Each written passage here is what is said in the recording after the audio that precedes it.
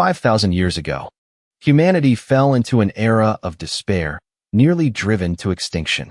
To save the world from the brink of total collapse, the four great heroes appeared to face Boss, the source of all evil. But in reality, accompanying them, the one who played the most crucial role in destroying evil was the hero of the beginning, Kyle. At that time, the four great heroes had all fallen in battle. Only one remained. Kyle was the only one left standing.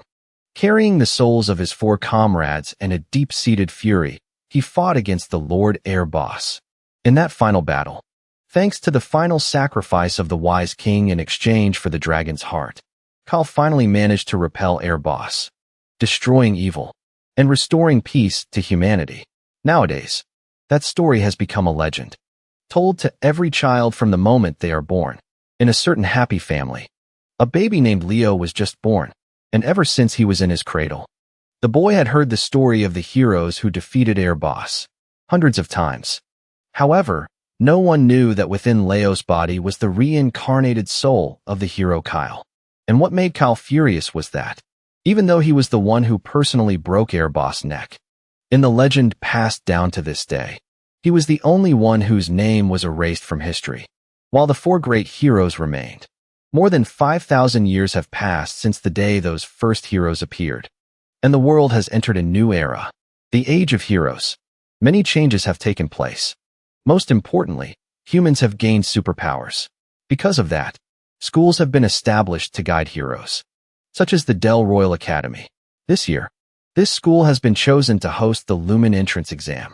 The teacher in charge seems very excited, hoping that among the students sitting below, there will be children with heroic potential who can pass the entrance exam and one day write their names into the hero records.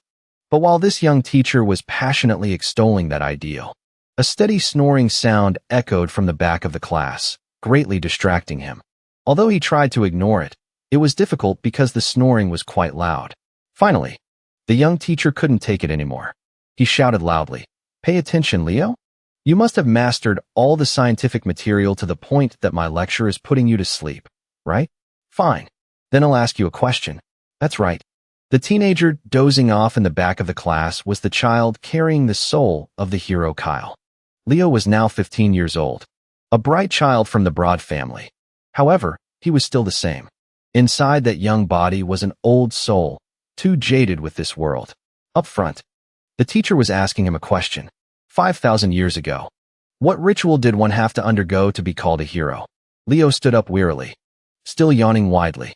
If you've just made a name for yourself, people will worship you voluntarily, he answered. It sounded completely unrelated. As expected, it made the young teacher sigh and hold his head in frustration. Does anyone else have a different answer? At this moment, the red-haired teenager sitting next to Leo raised his hand.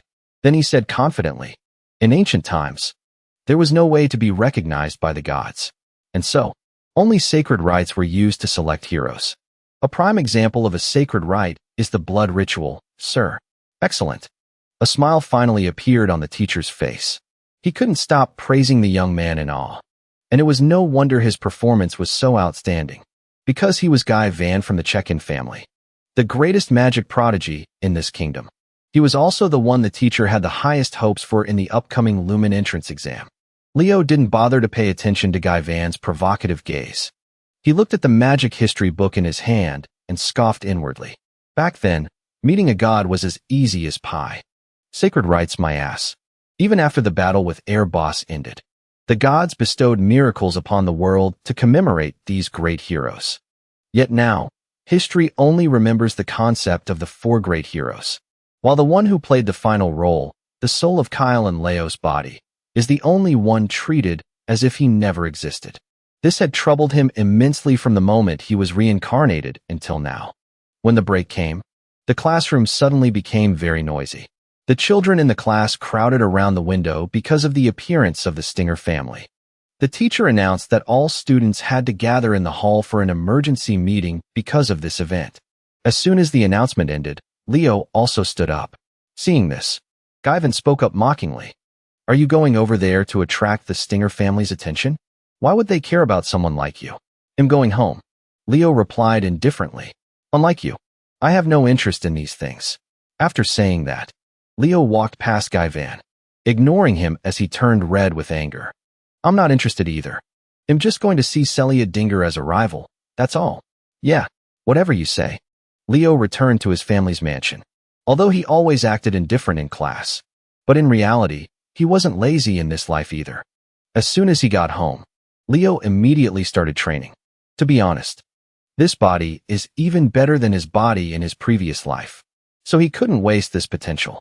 As Leo was sheathing his wooden sword and leaving the training room, he suddenly heard the sound of wind being sliced right next to his ear.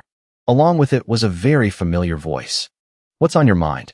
Leo turned his head and saw his mother swinging a sword at him, as swift as lightning. He used his own sword to block it. Then he retreated a safe distance. Why did you suddenly ambush me, Mom? It's been a while since we've sparred. Mrs. Broad was nonchalant, despite just having swung a real sword at her son. Ordinary talent won't be enough to pass the Lumen entrance exam. This is the final test, Leo. As soon as she finished speaking, Leo's mother charged at him again with a sharp sword in hand. Although she was a woman, Leo was still just a teenager. The difference in their strength was significant. And yet, Mrs. Broad still wasn't using her full strength and intended to increase her power even more. Leo struggled to defend against her. He wondered if his mother had picked him up from a garbage dump. Mom, aren't you showing a bit too much tough love? Although he felt that way, he had actually just parried a difficult-to-read move from his mother. That only made her more excited, and she attacked even more fiercely. Her speed soared, and her attack power was at least double what it was before. But right at that moment, Mrs. Broad panicked, realizing she had struck too hard. If Leo couldn't dodge it, she would be guilty of accidentally killing her son. And yet, in the end, her 15-year-old son still managed to dodge to the side. Leo's mother lost her balance, stumbling forward, and because of that, the sword flew from her hand.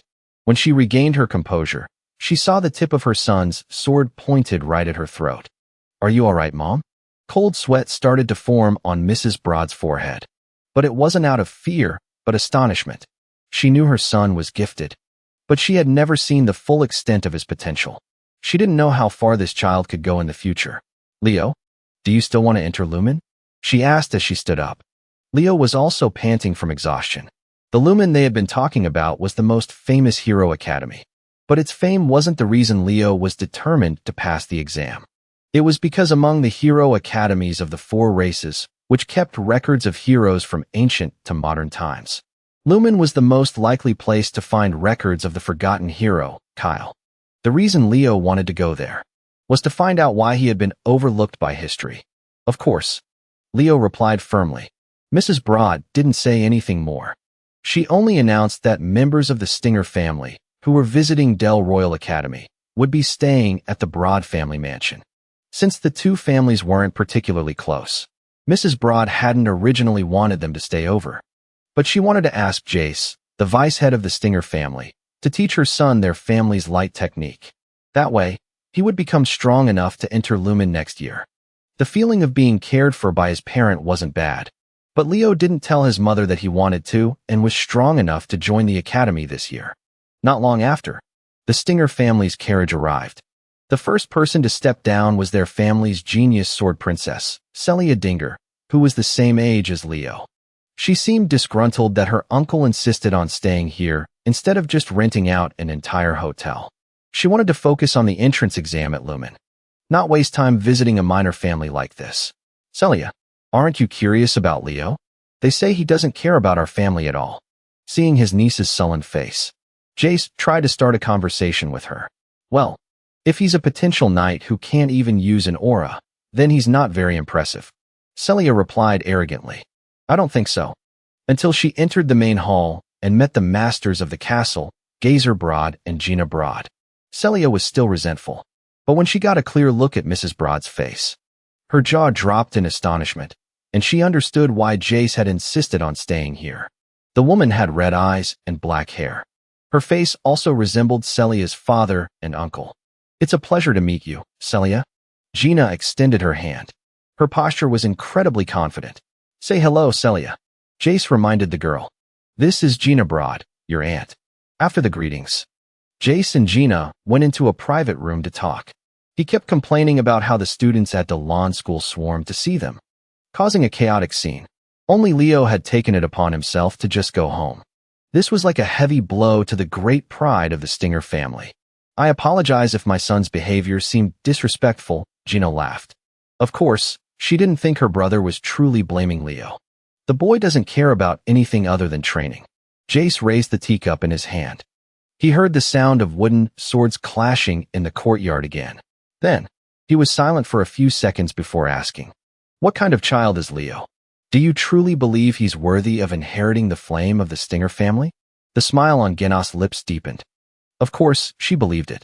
But not because Leo was her own son. It was because he truly deserved it. To Gina, her son was an outstanding talent. Incredibly rare. Seeing his older sister so certain about it, Jace also started to feel interested in this nephew of his. However, to be sure, he still wanted to test him himself. Leo was still in the training room, regulating his aura. He had finally succeeded in creating a vessel that could hold everything. The reason Leo hadn't learned to use aura before was because the moment he accepted an aura, his body would naturally specialize to accommodate that aura.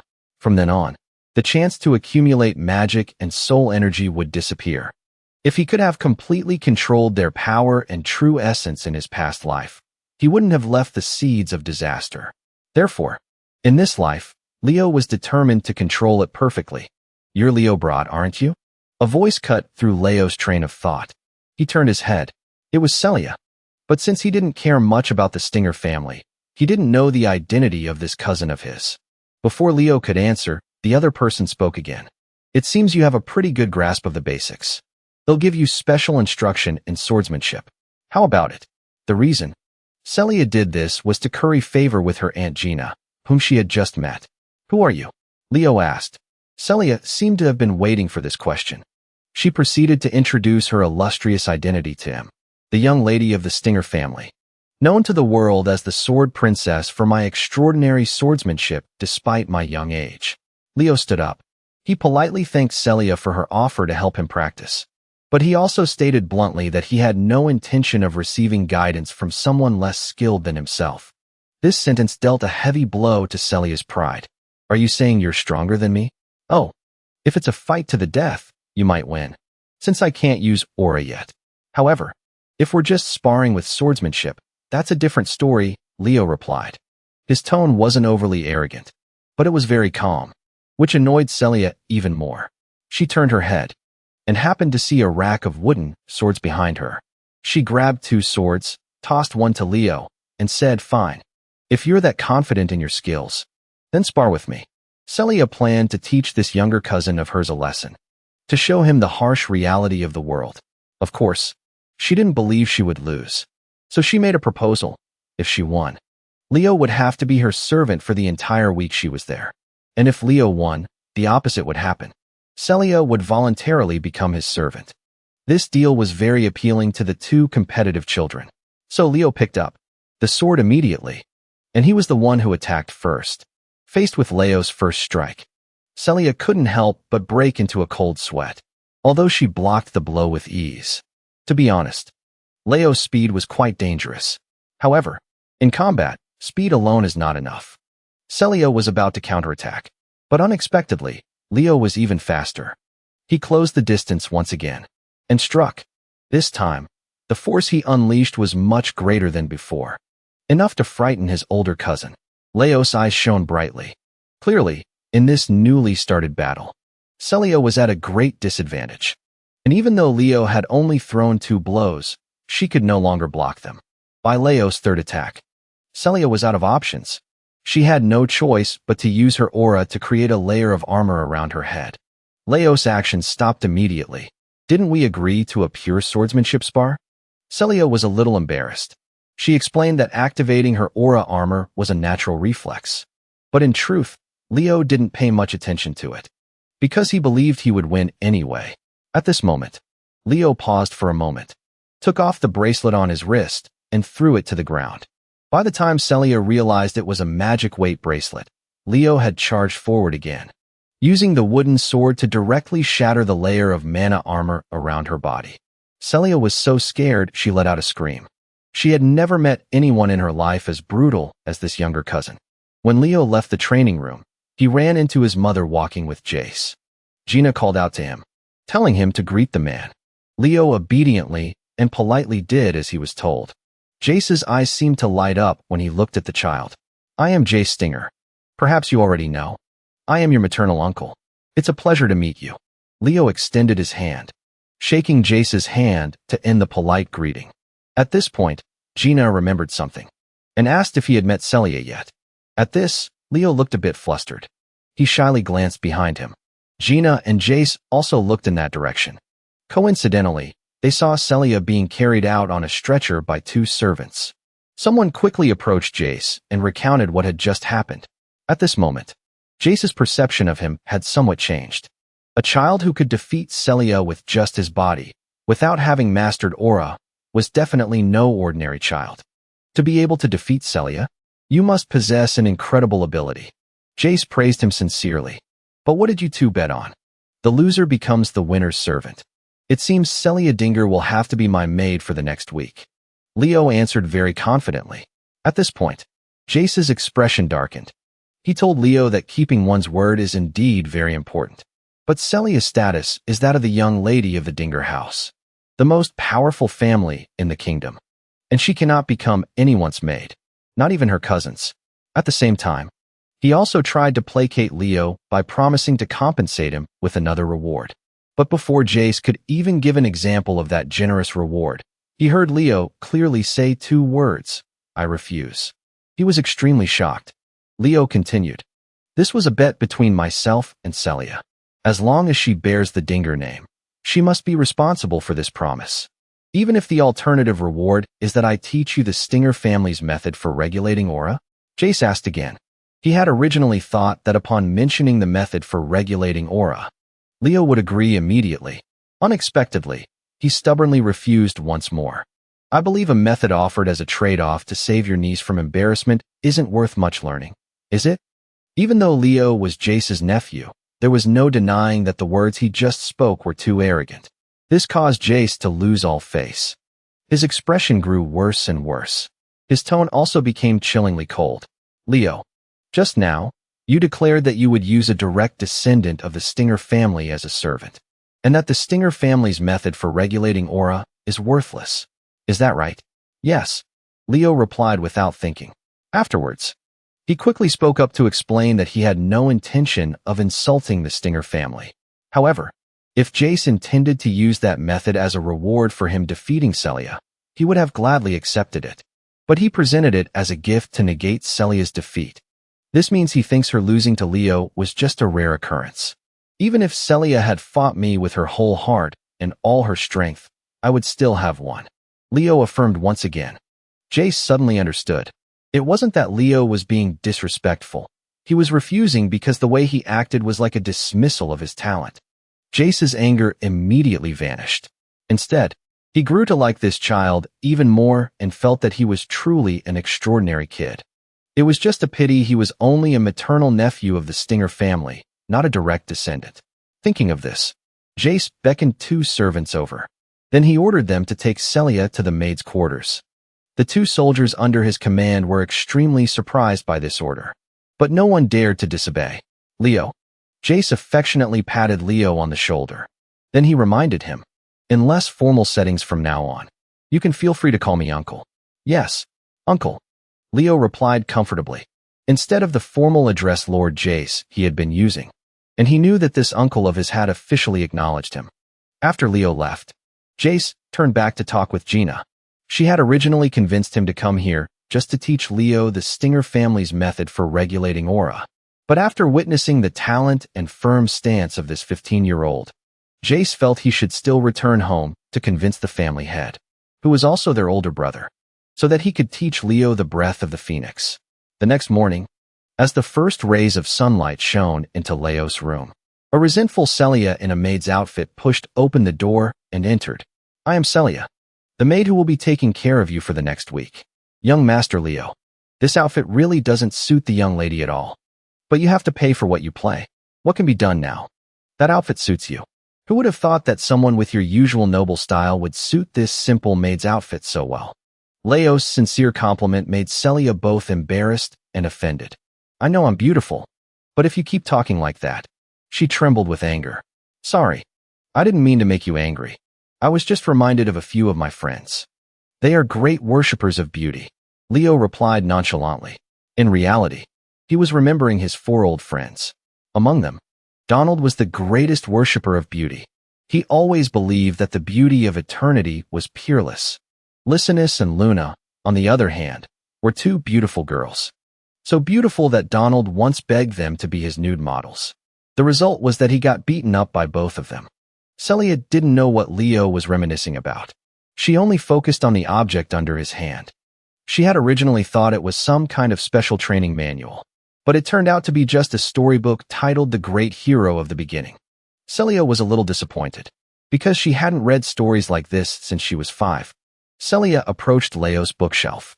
She discovered that he collected many books about that hero of the beginning, Kyle. As she stood on her tiptoes to take down a book, she heard Leo say, among the deeds that the great heroes performed, there are many deeds that are hard to attribute to a specific hero.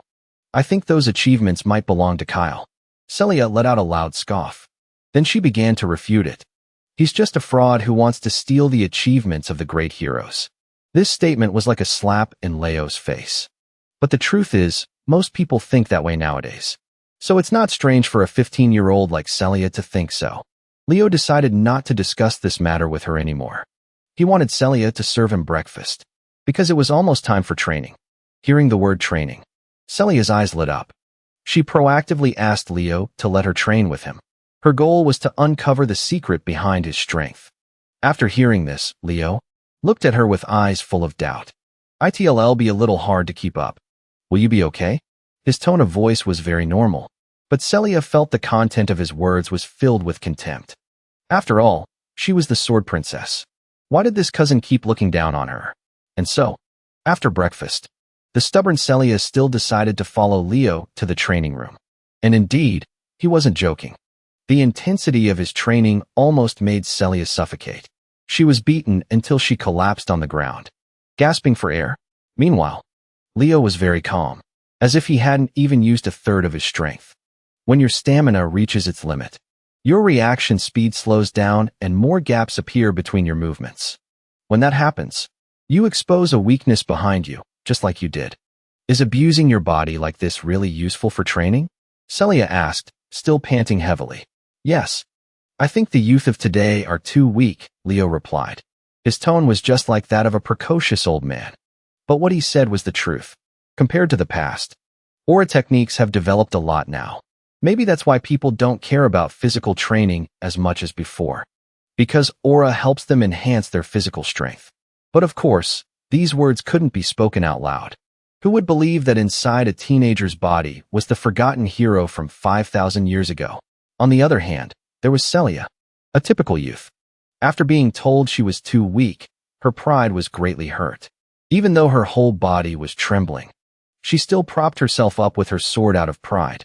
Don't underestimate me, Celia roared. This white-haired bastard. Then she charged at Leo with her sword. But this time, the result wasn't any better. She was already exhausted, so her attacks were terrible. Before her sword could even touch Leo, he had already knocked it away. Even Celia's body was knocked back, stumbling and falling backward. The continuous failures against Leo severely damaged the sword princess honor. Leo himself wasn't a bad person. If Celia wanted to know why she could never win, he was willing to explain it to her. Leo gave Celia a bracelet similar to the one he was wearing. But the bracelet was clearly small. Yet as soon as Celia took it, it felt like she was holding a several hundred-pound weight. She immediately stumbled and fell to the floor. It's a gravity magic bracelet, Leo explained. At the same time, he revealed a devilish smile. From tomorrow onward, wear it during training. If you want to increase your physical strength, nothing is simpler than carrying something very heavy like this during training. That's what Leo always did.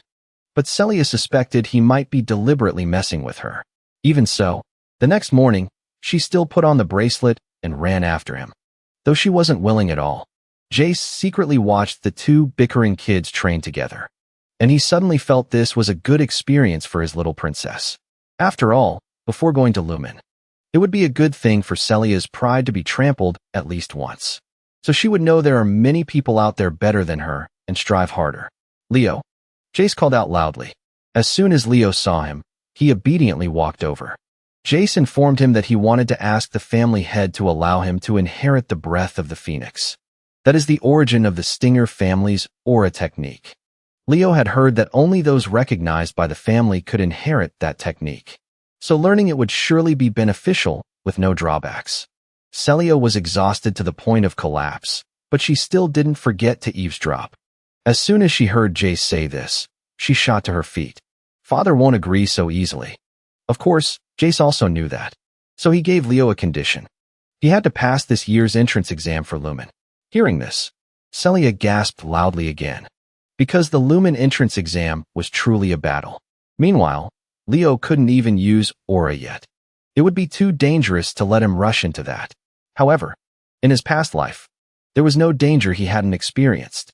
Therefore, he agreed without much thought. Jace gave a satisfied smile. As expected, he had guessed it beforehand, that Leo intended to take the entrance exam this year, not next year as Jace had said. After discussing that matter, Leo immediately returned to his running exercise while wearing the magic bracelet, and Celia also hurriedly ran after him, not wanting to be left behind by this cousin of hers. Her arduous week passed by just like that. The day of the Lumen entrance exam had finally arrived. As mentioned before, the school Leo was attending, Deland Royal Academy, was where the exam was held. Celia's appearance here immediately caused a stir among the students on all sides. They considered meeting the Sword Princess an honor not everyone gets. At the same time, they also started whispering when they saw a nameless nobody, who was Leo, always by her side. Are you nervous, young master? Seeing Leo sighing again and again, Celia spoke in a mocking tone. Not at all. But it's been a week. Shouldn't you change the way you address me? Leo took this opportunity to mock her back. It seems a week of being a maid has gotten Celia used to speaking that way. Just as the two were about to bicker as usual, someone called out Celia's name loudly. They both turned their heads. They found that the owner of the voice was Gilival. He seemed surprised to see someone like Leo, who couldn't even use aura yet, appear here. But when he turned to Celia, his expression changed in a flash. Celia, long time no see. How have you been lately? This guy said just last week that he only saw Celia as a rival. Now, upon meeting her, he was openly trying to curry her favor. However, both she and Leo ignored him. This made him so embarrassed he wanted to bury himself in the ground. But since he had already initiated the conversation, William had no choice but to push on. He stayed to introduce himself a bit. I am William Chaitan. The last time you came to school, I have greeted you before. I am called the greatest genius archmage of Deland. Hearing the other party boast about himself without any shame, Celia immediately felt impatient. Before William could even finish speaking, she cut him off. Sorry, but I don't remember you at all. With that, she took Leo's hand and pulled him away first, leaving the embarrassed guy behind. But before they could even take a few steps, Celia heard another person call her name. This time, it was a real acquaintance. It was the two siblings from the Llewellyn family, 16-year-old Arbus and 14-year-old Chelsea. It's been a while, hasn't it, Celia? Although Arbus' tone sounded friendly, Celia looked at them with daggers in her eyes. As for Leo, he was completely clueless as to who these two were, until Celia explained that they were the Llewellyn siblings from a heroic lineage of the Lauren Empire. Those two will be joining us. In that case, we absolutely cannot lose to them, Leo. We can't let the Stinger family lose to the Llewellyn family, Celia said in a very competitive tone. Her hands were also clenched into fists, revealing her sky-high determination. Actually, I'm from the Broad family, Leo corrected. At this moment, the Llewellyn siblings had come before them, out of minimal courtesy for the descendants of a heroic lineage. Celia had to respond. Long time no see, Arbus Llewellyn. As expected, Arbus immediately asked who the person standing next to Celia was. She also reluctantly introduced him as the son of the Broad family, a noble family of the Deland kingdom. Although Celia had emphasized the word noble, yet in Arbus' eyes, Leo was still just an insignificant nobody, not worth mentioning. This arrogant attitude of his was like a declaration of war on the other two. The top spot will definitely be mine, Celia. Now let's go, Chelsea. After throwing out a challenging remark, Arbaz immediately led his sister away. Celia watched their backs as they left, her anger showing on her face. Arbaz was notoriously arrogant, and she swore that she would definitely crush them underfoot in this exam. Not long after, the students began to gather because of the appearance of Ambi Zero Human, a professor at Lumen Academy. Seeing that Ambi was so young yet already a professor, his strength was definitely not to be trifled with. And that was the truth. Because Ambi's appearance made even a spoiled young lady like Celia look up to him, only Leo remained completely clueless as to who the person before him was. You really don't know? Celia seemed astonished at her cousin's ignorance. He's a hero registered on the list of heroes. Leo let out an "oh." So that Professor Ambi was one of the people called heroes in this era. He observed the other party carefully once more and sensed it. Then he discovered that a dense stream of mana was constantly flowing from his left eye. Ambi appeared to inform the students about the rules for this exam. The types of challenges in the entrance exam would include one-on-one duels and monster subjugation. Everyone would take turns fighting. That was the traditional method used for many exam seasons. But suddenly this year, that whimsical professor found it boring. Without a word, Ambi directly burned the paper with the exam rules in his hand. Then, he took a magic book from his pocket called the Hero's Record. Ambi's World. The first chapter is the Wild Forest. As soon as he opened the book, a giant magic formation suddenly appeared in the grand hall, swallowing the students. I hate inefficiency, so we'll combine everything and get it over with at once. Leo had heard his teacher talk about that Hero's Record book before. It's not just a simple historical record. Its true value lies in its ability to materialize the hero's world. It contains the experiences of heroes from ancient times.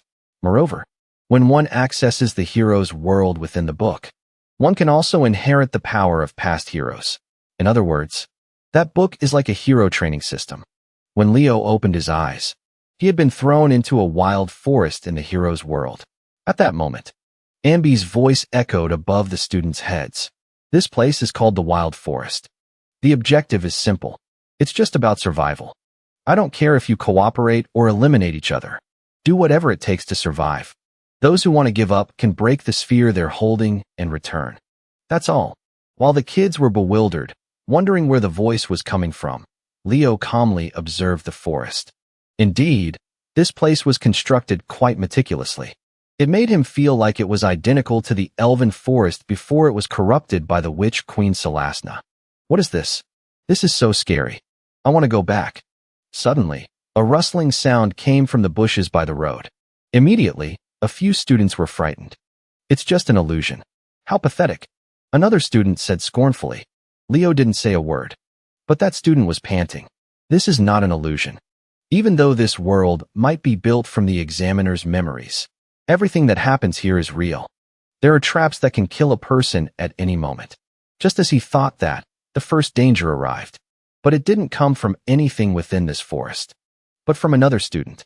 If Leo hadn't reacted quickly, he would have been pierced by that blue arrow.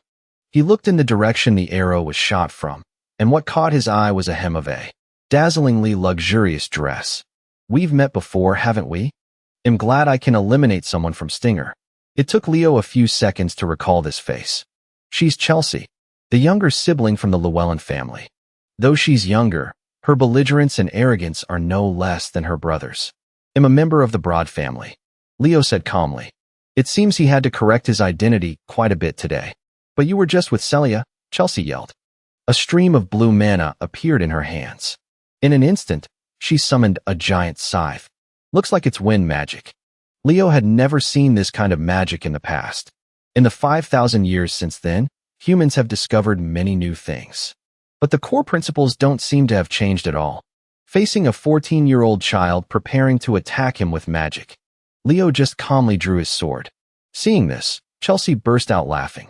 It was unclear if she was mocking him or herself for not being scary enough. I'm right in front of you, yet you look so calm? Leo wasn't sure, but he was sure his calm demeanor had provoked this little nuisance. Chelsea gripped the handle of the wind scythe. Then she raised it over her head and started spinning it to build momentum. Finally, she threw it forcefully forward, straight towards Leo. Its speed and inertia turned her scythe into a tool no different from a guillotine. But Leo remained perfectly calm. He used only his slender sword to slash it away. Throughout that process, Chelsea didn't sense him using any aura. This made her suspect if Leo possessed an aura of a hard-to-detect attribute. That last attack was too simple, Leo sighed. Instead of fighting, why don't we team up? Here, the one who survives the longest gets the most points. As a glass cannon mage, don't you need to at least pass one test? Leo sincerely suggested.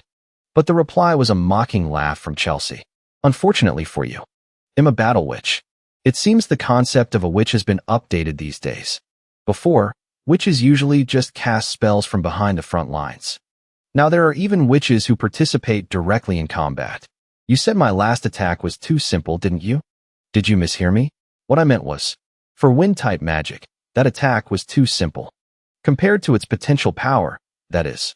Even though his opponent seemed about to be driven mad by his taunts, Leo calmly replied to her. Like a senior from over 5,000 years ago, teaching a 14-year-old child. But in Chelsea's ears, his words sounded like a lecture. Are you trying to teach me, a direct descendant of the Llewellyn family, about magic? Then let me crush you with these simple attacks. The staff in Chelsea's hand flared aggressively. She simultaneously summoned multiple wind scythes and wind arrows to attack all at once. But when he looked closely, Leo was no longer standing in his original spot. Chelsea started to panic because of this. She couldn't even sense a single trace of mana. That meant Leo had moved purely with physical strength. If so, just how fast must he be? And how could he do that? By the time Chelsea could see Leo, he was only a hand's breadth away from her, and he was preparing to throw a punch. At this speed, this distance, Chelsea had no way to dodge. After that, the birds in the corner of the forest were all scared away by Leo's shocking punch and the scream of Chelsea that echoed through the sky. Well then, should I politely ask you to cooperate with me once more? Just then, the live feed created by magic was connected, allowing the judges outside to observe the situation inside. Yet, Leo had already defeated a formidable opponent with lightning speed. After taking a punch from him, Chelsea felt all her insides jumbled up. Leo then tied her tightly to a dry tree trunk in front of her. Then he calmly sat there and started a fire with a most wicked smile. Not long after, Chelsea woke up to the heat beneath her feet. She panicked when she saw Leo intentionally setting a fire. And he also took this opportunity to force Chelsea to cooperate with him. He just didn't expect this girl to be much more stubborn than he had imagined. To her, her older brother was the best, and she didn't need anyone's cooperation. Chelsea aggressively tried to summon a wind scythe to cut the ropes, but she discovered she was completely unable to do anything. It turned out Leo had used a magic restricting skill on her. Actually, he didn't have much mana either, so he couldn't maintain this situation for long. Before his mana ran out, Leo had to make this girl submit. The fire he started burned stronger and stronger. Chelsea couldn't escape the ropes and was in a complete panic. In the end, she agreed to Leo's demand for cooperation. But he was so careful that he made her swear on her family's name. Chelsea was forced to the point of tears. But protecting her life was the most important thing. So in the end, she was subdued by Leo. I swear on the name of the Llewellyn family that I will cooperate with you. Leo gave a satisfied smile. Kids from any era are this easy to fool. He loosened the ropes. Chelsea immediately fell, but he caught her. Otherwise, she definitely would have landed on her butt. I welcome your cooperation, mage of the Llewellyn family. Besides Leo and Chelsea, many other brawls occurred among the students in the wild forest. The judges were still watching them closely through the live feed, and it seemed no one had yet met the standards to catch the judges' eyes, because they believed choosing to compete and fight each other in the very first stage was an incredibly foolish move. As expected, Celia was the most watched participant, because she was one of the two who got straight to the point, along with Arba's Llewellyn, even though they didn't like each other. Instead of fighting, they had started hunting monsters. The live feed changed again, shifting towards Leo Broad. Unlike Celia, he had never been highly rated. The judges even felt his techniques were childish. But having Chelsea cooperate with him still guaranteed that he would achieve the required score. In the judges' eyes, he didn't have the overwhelming power or rank of Celia, or Arbus. But for now, he was becoming a surprising dark horse. That Chelsea girl, though young, was also a beast. Even though having to cooperate with Leo made her very unhappy, she had sworn on her family's honor, so she still had to fight her best. Chelsea kept muttering that she should have cooperated with a knight. Moreover, along the way, she was always curious about the type of aura Leo used. The two of them walked together for half a day. Finally, Chelsea couldn't stand the curiosity anymore and asked, "What kind of aura are you using? I can't detect any mana from it at all. I don't know how to use aura." Leo wasn't ashamed at all. He replied nonchalantly, "What? How can you do that without aura? The fundamentals are the most important thing. Take your wind magic as an example. What do you think its foundation is?" Leo asked. But just then, Chelsea's gaze, which had been fixed on him, suddenly changed. Chelsea quickly summoned a wind arrow and shot it straight into the bush to her left. It turned out that while they were talking, a monster was about to launch a sneak attack. After that, she resumed her arrogant posture and answered Leo. "To dare speak of wind magic in front of a Llewellyn. You're really something else." Leo didn't mind Chelsea's contemptuous look. On the contrary, he patiently pointed out her mistake. At the same time, he approached the corpse of the monster Chelsea had just defeated, but he discovered a powder with a strange scent surrounding them. It seemed Leo had figured out the condition for passing this test. Just then, his sharp intuition told him that danger was approaching. Acting on instinct, Leo immediately grabbed Chelsea and jumped to the side. This very action helped them avoid a life-threatening explosion. That was a close call. "We need to take down Chelsea Llewellyn first. The other guy is a nobody." A familiar voice echoed nearby. Along with it, the sound of footsteps grew closer. Turns out, it was someone familiar. William and his teammates. Leo never expected this foolish kid to get any smarter. But since he came looking for trouble, Leo didn't mind teaching them a lesson. And so, William's first teammate took a punch from him. He was knocked out on the spot. It was just a simple physical punch, yet the opponent couldn't dodge it. This left William and the others stunned. "Watch my back, Chelsea," Leo instructed. For some reason, after seeing his series of incredibly cool moves, the girl suddenly felt he wasn't so detestable after all. Chelsea immediately snapped back to her senses. She took out her wind scythe to support her teammate. Meanwhile, Leo's hand was already on his sword hilt, ready to strike any fool. With his formidable combat skills from 5,000 years ago, it was a no-brainer who would win this fight, Leo or William. And so, after a while, the red-haired kid was forced to flee with all his might, hoping to find another team to join. At that moment, William happened to run past Celia and Arbus. Because she recognized the kid, Celia pulled Arbus to head in the opposite direction. The sight before them left them completely shocked. They found Leo and Chelsea. Both were unharmed, but the area around them was a battlefield littered with monster corpses and sprawled-out students. As soon as Chelsea saw her brother, she rushed into his arms to tell him she was safe. Celia, however, looked at Leo and asked suspiciously, "Why are you and that girl together?" "I proposed we cooperate," Leo replied. "There's no way that stubborn girl would agree to that, but I managed to persuade her." Leo's usual dangerous smile appeared on his face. Celia didn't know what he had done specifically, but based on her interactions with Leo over the past week, she knew his so-called persuasion definitely wasn't just empty words. "All right then, let's not waste any more time chatting here," Leo said, as he approached the students he had just knocked out. Then he helped them up. His actions greatly surprised Chelsea. She didn't understand why Leo was helping them, but he wasn't the type to do charity work during a test. It was just that Leo had already seen through the fact that they shouldn't be fighting each other. Instead, they should work together to defeat this world created by Ambi. Because in the wild forest, there was a mutation. The proof was the pile of monster corpses scattered around. Every one of them was dried up as if they'd been malnourished for days. Moreover, they had encountered very few monsters since they entered. This proved that another high-level monster had appeared and was hunting the other monsters in the forest. The more the other three listened, the more it made sense. Besides, they had also heard that Hero Ambi's first great achievement was defeating a high-level monster. Therefore, the hypothesis Leo presented was likely true. Just as they were discussing this, a terrifying roar echoed from deep within the forest. The sound was so frightening it made the kids freeze on the spot. If what Leo said was true, then the high-level monster had finally appeared. Meanwhile, the foolish William was completely unaware of the danger before him. He was still wandering the forest alone, looking for teammates, with the goal of making Leo fail at all costs. In the dim darkness, William suddenly tripped over something. He was so scared he fell backward when he realized it was a human corpse. William was extremely tense. He remained sitting on the ground, unable to get up. His hand gripped his scepter tightly, and then, both his scepter and his hair were suddenly covered in some disgusting, slimy liquid. William felt that something was wrong, and when he was clear-headed enough to see his surroundings, he discovered something terrifying. Behind him was a giant monster, and the liquid on William's head was its saliva.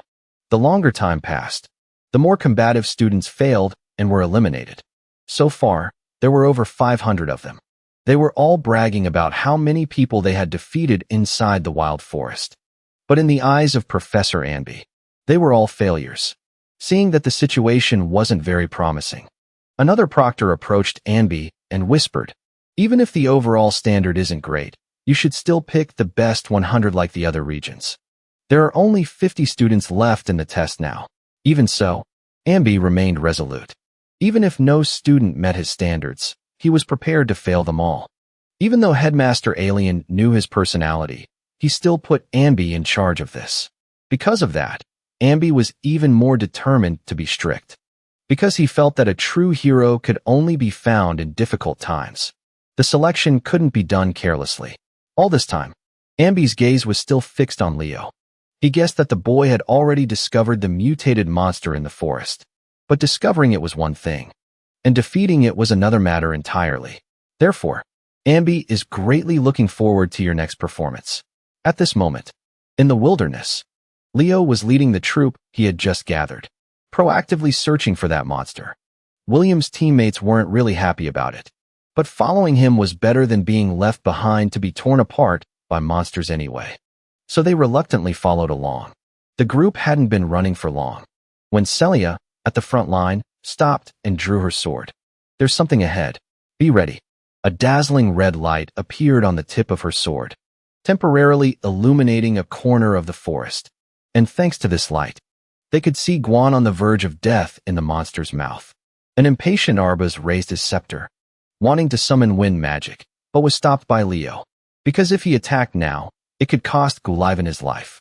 "Wake up, Gulivan," he shouted loudly. "Quick, break the crystal ball in your hand." Leo's shout really woke Gulivan up, and he remembered how to escape. He used all his strength to crush the crystal ball in his hand. A blinding yellow light appeared. William had disappeared. Arbaz immediately took this opportunity, while the monster was distracted, to attack. There's no denying the magical talent of the Llewellyn siblings. But that still wasn't enough. The spider-like monster had mutated and become much stronger than a normal monster. By this time, Leo had already recognized its identity. It was a monster with a proper name, the Spider Princess, Tarantulia. Seeing this, another student eagerly rushed forward, wanting to injure Tarantulia with a close-range attack. But before his weapon could even touch it, his entire body was sent flying by a spider leg. The male student was slammed hard against a tree behind him. It's unknown if he was still breathing. Celia, as one of the strongest people here, also wanted to advance. A point of light appeared on her sword's tip again. Then, Celia pointed her sword straight at the opponent and unleashed a wave of extraordinary power. She thought she could finish it with this single blow. But unexpectedly, after that attack, the spider was still unharmed. Only a light scratch on its skin. "Impossible," Celia muttered in astonishment. The difference in attack power between a knight and a mage is like night and day. Although the situation was tense, seeing Celia like this, Arbaz didn't forget to taunt her. He once again took the lead, using his scepter to create a cyclone. Arbaz's power was so great that it almost blew away the other students in the team. Fierce, sharp gusts of wind, like blades, surrounded the spider. A normal monster would have been cut into 100 pieces. But surprisingly, Tarantulia was still unharmed. It even had the strength to lunge back and attack Arbaz. Chelsea was horrified when she saw this. She immediately launched an attack to save her brother. But Arbaz was still slashed by a spider leg, leaving a deep gash on his right arm. Although he was in great pain, he still had to pretend he was fine in front of his sister. After all, he was lucky to have survived. What kind of monster is this? Its regeneration ability is terrifying. The remaining students started to panic. If neither Celia nor the Llewellyn siblings could do anything to it, what could they possibly do? It is the daughter of Celasna, the queen of Tartaros, a monster from Air Boss army that raised the elf forest, Leo explained. It was also an answer to the student's previous question, but as soon as he finished speaking, the expressions of everyone, including Celia and the two Wind Mage siblings, changed.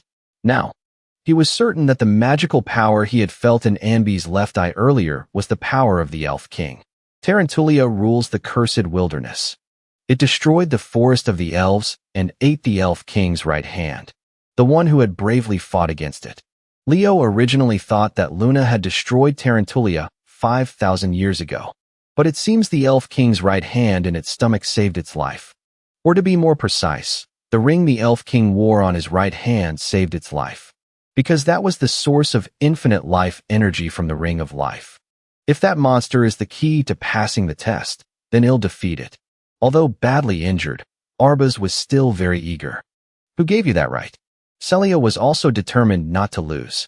And so, the two of them attacked the spider demon simultaneously without planning it. The power of these two kids was monstrous among their peers, if not the strongest. But even when they attacked at the same time, the spider kept regenerating. It was completely unharmed. It's useless, Leo said. It will keep regenerating until you both run out of mana. You're saying that because you have an idea, right? Celia asked back. You two need to cooperate. As soon as Leo finished speaking, Arbaz quickly refused, saying he wanted to be the one to get the highest score. And of course, Celia wasn't interested either, as she couldn't stand the guy. Stop being so childish. If we can't conquer the hero's world, we'll all fail. Being called childish by Leo, both Arbaz and Celia froze up completely. But they couldn't deny that what he said wasn't wrong. In this situation, if they didn't cooperate, they would all fail the exam together. But the problem was that even if the two of them coordinated now, they would still need time to create an attack powerful enough to finish it off.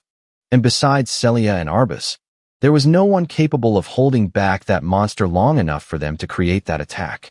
However, that was only what Arbaz thought, because the truth was, there was one person here strong enough to do it, and that was Leo. And he also volunteered for the task of holding back this monster. What? Are you crazy? You can't even use your aura, Celia said anxiously. I know. That's why I can only buy you 5 minutes. If Leo could use his aura, he could have dealt with Tarantulia himself. Arbaz was still very worried, fearing that their one and only attack would fail. But Leo was full of confidence. He didn't think that terrible scenario would happen, because from time immemorial, wind and fire have always been good friends. They have always harmonized and complemented each other well. Therefore, the attack combining Arbaz' wind and Celia's fire would surely bring extraordinary results. After giving the two of them a pep talk, Leo casually picked up a weapon from the ground and moved forward. As he stood before Tarantulia, he recalled old memories again, of the most ferocious battles. Feeling the hot blood boiling throughout his body, Leo charged forward and attacked first. Long time no see, monster of Tartaros. 5,000 years ago. It might sound distant, but the old memories were still fresh in Leo's mind. Back then, when Tarantulia was destroying the elven forest and was taken down by Luna, he was also there. He even saved an elf boy. Now, he was standing before Tarantulia once again. However, his body still couldn't use aura. It was indeed causing many limitations.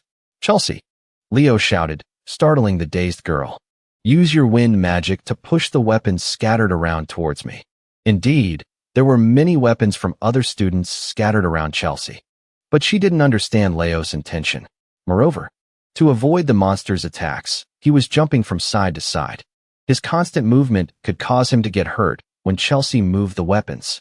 So, she still didn't dare to act. I can grab them. So don't worry and just do it quickly, Leo urged, having no other choice.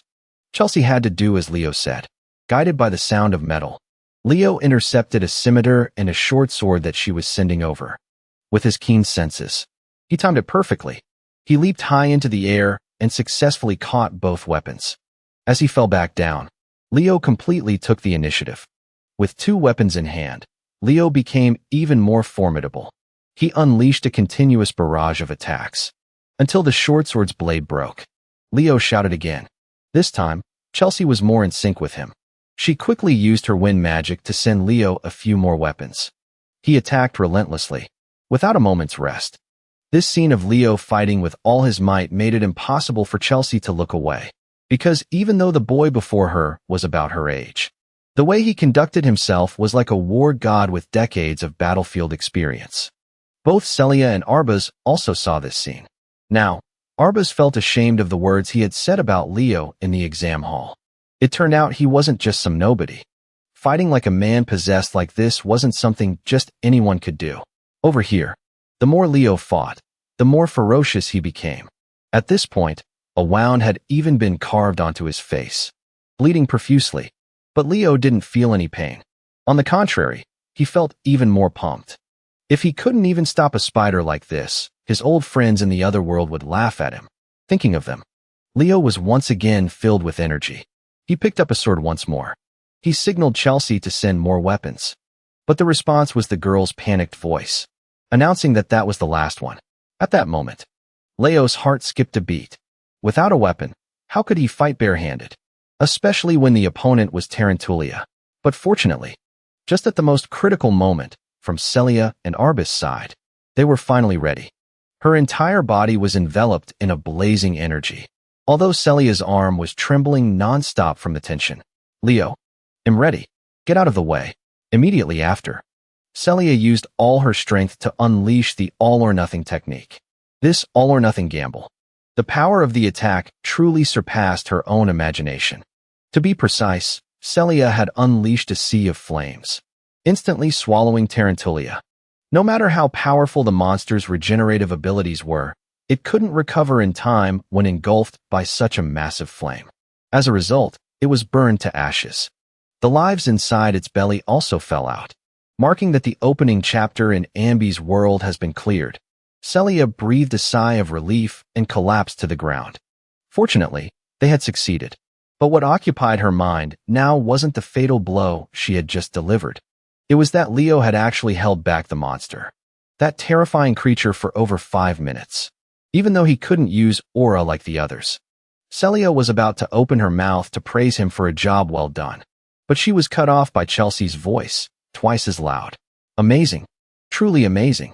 You look like a hero straight out of a story. The girl's eyes and tone were filled with adoration. A complete change from the first time they met. Chelsea proactively asked Leo to teach her close-quarters combat, because she wanted to become a skilled battle mage. Hearing this, Celia's horrifying memories of the broad estate resurfaced. She couldn't help but laugh. I really hope you get to experience Leo's training for at least a week. Chelsea was bewildered.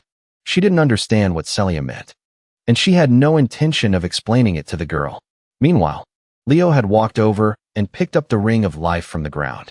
The moment he touched the ring, a spirit appeared, and Leo immediately recognized him as Prince Silik. Spirit protocol. Seeing an old acquaintance in a new life like this, Leo couldn't suppress his emotions. Silik, do you remember me? I'm Kyle. Silik didn't answer, but he gave a very bright smile. Then he turned into a halo of light and entered the ring of life. It seems he has become the next spirit king. And thanks to this treasure, Ambi received that mana-filled eye. Ambi's world had been conquered by Leo's group. Because of that, they were automatically sent out without needing to crush the crystal orb. However, during the countdown, Leo suddenly heard a strange voice whispering in his ear. The reward for successfully clearing this is the wish of the Spirit King. His eyes widened in surprise. But before he could process what was happening, his vision went white. They had been returned to the great hall where the exam took place. It seems the test for the Western region is over. Quite a distance away, Headmaster Alien Badian of Lumen Academy also sensed this. Meanwhile, the tests in the other regions were still ongoing. It seems Ambi's speed at sweeping through students is no joke. Throughout the entire test, only 40 people were qualified to pass. This gave the vice headmaster a massive headache. But he, on the other hand, was visibly pleased. Because if Ambi was the proctor, 40 was already a large number. He originally thought only about 10 students would pass. I guess either Celia or Arbaz will be at the top. Who ended up being number 1? Alien's assistant asked again. I heard it was very difficult to choose. But someone was recommended as the representative for the freshman class. Professor Amby recommended someone? That's surprising. Was it Celia Dinger or Arbaz Llewellyn? Alien shook his head. It was neither of them. Back then, when the test ended, all the students outside were cheering the names of Celia and Arbaz because the final attack combining their powers was truly a spectacle. Only Amby paid special attention to the white-haired, red-eyed boy with a long scar on his cheek. And he recommended Leo to be the representative for this year's freshman class. Night Division. Alien had never met Leo, nor had he ever heard the name Leo brought. But someone held in high regard by Amby could not be an ordinary person. And he was very curious about this student who was said to have enough talent to become a true hero. After passing the test, Leo leisurely returned home and began his injury treatment regimen. While soaking in hot water, the pain seemed to have subsided a lot. He was chilling out, thinking about the voice he heard before leaving Amby's world, that he had received the reward, the wish of the Spirit King. And somehow, it seemed that only he had received this reward. While he was soaking, Lady Broad suddenly pushed the door open and entered with a tense expression. Leo guessed that something had happened. And indeed, as soon as she opened her mouth, she asked, Leo, do you know why I was expelled from the family? Gena's question stunned Leo. But this wasn't a question he was expected to answer, because she provided the answer herself.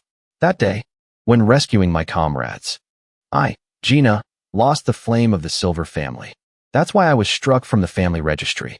But from then until now, she has never regretted that decision.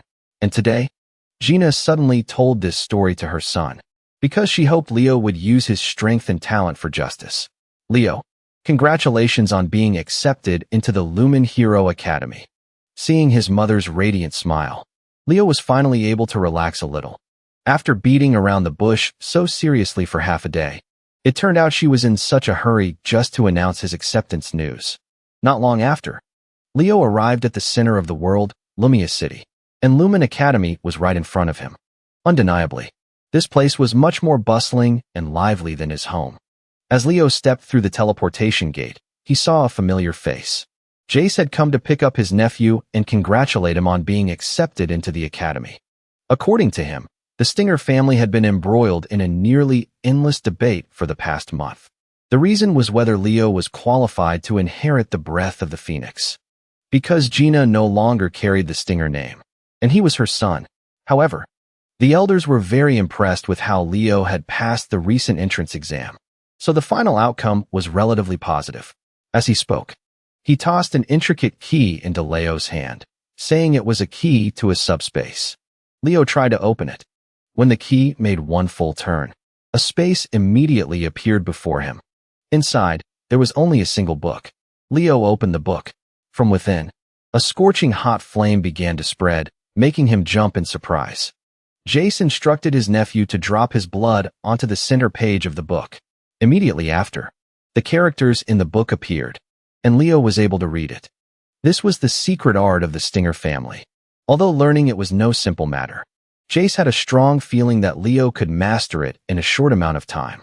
Leo, congratulations on officially becoming a member of the Stinger family. After finishing his business with his uncle, Leo headed to a street in the city center, because Celia had asked to meet him here. But before he could meet her, he was bumped into by a girl with glasses.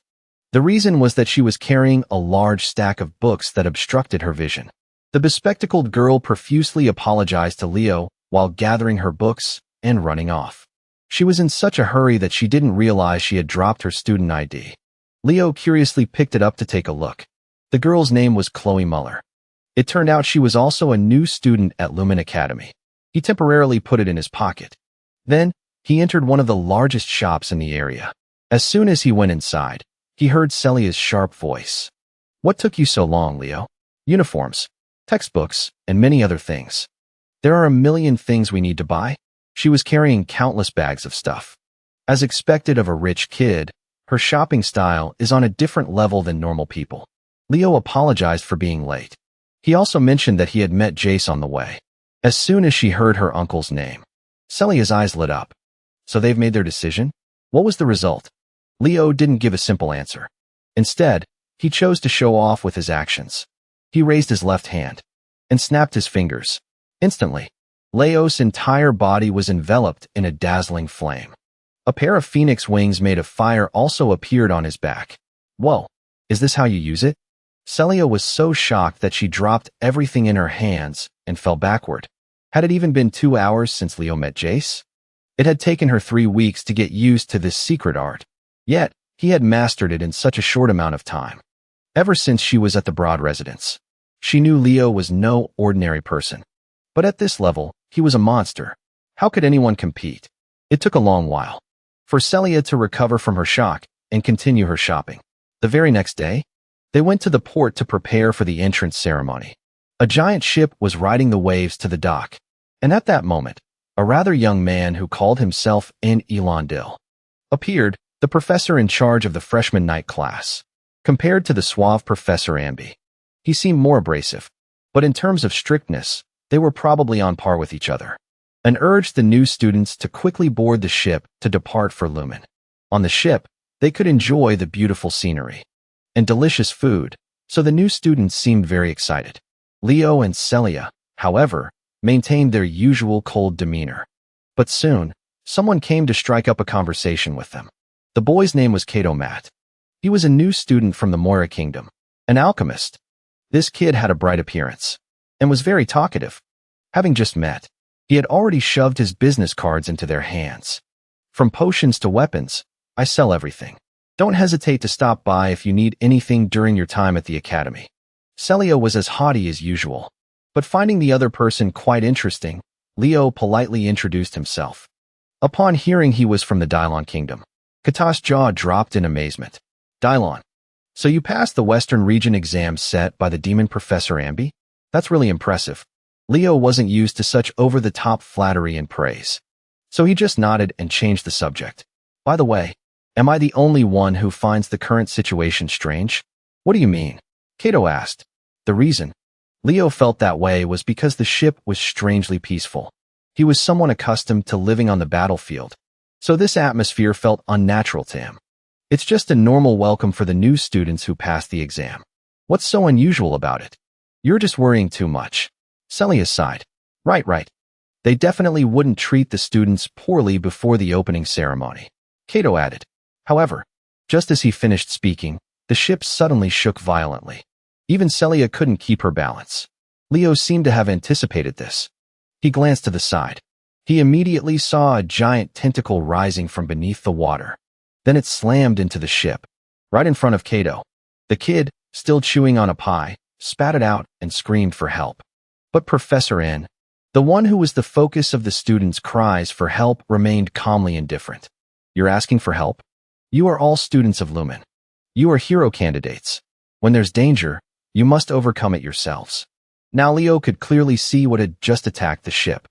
It was a giant octopus. Leo was the first to react to the situation by drawing his sword.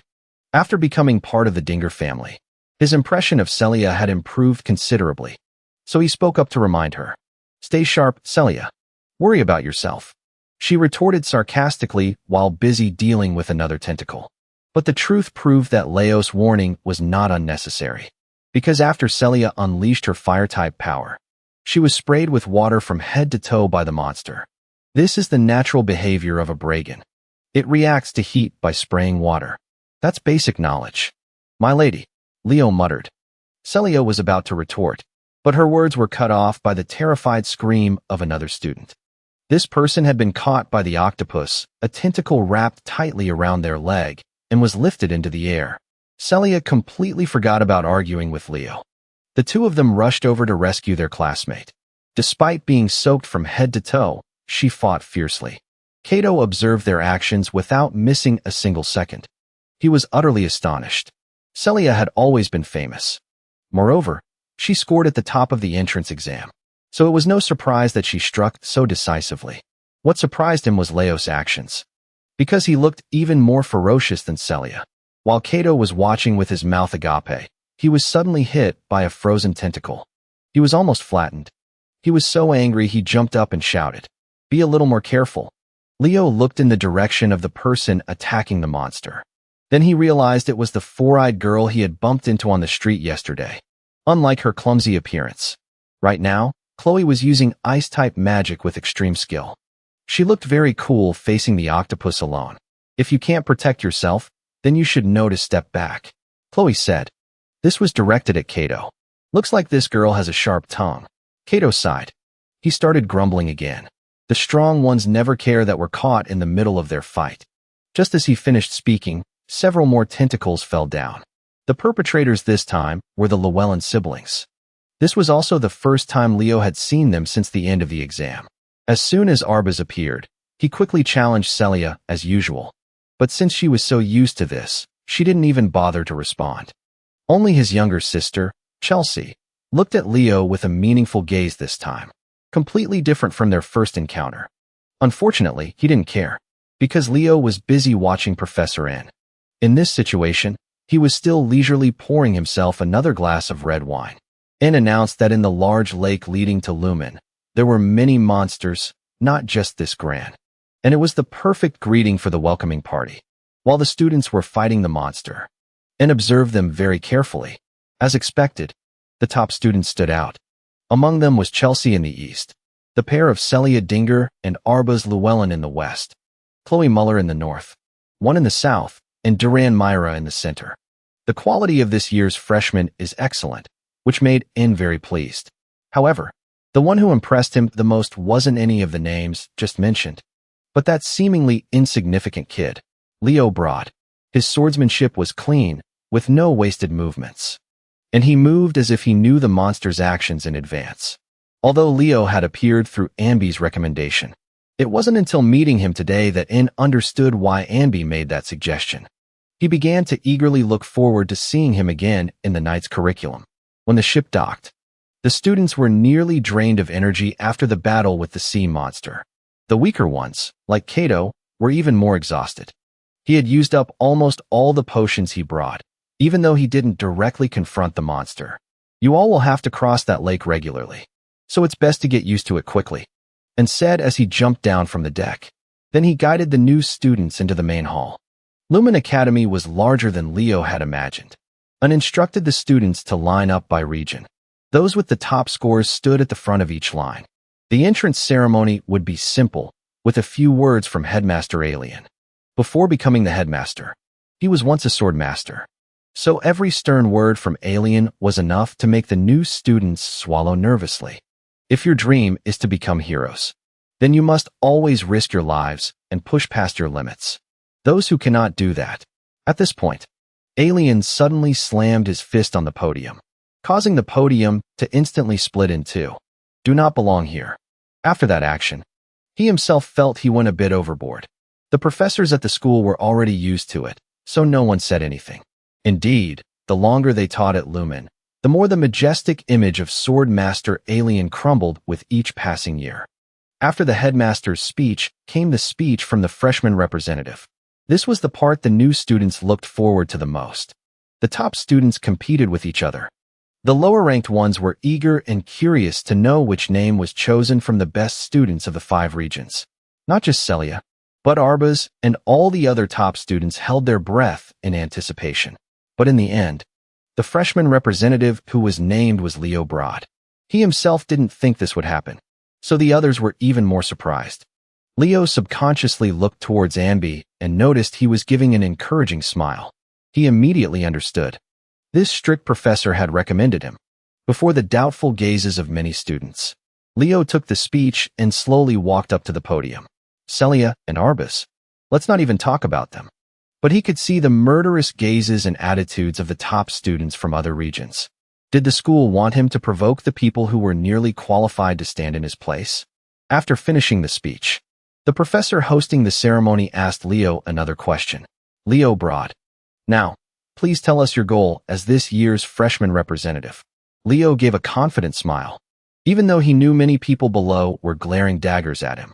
Behind him, the professors meeting Leo for the first time were praising his good speech and his proper conduct, like that of a model student. But unexpectedly, afterwards, Leo declared loudly, "Hello, I am the freshman representative, Leo Broad. I know many people covet this position. If anyone wants it, come and take it for yourself. I don't care who you are. His declaration was no different than a declaration of war. It left all the students below stunned. And those who were already annoyed became even more enraged. But Leo lived by the motto, if you touch me, you get burned. So of course, he wasn't afraid of anyone. The entrance ceremony ended. The new students were assigned to the academy dormitories. Starting tomorrow, for 1 week, their exploratory classes would begin. During this time, students could experience various classes and choose the 3 main fields they liked best.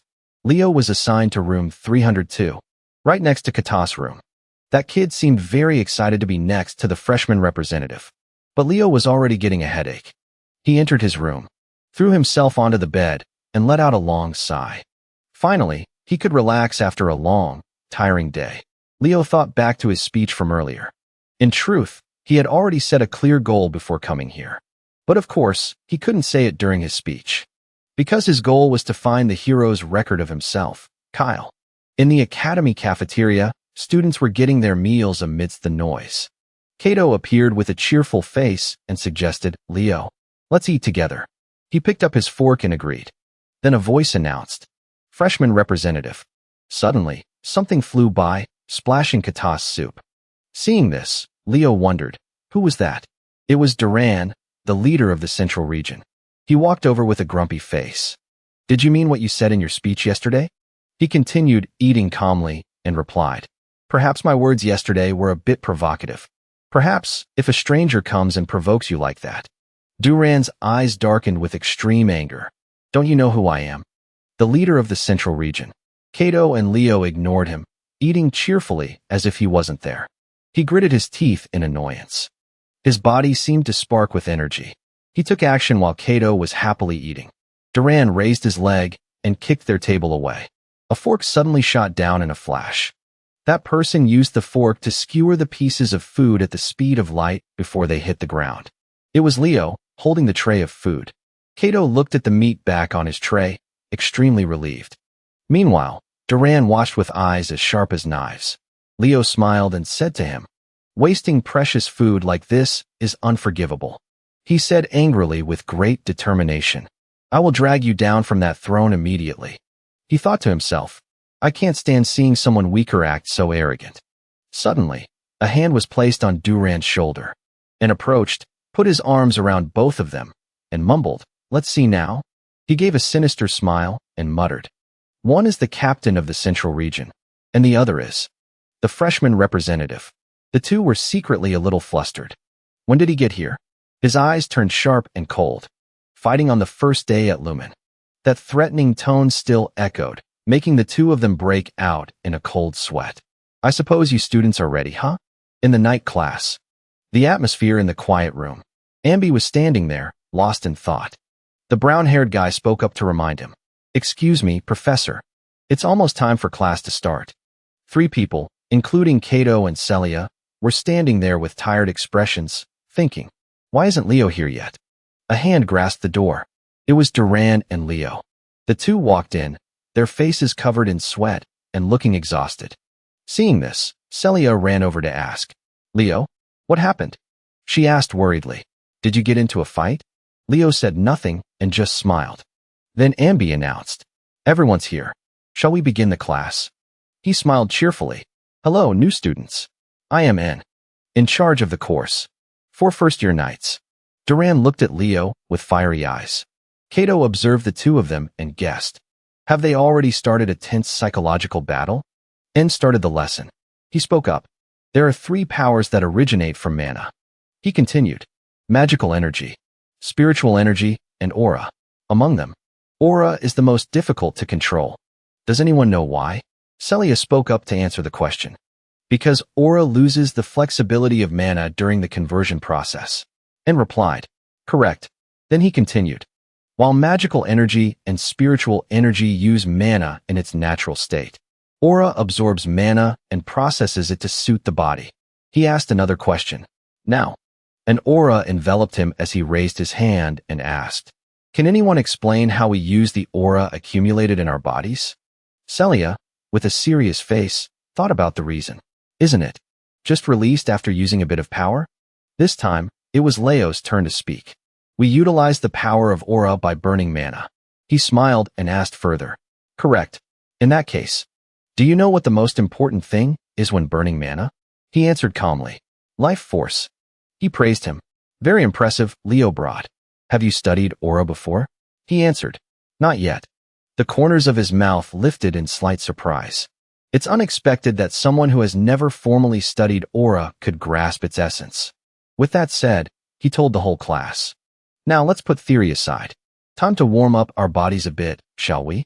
Saying that, he turned around. He walked up into the air, earning the admiration of everyone. Each footstep seemed to tread on air. This is aura step. The basic principle is to focus the aura's force into your feet. Also, he landed on the ground. His whole body emitted a blue aura, followed by a triumphant smile. Its application potential is limitless. The clock struck 10 o'clock sharp. The brown-haired boy suddenly floated up, trembling a little. After that, the whole class began to practice together. A red power radiated from under Celia's feet. She said smugly to Leo, "If you call me big sister, I'll teach you." He turned and walked away, replying indifferently, "No need. The principles of operating aura aren't that different." As for Duran, he still had a displeased look on his face. And observed Duran's actions. He raised a hand to his mouth, slightly worried, and still wore his familiar smile. Then he clapped his hands to get everyone's attention and announced, "Attention. As you all know, there was a bit of a disturbance this morning." Kato walked up to Chelsea and asked her, "What's he talking about?" He continued with a teasing look on his face. "I'm not kidding. I told you," she yelled with a scrunched-up face. "What? What happened?" And called out to the two of them. "Come here. Duran. Leo." He leaned his face close to Duran and questioned him. "Duran, what made you so angry?" Duran turned his face away and denied it. "I'm not angry," he said with a smile. "We'll see about that later." He raised his voice and ordered the two of them, captain of the Central Region, Duran Myra, and the freshman representative, Leo Broad. "Let's hold a one-on-one competition for the position of class representative." He continued very seriously. "In this match, you are all allowed to use aura without limits." Duran was a little surprised by this competition. A moment later, Kato Matt held up a sign with a bright smile and told everyone, come on, place your bets." He talked about the bet between the two. The first person is Duran, the genius of the Myra house, and the descendant of a hero, the master of lightning aura. And the second person is Leo, the kid from the suburbs, and the mysterious person who suppressed all the regional captains and became the freshman representative. Everyone around whispered among themselves, "I mean, he's the freshman representative, so he should show something, right?" From what I saw earlier when he was talking to Celia, it seems he can't even use aura step. Did you hear what he did yesterday? I can't stand him. Not just anyone can be the captain of the Central Region. On the other hand, that freshman representative hasn't proven anything yet, and appeared and announced the rules. All right, the first person to cross the finish line wins. Everyone must accept the results. It's called sportsmanship. On your marks. Get set. Celia watched with a worried face, thinking to herself, "To be honest, Leo can't win." She glanced towards Duran, who had a grumpy face. "But that guy? He always surpasses everyone's expectations." A shout rang out. "Start." The two of them shot forward at the same time. Duran glanced down condescendingly and said, "They'll be number 1, freshman." He accelerated to the point where golden lightning appeared around him, while Leo followed closely behind, focused on overtaking him. Outside the field, astonished cheers roared continuously. Duran is on another level. So cool. On the other hand, the freshman representative, an afterimage of flames appeared beneath his feet. Two male students watching the match sighed disdainfully and commented, "Unbelievable. He's a bit pathetic." The person next to him replied, "Well, of course. That bastard becoming the representative was a scam. I can't believe it." Ignoring the words around her, Chelsea cupped her hands around her mouth and cheered loudly. "Leo, go for it." On the track, Duran accelerated, getting faster and faster, the lightning around him growing denser. Kato Matt watched from the sidelines, his eyes showing worry and his heart filled with dread. Duran is already halfway there. He seems distracted by something, letting Duran get far ahead. Leo turned, trying to stop at high speed, his shoes scraping against the ground, creating a cloud of smoke. He bolted towards the wall, leaving the competition area. Celia shouted angrily, "Where is that idiot going?"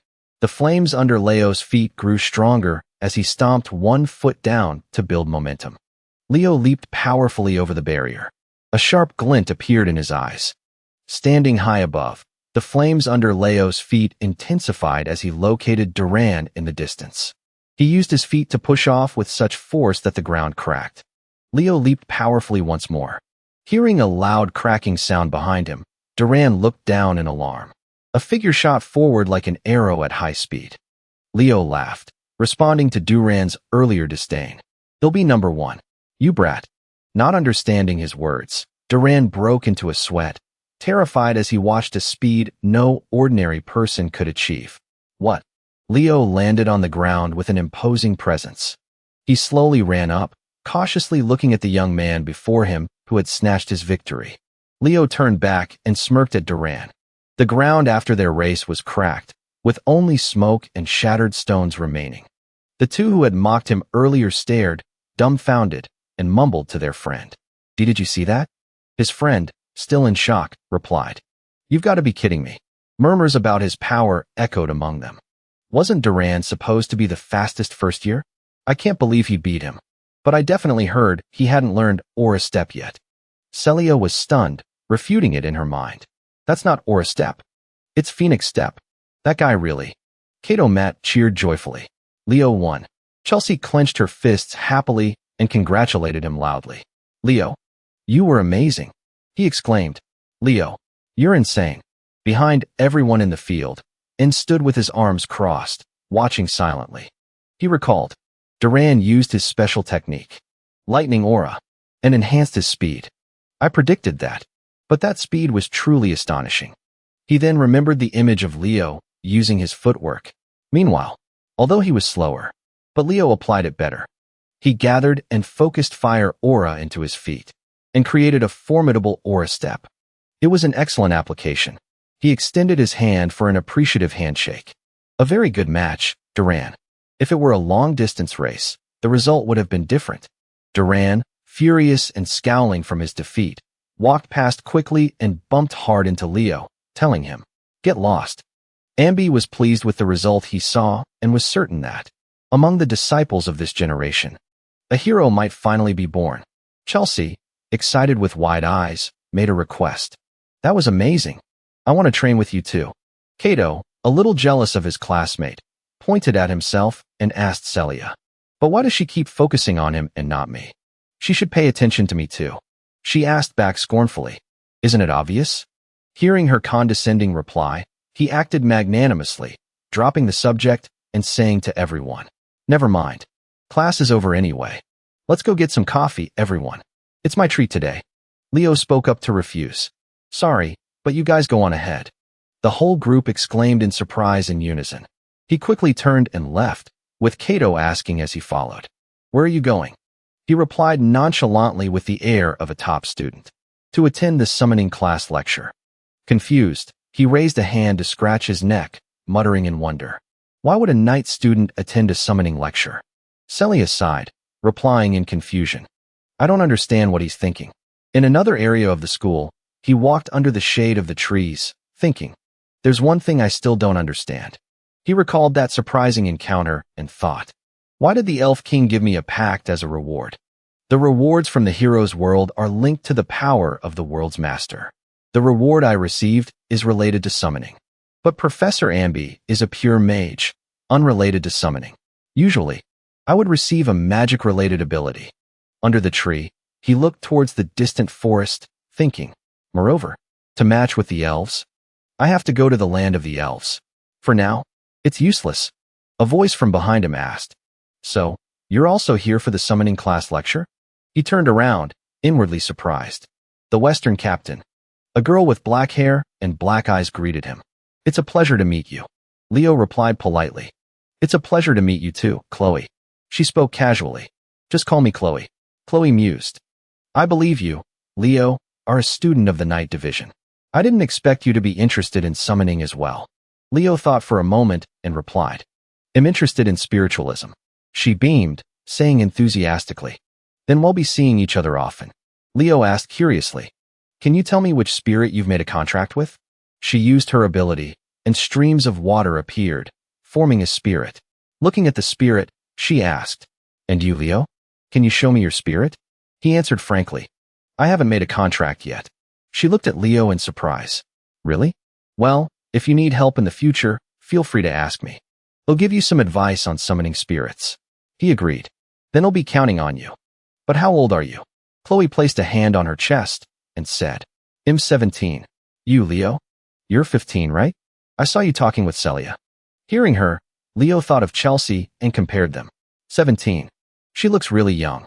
She looks even younger than Chelsea. She noticed him staring at her and looked back, confused. Chloe looked at him suspiciously and asked teasingly, "You were just thinking something rude, weren't you?"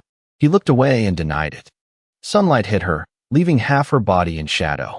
Chloe smiled and said, "But, Leo, I was deeply impressed by your match with Duran." He asked back in surprise, "You watched it?" She recalled being very surprised when she saw him surpass Duran. Chloe replied. She took a step back. Chloe looked at him seriously and issued a challenge. "Someday, it's your turn. You must also accept my challenge." Leo, amused, accepted the challenge. Of course. Hearing the answer she wanted, she smiled happily at him. At the Summoning Division's exploration class, leaves danced in the wind. In the classroom area, people were already waiting. As soon as he arrived, Elizana and Tai looked over at him. Leo calmly returned their gaze. Chloe smiled and greeted him. Seeing only a few people in class, he asked doubtfully, "Is this everyone?" She spoke with some difficulty. Summoning isn't a popular choice. And this is an exploration class, on top of that. He walked towards the others, looked around, and replied, "That makes sense. But I didn't expect the class to be held here." A creature appeared in the sky. Its large wings created strong gusts of wind. Below, some people covered their heads in fear while others looked up. The black dragon landed in front of everyone, and whispers rose from the crowd. A black wyvern. Where did it come from? The black dragon turned towards the boy and tapped him on the head. The boy screamed in fear. "Go away." The person riding on top of it spoke reassuringly. "It's doing that because it likes you, kid." Yoga Marine, holding a chain, jumped down from the black dragon. Yoga introduced herself to the students. "It's a pleasure to meet you all. First-year students. My name is Yoga." She looked at her prospective students and added, "I'm the summoning teacher who will be teaching you for the entire year." Seeing the beautiful young teacher introduce herself so naturally, the faces of the boys blushed with admiration. "I want to be the teacher's summoned too." This new teacher reminded Leo of Wenner, an old acquaintance who would raise his hands in praise, his face full of adoration, and say to him, "She's a woman with a different kind of beauty than Luna and Licinus. I can't help but be captivated." He sighed to himself. If Wenner were here, he would definitely lose his mind.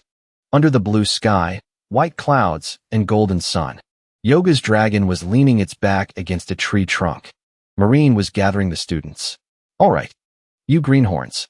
Being here means you all have some talent for being summoners, right?" They all answered yes in unison. She continued, "It's good that you answered so clearly. We'll head to the practice area immediately." "Kahlo," Marine called out loudly. A three-toed foot stomped down on the green grass. He stroked the griffin's soft fur and called back, "Over here." Kahlo is the assistant professor for the first-year summoning class. He began to instruct the class students. "You'll fly together in groups of 2. Get on the griffins." A student expressed their concern. "This is our first time controlling a griffin, Professor." As soon as the words left his mouth, Marine became angry. "It sounds like you don't want to listen to my lecture." She was not pleased with his discouraged attitude. "If you think you can't do it, then go back." Her dragon also became agitated and spread its wings. It roared loudly, creating a shockwave in the air. Everyone trembled at its action. Only Leo remained as calm as ever. Kahlo tried to calm the students' spirits.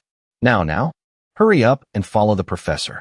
Another student also followed suit, petting the griffin's fur, chatting with a girl with light blue hair. "It's tamer than I thought." But then, Ruthie grabbed his shirt in its mouth and lifted him up high. He struggled. "Put me down. Elsewhere." Chelsea approached Leo and suggested, "Can I hold the griffin's reins, Leo?" He simply replied, "Feel free to do as you like." The sea surface was calm. The sky was a beautiful blue under the morning light. The students rode griffins together, soaring over the sea. Everyone was really enjoying it. They chatted excitedly. "I can't believe we get to ride griffins. Lumen really is different. Let's switch places. I want to ride too. Hey, wait a little longer." Chelsea was very excited to hold the reins. "I was a little worried. But you're much tamer than I thought," Leo reminded her. "It's better to be careful. Griffins are difficult summons for first-time riders to control. Even though it's this friendly?" Chelsea wondered. She touched the reins on the griffin's neck with her hand. "That's because..." Leo stopped talking when he heard a whistle from Yoga Marine. All the flying griffins stopped. Their eyes widened. Their claws extended and became sharp. The griffins roared uncontrollably. This caused the students to become confused and terrified. "They're not listening anymore. Why are they suddenly like this, Professor? Please save us." This is also the answer to Chelsea's question. They were following the professor's orders until now. The professor then gave an order. "Do you really think you can call yourselves students of Lumen Academy when you can't even handle a single griffin? Try to control them yourselves." Marine scolded all of them. "She needs capable people." Chelsea screamed as she struggled with the out-of-control griffin. From behind, Leo gently pulled her into his arms. One hand supported her waist. His other hand took the reins to guide it. Griffins have a high sense of pride, so using force to overwhelm them will only make them more aggressive. Chelsea blushed in embarrassment. "Young Master Leo, what are you doing?" Both of their hands touched. He slipped his hand under the reins and held on tight. Leo moved closer to Chelsea's hand. His breath tickled the back of her neck. "Let's go." She shut her eyes tightly, not daring to look ahead. He calmly controlled the griffin as he pleased. They flew past Marine and Vice Professor Kahlo. Marine observed this performance. She found it interesting. "Look at that. Not bad." She turned to her colleague for information. "Kahlo, the freshman representative is a candidate for the night department, isn't he?" Kahlo answered while checking his records. "Yes, that's what I know." This answer made Marine suspicious. Does he have his own griffin at home? How can he be so good at riding? Kahlo provided another piece of information. "No, he's not from a noble family that could afford to own a griffin. So it's a natural talent, then?" She smiled. "It seems we have a hidden gem. At the summoning island. This is the practice area for the summoning class." Everyone was exhausted on the beach. "Help me." Leo put his hands in his pockets. Walking on the sand, he observed the surrounding scenery. He noticed a strange yellow fruit on a tree. About that size. Leo plucked it. A feather was stuck to the fruit. Chelsea asked curiously, "What is it, young Master Leo?" He dodged the question. "It's nothing. Stop lazing around and focus." Someone reminded them. Leo fed the fruit to the griffin, making it happy. Yoga Marine announced some news. "From now on, you will participate in a practical test." Everyone was surprised. A practical test on the very first day? A sluggish boy whined. "We're still in the exploratory class phase." "Why now?" Marine became serious. "Compared to the other two fields, the path we must walk is much longer. Is there anyone here who doesn't know that? For summoning, simply controlling mana is not enough. To form a contract with a spirit, you need spirit affinity, and to command a summoned creature, the ability to tame is essential. That is why there are far fewer summoning heroes than in the other two fields. However, compared to other heroes, the summoners who become heroes achieve far greater accomplishments. Didn't all of you come here with the dream of becoming that kind of hero?" After the lecture, they shouted in unison. Yes. There was the sound of footsteps on the grass. Elizano appeared. She spoke up and asked, "So what exactly is the test?" Elizana is a famous summoner from the heroic Husan family of the north. Marine began to explain. The name of this island is the Summoning Island. As its name suggests, it is full of summoned creatures. And a summoned creature is a summoner's weapon. We will test your taming abilities. She raised her hand to explain. The content of the test is simple. Tame a summoned creature in this forest and bring it back. After taming it and forming a contract, it will become your own summoned creature. After hearing this, the students all cheered with joy and excitement, as expected of Lumen Academy. While everyone was eager to start the task, Elizana approached Leo to greet him. "Oh, hello, Mr. Freshman Representative. He turned his head to look. She continued, "The rumor about you defeating Duran has spread, so I can also look forward to seeing you in the summoning class." Warren and C saw this scene. They were both surprised and wary. At the peak of the moment, Leo turned and walked away. "I'm just doing my best." Elizana frowned at his rude attitude. Marine observed everything and smiled. It seems they will be the key figures of the first year. Leo walked through the forest. Someone was taming a deer. Another was holding a small squirrel. Many people had already succeeded in taming. They were surprised to see Leo and started gossiping. "Oh, it's the freshman representative. He's gone too deep into the forest. Just ignore him. If he fails at taming and gets a 0, I'm sure he'll just go back to the night department. Does he think summoning is that easy?" Leo didn't care about those words. He stopped when he reached a deserted place. Leo took out the feather from earlier and placed it on his hand. A ring of fire appeared and surrounded him. The powerful energy gave him goosebumps. The feather turned black. A bit of elation arose within his heart. "Just as I thought. This is..." Leo was stunned by the scene before his eyes. Meanwhile, on another island, the weather was truly beautiful for a camping trip. Eggs were being fried. Meat was being grilled in a pan. Leo had set up a full set of tables and chairs. Along with that was the worried voice of his mother. "I'm sure Leo is still okay." The father placed food on the table. He teased, "It's just the first day of school, Gina." He brought a glass of water over to Gina's side. "Why are you already worried?" she replied. Meanwhile, Leo was still facing the churning flames. The flames erupted more intensely, forcing him to shield himself with his hand. "The blazing flame of the past and of legend," Gina said. "What could possibly happen, right?" And Leo also said, "This powerful fuel. It's one of the 3 great phoenix summons." A voice echoed from within the firelight. "Child of the Stinger family. I smell Gina's flame." Hearing this, Leo asked in amazement, "You know my mother?" A laugh rang out along with the words, "Your mother? That's not wrong." A fire phoenix appeared and let him know that. "Indeed, if I had a child. My name is Farina." "Do I know your mother, you ask?" "Of course I know her. I owe Gina a great debt." This phoenix was the fire phoenix, one of the 3 mystical summons. It formally introduced its name. "My name is Farina. O son of Gina." Leo politely greeted it. "Greetings, fire phoenix." Then, he introduced himself while asking curiously, "My name is Leo Broad. What is your relationship with my mother? You said you owe her a great debt." Farina immediately replied, "Gina saved the life of my former summoner, Ellen Luna." This answer greatly astonished him. The hero, Ellen Luna. Farina recounted the events of that year. Ellen was conquering a dungeon in Saren. She lost all her comrades and was about to lose her life. In that hair's breadth moment, your mother appeared and saved her. However, something unfortunate happened. In the process, Gina lost her brilliant aura. This made the phoenix a little regretful. If not for that event, Gina would surely have a place among the heroes. Hearing this, Leo himself felt a bit sad and silently called out, "Mother." But then he said, "My mother said she has no regrets about what she did." Hearing this, Farina laughed loudly and confirmed, "Yes, she is indeed that kind of knight." Next, he asked it, "But why are you at Lumen, Farina?" It couldn't answer his question, but instead asked him one in return. "I cannot say." "But you're not a knight, are you? What are you doing on this island?" He also answered frankly, "I am learning summoning." His answer made it exclaim in astonishment. "What?" Its eyes were now fixed on him, and when it saw the soul of Kyle within him, it immediately laughed with great amusement. "How interesting. This is truly destiny, Leo Broad." Farina suddenly shouted with joy. "Finally, I can repay my debt to your mother." Right after that, it requested of Leo, "Hold out your hand and take this, Leo." A flame was unexpectedly placed in his hand. It placed an egg on his hand and introduced it to him, saying, "This is my child." In a sincere voice, it proposed to him, "Someday, when you become a great summoner, I hope you will form a contract with it." It's very lucky for the summoner who was arranged to receive this.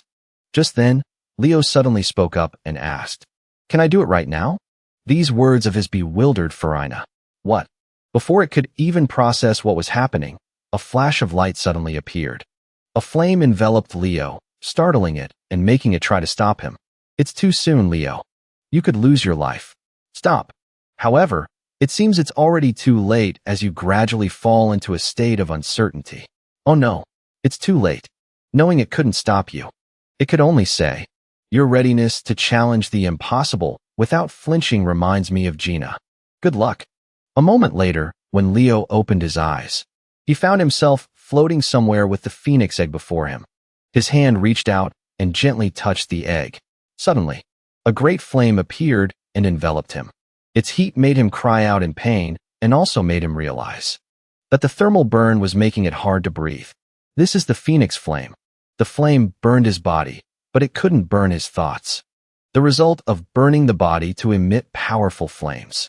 Enduring this pain every day. From that flame, a mythical creature was evoked within him. A living creature. Rebirthing burned flesh for all eternity. Use your empathy to tame that creature. I understand that pain. And also your pain. At this moment, the flames around Leo became gentler. The phoenix egg in his hand cracked. His eyes were filled with determination and seemed to hold an undying flame. The phoenix egg was now showing signs of hatching. This made Farina exclaim with joy. It's a success. Leo himself responded with anticipation. I did it. A satisfied smile appeared on Farina's lips along with a compliment. You truly are a genius. It affirmed resolutely as the egg was about to hatch. You will become the world's greatest summoner. And then its words of congratulations rang out. Leo, congratulations on successfully forming a contract. A baby phoenix hatched and was introduced. This child is Fiora, Phoenix Fiora, one of the 3 mystical summons. Farina transformed into her human form and happily gave Fiora to Leo. I entrust my child to you.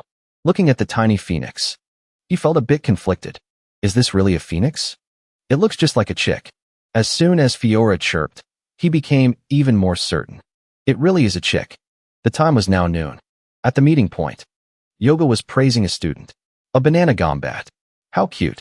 After that, she turned to ask her assistant, Kalo, what time is it? He replied, there are 5 minutes left. Just as he was counting, there are 4 more people. Yoga suddenly saw something. It turned out to be a huge bear running over from somewhere. Chelsea, her face dirty, peeked out from behind the bear and asked, Professor, time isn't up yet, right? The cute-faced little bear raised its paw and said, Bear is back early. Yoga recognized the species of this bear and exclaimed, You tamed a small water bear to be a future knight. Huh? Impressive. Just then, something flew by, making Chelsea look up. Just as Wonder landed, Yoga immediately assessed his summoned beast. A dark crow. Even famous summoner families have difficulty taming it. However, he also said, I haven't formed a contract yet. But Yoga said, That's enough. More than enough.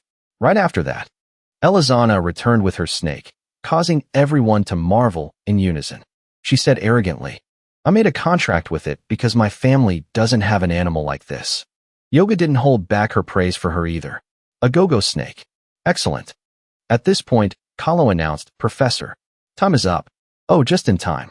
The last student has returned. The last person was none other than Leo, who was walking closer. Perched proudly on his head was the baby phoenix, Fiora. When his classmates saw the little Fiora on his head, they laughed mockingly. What is that? He tamed a chicken. What an idiot. He must have given up after realizing his own incompetence at summoning. Unlike them, Yoga seemed startled and astonished when she saw Fiora.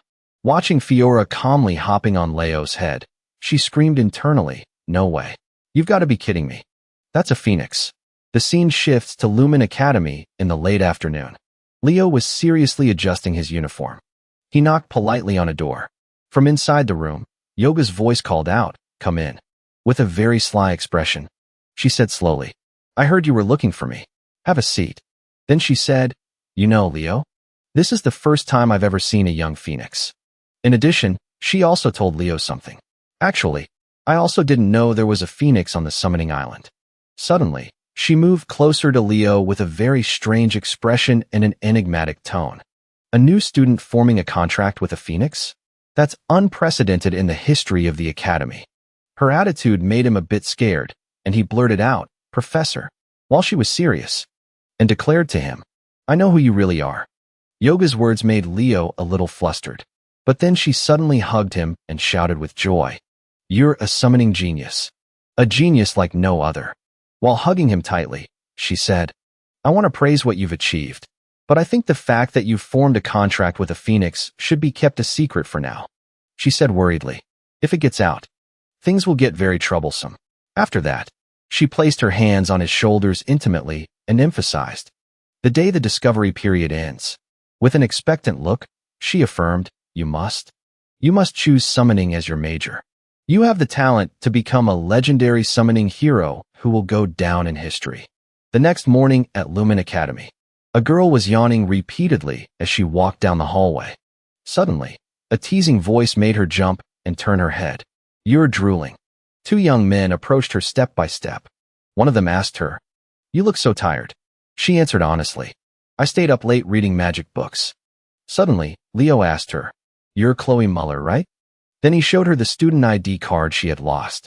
As soon as she saw it, she remembered that she had dropped it when she bumped into him in the schoolyard.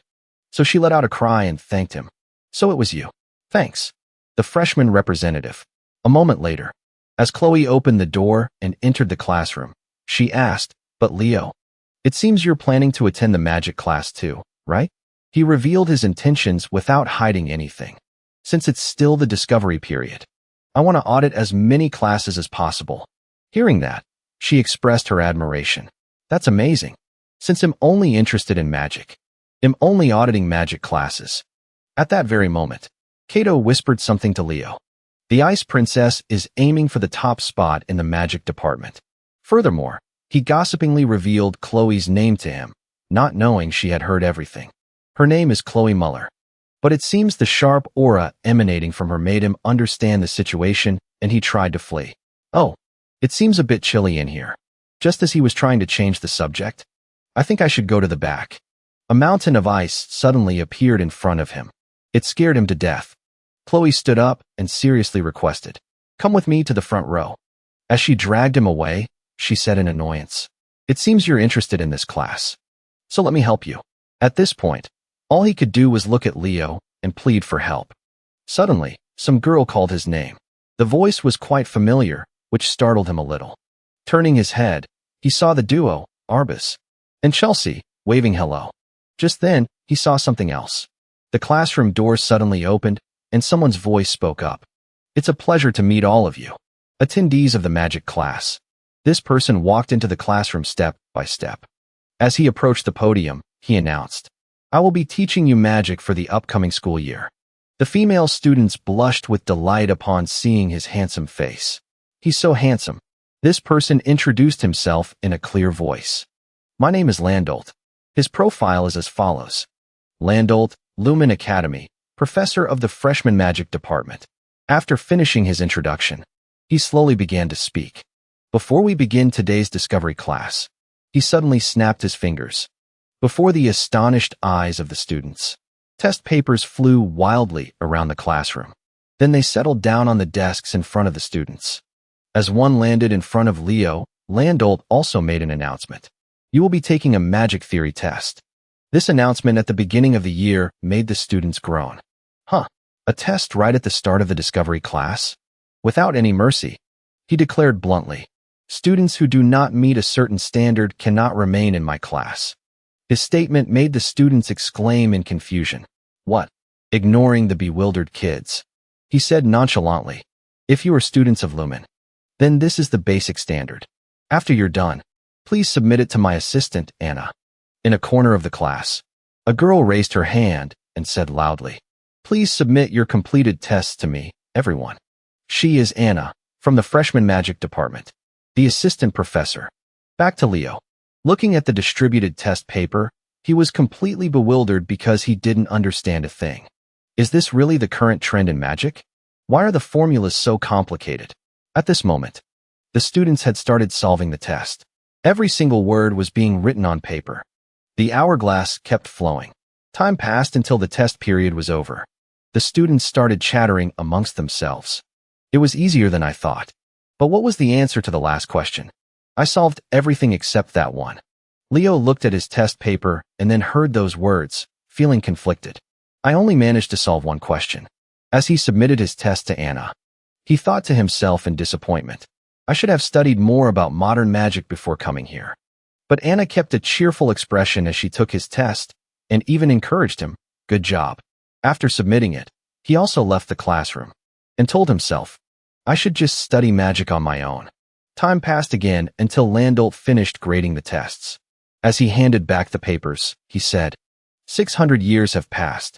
It seems magic has evolved greatly. Magic that once required a person's complete understanding can now be used just by memorizing the activation conditions. He raised his voice, emphasizing, however, this progress has degraded the overall level of mages.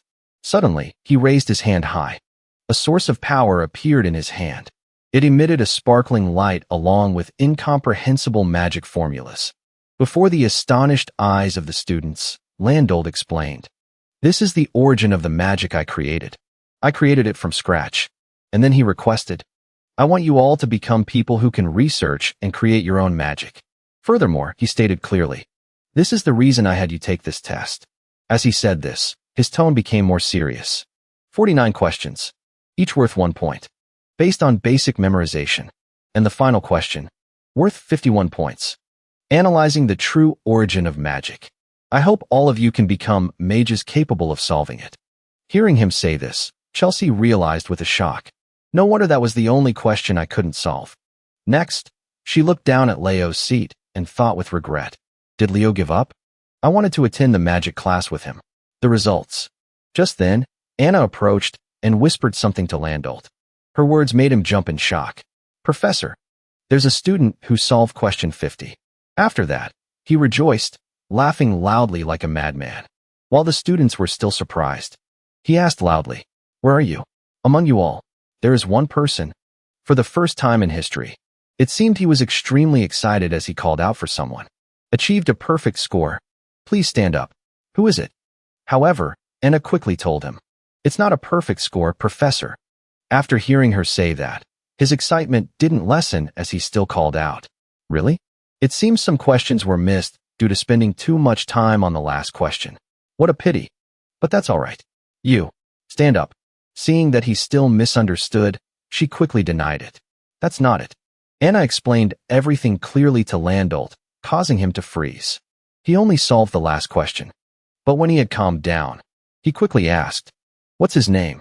She immediately informed him. It's Student Broad. Immediately, he called out loudly. Student Leo Broad. Please stand up. Kato, hearing his friend's name being called, said in confusion, I don't think he's here. Chloe asked in a serious tone. Where is he? Just then, Chelsea raised her hand and said, Student Leo, left after he finished the test. This caused Landolt to exclaim in some surprise. What? At the same time, in the academy's cafeteria, Celia asked while laughing gleefully. So you left after solving just one question? She began teasing Leo, a newbie in summoning class who solved only one question in magic class. Leo, you realize you've done something wrong, don't you? After having a good laugh, she advised him. If your major is knight, then you should focus on your swordsmanship, maintaining a calm demeanor. He asked her a critical question in return. Do you want to do some physical training with me? Of course, she wouldn't dare to agree and just stammered in response. That's a bit. Suddenly, a figure stood behind Leo and spoke in a deep voice. So, it seems you're in the knight department. You are Leo Broad, the one who made a mockery of my class. Landolt, with a devilish expression, questioned Leo. Why did you leave after solving only one question? Were they so easy that you thought they weren't worth solving? Honestly, he answered directly. Professor, I think there's a misunderstanding. I thought I couldn't pass the test. His explanation left the man speechless. Despite his surprise, he still insisted that all the questions except for the last one were too difficult, so I couldn't solve them. Meanwhile, he stammered. You mean? He stated clearly. I taught myself magic by reading ancient magic texts. Therefore, I don't understand any modern magic. Meanwhile, he was busy thinking. Could it be that he?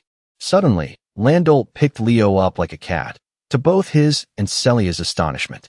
Then he put him down again, leaving Leo bewildered. At this moment, his eyes lit up like car headlights, and he requested, come with me for a moment. Landolt excitedly dragged Leo away somewhere, leaving Celia behind with a confused look on her face. Is that the magic theory professor of Lumen Academy? What a strange person. At this moment, Anna caught up to them. She was panting as she asked, Lady Celia, have you seen Professor Landolt? Or has anything strange happened? Celia answered honestly. He was just here a few minutes ago. Then she recounted what had just happened. But he suddenly grabbed Leo and dragged him away. Hearing this, Anna rushed off to find Landolt in a panic. Good grief. That madman. What is he planning this time? Elsewhere, an eraser was controlled to wipe away the old lesson. Chalk was also controlled to write a new problem. Landolt excitedly slapped the board and demanded, solve these problems, student Leo.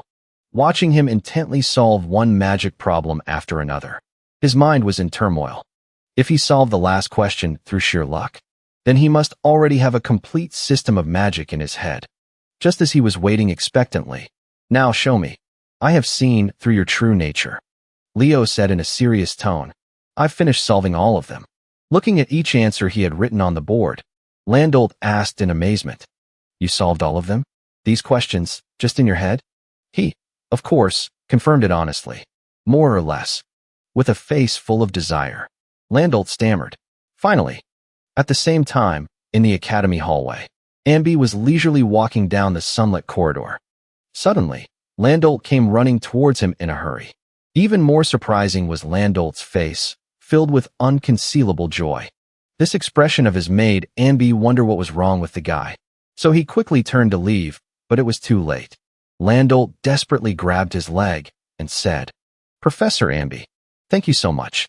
Helpless against his actions, Ambi used magic to separate him and said, This isn't the first time I've seen you act like this. But today, you've gone too far. Not the least bit annoyed about being slammed headfirst into the ground, he announced excitedly. He's a magic genius. Leo Broad, the student you recommended to be the freshman representative, is a genius. His words made Ambi wonder. Magic? Isn't he a swordsman? Hearing him say this, Landolt suddenly became angry and shouted loudly. No matter what, Leo must become a mage. I can't let his talent go to waste just by holding those iron sticks. Just then, Anna finally caught up. She was startled and caught Landolt, who was free falling to the ground while he was still yelling. Making him a swordsman is an insult to the field of magic. Seeing someone had come to take this burden away, Ambi said nonchalantly, Take him away. After being caught by Anna, Landolt exclaimed happily, Thank you, Anna. As for her, she tried to suppress her anger and said earnestly, We really have to get back to class. On the surface, she was trying to stay calm, but inwardly, she was going crazy. Someday, I will definitely kill this guy. Just as the two of them were leaving, Ambi saw Leo approaching him. He looked at him and gave a mysterious smile, while he was bewildered and confused, not understanding anything. After that, he calmly walked away with a thought in his mind. Mages never change over time. They are all crazy. A week later, the temporary classes ended. Leo was now lying on the roof of Lumen Academy, reading a book. After finishing the book about the hero of the beginning, was he really just a fraud? He closed it. Then he sat up and thought about something. Elsewhere, in the hallway, there were loud running sounds as if someone was being chased by a ghost. Alien, sitting in his office, was startled by the sound and looked up. And so, he saw three people, Landolt, Yoga, and En, burst into his office and shouted in unison. This is unbelievable, headmaster. He showed him the course registration form. Please take a look at this. It listed, name, Leo Broad. Year, first year. Class, undecided. First semester. Majors, swordsman, magic, summoning. Behind him, Landolt and Yoga were fiercely arguing. Leo must come to our department. While he was confusedly explaining, he must join the night division. Wait a minute. That's not what I wanted to say. This has never happened before at Lumen Academy. He must focus on a single major. After understanding the situation, Alien laughed loudly and said, How interesting. This reminds me of that fictional hero. His words made the three of them exclaim in surprise. What? Then, he slowly stood up and recounted. The fifth great hero, also known as the hero of the beginning. Furthermore, he asserted, Kyle, the only person in history to be a master of all classes. Meanwhile, at the stadium, Celia and Chelsea were running their hearts out, competing with each other. Kato saw this and asked, Why are they training on the weekend? Leo replied leisurely and calmly. Chelsea asked me to train her. Kato heard this and asked again, puzzled. Then why are they just running? Where are their weapons? Leo replied calmly. There's something more important than weapons. That is. At this moment, Celia stopped running. She panted heavily as she finished his sentence. Our stamina. Even Chelsea, also out of breath, clarified. Stamina is the most important factor for a combat mage. That's why we're jogging. Move aside. After a while of frantic running, the two girls finally got a break and received water from Leo. Chelsea, with a smile as bright as a flower, suggested, jogging on the weekend is great. I've missed this feeling. I want to run with you too. Her words made Celia spit out her water in shock, while Leo asked back, really? Seeing Celia spitting out water like that, she asked with a disgusted look, gross. What's wrong with you? Only Leo understood why Celia reacted that way, so he started teasing her. Anyway, I was planning to run with you. We have to do it properly, right? She, of course, got her feathers ruffled by his teasing and replied decisively. And I already said, I'm not running with you. Just then, Kato spoke up, saying, what's going on between you two? Why are you so close? At first, I thought you two were dating. Hearing this, Celia explained helplessly, good grief. He's my cousin. He's my maternal aunt's son. Her explanation startled both Chelsea and Kato. Chelsea quickly asked, are you a stinger? She didn't clarify the family relationship, just vaguely said, not exactly. It's a family matter. But let's drop it. Suddenly, Leo stood up and suggested, well then, let's do it for real. Seeing him join in, Chelsea cheered happily. All right, let's go. Kato, seeing the situation wasn't good for him, planned to sneak away first. In that case, they'll go explore the city of Lumia. Celia, of course, also wanted to sneak away, but unfortunately, she was caught by Leo and could only shout helplessly, take me with you. Watching her get dragged away like a chicken, Kato sighed helplessly. Why aren't there any proper nobles in my life? On the day of class assignments, the students were buzzing as they went to their classes. Leo headed to class 1 to 5. As soon as he entered, Kato called him. Over here. He approached his seat and asked, did you know you were in class 5? With a smug look, he answered confidently, there's nothing I don't know. Just then, he saw Chelsea slumped over her desk, looking exhausted. Chelsea is here too? Hearing his voice, she managed to speak with her remaining strength. Seeing her like that, Kato asked in confusion, what did you put her through over the weekend? Leo replied calmly, just the basics. While she whined wearily, I'm never doing that again. Just then, a group of upperclassmen taunted them loudly. So this is class 5? The class of pain? How many of you will be left after the first semester? You pitiful freshmen. My condolences. Just then, someone stepped forward and cut them off. Pitiful? In my eyes, the two of you are even more pitiful. The two of them were startled and immediately turned their heads upon hearing that voice. Harris, with a frightening look, asked in a deep voice, you don't agree? Harris, with a terrifying expression, said just one word. Chair. He was known as Harris Edmone, the homeroom teacher of class 1 to 5 at Lumen Academy. Nickname, the Wailing Wall. The two youths were immediately frightened into submission.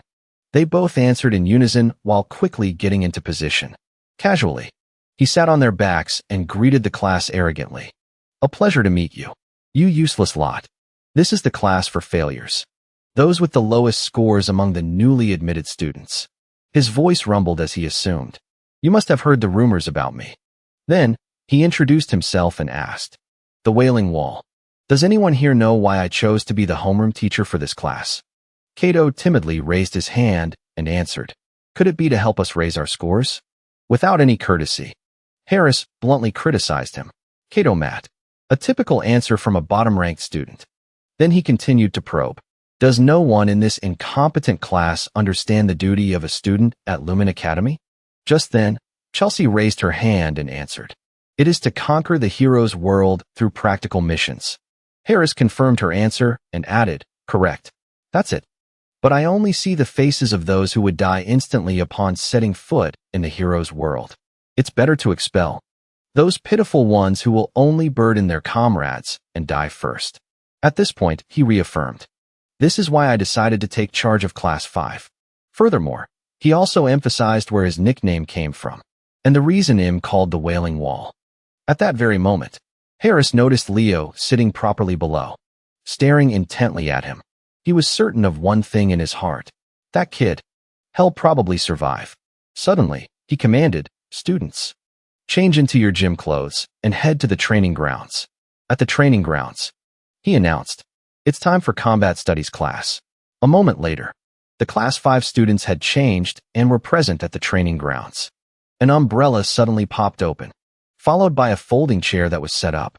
Harris sat leisurely in the chair, sipping a drink and explaining. This class begins, designed to correct the corrupted mindsets formed since entering Lumen Academy. Then he asked, "What do you think will save your life in the real world, where life comes and goes so easily?" A female student spoke up and answered, "Isn't it my comrades, who will protect me by my side?" Her name is Nayla Caven, Night Division. Special note, Healing Light Aura. Hearing her answer like that, Harris spoke sternly and asked, "It's your own ability, only by honing your own skills, making them shine through all dangers, can you help your comrades. But are you confident in your ability to protect your comrades?" As soon as he finished asking, a hand shot up and declared clearly, "I am confident." Professor Harris, seeing this, he immediately gave this student a task to test her. "Then let's examine your abilities as a magic knight. Create a fireball." He knew this person's name and called out, "Elizana." The confident girl creating this fireball is Elizana. Elizana Layden. Combat class. Magic Knight. Looking at the fireball in her hand, Harris asked disdainfully, "Is that all?" Then he wondered to himself contemptuously, "Just with a fireball? I wonder if it could even kill an ant." Still maintaining a confident attitude, Elizana suggested, "If I had more mana." At that moment, the fireball in her hand flared up and she smugly asked Harris, "What do you think, sir?" He, of course, also offered her some praise. "Not only did you increase the number to 2 fireballs, but you also doubled their size. Impressive." Suddenly, he created something and then demanded, "Why don't you try hitting this little guy with your wonderful fireballs?" And so, a small, mischievous spirit was created by him. It quickly zipped towards Elizana. Its tiny hand touched her nose and it laughed teasingly. Embarrassed by its laughter, she flew into a rage. She then threw the fireballs at it, but it calmly dodged them with ease. Seeing this, Harris pointed out her mistake and criticized her. "What's the point of increasing the number if you can't land a hit? Do you see now? What you all lack is the ability to use your skills effectively."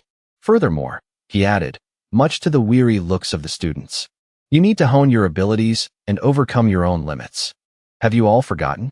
At this very moment, he flashed a sly grin and declared, "Class will not end until you catch the Sin flag.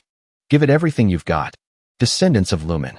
After hearing Harris' words, Leo also agreed with him. His words are harsh, but he's right. So, he quickly tried his hand at catching the spirit. He'll give it a try too. Seeing him enthusiastically go after the spirit, Harris calmly muttered, "Let's see, Leo." He wondered, "Are you as fake as that fictional hero, Kyle?" A moment later, all the students tried their best to catch Harris' spirit, but none succeeded. Suddenly, an energetic figure appeared. This figure shot forward at incredible speed. Leo used all his speed to chase the spirit, to Harris' wonder. "Or are you the first one truly born with all-around talent?" Seeing him run like a madman, Chelsea exclaimed in amazement, "Wow, how is he so fast?" Meanwhile, Kato, panting like a bull, asked, "How are we supposed to catch that thing?" Regardless of what anyone else was doing, Leo kept chasing the spirit. He ran at full speed. Suddenly, he leaped high above the spirit. Then he dove down towards it, startling it and making it turn around. With its quick reflexes, it hastily dodged to one side. Seeing that it had dodged to his side, Leo gave a triumphant smile. He raised one hand, preparing to catch it. Just as his hand was about to catch the spirit, Duran appeared out of nowhere and stole his catch. He quickly stopped after catching the spirit. While the spirit was screaming for him to let it go, he was busy glaring at Leo. Suddenly, the sound of applause rang out. Serge stepped forward and said, "It seems our Class 1 will have to teach you a thing or two." That was Serge, the head teacher of Class 1-1 at Lumen Academy. Special note, ranked second in the vote for graduating class. As soon as he saw him arrive, Harris, Unperturbed, calmly drank some water and asked, "Is that so? So you'll be teaching the class for me?" A look at their profiles shows a world of difference. Harris Edmond, head teacher of class 1 to 5 at Lumen Academy. Nickname, the Wailing Wall. Furthermore, Harris also has a special note. Ranked first in the vote for graduating class. His indifferent attitude left Serge speechless. Suddenly, Kato spoke up. A showdown between the two pillars of Lumen Academy. Hearing him say that, Leo asked in confusion, "Pillars?" He quickly explained. Both of them have been working at Lumen Academy for over 20 years. From what I've heard, Professor Zen, Yoga, and Landel were their students. Hearing this, Nayla asked with interest, "Really? How do you know so much?" The know-it-all Kato showed off and replied, "I'm quite sensitive to information." This made Chelsea want to throw up her lunch. Back to Serge. He was busy teasing his old friend, Harris. "I don't know what you're plotting by deciding to take over this failure of a class," he said, pulling out a ball from somewhere. "But he'll find out soon enough." With a smug look on his face, he proposed, "I demand a competition between Class 1 and Class 5. But the game he suggested surprised Harris. "How about trying Lumen's historic ball sport, Batera?" Hearing this, Harris suddenly stood up and said, "You truly are a genius, Serge." He was delighted, thinking that learning from real combat experience is the best way. Serge asked blankly, "Class 1 will probably win, right?" Suddenly, Harris calmly sat back down and suggested, "It's fine. You can just continue teaching the class." This attitude of his drove Serge crazy. Why do I keep losing the best graduate class vote to this guy? Even the students felt sorry for Serge. For some reason, Professor Serge looked so pitiful. Just as Serge was about to leave, he heard Harris call out loudly, "Class 5.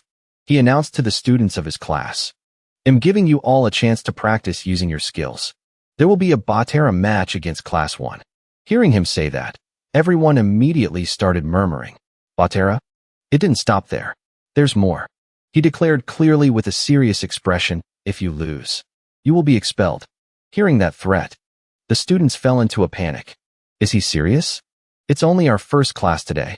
And Class 1 has 3 captains, sir? Harris didn't care, leaning back in his chair and replying calmly, "Then you'll just have to try harder. Surpass your own limits." He looked at the worried students and said slowly, "Besides, what is there to worry about?" He looked at Leo, who was emitting a brilliant aura, and asserted confidently, "When the freshman representative is already in your class." After saying that, he lowered his eyes slightly and made a request to him. "Choose 6 representatives who will go with you to Batera." He seemed to sense something in that gaze and thought to himself, "It's clearly a test." At the same time, he felt the surrounding gazes and told himself, "But Professor Harris isn't looking at me because he dislikes me. There are kids who have lost their spirit after just 1 week at Lumen Academy. And it's not hard to understand why. From the reasons he had just realized, he became more certain of his current thoughts.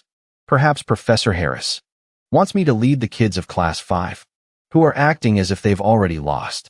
Following that, he looked at Serge, who was using a holy artifact to start the match, and slowly called out, "In that case." Leo, full of determination, headed towards the constructed playing field. There has to be some kind of breakthrough in this Batera match. A way to raise the morale of Class 5, and the representative players from both sides. First, from Lumen Academy's Class 1, were Duran and Celia. On Lumen Academy's Class 5 side were Leo, Chelsea, and Kato. Suddenly, he noticed their unusual expressions and asked, "Why is everyone so scared?" Chelsea answered with some confusion, "You probably haven't heard of Batera, have you, Leo? Since you're from the outskirts. Batera is a combat sport and a long-standing tradition at Lumen." Hearing her hesitant words, he became even more confused. "Isn't it just a game with a ball?" Immediately, Kato jumped in to explain. "It's not just a game with a ball. The problem is that it's an extremely dangerous game with a ball." Suddenly, a voice called out their girl's name with a taunt. "Hey, Chelsea, why do you look so scared?" It was Celia from Class 1, laughing with a look of disdain for them. "It seems you've accepted your inevitable defeat, haven't you?" Hearing that, Chelsea angrily shouted back in protest, "Who's scared? Do you really think I'd lose to someone from the Stinger family?" Suddenly, a strong arm wrapped around her angry shoulders.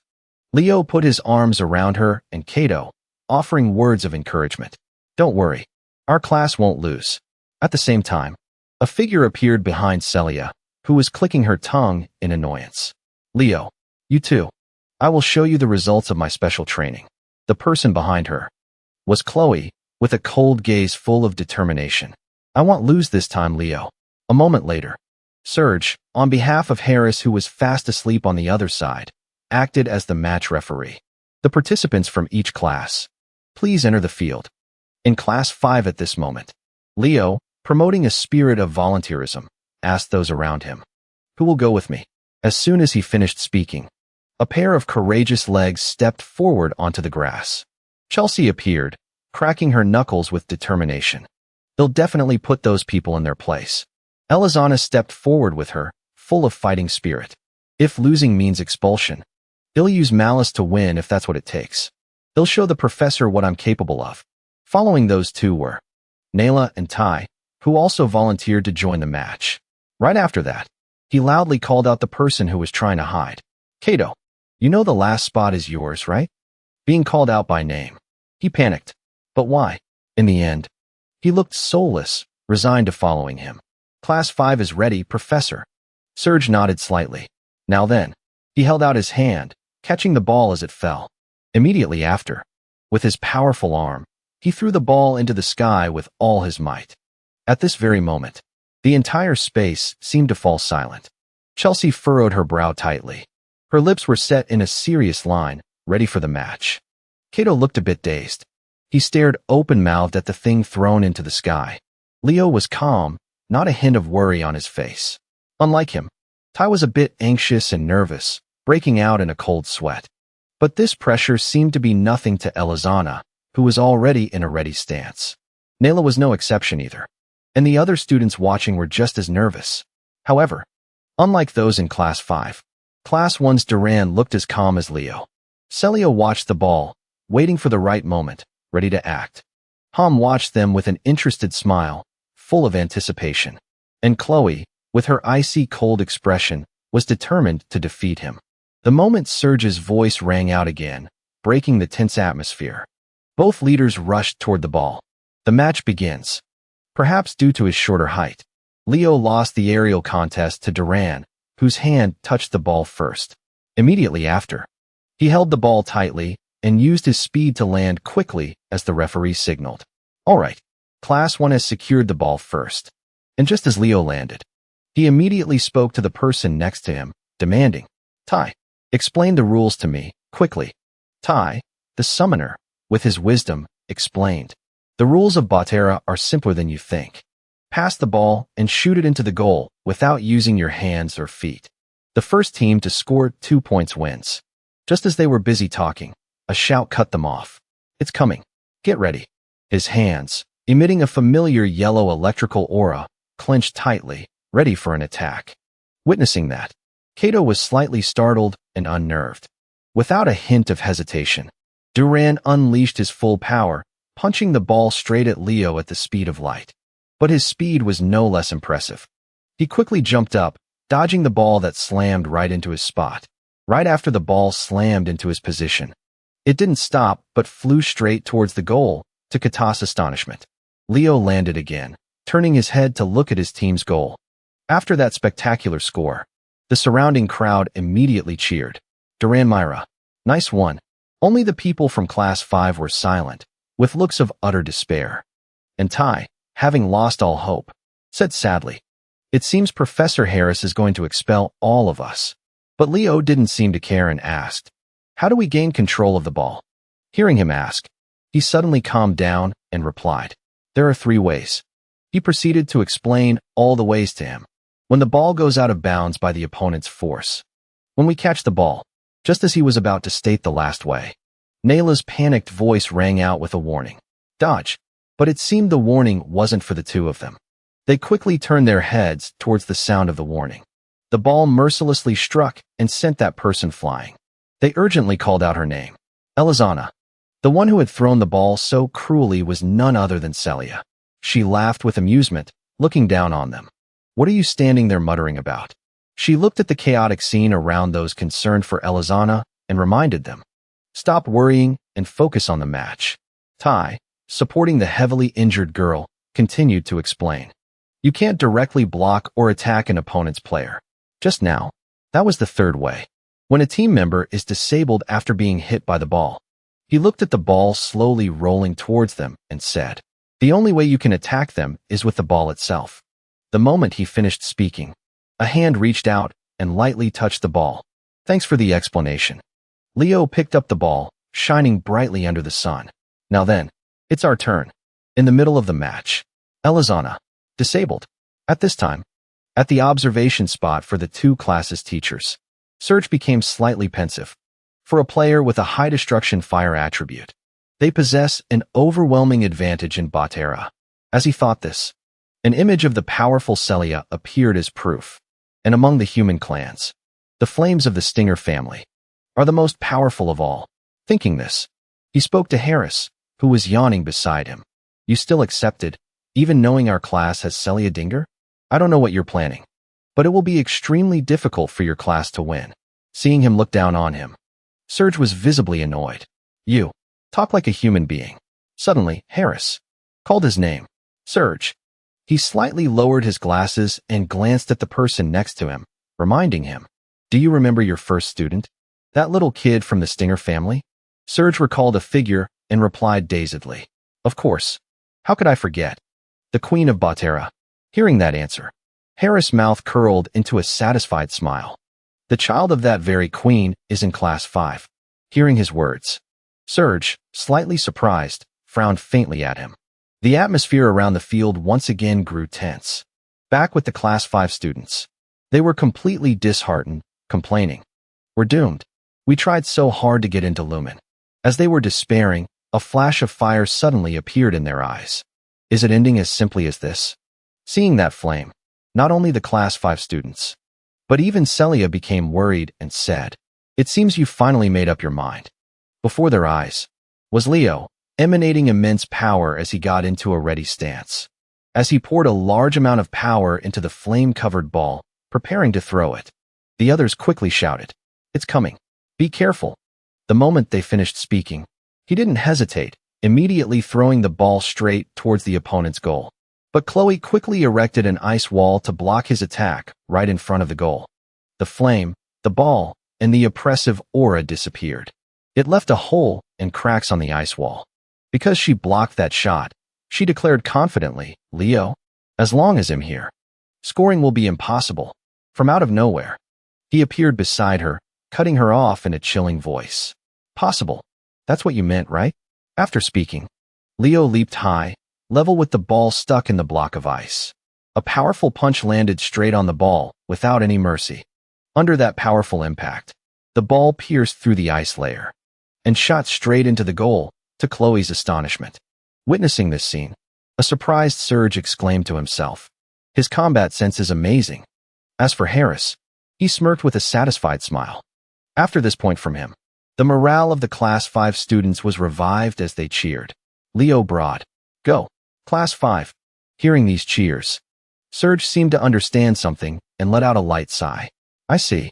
So this is where the game truly begins. Following that was an unyielding attack by Celia, raising the score to 2-1. To stop the other side from scoring again, Kato hurriedly created an earth wall behind them. A few minutes later, the score became 4-5, in their favor, thanks to an attack from Chelsea.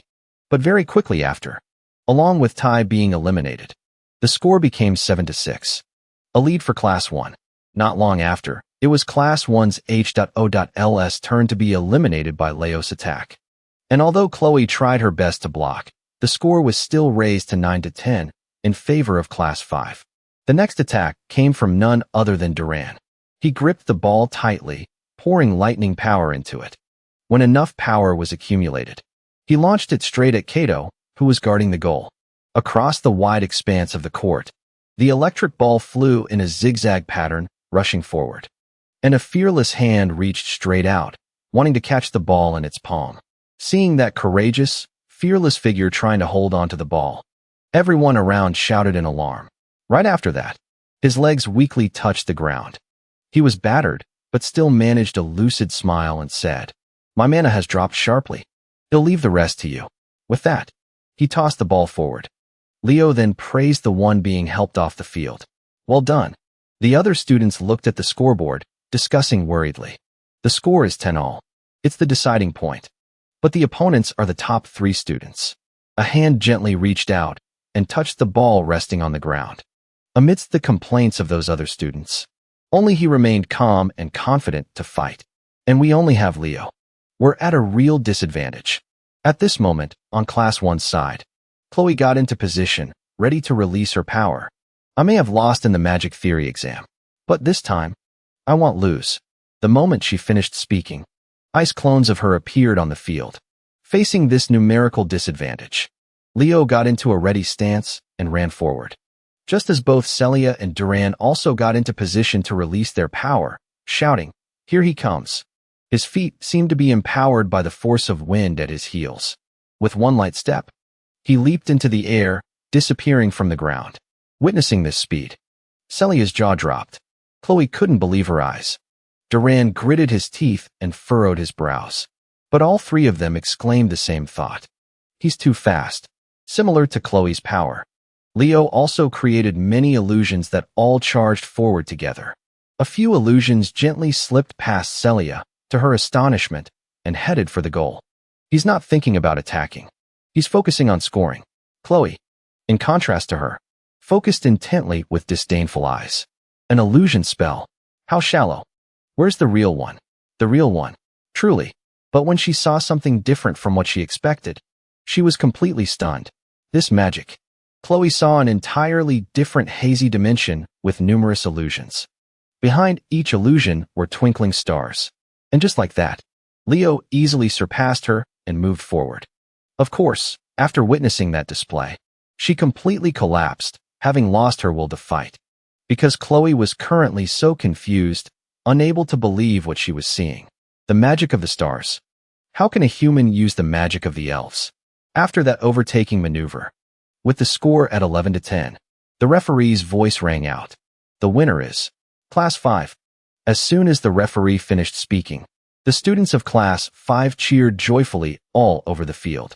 Other students, overcome with emotion, hugged each other and cried.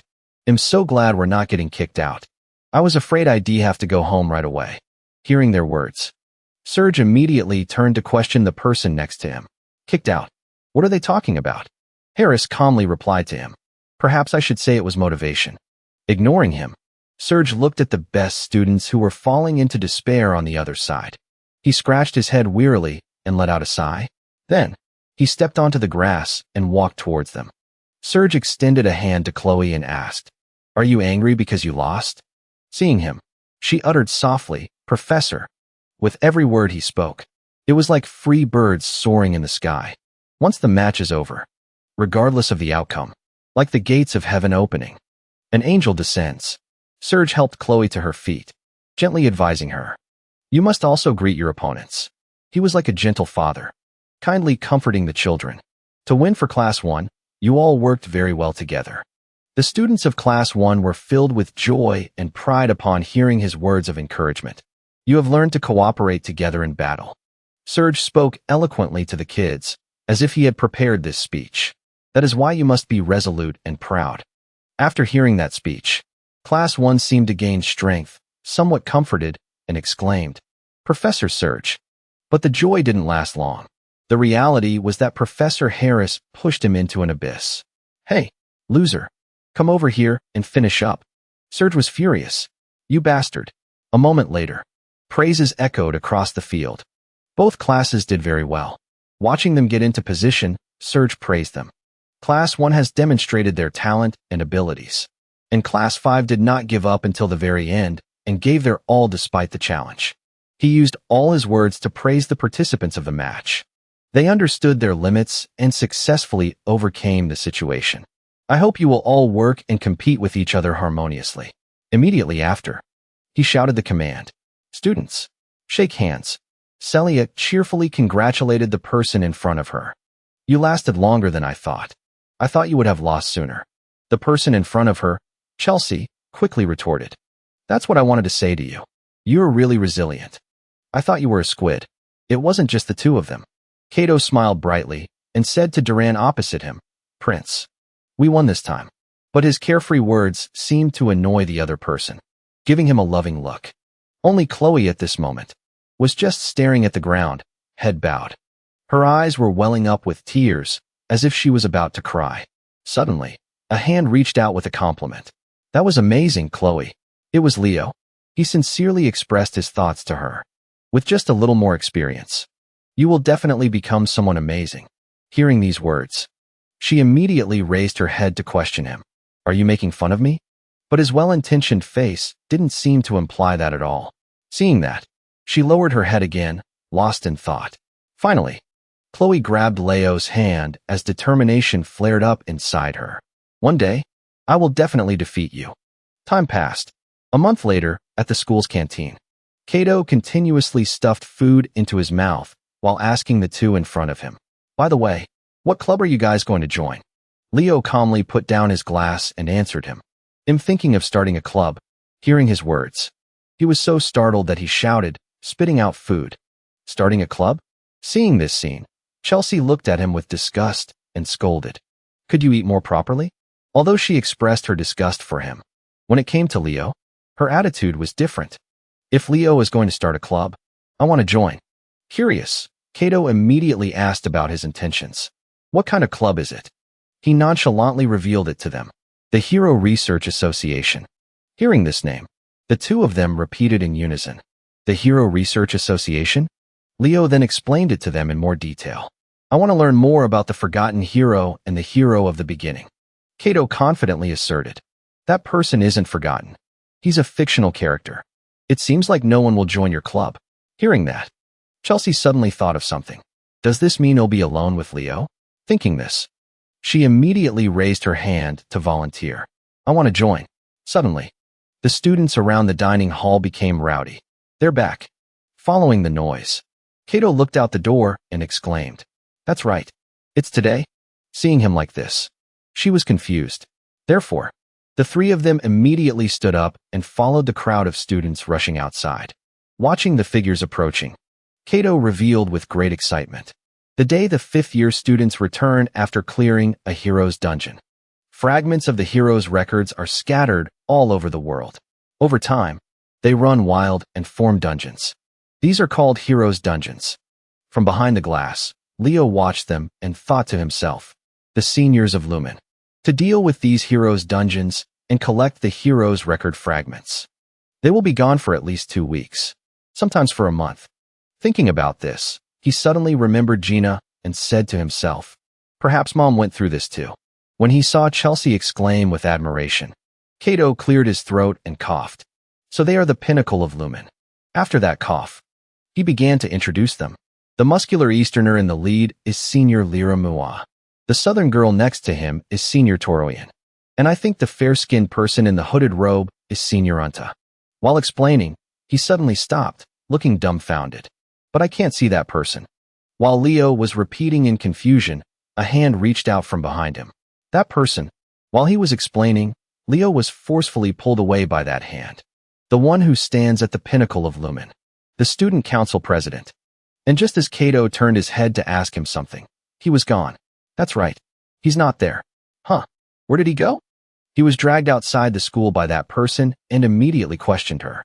Celia, what's going on? This is a bit. She immediately let go of his hand and interrupted. There's a place you absolutely must go with me. Leo asked while dusting off his clothes. Where? She turned her head and answered him nonchalantly. Lumia City.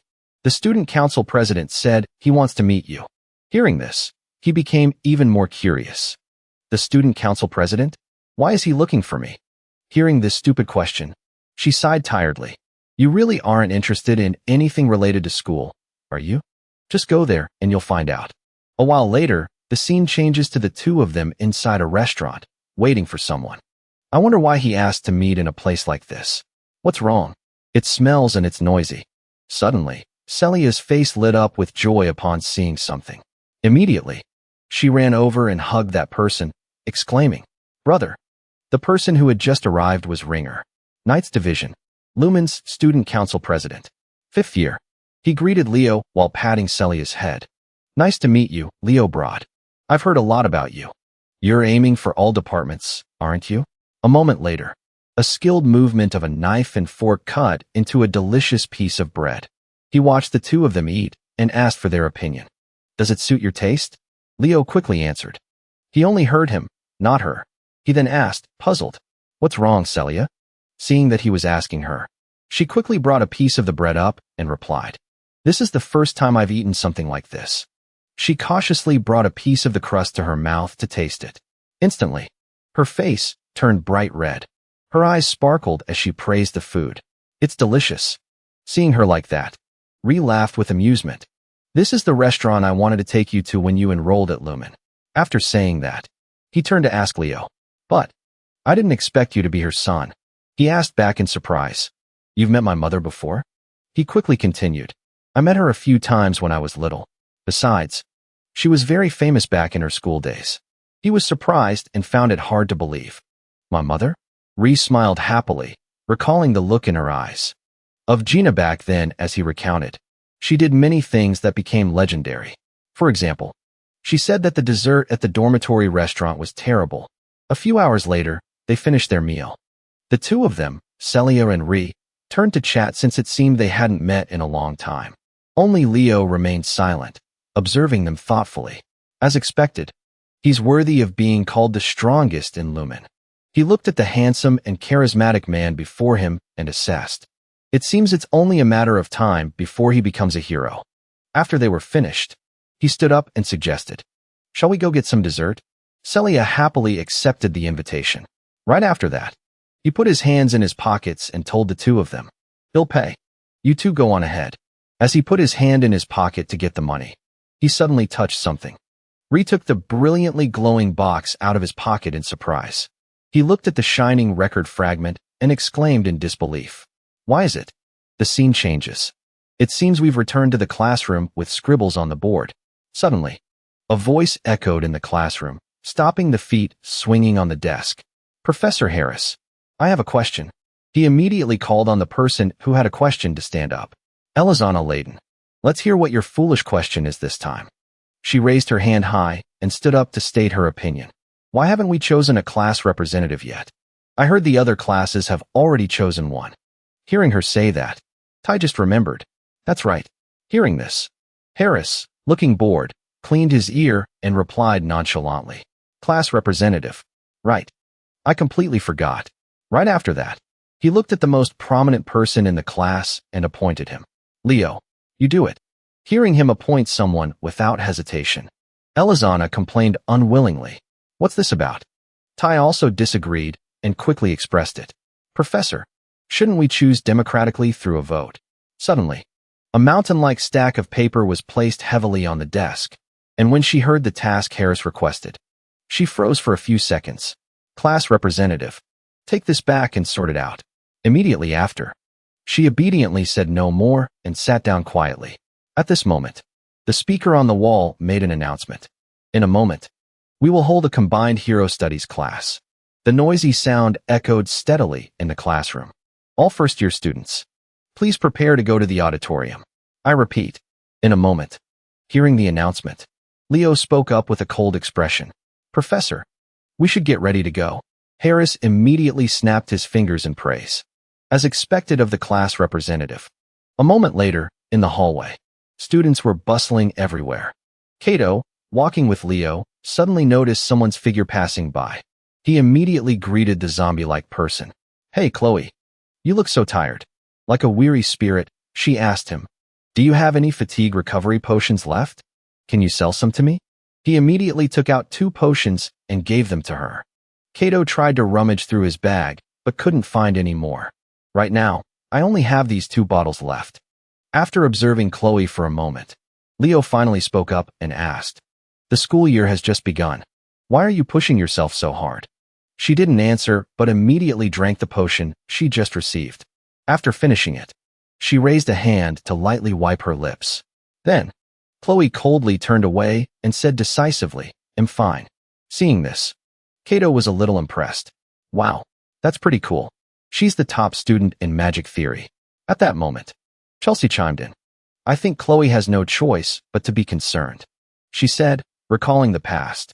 The moment Leo learns the latest magic trends, he might even catch up in the magic theory test. But he foolishly asked back, "What's wrong with being ranked second?" Seeing how dumb he was, she got a little annoyed. "Do you really not have a brain? You idiot. She's a mage of the tower." Chelsea explained more clearly to him. "I'm a battle mage, so it's okay if my theory falls behind a bit. But investigating and researching magic is the core of a tower mage." Her pride is being threatened. Having said that, she was full of suspicion. "Are you really a mage?" Kato shrugged and replied casually, "Of course. I use magic to make a living." She looked at the bragging fool and judged him openly. I guess self-sustaining magic is his pride. Immediately after, a loud scream caught Chloe's attention. "Die!" At the same time, in another room, a hand was gently tending to each leaf on a plant. Suddenly, the person sensed something unusual and stopped. Alien's eyes wavered with surprise. The damaged page of the hero has reacted. An old voice looked at the page in the box and inquired, "Is it true that this page of hero history has reacted?" Standing opposite, Alien replied politely, "Yes. It's a page that was damaged to the point that it shouldn't have been able to react. But it definitely did react." There were no related achievements nearby either. The old man frowned slightly and continued to ask, "Did it have any reaction after that?" He suddenly broke into a cold sweat and answered, "It did not react." Receiving this answer, the old man took the box, looking thoughtful. Alien covered his mouth with a contemplative look, thinking to himself, "I will have to investigate this." Right after that, Alien respectfully bowed and left with his permission. "You just got back? You must be tired. Good work." After he left, the old man closed the box lid and called someone else in. "Elena." She walked up to his side, beaming, and awaited orders. "Headmaster." Alien handed the box to her and instructed, "Take this to the hall. The Genesis Hall. The joint class for the first years will begin soon." Elena quickly nodded in response. "I understand." After she left, he walked to the office window and mused. There are times when small fragments like this react, like a signal from the cosmos. An image of Leo and the page appeared like an omen. If someone recorded in the hero's almanac comes into contact with it, it will react. Scene change. A moment later, in a lecture hall at Lumen Academy. First-year core hero studies class. The person at the podium was the professor in charge of class 1 to 8. Professor for first-year hero studies. She looked flustered as she gently pleaded with the students below, "Everyone, please keep it down." But the students didn't seem to hear her. They just continued to chat loudly amongst themselves. This seemed to make her angry. Everyone, sensing the oppressive, murderous aura emanating from her. The students immediately fell silent. "If you don't want to get beaten up," summoned her inner demon and angrily threatened the students, "Shut up. You bastards. You want to die?" Because of this anger, the student in front frantically shook his head when she aimed a question at him. "Should I kill you first?" She was like a crazed rock star, yelling at them. These kids just won't listen. The very next second, she immediately quieted down and returned to normal. The atmosphere around her seemed to soften as she changed her tone of voice. "It's finally quiet now." The students who witnessed this were speechless as they saw it become radiant again. "Thank you." Among them, one student was trembling and sniffling. "So scary. No matter how many times I see her. Our professor is just too terrifying."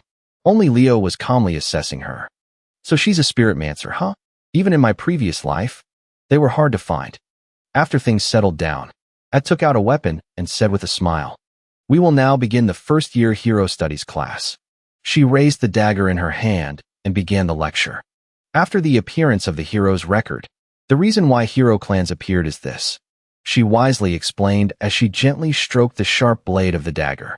To open a hero's world, you need an item deeply related or connected to that hero. Therefore, the descendants of a hero can more easily open that hero's world. That is why Lumen Academy, which preserves the hero's records. And these families have a deep relationship. Although this is a political matter, should I say it's like the relationship between a key and a treasure chest? Listening to her words, unlike Kato, who was fast asleep beside him, he found it extremely interesting. "This is interesting." Just as the professor and students were in class, Elena's figure walked in from the door. "Does everyone now understand why hero studies is important?" Yes, ma'am. But it still hadn't noticed her and continued the lecture. Hero studies is very important because it helps us find clues to explore a hero's world or learn more about them. As you approach your final year, you will choose a hero to inherit their power and try to complete that hero's pages. When she finished speaking, she finally noticed Elena standing right beside her, holding a box. She walked over, took the box, and prepared to introduce it. Everyone, this is a fragment from a hero's record that Lumen's fifth-year students have collected. As soon as she finished her sentence, the students in the lecture hall exclaimed in awe. Right after that, she gently opened the lid of the box. The students seemed to hold their breath, watching her slow movements. But suddenly, Ad changed her mind and closed the lid. All right, in that case, before you experience the fragment of the hero's record, her action left the students a bit disappointed. Immediately after, she posed an unexpected question to the students. Can each of you tell me what you want to do when you become a hero? Instantly, Celia volunteered and stood up to answer. I want to become a knight who surpasses the previous generations of my family. Hearing that determination, At praised her. That is a wonderful goal. Following Celia was Chloe. I want to write a grimoire containing only spells that I created myself. Following her, another boy hesitantly stood up. Next, it was Kata's turn, who had woken up at some point, to state his goal boldly. I want to become someone useful to heroes. Just as he sat down, feeling the professor's praise, the person next to him stood up. It seems student Kato wants to become someone who can support heroes. That's wonderful. Leo stood up with an oppressive aura. His voice, filled with determination, enunciated every word. My goal is to completely annihilate Air Boss. Hearing this, At froze in complete surprise. Not just her. Kato was also stunned by his answer. And even the homeroom teachers of class 1 to 1 and 1 to 5 were astonished, sensing the tense atmosphere. As soon as he sat down, At quickly spoke up to break the tension. That is a wonderful goal. All right. Next, please. It's just that right now, there were two people behind him sneering contemptuously. Isn't he dreaming too big? It seems the freshman representative's dream is on a different scale, isn't it? At this moment, Serge also spoke up, asking the person next to him for his opinion. What do you think? Harris calmly and gently replied. It's terrifying because he's not the type to make empty boasts. He said that on the surface, but inwardly, he was deep in thought. It's been thousands of years since Air Boss was scattered into many pieces and sealed. But he has revived many times over the years. Calamity has struck from just a single piece of him being revived. His gaze, fixed on the person below, was filled with doubt as he wondered. But his dream is to completely annihilate Air Boss? After a round of asking about their goals, I continued the lesson with the main topic. Well then, today, we will read a page from a hero's record collected from a dungeon. After each class guesses which hero's page it is, we will learn how to resolve a hero's world. By the way, to prepare for any unexpected events. As she spoke, the spotlight shone on the senior figures at the back. The class professors will also be observing.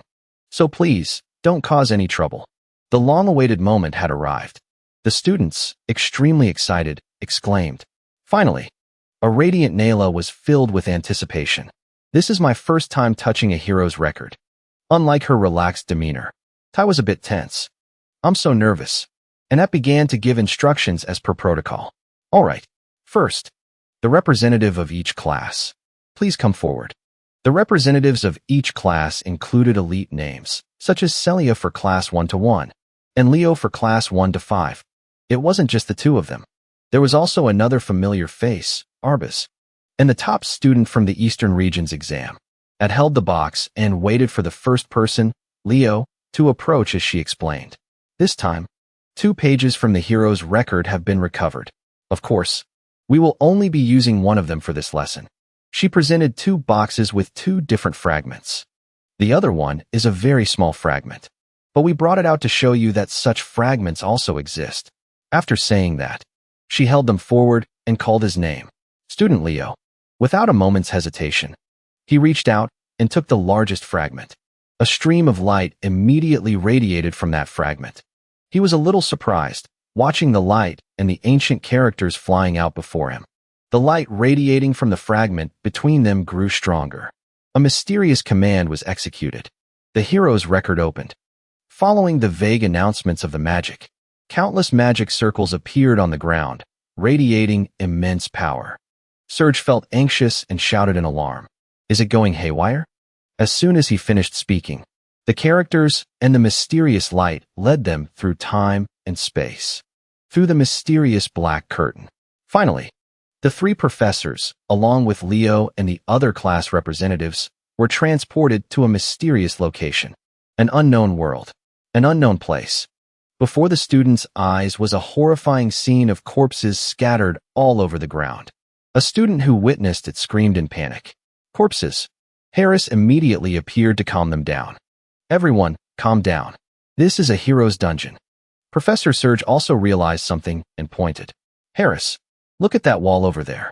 Before them was a city wall that, although sturdy, was partially damaged. The Age of Calamity. The last line of defense was the last city. Leo recalled something and said to himself, back then, my wish was truly foolish. Suddenly, the figure of a woman approached from the distance, attracting everyone's attention. That is Lysinus, one of the four great ancient heroes, who firmly declared, but we will save this world. Leo also watched with a vacant expression, saying nothing. The two stood facing each other amidst the chaotic battlefield. Suddenly, he unconsciously called her name. Lysinus. A brilliant golden light enveloped her body. Lysinus gave a gentle smile. Then she turned into energy that flew around the room, causing the confused students to panic. What the hell is this? Celia asked worriedly. Professor, what's happening? Harris raised his hand to signal them and then announced. Class is canceled. Everyone, calm down and leave the hall. The students then obeyed and immediately left the room. Only Leo remained, holding a small piece of paper in his hand and staring at it intently. He held it up and thought to himself, this is Kyle's fragment. The professor, confused as to why Leo hadn't left, walked over with his arms crossed and watched. Scene changed to a lecture hall. A loud scream echoes through the room. For friends were discussing something. Elizana asked excitedly and repeatedly. You said you saw the Wise King? Amazing. So that was the hero's record of Sir Lysinus. She clenched her fists and yelled regretfully. I should have been the class president. What a pity. Seeing this, Cato sighed and teased her. But he then suffered the consequence of a painful blow from Elizana. At some point, Professor Harris had appeared outside the door and spoke. I was checking to see which class was the most unruly, and it turns out it's this one. He looked at them with a sharp, threatening gaze. Study quietly, or get expelled. Choose. Then he angrily slammed the door shut, leaving them to stare blankly after him. Leo, with his arms crossed, was deep in thought. Why is my hero's record so chaotic? It's a world that even I don't recognize. He recalled the event. Something wasn't right. But we must save the world. It's as if someone intentionally destroyed my hero's record. Leo's eyes narrowed in focused thought. The hero's record is an item that inherits a hero's power. If there's someone who doesn't want a new hero to emerge, Tataros, I need to investigate why the hero's record is in chaos. Time passed at the academy. 1 month later, magic class. Landel was still diligently teaching the students. Original. In other words, it's signature magic. This is the practical exercise for your midterm exam. Below, the students listened attentively, but because it was so complex, everyone was sweating as they listened. He continued to talk about the attributes. Original magic is a type of magic that clearly expresses the mage's personality. In the current era, when incantations have become common, mages no longer pursue original magic. Original magic. It can become an ultimate move to protect yourself in a critical situation. The professor continued to speak about the origin of what they were using. Star magic is a magic that all spirits know. In fact, it is also just a copied version of original magic. The only person in history to use true star magic was Luna, the creator of star magic and the ancestor of the star elves. Suddenly, Chloe turned to look at Leo as he was listening to the lecture. The memory of her previous battle with Leo flashed in her mind, and she looked at him with an unyielding gaze. He was also drawn to the book beside her and turned to look. Leo seemed to realize something, sensing the dark energy radiating from the book. That is, at this moment, Chloe noticed and became worried. Then she hurriedly put the book away in a panic. Leo seemed to know and thought, a forbidden grimoire. The teacher raised his voice to announce, I know you will be looking forward to your own original magic. Class is now over. As soon as class was dismissed, she immediately stood up to leave, blending into the crowd. But Leo quickly grabbed her hand and said, Wait, Chloe. Realizing she was caught, she turned pale and was at a loss for words. Leo gave a friendly smile and cheerfully started the conversation. Let's go have lunch together. But his real goal was the book Chloe had hidden in her bag. She's hiding a grimoire. She bluntly pulled her hand away, coldly saying, I don't have time for that. I will definitely beat you in the practical exam this time. What's wrong with you? Suddenly, Kato appeared out of nowhere, cheerfully putting an arm around his shoulder and calling out, Leo, how dare you threaten the position of top magic student from our Ice Queen? Huh? Recalling their match, Chloe said, although I lost to Leo in that battle. When it comes to magic theory, I have to be the best. Her hands clenched with determination as she looked at her rival. So this time, I will definitely. A cold declaration of war was spoken. Beat you. Leo accepted it with excitement. It would be a shame to back down. Chloe, her challenge accepted, nodded. He had no hostile intentions toward her and even happily extended his hand. Then, I wish you the best in your preparations. Chloe didn't hesitate to accept this gesture of courtesy. Witnessing this, Kato looked at them with sparkling eyes full of admiration. They're shaking hands. Outside the academy, the sun peeked from behind the mountains, creating a gorgeous, radiant sunset. At this time, Leo appeared inside the Tower of Heroes. He walked up the stairs, searching for something as he thought. Somewhere in this place is Lumen's forbidden library. If I can find it, there might be clues about the records of my lost hero self. 2 senior students passed by and whispered in admiration. Isn't that a freshman? What's he doing here? He's so cute. Suddenly, a voice called out, Leo Broad. When he looked up, he saw a girl with blue hair. It was Toroyan. She blew a bubble with her gum, looked at Leo, and said, Professor N mentioned you a lot. Hello. He replied politely, bowing his head. Hello, senior. But she didn't let him leave so easily, blocking his path with her leg to interrogate him. What's a freshman doing in the Tower of Heroes? Leo didn't hide anything and answered, I'm here to see the student council president. Toroyan looked at him with an interested gaze. Then she continued, If you belong to the magic department, I would let you pass. I heard you registered for the magic theory class. Then, she just gave a satisfied smile. After hearing that, Leo politely said, Thank you, senior. As they passed each other, Toroyan spoke up to remind him, Leo, I hope you'll choose the magic department as your major. When he turned back, he saw her give him an expectant smile and then affirm, I'm telling you. Leo didn't rush to answer, just giving a smile as if he would consider it. Then he continued up the stairs. After walking for a while, he finally got close to his destination. The last step was just to take the elevator to the 9th floor of the tower. But after fumbling for a moment, Leo couldn't operate it and stood there dumbfounded. He exclaimed in confusion, Why isn't it going up? Suddenly, a hand surrounded by energy pressed the elevator button and explained, You need to channel mana into it. Only then will it move. When Leo turned, he saw a friendly man greeting him. Nice to meet you, Leo Broad. Mua gave a friendly smile and approached him.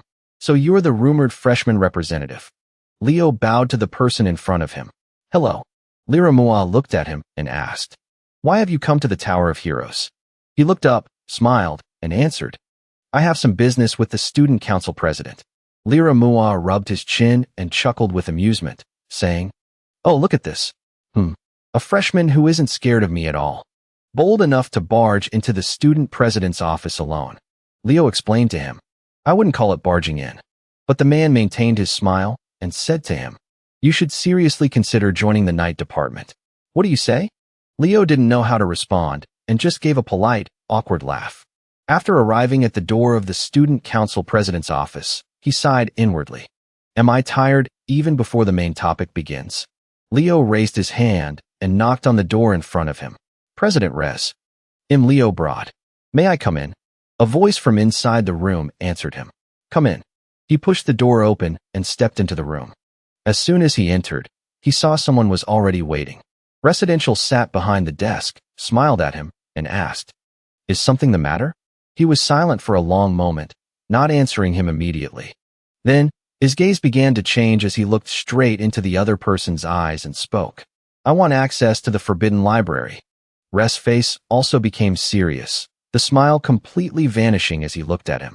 Leo, I know you're not the type to joke around. He began to explain. But there are only two ways for a regular student to enter the forbidden library. The first is to conquer the hero's dungeon. Traditionally, the conqueror of the dungeon will personally return the pages they've retrieved to the hero's records. Leo stared at him with a determined gaze. Lyra lowered his head and spoke haltingly. As for the second way, he propped his chin on his hand, smiled at him, and stated a condition. He'll tell you once you join the student council. The sky above was clear and blue, with the brilliant sun peeking from behind the clouds. It was the day of the night department's practical exam. The excited voices of the students echoed in the combat arena. It's finally here. The first practical exam day for the night department. So many people came to watch. Kato Matt pointed and discussed with the other students. You can't watch a match like this without popcorn. Chelsea looked at him and began to sigh. It seems Kato Matt is very passionate about business. Elizana, walking beside her, patted her shoulder and just chuckled. That's just KS style.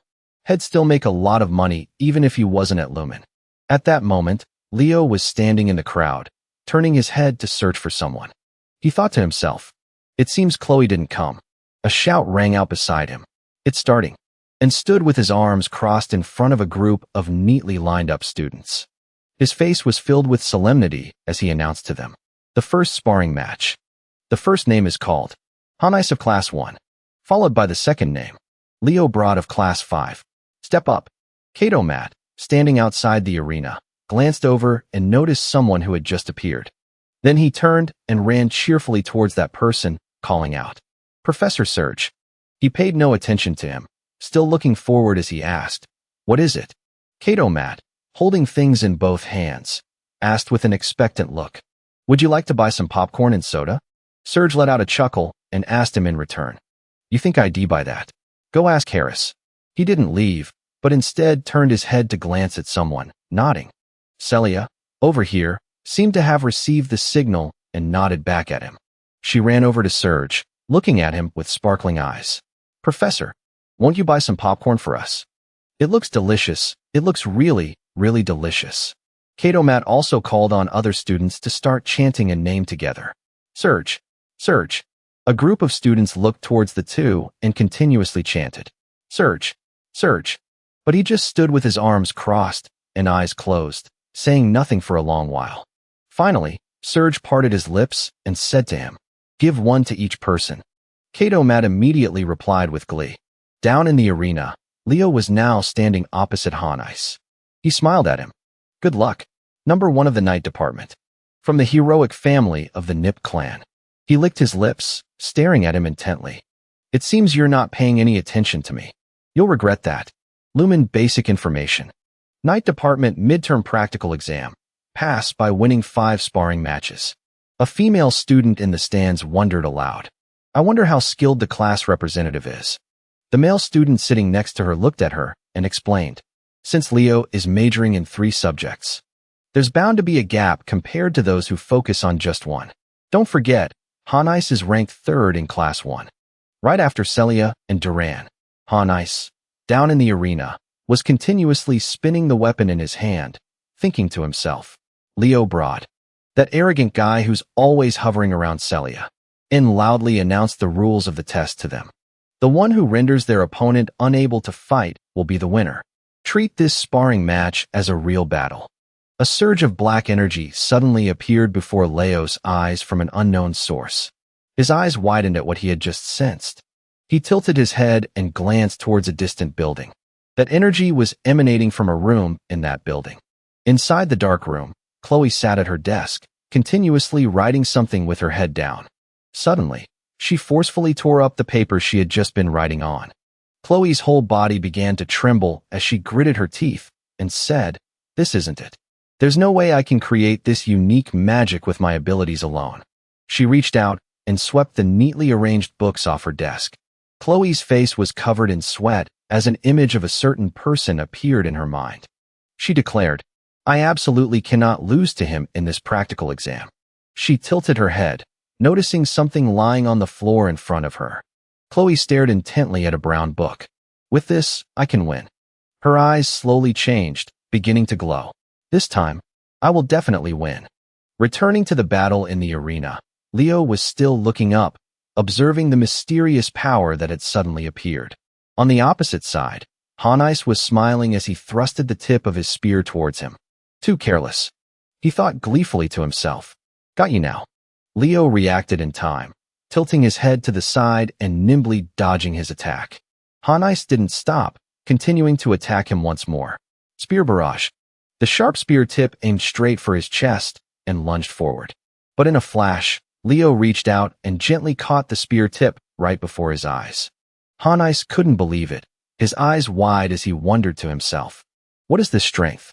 Leo forcefully pulled the spear in his hand towards himself. The opponent's entire body was pulled so hard by his force that he lunged forward. A fist suddenly appeared and landed a precise blow on his cheek. This time, his whole body was sent flying far back. Leo waved his hand, smirking as he asked, "Who said I was careless?" A green mist was released from his body. He stood up and frowned at him. Don't get cocky.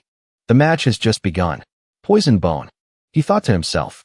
A guy who can't even use aura. Having great strength doesn't mean your fundamental weaknesses have been resolved. Leo raised his hand and unleashed a burst of red flames. Looking at the mist above, he assessed it. Poisonous aura. That's unique. The fire from his hand spread into the air, pushing back the aura surrounding his body. The opponent looked at him and sneered. Unless it's at the level of Celia's fire aura. Otherwise, it'd be hard to push me back. Leo's entire body was engulfed in red flames, and before anyone knew it, he was standing right in front of him. You're the one who's always careless. His red flames blazed fiercely, almost completely burning away the opponent's aura.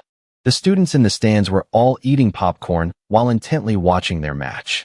Duran was also sitting in the crowd. His brows were furrowed tightly. He watched the match intently with his arms crossed. Celia stared down at the arena, stunned. She wondered to herself, since when did you strengthen your fire aura to this level? The opponent looked at the power radiating from Leo, unable to believe it, and thought, so, fire on the same level as Celia's. This madman. The one who stubbornly wants to master every school. If he's this strong. He spoke up. I originally prepared this to defeat Celia. His hand reached out and unleashed something. I never thought I'd have to use it on you. Lore. A snake with its mouth wide open lunged forward. That's the technique. Serpent prison. Leo looked at the snake coiling around him and calmly praised it. Not bad. His face was full of confidence as he turned to glance at the stands. What do you think? Celia. His gaze was fixed on Celia sitting in the crowd as if he were speaking to her. This is the technique I prepared to counter your fire. She exhaled, then suddenly raised a hand and pointed a finger forward. The snake coiling around Leo was now being slowly burned by his flames. In the end, it was completely incinerated by the flames, vanishing without a trace. His eyes widened as he thought to himself, impossible. He gritted his teeth, gripped his spear tightly, and continued to charge forward to attack. Leo on the other side also drew his sword. With a single swing of his sword, he knocked his opponent's spearhead away. Leo smiled at the person in front of him. As long as the fire hasn't died down, you shouldn't let your guard down. The tip of the sword was now pointed directly at his neck. An announcement was made. The winner is Leo Broad. Chelsea sat in the stands, her eyes shining as she looked down at him. Amazing. That's Leo for you. Kato also smiled and said, all right. I knew I could count on you. As the match ended, the opponent turned to leave, thinking to himself, I didn't expect his combat skills to be at this level. No wonder he's always at Celia's house. Suddenly, a voice spoke beside him. Not bad. Celia smiled, standing in front of him, and offered a compliment. You were amazing.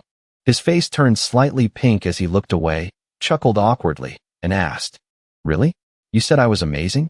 The announcement continued in the arena. Next up, Elizana Layden of Class 5 versus. Hearing her name called, she excitedly got into position. Who's my opponent? The announcement was made once more. Chelsea of Class 5. Will the two combatants please step forward? Elizana's whole body went rigid after hearing her opponent's name. She looked at the person slowly entering the arena and began to lament. Of all people, it had to be one of the top 3 in our division. The 2 girls stood on the field, silently looking at each other for a moment. Chelsea clasped her hands and bowed. Please, guide me. On the other side, Elizana bowed back to her. You too. The command was shouted. Begin the match. A hand reached out, controlling its power. Chelsea moved her hands. Many streams of water slowly appeared in midair. On Elizana's side, she activated her power, and a magic circle appeared at her feet. Flames erupted around her body. She pointed her sword forward and lunged, beginning her attack. Leo stood behind the crowd with his arms crossed, silently assessing the match. It seems she's quite badly injured. Elizana's blade seemed to hit a barrier, and her whole body felt like an electric current had passed through it. Immediately after, she was thrown far back. Elizana fell to the ground, her body still smoking. The result was announced. The winner is Chelsea. She clasped her hands and bowed again. Elizana sat up, smiling and waving her hand. At least I didn't falter in the face of defeat. Leo watched her and remarked. Although the compatibility was bad from the start. What a pity. If she had kept her cool, she could have done better. A voice called out a name again. Next up is Celia Dinger of Class 1. As soon as the announcement ended, everyone started chattering amongst themselves. Celia confidently stepped into the arena, facing Duran Myra of Class 1. She immediately turned around and saw him standing behind her. Celia smiled, let out a breath, and spoke to him. This might be interesting, since my opponent is you.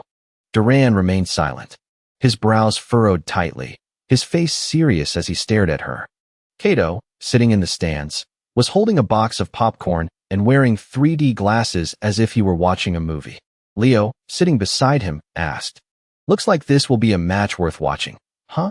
He stared straight ahead, pushed the popcorn box into Leo's lap, and said, It's starting. The other students were also staring intently at the match, continuously shouting, Go for it. The sunlight overhead was dazzling. Down in the arena, Celia looked at the person opposite her.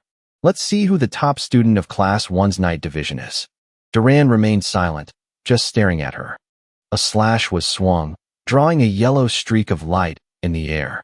Celia and Duran both swung their swords, and the two began to clash head-on. A student squinted at the immense power they were both releasing. Is this the combat prowess of the top students? Kato watched the match dazedly and asked, This is insane. Who do you think will win? He popped some popcorn into his mouth and answered him. On the surface, Celia will lose. His jaw dropped as he turned to look at him. No way. In his mind, Leo added silently, but Celia's eyes. He smiled and thought to himself. It seems she has a trump card to turn the tables. Duran was rushing forward with the speed of a lightning bolt. He swung his sword, slashing past Celia's face. A bleeding cut appeared on her cheek. She reacted quickly, swinging her sword to knock his blade away. Celia raised the sword in her hand straight to the sky. Flames erupted, wrapping around the blade. Above them, a barrier had appeared, enclosing them both. The students outside the match all cried out in assessment upon seeing the scene before them. They're getting serious. Leo, still looking straight ahead, praised her. You're using your head well, Celia. Kato, sitting beside him with a dazed look, asked. What's happening? Leo began to analyze the current situation for him. Look, the arena is quite small. Celia realized she couldn't keep up with Duran's speed. She has turned the arena into her own stage. He looked at the flames surrounding Duran and said from now on, Duran's movements will be limited within that shell of fire. The heat will also obstruct his vision. Leo looked at Celia's condition in the match and praised her. She's always been amazing, but Celia has grown even stronger. Duran, surrounded by the sea of flames, wiped the sweat from his face. So hot, not knowing that Celia had already appeared behind him. Only when she leaped up high to attack did he look up and suddenly realize it. Duran poured all his strength into his arm, swinging his sword to counterattack. But Celia didn't give him that chance. She easily caught the blade pointed at her. She smiled, raised her head with force. It's over. Celia headbutted Duran with all her might. His eyes rolled back into his head. A large welt appeared on his forehead. Duran lay motionless on the ground. The announcement rang out. The winner is Celia Dinger. Everyone around them began to cheer loudly. Celia rotated her hand and asked him, "Why don't you try developing your physical strength more?" She extended a hand to him. Duran rubbed his reddened forehead, looking at her without answering. Finally, he stood up and extended his own hand to shake hers, ending the match. The students in the stands, their eyes shining, entered fan mode. "Wow. That victory pose is so cool. I have to record this." Leo looked down at her and remarked, "It seems the training has paid off." Kato next to him was also shouting, "Celia, you were amazing, Celia." Harris had appeared behind the two of them at some point. He said while chewing on popcorn, "So Celia really won." Then he turned and left as if nothing had happened. "Thanks for the explanation, class rep." Kato looked at his retreating back and asked, "When did you get here, sir?" "At the end of the day. Night division. The practical exam has concluded. The final results of the exam are as follows. First place student, Celia Dinger. 4 wins, 1 loss. Second place student, Duran Myra. 4 wins, 1 loss. The next student is Chelsea. 4th month, 1 loss. The last student is Leo Broad. The 5th month, Autumn. 1 week later. Written language test. Harris said, holding a stack of papers in his hand. "You've all worked hard." He hugged the stack of tests and walked to the door, then turned his head and waved at them. "Don't anyone fail and get expelled. Work hard." The students in the class looked at him and wondered, "Should I drop out before I get expelled?" The white classroom door had just closed when a loud cry rang out. Elizana, sitting in the classroom, growled angrily and shouted loudly, "Expel this, expel that." 2 classmates spoke up in unison. "Chelsea, let me see the answers." She closed her eyes, hesitated, thought for a moment, and said, "Who should I show first?" Voices chattered and buzzed inside the classroom. "Chelsea, me first. Chelsea, please let me see it first." At this moment, someone walked over, looked at Leo who was sprawled out on the desk, and asked, "How was the test, class president?" He lifted his head, rotated his neck, and answered, "I think it wasn't too bad." Nayla chuckled and looked at him. "So the class president who always seems to have everything under control can also have a red face, huh?" Leo asked with a blank face. "I do." She smiled and said to him, "If you feel pain anywhere, let me know. I'll heal you with my magic." Kato, sitting on the other side, began to complain. "Nayla, my shoulders and back are all stiff. Help me too." Before he could finish his sentence, Chelsea rushed over and punched him hard in the back. "It doesn't hurt anymore, right?" She smiled warmly at the person in front of her and asked, "Brother Leo, how is your summoning practice going?" Tai said you rarely go to the summoning practice room. He propped himself up with his hands, turned around, and answered her, "I train hard where no one can see me." Chelsea's face was now filled with adoration. "That's you all right, Leo? So what rank do you think you'll get in the summoning exam?"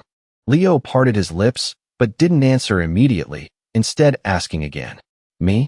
His eyes were full of confidence as he declared to her, "First place. Obviously. The summoning department's practical exam will now begin." Early in the morning, as the sun rose in the sky, inside the arena where students were gathering, an announcement rang out. "Hello. It's that time of year again. The biggest event in the freshmen's first semester. Welcome to the summoning race." A student sitting in the commentator's booth introduced himself. "It's a pleasure to be working with you all. I am Dan Batist, a third-year student of the summoning department at Lumen Academy." Celia crossed her arms, looked at the person sitting next to her, and asked, "Is this a real test?" Leo explained to her, "The summoning race is a long-standing tradition in the Summoning Academy, which makes it very famous. Furthermore, because it is one of the events selected for the Federal Exchange Program, it's always a hot topic." Kato, still with a cheerful expression, was holding popcorn in one hand and a drink in the other, just like the last match. The other students were just like him, eating popcorn while watching the competition. Tai looked up at the situation around him and exclaimed, "Why is everyone gathering and making so much noise? It's making me lose focus. It's so annoying." Other students also began to frown and complain. "So annoying." Leo just remained silent, standing still in one spot on the competition field without saying anything. Elizana's gaze was now fixed on him. Arbaz and Chelsea, like him, maintained a normal attitude, waiting silently for the race to begin. Elizana suddenly said, You showed extraordinary skills in the night department's practical exam. She directed her gaze towards Leo and asked, "Have you prepared well for the summoning department's practical exam?"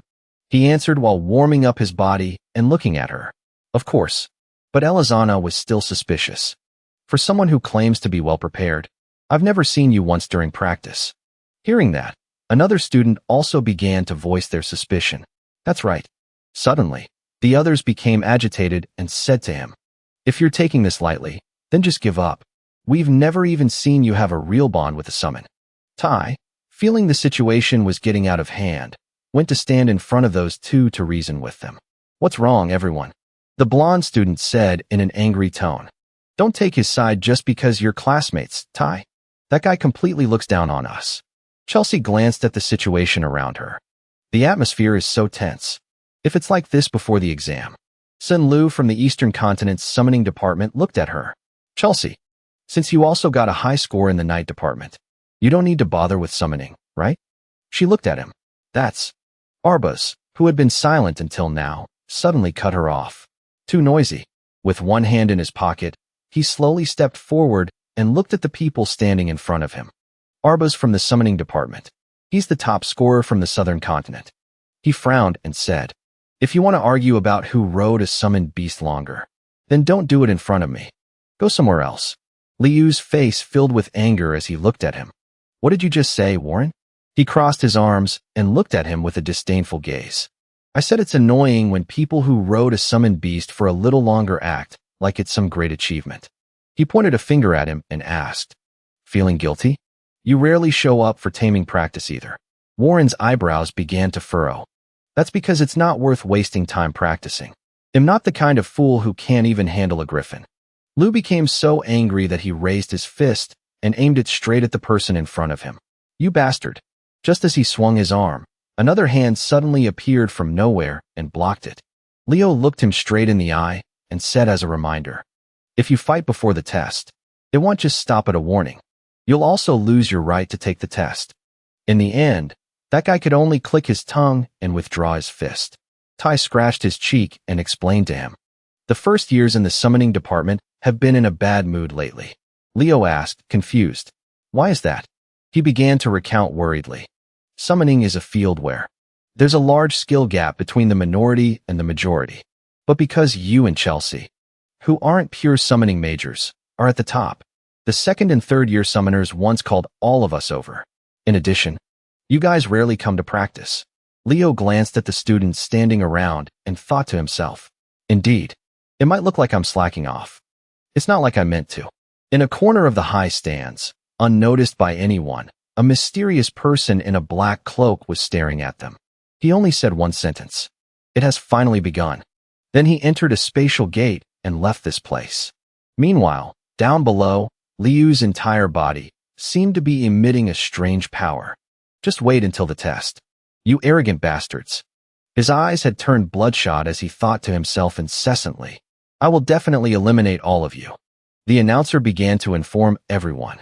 "Before we begin, let me explain the rules of the event. First years in the summoning department can only use summoning skills during the test. Even dual major students are forbidden from using aura or magic. When the event begins, tame the griffin in front of you. Then everyone will start moving. Cross Summoning Island. And next, use the Silent Lake as a landmark to return.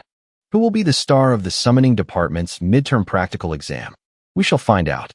Lu and Elizana, who were on the field, were listening intently to the rules of the event.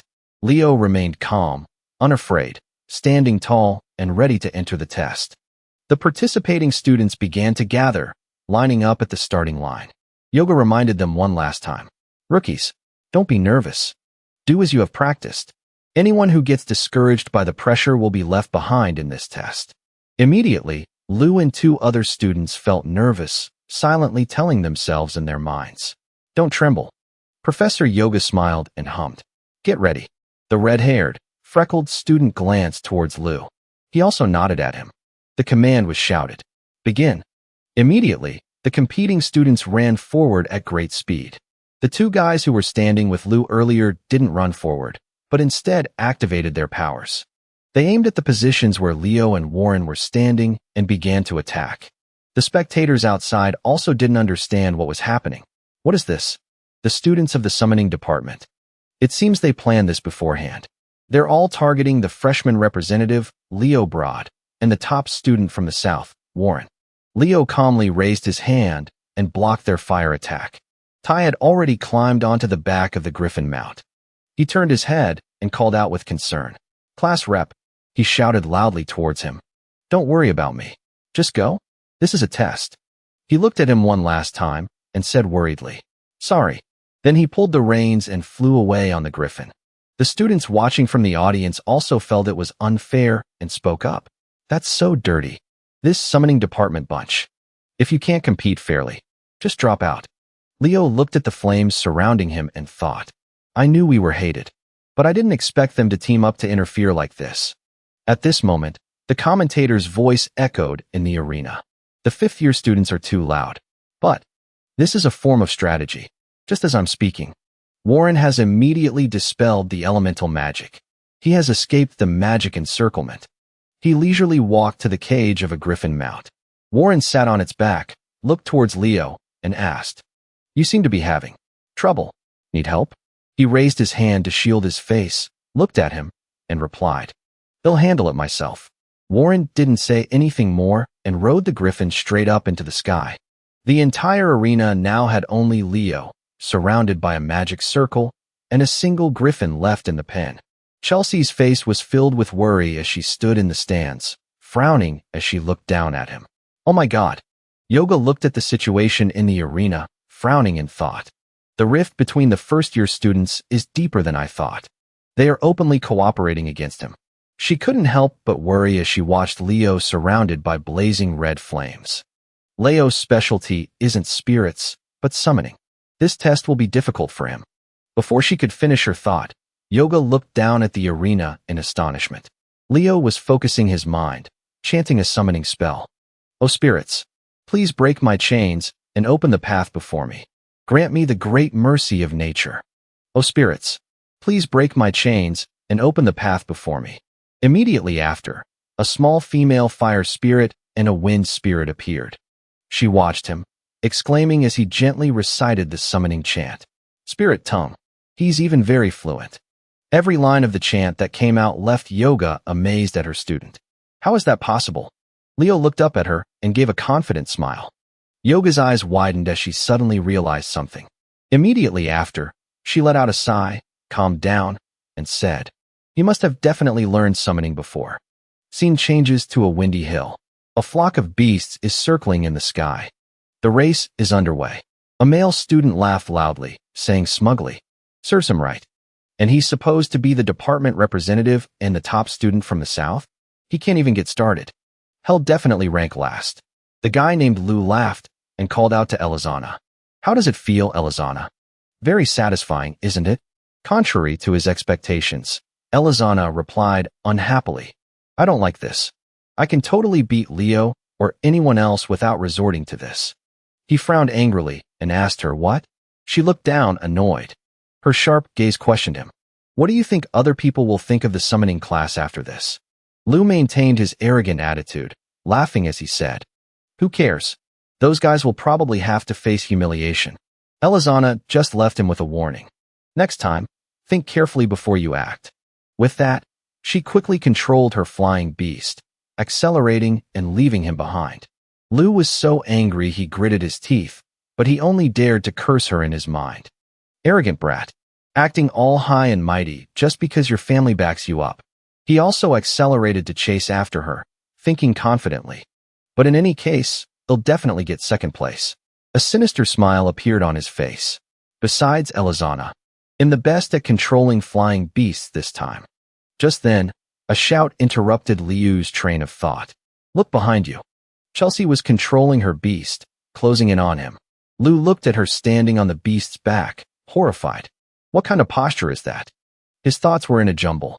She's not even using spirit power to enhance the beast. This speed is impossible. He quickly ordered his cronies. Everyone, let's take her down together. The orange-haired girl immediately summoned a spirit. All right, take this. The small spirit flew to attack Chelsea. But at that moment, She gently maneuvered her beast higher to evade the spirit's attack. Then, Chelsea suddenly appeared above the girl with a frightening smile. The orange-haired girl was shocked, unable to believe it. What? A terrified scream rang out. Chelsea stepped on her beast's back and jumped down. She landed a precise kick on the girl. The orange-haired girl fell freely to the ground, screaming in fear. This is cheating. As Chelsea settled back on her beast, she looked down at the girl and said nonchalantly, I didn't even use my aura. Then she quickly accelerated, riding the wind to catch up to Lou. Chelsea put on a friendly and enthusiastic face to greet him. Hello, Lou. He angrily threatened her. You made a mistake making an enemy of us. Chelsea thought for a moment and then reminded him. I have to admit, I'm not good at aerial combat. But I'm not your only opponent. Lou asked again, confused. What? She smiled brightly at him, but her words carried an indescribable sense of dread. Someone is very angry because of your petty tricks. Just then, an explosion occurred right behind him. Startled, Lou immediately became alert. Chelsea watched as a series of explosions targeted the group from the summoning class following him, and said, It seems that fool Warren is the type to hold a grudge. Warren sat on his beast, looking towards Lou. He formed a fireball in his hand and cursed him. You piece of trash. Then, a giant fireball from the spirit he summoned flew straight at him. Take this as my return gift. Lou frantically summoned his spirit. Score. It quickly appeared in front of him to protect him. However, the explosions continued as consecutive fireballs were shot and detonated, frightening the beasts and Liu's cronies. Scene changes back to the starting point, the arena. The announcer is speaking. First-year Representative Leo Broad, famous throughout Lumen for his ambition to join the Academy's best students. But today, he seems to be trying very hard to steal the spotlight in this competition. But could it be that summoning is Leo's fatal weakness? A gloomy atmosphere hung between Leo and the beast. Their eyes were locked in a constant battle, neither willing to back down. He suddenly noticed the wound on its wing. Leo's face darkened as he looked at it, and said, As a hero candidate, participating in such pranks is shameful. He grabbed the reins on its neck. The beast let out a painful scream. The announcer immediately said, Leo is trying to tame the griffin. My advice is not to try riding one when it's on high alert like that. In the stands, Chelsea Pan.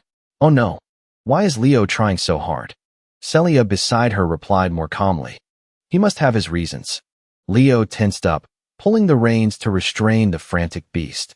He gripped the reins tightly and said to it seriously, I know how you feel, but right now, you have to listen to me.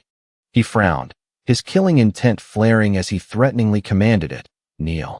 The beast immediately fell silent, frozen in fear. With that, he let go of the reins.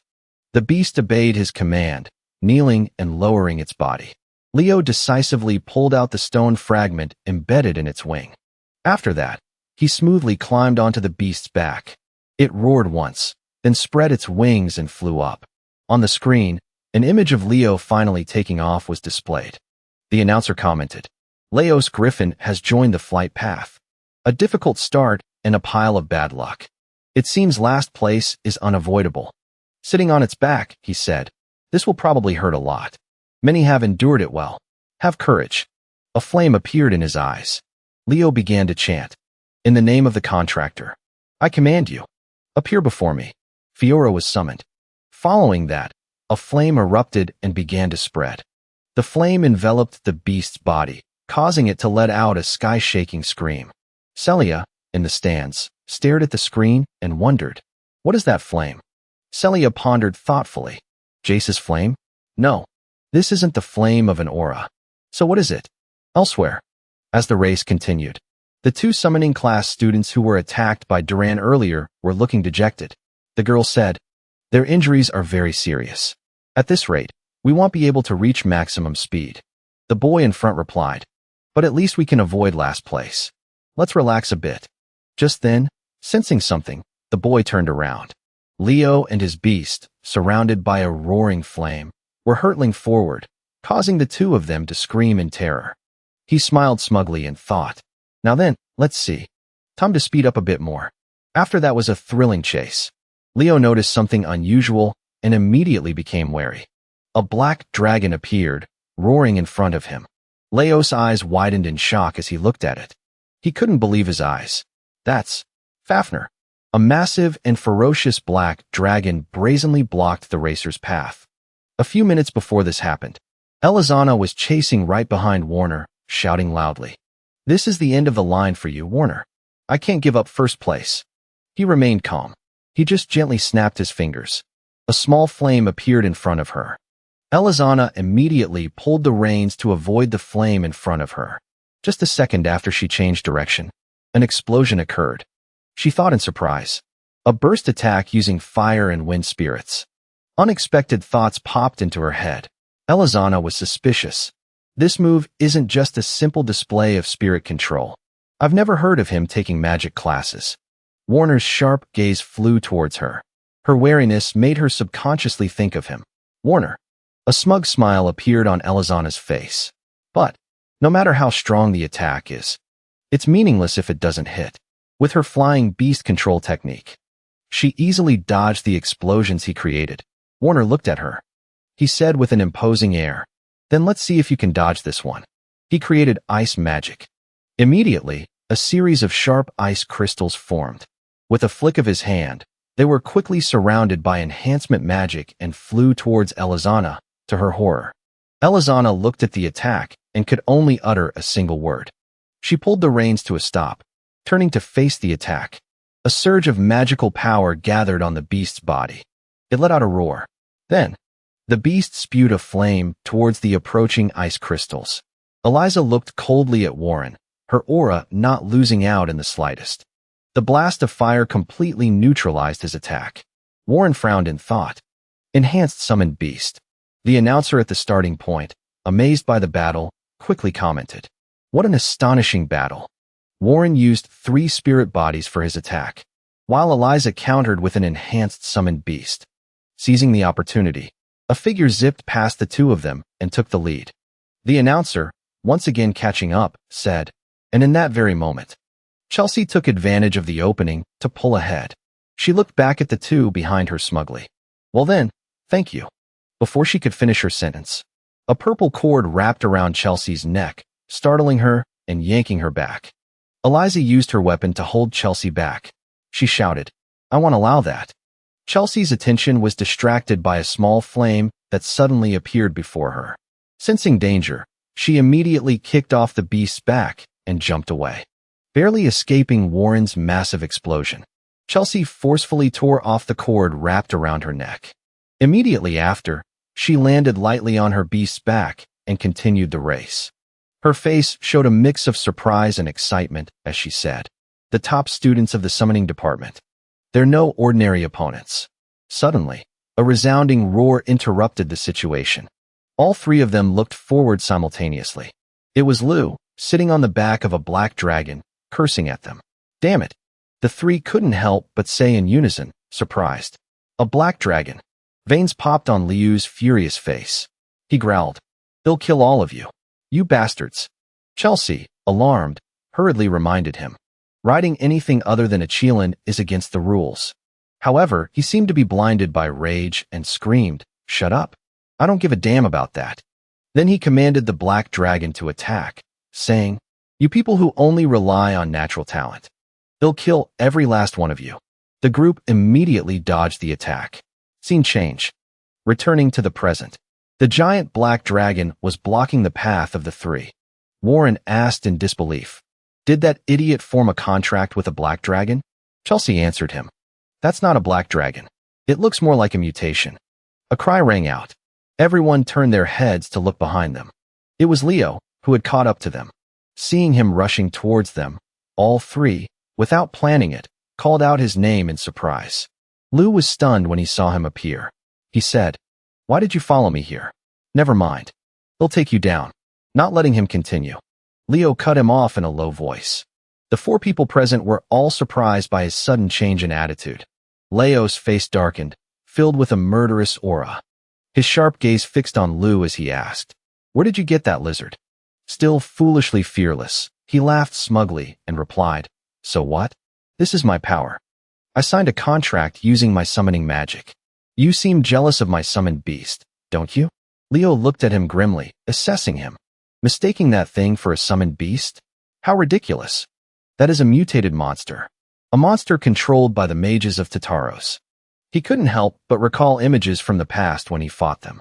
One of the fiercest beasts from the Tartaros army that we destroyed during the Great Catastrophe era. Where did he get that monster from? Lu gave an order. Attack, Black Dragon. Instantly, a huge mass of dark energy shot towards him. Leo and the other two quickly dodged its attack. It passed the three of them, and only Chelsea remained, standing there watching the attack rush towards her. He shouted a warning to her. Dodge it. Chelsea immediately conjured a shield in front of herself. She thought in fear. It's too late. The mass of dark energy slammed directly into her weak shield. The shield began to crack. Chelsea closed her eyes and screamed in fear. The next second, both she and her beast were in freefall. Leo timed it perfectly and rushed forward. He accurately caught the unconscious girl in his arms. He thought. She lost consciousness from the fall. First things first. We need to ensure Chelsea's safety. He shouted to the other two. Everyone, get down to the ground now. Eliza nodded in agreement. The three of them landed one by one on a nearby hill. Lu commanded the Black Dragon to fly back and forth over the spot where Leo's group had landed. He looked down at them. A gloomy energy radiated out. Lu, now dominated by his desires, laughed in satisfaction. So this is what it feels like to look down from above? Not bad at all. After saying that, he and the Black Dragon swooped down. The race announcer was still commentating enthusiastically. The contestants have left the course and are out of broadcast range. Too many things are happening at once. He continued to speak. Sun Lu has summoned a black flame dragon and is attacking the other leaders. But before he could finish, Yoga kicked him away and scolded him. That idiot. How can you still be commentating at a time like this? Yoga quickly grabbed the mic on the table and gave an order. Summoning department assistants. Deploy flying summoned beasts immediately. The match is temporarily suspended. Sethen and Landolt, upon learning the situation, quickly arrived at her location. He asked urgently, What's going on, Yoga? She turned off the mic and answered him. It seems Sun Lu has made a pact with a high-level demonic beast instead of a regular summoned beast. Both of them were startled. Sethen exclaimed in shock. What? He looked at Liu's overly excited state and bloodshot eyes and said, He won't be able to withstand its influence for much longer. Is Sun Lu really controlling that high-level demonic beast by himself? Harris suddenly appeared behind the two and asked, Are you saying someone else is controlling it? Sethen turned his head and replied, I'm not sure, but it's possible. Immediately after, Harris gave instructions to everyone in the room. All right, Yoga, take the summoning assistants and stop Sun Lu. If necessary, subdue and destroy the demonic beast. The rest of the instructors, spread out and protect the students. Everyone responded in unison. Harris continued, And Sethen, you will come with me. Sethen nodded in agreement with a determined look. The two of them, with a gallant posture, left the room with a serious attitude. Scene change. Back to the hill where Leo just landed. He gently laid the injured and unconscious person down on the grass. The other two also landed right after. Warren looked up at the sky, which was covered by a black shadow, and said, It's coming this way. That Lu guy also directed the Black Dragon down to this hill. He looked at Leo standing before him with a disdainful expression and said, If you were going to run, you should have hidden better, shouldn't you? Gathering together in this open space. Contrary to his expectations, Leo calmly replied, I wasn't hiding. He looked at him in surprise and asked, What? He calmly walked closer to him and continued to speak. And the creature you're riding is neither a summoned beast nor a black dragon. Lu laughed mockingly at him. As someone from the summoning department, I say it's a black dragon. Why are you acting like you know better than me? Cutting him off, Leo said coldly, That is a demonic beast. Hearing that, Lu froze, speechless. The two people behind him also tensed up and frowned. Scenes from his current and past lives appeared alternately. The moment from his past life when he fought and died appeared. The will of both lives merged together. Leo said resolutely, I was waiting here to destroy that disgusting demonic beast. Those words seemed to echo his feelings from the past when he faced this black dragon. The guy named Lu sitting on the black dragon looked at the three people before him and suddenly lost control, laughing loudly. Elizana exclaimed, "Oh my, he's gone mad." His eyes widened. The blood vessels in his eyes bulged as he looked at Leo and asked, "What did you say?" Then he roared, "Do I look like I have to listen to you?" His black dragon was gathering energy inside its body. Lu growled, "Die." A huge mass of red energy was shot forward. A giant stone hand rose from the ground right in front of this attack. Elizana came to a conclusion that he has clearly lost his mind. A stone golem appeared, blocking Liu's attack, protecting Leo's group behind it. Warren had summoned it. He said to him, "Eliminating such a disgusting existence." "I agree." Leo brought. Lu gritted his teeth, pulled the reins, and thought in sweaty astonishment. Golem magic technique. Elizana, who had been watching, also stepped up beside him. She said, "Are you guys trying to hog all the glory?" "I'm joining in too." The three of them stood at the forefront with a gallant aura. Elizana spoke up. "First, we have to get that idiot out of the enemy's grasp." Warren, who was maintaining the magic, replied, "The summoned golem is about to collapse. Get ready." She questioned him irritably. "You're not doing anything properly, Warren." Leo watched the two of them bickering and smiled unconsciously. Under the powerful attack, the stone golem was gradually compressed and started to crack. The guy named Lu laughed smugly and said, "Even a golem is nothing special to me. Just as expected. My summoned beast is the best." After struggling for a while, the golem was shattered. He shouted loudly again, "Where are you all? You rats." The black dragon under his control let out a terrifying roar. Elizana angrily swung her cloud whip towards Lu. He hurriedly dodged, enraged. "How dare you attack me, you bitch?" It was Warner's familiar snap of the fingers again. A small flame appeared on the black dragon's head as it prepared to fire another energy beam. Immediately after, the flame exploded right on the black dragon's head. Warner, with a flame in his hand, stood there watching. Then he said softly, "Right now?"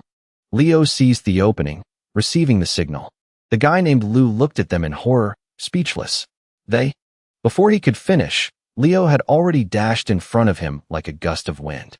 Next was his cold expression as he kicked Lu straight in the face, making him cry out in pain. He gently placed his foot on the black dragon's back. Liu's body suddenly trembled as if something was controlling it. A strange voice rang out. "A good effort to pull this brat away from the enemy. But this is as far as it goes. You runts." His face was deformed from the recent kick. He glared at him with wide eyes. Leo said in surprise, "You." Down below, Elizana and Warner said worriedly, "Why did you go alone?" Leo brought. On the black dragon's back. Lu had gotten up after the earlier attack. He stood before him, taunting. "Scared now? Young hero candidate." Leo looked at him with sharp eyes. He said, "You're a beast mage. From Tataros. Where's your main body?" "It can't be far." He laughed with interest. A shadow appeared behind Lu. It replied to him excitedly. "You saw through my true identity? Interesting. Very interesting. To remain calm in this situation. You truly have the makings of a perfect hero." He moved closer to him and continued, "In that case, you will have to die here." With a wave of his hand, a blast of wind was unleashed, pushing Leo away. The attack sent him to the very edge of the saddle on the black dragon's back. Leo lost his balance and fell off its back. Lu just stood there, watching him smugly. Without any panic, he calmly summoned a fireball. Little Fiora appeared, continuously flapping her tiny wings as she flew up. He smiled brightly at her and said, "Fiora, it's time to shine." Remembering his past life, Leo explained his own abilities. "I'm an all-element type, but I've never reached the pinnacle in any single element." He spoke about his team members from back then. For light aura, Aaron and Donald were more skilled. As for magic, he introduced that. For magic, there was Luna, and the last one. And for summoner, there was Licinus, returning to the present. With that thought still in mind, Leo said, "So I chose fusion of abilities." At this moment, his eyes were covered in a blazing red flame, reflecting his excited state. A series of powerful energies were channeled into Fiora's body. She began the process of evolution. Leo said that it was a combination of light aura and magic. Evolving further, it's a combination of magic and spirit power. Fiora's massive wings appeared. He continued, speaking of the final combination: spirit power and light aura. After finishing her evolution, Fiora grabbed Leo with her talons and hovered in midair. He looked at her new form with amusement and teased. Now you look more like a phoenix, huh? As soon as Fiora finished transforming, Leo's black dragon let out a roar. Leo thought to himself, it's reacting to the phoenix's energy, the antithesis of a beast.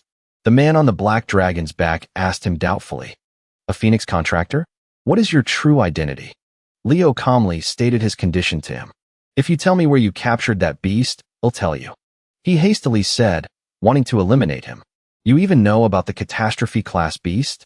I can't let you live. With that, he directed the black dragon to gather energy, preparing to attack him. Leo drew the sword at his side and pointed it straight at Lu. A fireball gradually formed, directly confronting the dark energy from the black dragon. He said warily, Fiora, it's coming. He quickly used his skill, the secret sword art of the Stinger family. Leo casts a summoning spell. Breath of the Phoenix. Secret technique, flashpoint. The two attacks collide, creating a massive explosion. Leo tensely stares at the black dragon before him. He uses all his strength to block this enormous energy. Seeing him struggle, the man smirks and says, it's over. Before he could celebrate, he sensed danger and shouted, who's there? While he was distracted, Leo wondered, is his real body being attacked? His spiritual power is decreasing.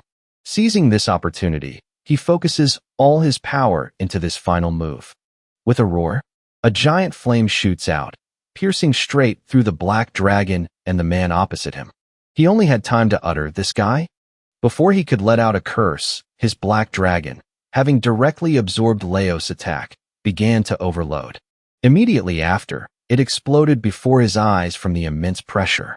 Leo looks up and praises his companion. Good job, Fiora. Now let's go back. As soon as he finished speaking, Fiora reverted to her original form. The two were once again floating aimlessly in the air. Leo realized something and froze on the spot. The entire forest shook from his piercing scream. Scene change. In a certain dark forest, a mage was sitting and casting a spell. He said, this is as far as you go. Hero candidate. Let's just end this. He suddenly sensed a threat and glanced around. An immense gravitational pressure suddenly appeared, crushing his body. He let out a dry cough, then angrily yelled, who's there? Surge was floating in the air nearby, creating the pressure crushing him. Harris, standing below, spoke up. This is for that person. Beast Mage. Tataros. A surge of dark energy escaped his body. The mage gave a horrifying laugh and said, so it's the two pillars of Lumen. Seeing his strange movement, Harris also took action, restraining him along with Surge. The mage's body continued to transform. The black smoke completely escaped his body. It said, what a shame. We'll have to meet again some other time. After saying that, it slammed its hand on the ground, making everything around it tremble. Afterward, all that remained was dissipating black smoke and the fragments of a useless body. Surge said, it seems he got away. Harris, beside him, replied, it seems they've started to become active again. He began to collect the flesh fragments of the mage, replying softly, that's right. In the forest, the wind rustled and leaves fell. Surge said thoughtfully, Lumen is no longer safe. Back to Leo. He and Fiora were still in freefall towards the hill. He held on to her and tried to give a command. Fiora, return to the summoned beast world. Just then, a voice called out, Leo. A pair of massive dragon wings appeared, blocking out the sun. The dragon quickly grabbed his collar with its mouth, holding him. Yoga let out a sigh of relief and asked, are you all right? Leo was surprised, while Fiora in his arms was deeply grateful. He said, Professor Yoga. She gave a relieved smile and exclaimed, thank goodness we weren't too late. The dragon gently landed on the ground, while still holding him in its mouth. Now Leo was safe. In a dark cave, a cloaked figure was heavily injured after a fierce battle. A mysterious girl approached him and mocked, how disgraceful. Defeated by an inexperienced hero candidate. The other person clutched their still bleeding arm and retorted her words. He's no ordinary hero candidate. Finishing his explanation, he has a contract with a phoenix. This information briefly startled the girl. The man continued to add, and he knows Farina's true identity. These words made the girl's eyes widen in astonishment. She licked her lips, feeling extremely intrigued. This is starting to get interesting. Elsewhere, Leo was strolling down a deserted hallway. He was deep in thought about the information he had just received. The midterm summoning practical exam has been cancelled. Not long after, on the day of the magic class practical exam, Lin stood solemnly at the podium. Suddenly, all the students stared in amazement towards the classroom door. Chloe walked in with unusually radiant blonde hair. They exclaimed in astonishment, asking, "Chloe, your hair." Chloe didn't react to their questions and silently walked straight into the classroom. She slowly walked to her desk under the surprised gazes of her classmates. Leo also noticed and looked at her thoughtfully. Lin glanced around the classroom to check the attendance. Leo noticed the dark circles under Chloe's eyes and asked with concern, "Did you stay up all night studying? You don't look well." Lin, at the podium, suddenly spoke up. "It seems everyone has arrived. Now let's focus. I hope you have all prepared your original magic that embodies your individuality." The students listened to him intently. "It would be a waste for me alone to witness your wonderful magic, so..." Landel paused for a moment before speaking again. "I will invite 3 people to join us. These 3 are your seniors." Someone was already waiting outside the classroom, awaiting Landel's invitation. Landel turned his gaze towards the classroom door to introduce them. They graduated from the magic major 3 years ago. The first to enter was a proud girl named Ruta Fesny. The second was a chubby-looking boy. His name is Aiden Slark. The last person to enter the classroom was a petite girl with a confident smile. Her name is Sinoch. Once they had all appeared, Landel formally announced in a serious tone, "They will be the judges for your exam today." The newcomers followed his words, warmly greeting the students. "Hello, juniors." "Hello." Kato whispered to Leo. "It looks like they're going to give us high scores this time." Leo was doubtful, not believing his words to be true. Could it really be that easy? Landel quickly began the exam. He turned his gaze to a student. Elizana Layden, step forward. Elizana happily replied to him. "Yes, sir." The young girl quickly stepped onto the platform before the judges. Elizana's eyes sparkled with excitement as she greeted the 3 seated below. "Hello, seniors." The flamboyant girl continued, introducing herself. "I am Elizana Layden of Class 5. It's an honor to meet you all." Her somewhat exaggerated tone made Kato, who was sitting below, turn pale and get goosebumps. Immediately after, Elizana quickly performed her magic. A stream of bright energy shot upwards like a brilliant firework in the classroom. She cheerfully presented her attribute. "My main attribute is light." Hearing this, Ruta seemed excited and praised her. What a rare attribute. Elizana continued to show off her abilities. She snapped her fingers, summoning a scorching flame. If you add the fire attribute to light attribute magic like this, the flame in her hand quickly erupted, forming a large, powerful vortex that wrapped around her. You can unleash a powerful heat ray magic. Sinoj was slightly astonished and exclaimed, but her next words were a bit critical. "It's no different from basic light-type magic." These words left Elizana stunned. She exclaimed in disbelief. After the first student demonstrated her skills, the judges quickly recorded their scores. Aiden jotted down the score without saying a word about the performance. After a while, all 3 passed their graded results to Landel. Landel looked at the result sheet he had just received. Sinoj gave a C-. Aiden gave a C. Ruta gave a C-. Landel quickly tallied the scores and announced, "Elizana, C-." He said coldly in a stern voice, "All right, next." The students buzzed at the unexpected score. "A C grade? Why is it so low? I want to drop out." Immediately after, the other students took turns showing off their abilities. The strict judges gave out unfavorable scores. Smith Redia, C-. Result sheets with incredibly low scores were passed along one by one. Nick Abel, C-. It was Kata's turn, and he went up to begin his test. He demonstrated his water control ability, which was rated higher by the judges than the other students. Kato Thomas, B+. Chelsea also stepped up to practice her ice magic. A cold, bright orb was summoned. Chelsea Llewellyn, A.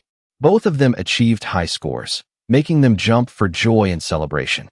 By this time, The judges were a little bored with what they had just witnessed. Sinoj felt dissatisfied and thought to herself, not bad. But something's missing. Ruta had the same thought. She thought coldly. Professor Landolt said this year's students were truly skilled, but so far, Aiden was different. He still held some hope for the remaining students. Let's see the remaining students. He looked at the names on the score sheet, smiled, and thought to himself. These three are the real deal.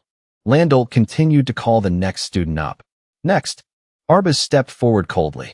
His expression was unusually calm. Arbaz Llewellyn. The female students below all cheered at his striking appearance. He's so cool. His looks get an A for sure. The judges and Arbaz paid no mind to their chatter and focused on the exam. Arbaz turned and wrote something on the large board. After a long while, he stopped and began his presentation. I will demonstrate Tempest. Hearing about this skill, the judges were visibly surprised. Landolt smiled proudly at his student. Arbaz continued confidently. Once it is perfected, it is estimated to be ranked. He tapped the chalk lightly on the board and said in a serious tone, first in class. Not long ago, at the magnificent castle of the Llewellyn family, in a spacious courtyard, a large magic box was summoned to protect Arbaz as he cast his spell. The mages at the four corners nervously maintained the protective barrier. They sweat profusely, witnessing Arbaz's astounding magic. Arbaz quickly summons his magic. A powerful surge of energy radiates around him. A gust of wind appears, lifting Arbaz into the air. He clenches his fist and shouts, unleashing his magic. A powerful tornado erupts right after. The violent wind seems to want to sweep away all obstacles. The tornado shoots out from the magic box, soaring high into the sky.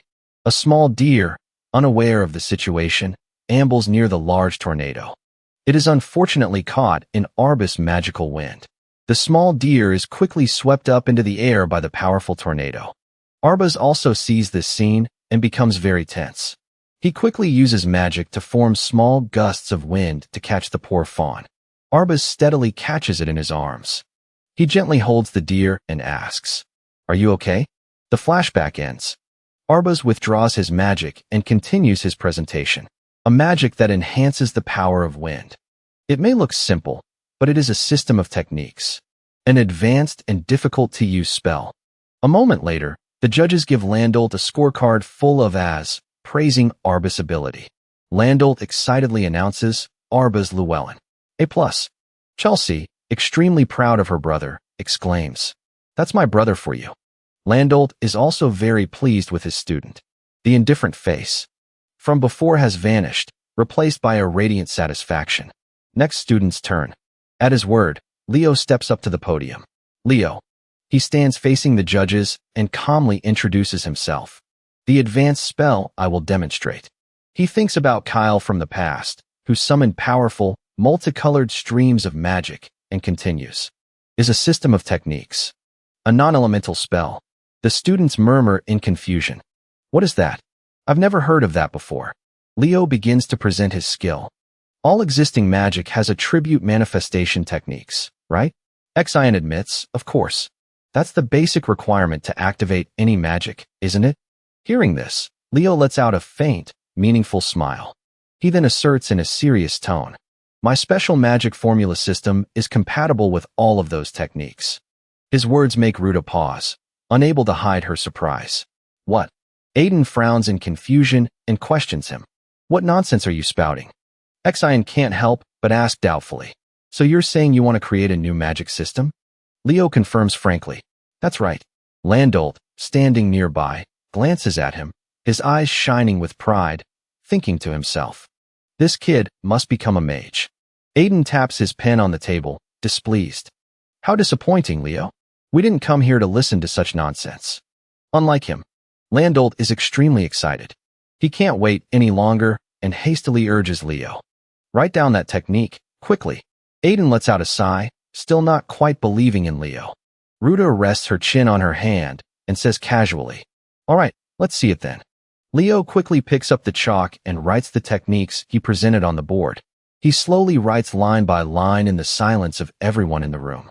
Ruta, a bit impatient, speaks up to advise him. Junior. In history, There has only been one mage whose magic formula was their own unique magic.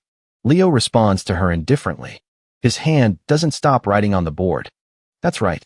That was the one who discovered Nebula, Luna. He seems to pay no mind to Ruta's advice, which makes her so angry her face darkens. Xian also frowns in displeasure and questions Leo. So you're saying you want to be on par with her? Do you think you're a mage comparable to the one who discovered Nebula? Leo pauses for a moment. He glances at Xian and replies, no way. Lady Luna cannot be compared to me in many aspects, although Xian grows even more annoyed and cuts him off. Lady Luna also had her limits. Seriously, what's with kids these days? Leo continues writing the technique on the board, continuing to express his point. That's right. Although Lady Luna was a very skilled mage, he thinks about that mage and asserts. To create a magic formula, one doesn't necessarily need to be as talented as her. There are other ways. He continues, presenting what he has written. As you all can see here, Xian is astonished looking at his work on the board. The empty board had been filled by Leo with incredible techniques. At this point, Ruta can't help but exclaim in surprise. Turns out you weren't just spouting nonsense.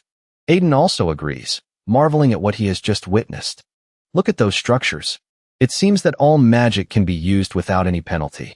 Kato laughs and chats with his classmates about the complex things on the board. Oh my, even I can't touch that formula. It looks too complicated. I give up. Chloe falls silent, not joining her classmates, but thoughtfully pondering what Leo has presented. Aiden sweats, questioning him. Leo Broad, why did you create this magic system? Leo answers him nonchalantly. To be able to freely use all the magic in the world. His words left Aiden astonished, making him exclaim to himself, this kid is truly an insane junior. Now I understand why the higher-ups rate this kid so highly. Aiden asked excitedly, so what's the name of this special magic? Leo gave a faint, mysterious smile. He flicked his hand to demonstrate. A brilliant flash of light appeared on his hand. That light radiated around his body. Leo smiled and uttered, it's the scripture. She stared at the special light before her eyes. She suddenly recalled what was recorded in the ancient scriptures. Only one person ever used it. She thought about the special magic currents and affirmed. The magic system devised by the hero Kyle. Thinking this, she suddenly smiled with satisfaction. Perhaps Leo can prove that Kyle truly existed.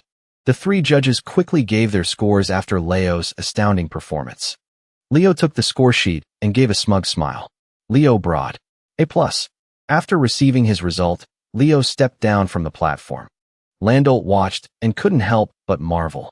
A technique that wasn't perfectly completed in Kyle's time. Now it seems he has managed to do it. Right after Leo was Chloe. Chloe shot up from her seat, preparing to go up and demonstrate. Leo had some anticipation for her performance. Now it's her turn. Chloe coolly walked to the podium. Seeing her stumble a little, Leo asked with concern, Chloe, are you okay? But she remained silent and didn't answer him. Chloe quickly walked to the podium during Landolt's introduction. Now for the final presentation. Chloe Muller. Hearing her name, everyone looked on with great expectation. Rit exclaimed enthusiastically, I heard you're the top student in the practical magic class. What have you prepared, Junior? Chloe frowned and answered in a serious tone. The special magic I have prepared is... She held out her hand, and a blazing flame appeared on it. Fire magic. Her words made the other students exclaim in surprise. Fire? Isn't Chloe's magic attribute ice? Chelsea also thought to herself in disbelief. Is there a reason for making an opposing attribute her special magic? She looked at the blazing fire on Chloe's hand, feeling a bit bewildered. The judges were also a little disappointed with Chloe's performance and thought to themselves, it's too ordinary. I thought she would be on the same level as the previous two. Bruta, dissatisfied with what he had just witnessed, prepared to give a score. If that's all you can do, then there's nothing more to see. Your score is... Chloe calmly continued to demonstrate her ability. She held out her hand, and a stream of cold ice energy swirled into a small orb. Now, let me show you all the true value of this magic. From that orb, a powerful stream of water poured down directly onto the flame on her hand. But the flame continued to burn brightly in the water, completely unaffected. This made all the students gasp in unison. It's not being extinguished? The judges couldn't help but exclaim in shock. Did you really apply the concept of eternity to your magic? The flame on Chloe's hand burned even more fiercely. That's right. Unless I cancel it, this flame will never be extinguished. She quickly withdrew her hand. The large flame also gradually vanished completely. Chloe turned and wrote the technique she had just performed on the board, to the amazement of everyone in the room. Magic is a set of laws created by formulas. All magic will eventually disappear at some point, if not supplied with energy. The students broke into a cold sweat as they watched Chloe's presentation intently. She wrote on the board while proudly introducing her prize technique. But Chloe has created immutability within the formula. Aiden, at this point, couldn't remain calm and thought in terror. How is that? After writing for a while, Chloe finally stopped her hand and spoke. The name of this special magic is. She turned, looked around the room, and confidently declared, Eternal Flame. What Chloe just demonstrated left even Leo astonished. Impossible. Sometime later, Landell took the score sheet from the judges and clearly announced, Chloe Muller. A+. Chloe smiled, extremely pleased with this result. Leo was deep in thought, unable to believe what he had just witnessed. Eternal Flame. Even Luna failed at it. He thought of his sworn enemy. Only one entity could create a flame that never goes out. Air Boss. Time passed quickly, and the evening glow had dyed the entire sky red. Leo suddenly walked into the classroom, deep in thought. He walked slowly, his mind endlessly pondering the recent events. When Leo went looking for Chloe, Celia had told him, You want me to call Chloe? She's probably asleep. She said she was going to bed early because she couldn't get any sleep at all during the exam period. Hearing that, Leo had no choice but to turn and leave.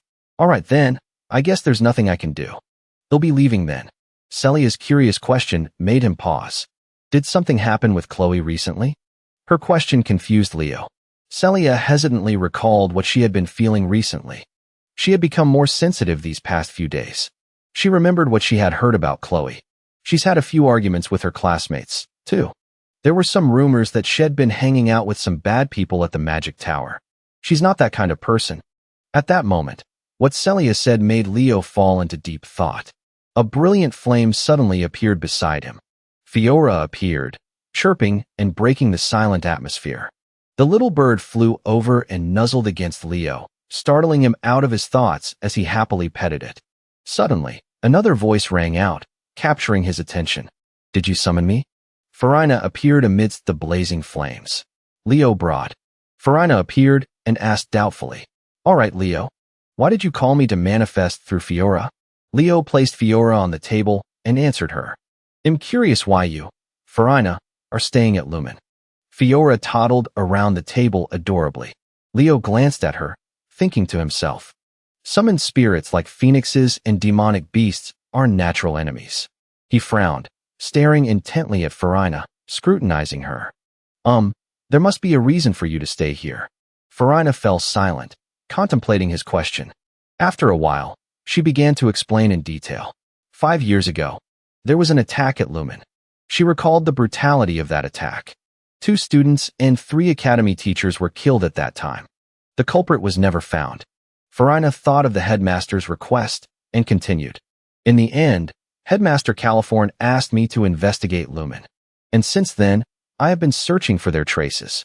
Hearing this, Leo suddenly asked doubtfully, Are you aware that someone who summoned a demonic beast appeared during the summoning exam? Farina nodded in confirmation. Yes, I heard that one student was killed. Leo questioned, proposing a possibility. Do you think Tataros is behind this? Farina picked up Fiora and replied. For now, I only have suspicions. I can't confirm anything yet.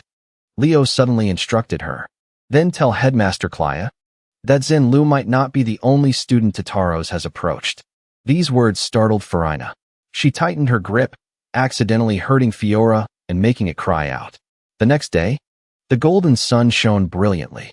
The students gathered in a cool courtyard. Class 5, assemble. Harris announced leisurely. Now that everyone is here, the class representative will explain the exam. Following his instructions, Leo detailed the important information. The joint exam between the Heroics Department and the Combat Department requires forming teams to conquer a hero's world. The world you will be conquering is the Checkmazer incident. Hearing this, the students' faces turned pale. They repeated his words in astonishment. The Checkmazer incident? Elizana was the only one who didn't know about this world. She exclaimed in confusion. Huh, what's the Checkmazer incident? Nayla looked at her in shock. Elizana, you really don't know? Harris yelled loudly, scaring them all. Silence. He reminded them in a stern voice. Listen carefully. Class representative, continue. Leo continued to read from the paper. 30 years ago, a giant monster brutally attacked the students. The first-year students from Lumen were on a mission in the Checkmazer forest in the central region of the continent. They were attacked by Tataros. At that time, Professor Anby, known as the Evil Eye Magician, was only a second-year student sent with the rescue team. A young man who fought persistently to protect the other students. They were almost completely annihilated. Harris elaborated on the information written on that paper. The mission's objective is to rescue the injured and eliminate the demonic beasts. You will also be assisting Professor Anby, who was only a second-year student at the time. He reminded them in a stern voice. This exam is not just an ordinary midterm test. This exam is meant to heighten your sense of alertness. So stay focused.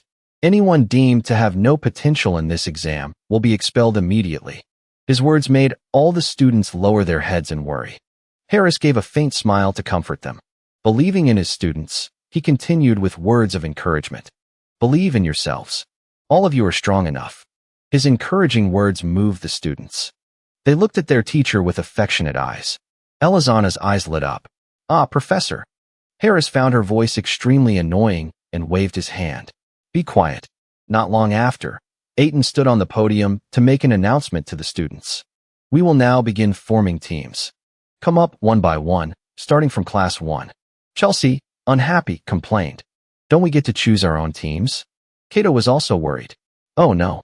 We might have to work with people we've never even met before. The students then lined up to draw balls to form their teams. Each person received a number for their team. It was Leo's turn to go up and get his number. He drew the number 11 ball. Team 11, he mumbled. The last team. After everyone was divided into teams, a magic circle appeared near them. The formation has been set. Team 1, please stand before the summoning gate. Chelsea looked at Celia happily, extremely satisfied. I'm in the same team as Princess Dinger? That's great. Now I can rest easy. Celia was also greatly looking forward to the upcoming challenge and replied to her. We will show them the power of the Lauren Empire. Ambi used magic. Activating the summoning circle. Open record here. He frowned and continued. Ambi's world, chapter, prologue, the Checkmazer incident. A powerful yellow stream of magic wrapped around the students, pulling them into the designated world. Not long after, a large screen appeared in midair. The professors were intently watching the students' performances. Chelsea and Celia powerfully used their skills to overcome obstacles, causing the professors to praise them endlessly. Even though they just entered, they moved very quickly. The descendants of heroic families are truly different. Serge was extremely proud of his students and exclaimed, the descendants of heroic families are truly different. Harris sighed in acknowledgement. Team 1's mission completion speed is truly outstanding. Hearing that, Serge frowned and looked at him angrily. Suddenly, someone approached them, much to their surprise. As expected of the rising stars of the first year. What brings you all the way out here? The headmaster walked over, to the two professors' astonishment. Headmaster. The headmaster pulled up a chair next to them and replied casually. I just wanted to see how much the first-year students have grown. He suddenly turned his remorseful gaze to Anby. Professor Anby, I apologize for using your unpleasant memories for the exam every year. Anby, not seeming to mind, replied to him. I've already sworn to never forget that incident. So I should be thanking you for reminding me every year. Not long after, Team 1 successfully dealt with the monster in the World's Challenge. Team 1 has completed the attack. The headmaster, witnessing Chelsea and Celia's abilities, couldn't help but praise them inwardly. The two girls from the Dinger and Llewellyn families are truly impressive. Although they often clash, they coordinated very well this time. Perhaps it's because they both come from the same country? As time passed, the teams entered the world one by one. Team 3 has completed the attack.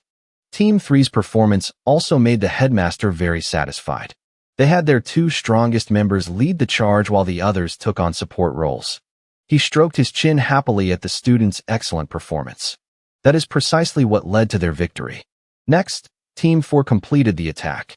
The headmaster continued to ponder about the students of Team 4. Nayla Caven's healing aura is truly special. He suddenly paused as he recalled Chelsea's performance. And those combat moves on top of the supermarket. The headmaster praised inwardly. Unusual but powerful, just as I thought. Team 7 has completed the attack. The student teams entered the challenge one after another. They all had amazing performances. The professors and the headmaster carefully evaluated each student's abilities with great pride. The headmaster thought to himself, there are many excellent students, but the most promising one is. The last team stepped forward as summoned. Team 11, please step forward. Chloe, on the same team as Leo, calmly stepped into the magic circle. The headmaster greatly looked forward to Leo's performance and thought, Leo brought. Somehow, when I look at him, I get a sense of nostalgia. As the last two students stepped forward, the professor asked, are you two ready? Leo nodded in confirmation. Chloe also nodded, indicating she was ready. Ambi quickly activated the teleportation gate. Open record here. Ambi's World, Chapter, Prologue, the Checkmacer Incident. The magic circle spun, and streams of light surrounded their bodies. But there was something unusual about the light, causing Leo to pause. Wait, something's not right. A strange orange-red light flared up, enveloping Chloe and Leo. They both disappeared at the same time, to everyone's astonishment. The students looked around in confusion. What? Huh? Did nothing happen? Serge shot up in alarm. Where are Leo and Chloe? The headmaster also didn't understand what had happened. Professor Ambi, what's going on? Ambi suggested in a serious tone. Headmaster, we have to stop the exam immediately. He held out the book page, on which a strange shape had appeared at some point. The headmaster recognized this shape and was horrified. The Checkmacer incident. This is... He couldn't believe it and exclaimed, that's the presence of a hero's dungeon. At that moment, Leo and Chloe had been teleported to some mysterious place as a gloomy voice echoed. Target. Chloe asked, wait, this is a hero's dungeon? How is this possible? This isn't a lost page. I've never heard of a chapter in the hero's records going out of control. Leo didn't answer and tried to contact the outside. Professor, I can't see the other members of the team anymore. What should we do? However, he waited for a long time without any response. He sighed and mumbled, no one is answering. Chloe's expression immediately turned grim. She pursed her lips and spoke. This can't be. I'm sure they'll complete the test and get us out of here soon. Leo, on the other hand, was a bit calmer. He slowly explained, if they could, they would have paused the test already. It's because a hero-level dungeon has formed. We'll have to raid this dungeon ourselves. Hearing this, Chloe cried out in terror. Are you kidding me? Clearing this stage is difficult even with a full team of 10. Don't you remember how many people lost their lives here 30 years ago? Leo looked up at the dungeon sky. He spoke calmly. If we want to get out of this dungeon, we have no other choice. Chloe, Tataros, caused the previous incident from the very beginning to eliminate hero cadets like us in the bud. Hearing this, Chloe was immediately terrified. She knelt on the ground and mumbled with a trembling voice. This entire forest is a trap. At this moment, the face of the ever-arrogant Chloe turned pale, drained of all color. Seeing this, Leo crouched down in front of her. He slowly opened his mouth. Chloe, you're the strongest first-year student, aren't you? We can easily overcome this challenge if we cooperate.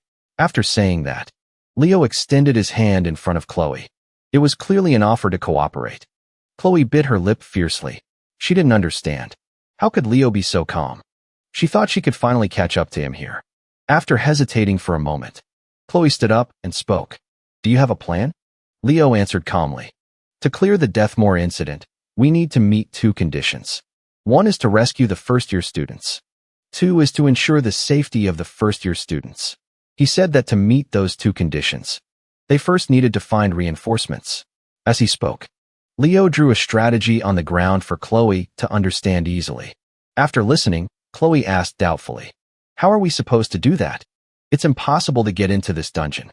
Leo pointed to a spot he had just drawn on the ground. Then he smiled and replied, Don't forget, we aren't the only Lumen Academy students in this forest.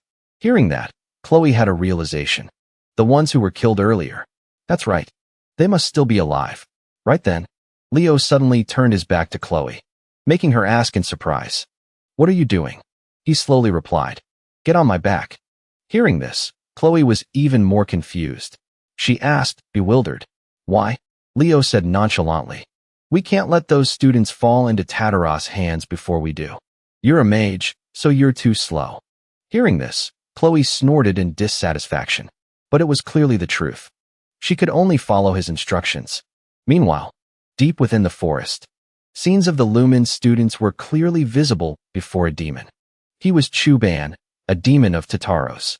Seeing the scene before him, he smirked and said, It's starting. However, not long after, Chuban saw another image. It was Leo and Chloe running at full speed. He couldn't help but frown and mumble. A rescue team? However, the previous group of Lumen students had already been cornered by Chuban. He didn't pay much attention. He sneered contemptuously. Forget about them. Our targets are only the hero cadets who will become dangerous in the future. The others don't. But before he could finish his sentence, his hand suddenly tightened. Because another screen behind Chuban flickered, he hurriedly turned his head to look behind him and saw Leo and Chloe attacking together. Their skills amazed him so much that he gripped the sword in his hand. So they're all-rounders. Chuban's gaze instantly turned vicious. It seemed Leo and Chloe had fallen into his sights. Outside, Leo carried Chloe on his back as he went deeper into the forest. The closer they got to the central area, the darker it became. He was thinking about whether he should borrow Aaron's skill. Leo would refine and control his aura to push his senses to their maximum.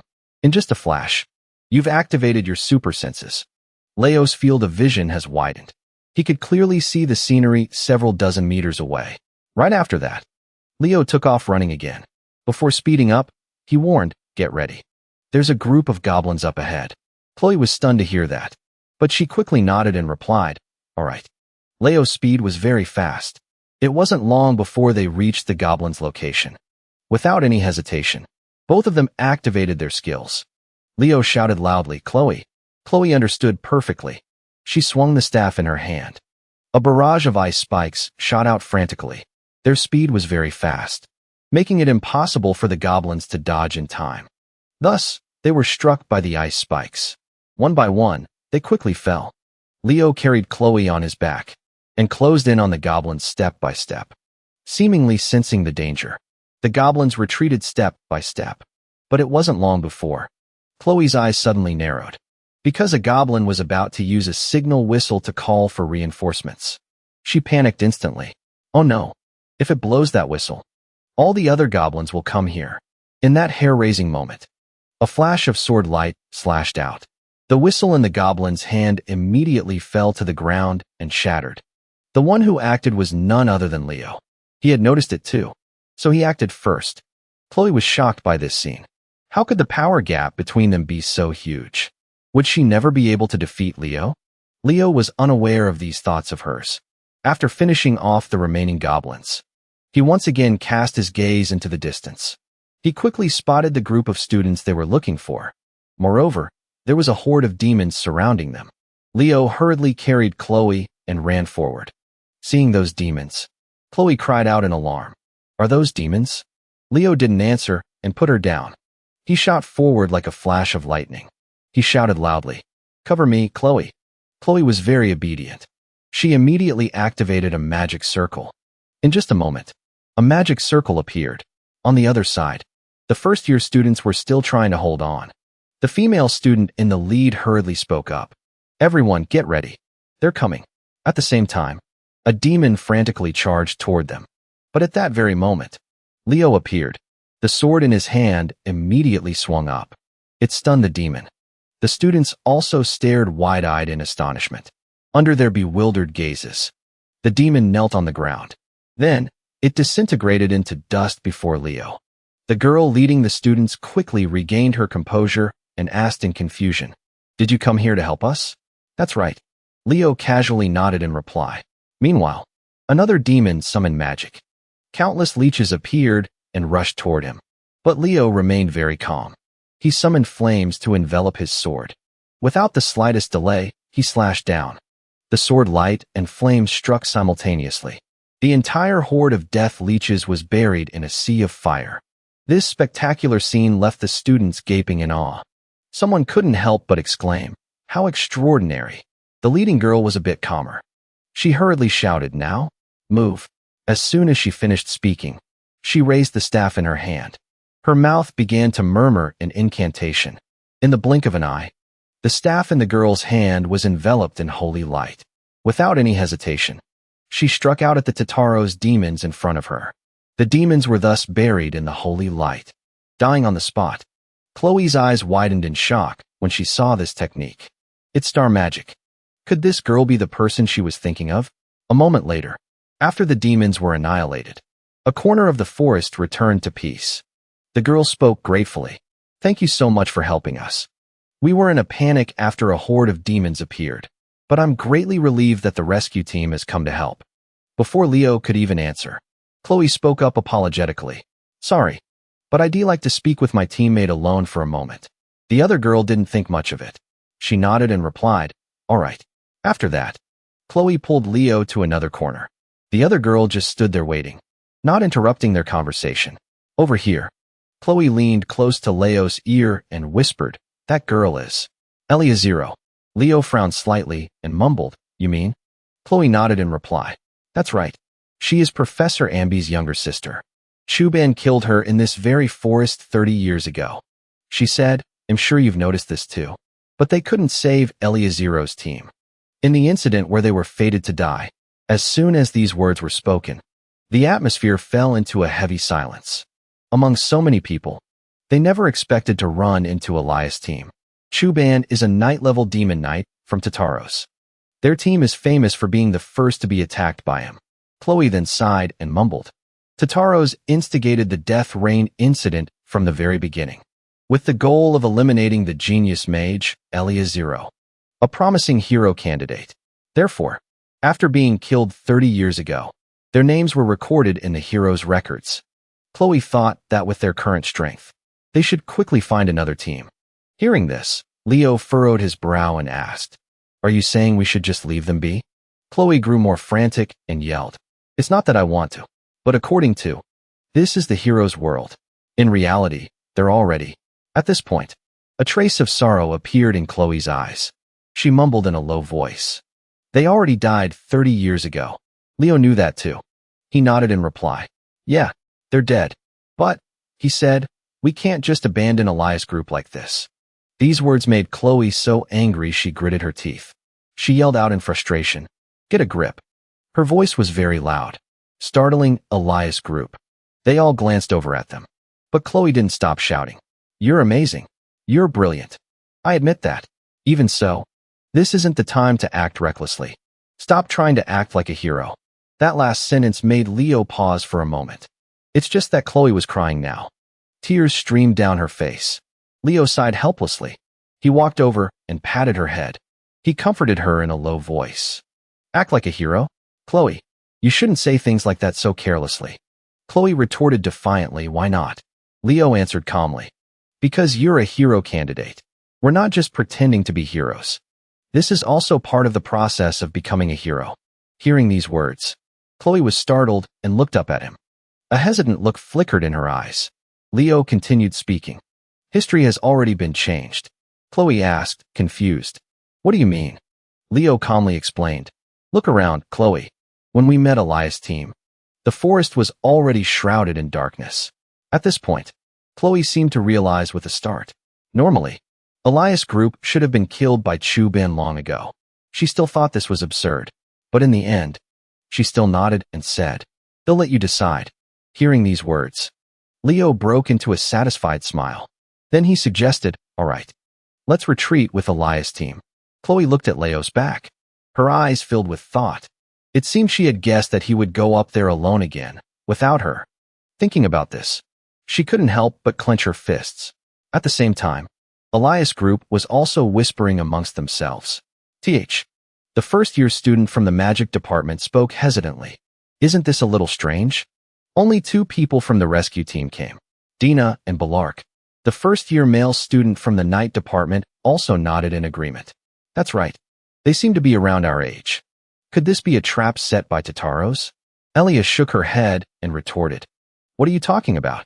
If they were enemies, they wouldn't have fought the demons with us. Besides, that guy looks pretty cool, doesn't he?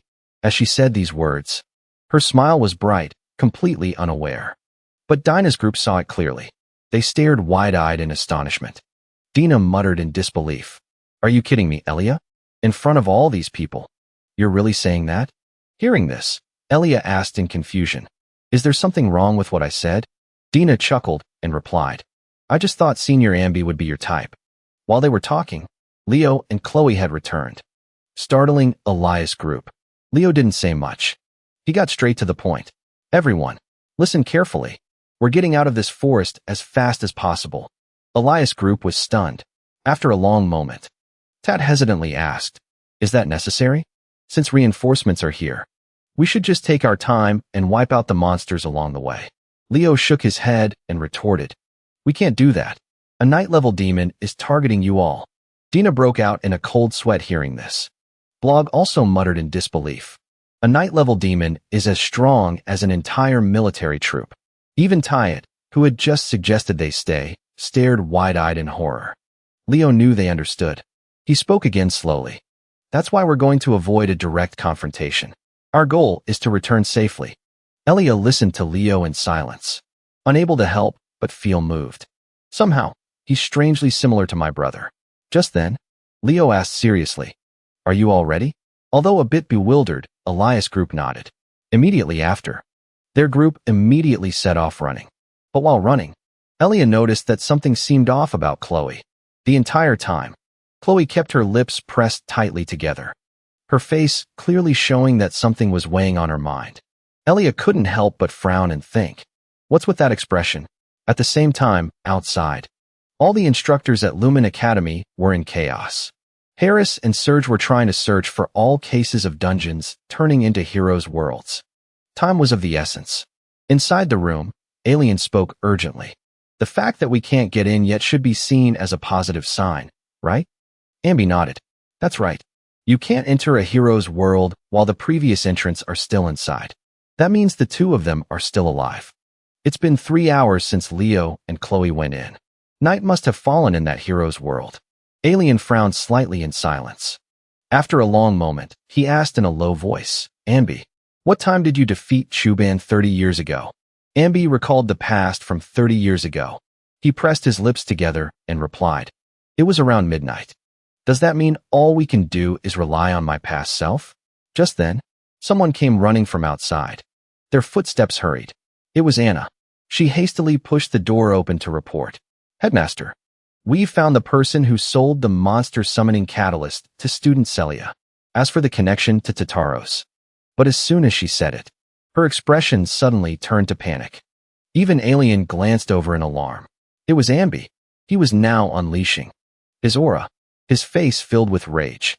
Seeing this, Alien walked over and patted his shoulder to calm him down. Calm down, Ambi. Ambi bit his lip fiercely. His aura immediately retracted. He sighed and said, All right. I'm going out to clear my head for a bit. With that, he turned and walked out. Anna finally let out a sigh of relief. As expected, from someone who became a hero. Driven by his hatred for the demon tribe, Alien sighed and said, It's understandable. During the incident 30 years ago, they couldn't even find his sister's body. Right. So who sold the monster summoning catalyst to Celia? Anna handed him a notebook and explained. A black market dealer who has been operating in the alleys of Lumia City for several years now. He's actually quite famous among the male students. Alien took the notebook, looked it over for a moment, and then spoke. Are you implying that a spy from Tataros has infiltrated Lumia City?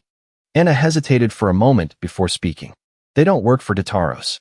But it's clear Tataros has been slipping them some items. Upon hearing this, Alien frowned and fell silent. What is their goal? While thinking, he flipped through the pages of the document. Very soon after, his hand suddenly stopped. His eyes widened. Because Chloe's name was written on it.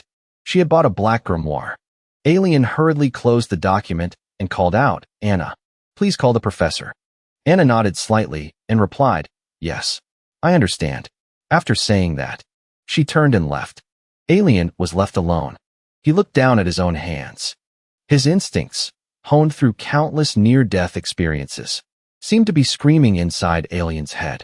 And it was telling him that danger was right before his eyes, right within this academy. Inside the hero's dungeon, Leo's group was still running frantically forward. Leo led the way, running ahead. Darkness had now enveloped the entire forest. Moreover, there were also many monsters, but he cut them all down. With his super sense, Leo could completely see anything that appeared in front of him. It was just that he had been using his super sense for too long. Furthermore, everyone was reaching their limits. After a long moment of silence, Leo suggested, "Let's rest a bit and recover your stamina." Hearing this, Balark's group panted heavily. "How are you not tired at all?" "We're exhausted." And so, they found a spot in the forest to rest. Chloe was reading a book on the side. She still needed to consolidate her magic skills. Just then, a voice suddenly called out, "Chloe." It startled her, and she turned her head to look. The person who came was Elia. Chloe asked, "What is it?" Elia slowly opened her mouth. "I have a question. What is your relationship with Leo, Chloe? Are you two lovers?" She asked several questions in a row, making Chloe shout in frustration. "Of course not." Seeing this, Elia laughed out loud. "Look at your reaction. I believe you." Hearing this, Chloe sighed in resignation. She felt like this was a strange memory. Even for the seniors who entered the academy 30 years ago, a first year is still a first year. They're just like children. Thinking this, Chloe hesitantly asked again, "But why are you asking? Are you interested in Leo?" Leo was now leaning against a tree trunk, resting with his eyes closed. He had no idea that two girls were talking about him. Over here, after hearing Chloe's words, Elia was a little stunned. After a long moment, she stammered in reply, "My heart is beating so fast." Chloe frowned slightly and asked, "Is it love at first sight?" Elia, the genius mage, the one still talked about even after 30 years. Did Leo look that amazing in her eyes? Chloe couldn't understand it. Elia didn't know what Chloe was thinking. She smiled and said, "I don't know if I like him or not yet. My heart is just pounding, just like when my brother is being mischievous, or when I accomplish something." Hearing this, Chloe exclaimed in surprise, "Is the evil eye magician that bad in your eyes?" Elia couldn't help but ask in confusion, "What?" Realizing she had misspoken, Chloe immediately corrected herself. I mean Ambi-Zero." Elia smiled and said, "He's someone who always challenges the impossible." These words made Chloe frown in silence. After a long while, she slowly opened her mouth. "Challenge the impossible, huh? Leo likes that too. Leo and I are friends." But now she felt jealous of him. Elia didn't see any problem with these words. She chuckled and said, "In that case, we're the same then." For a moment, Chloe was stunned. Her eyes were filled with confusion. In the dark night of the forest, an emotional conversation took place. Elia sat down next to Chloe and said with a casual smile, "Actually, I was also extremely jealous of my older brother. It sounds a little foolish, but I still think that no matter how hard he tried, he just didn't seem to have any talent."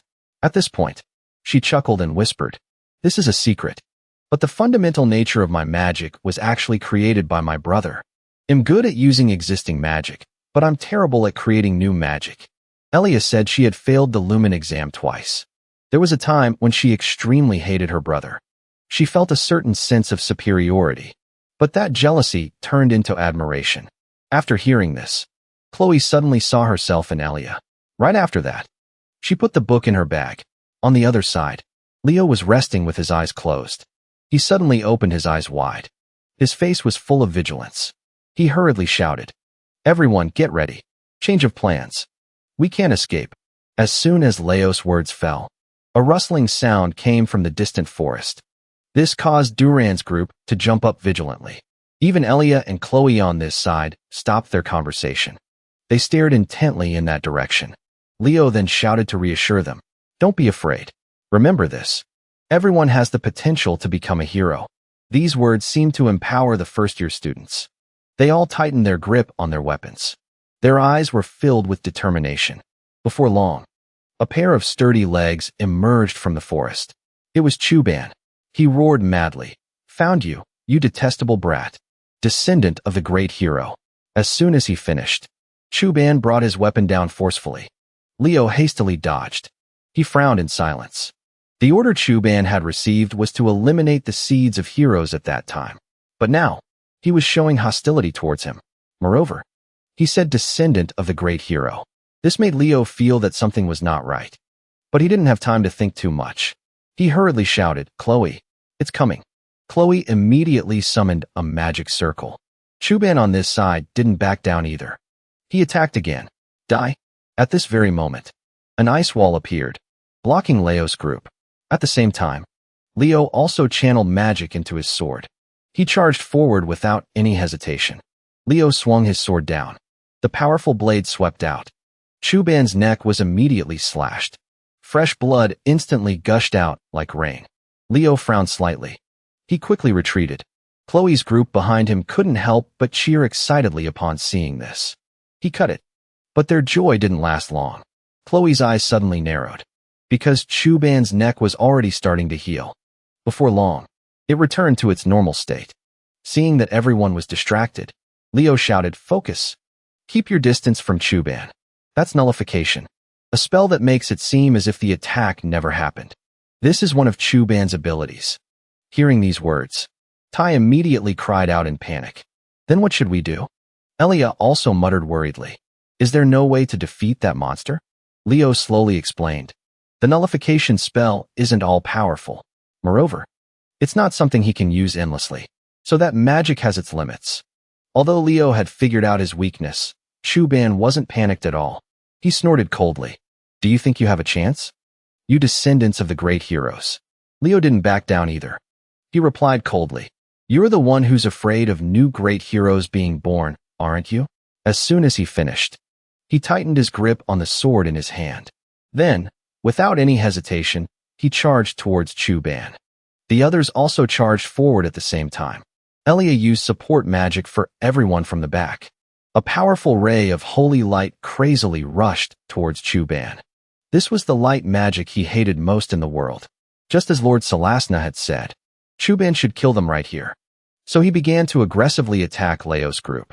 Chuban's large axe swung down forcefully, making Leo frown in alarm. Then, he hastily dodged.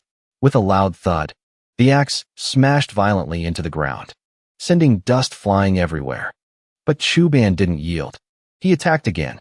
This time, Balark and Dina couldn't dodge in time, so they were hit. Leo rushed over to support the heavily injured Balark. Dina also quickly retreated. Seeing the bad situation, Elia ran over to check. She asked worriedly, "Is everyone okay?" Dina quickly replied, "I can recover, but what about Balark?" Leo said slowly, "Don't worry. His vital organs weren't hit. Therefore, stop the bleeding and recover quickly." With that said, he looked at Chloe and suggested, "Chloe, we need a huge, powerful explosion." Chloe nodded slightly and replied, "All right, just wait for me a moment." As soon as she finished speaking, she immediately went to create a magic circle, and Leo also charged out.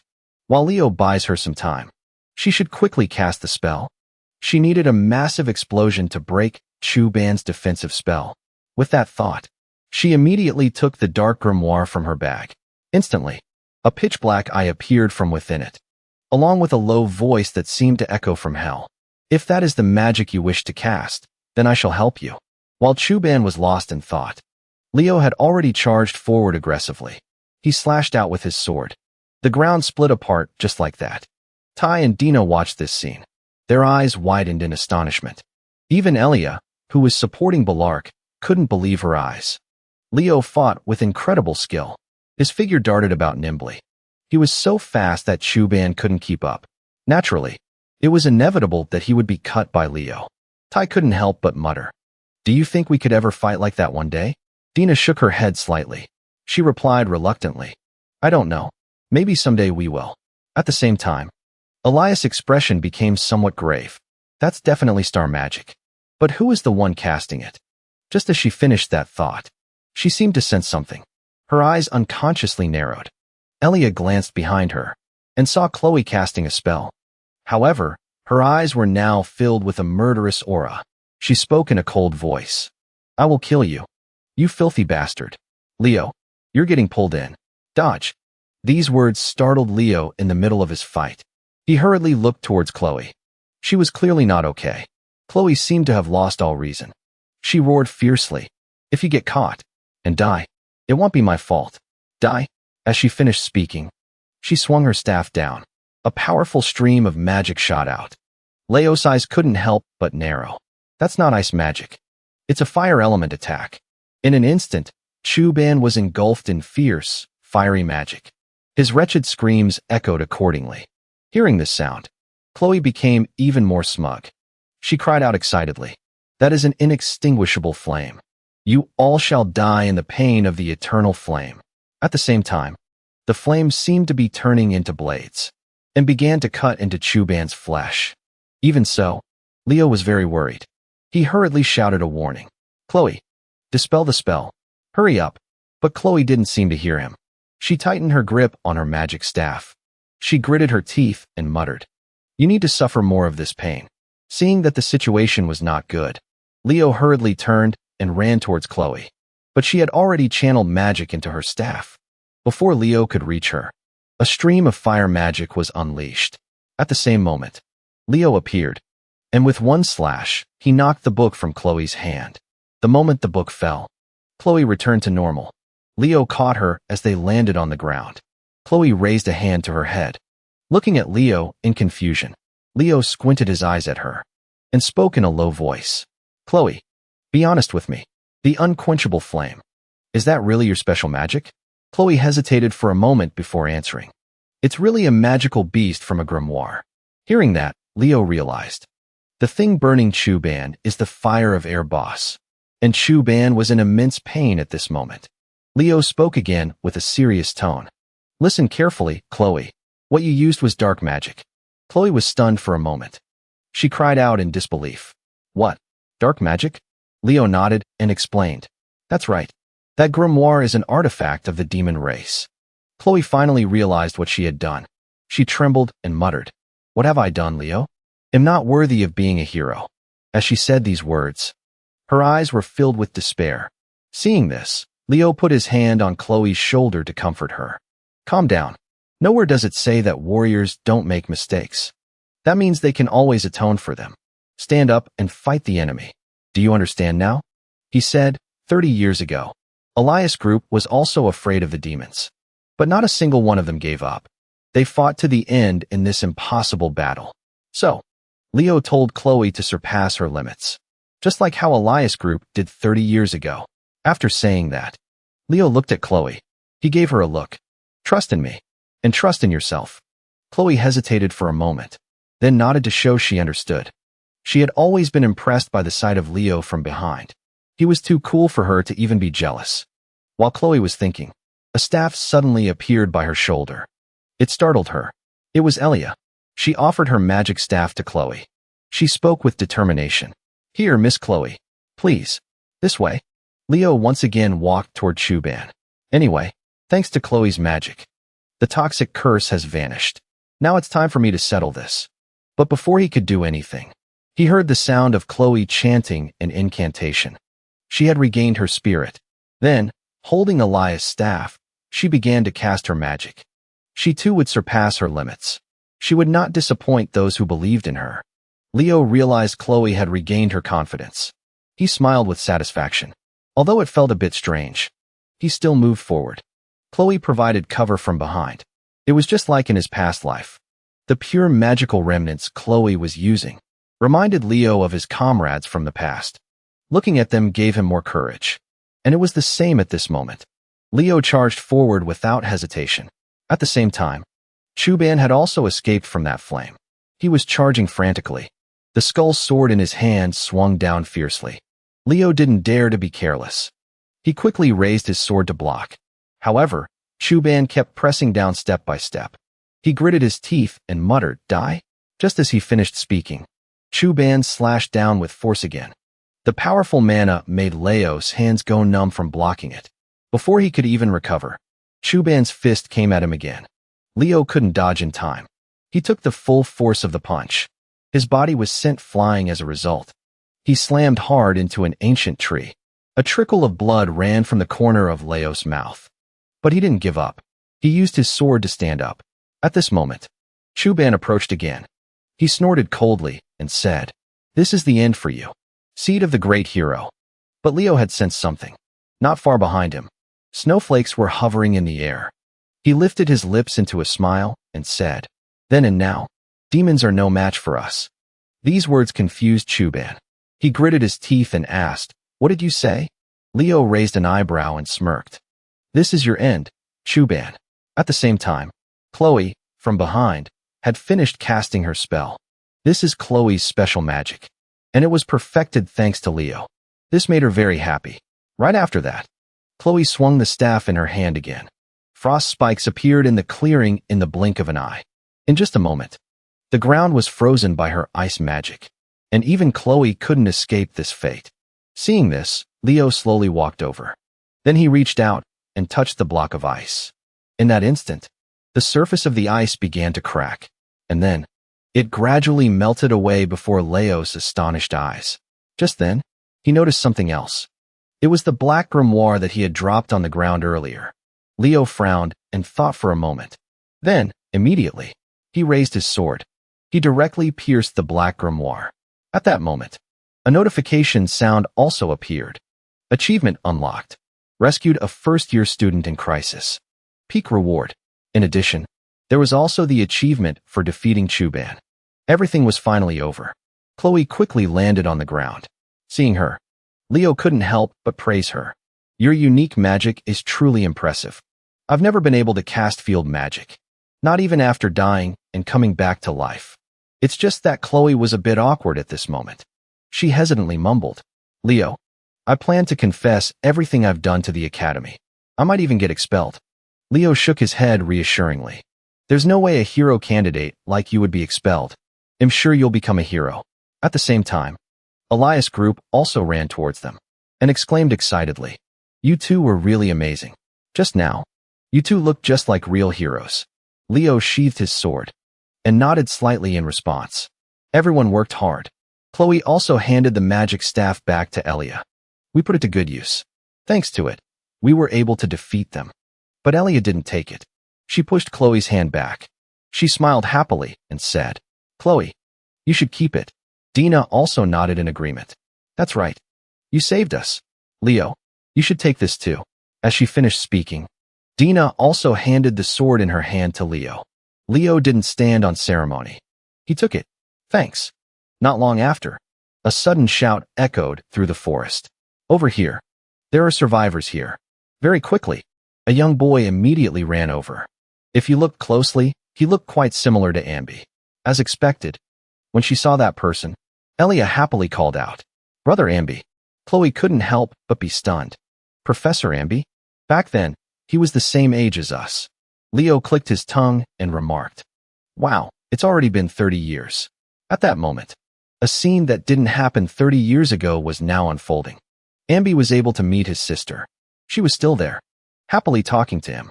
Because of this, the world of the hero Ambi was completed. Chloe felt genuinely happy at this moment. "Thank you all for being alive." While talking to Ambi, Elia turned her head to look back and wanted to introduce Leo and the others to him. But in front of her was only an endless black void. Leo and Chloe had also sensed something. Chloe frowned and mumbled, "It seems the hero's world is collapsing." Leo, on the other hand, was very calm. He seemed to have already figured it out. The reward in the hero's dungeon this time is a memento.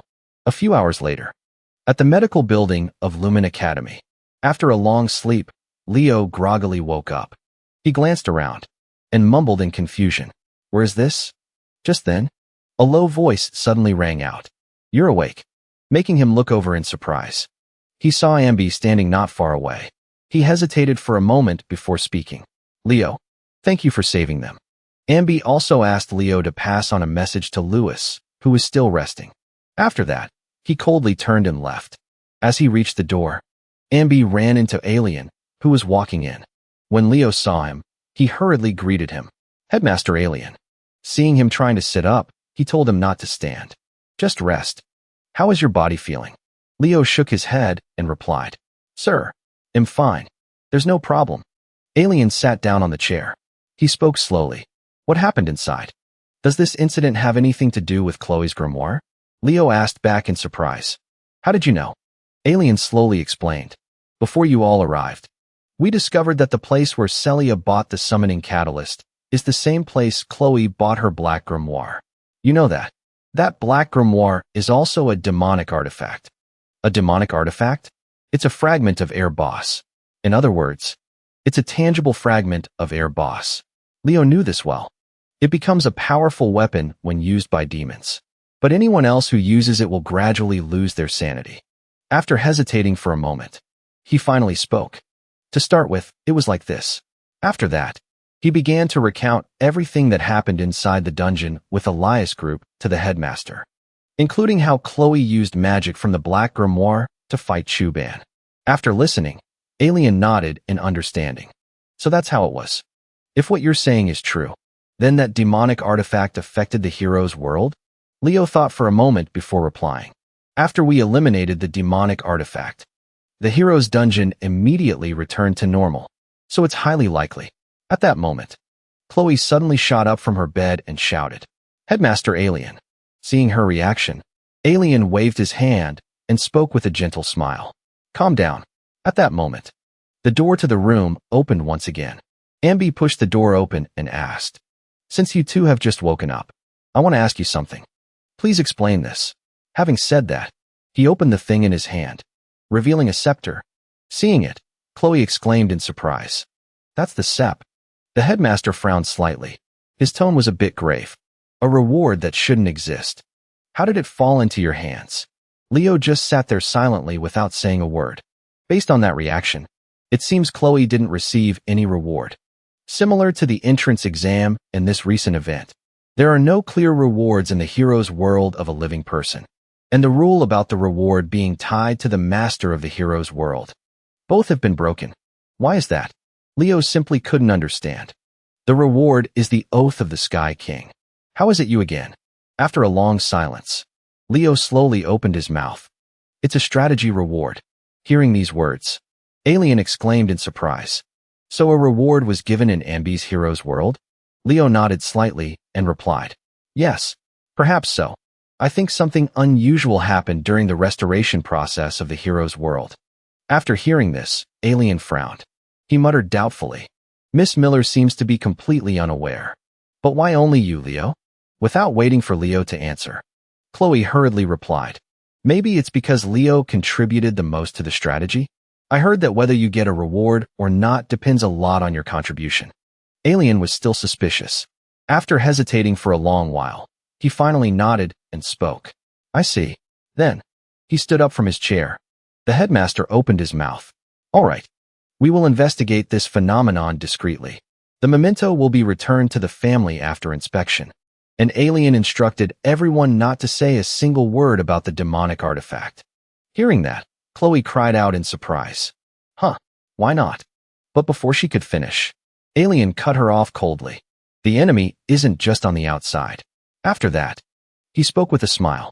"You two have really been through a lot. Please get some good rest." After saying that, he quickly left, leaving Leo and Chloe behind. At this time, Chloe spoke tentatively. "Leo, I have something I want to say." After saying that, she clasped her hands tightly together again. It was clear she was very troubled. Leo didn't notice. He just nodded and said, Chloe sat there for a long time. Couldn't say a single word. Just as she was about to speak, the door was pushed open. Chelsea and the others rushed in frantically. Even Alien suddenly returned. He smiled and said, "That's right. Hero candidates. There will be a party tomorrow evening. So if you don't have formal attire, please head to Lemuria City beforehand." Hearing these words, both Leo and Chloe were very surprised. The party Alien mentioned was for the first-year students who had survived Lumen's midterm exam. It was held in a rather luxurious venue. Just then, someone stepped onto the stage. "Tonight, this young man is the MC for the party," he announced loudly. "First, the heroes who fought in our battle are beginning to make their entrance. Which man or woman will shine the brightest tonight?" Kato and Tai excitedly entered. They put on their most arrogant expressions and spoke. "Is this our reward for enduring the brutality of the midterm exam? Lumen Academy is probably a bit too easy for us." A while later, the party began. The students started to eat. Kato spoke excitedly while eating. Why does it feel like our class is the only one with no spirit? Just then, the MC's voice rang out again. And in this moment, another group of heroes is making their entrance. Hearing this, Kato immediately turned his head to look. He saw Nayla and Elizana entering. Their appearances today were different from usual. They looked very beautiful. It made Kato and Tai, who were eating, spit everything out. Not long after, Elizana walked over and taunted them.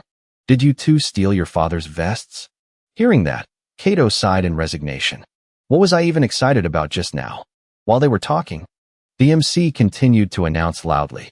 Next up, the pride of the Ron Empire is none other than the Llewellyn siblings. As soon as he finished, the two siblings, Arbaz and Chelsea, immediately entered. Seeing this, Kato got excited and exclaimed, "She looks like a real princess."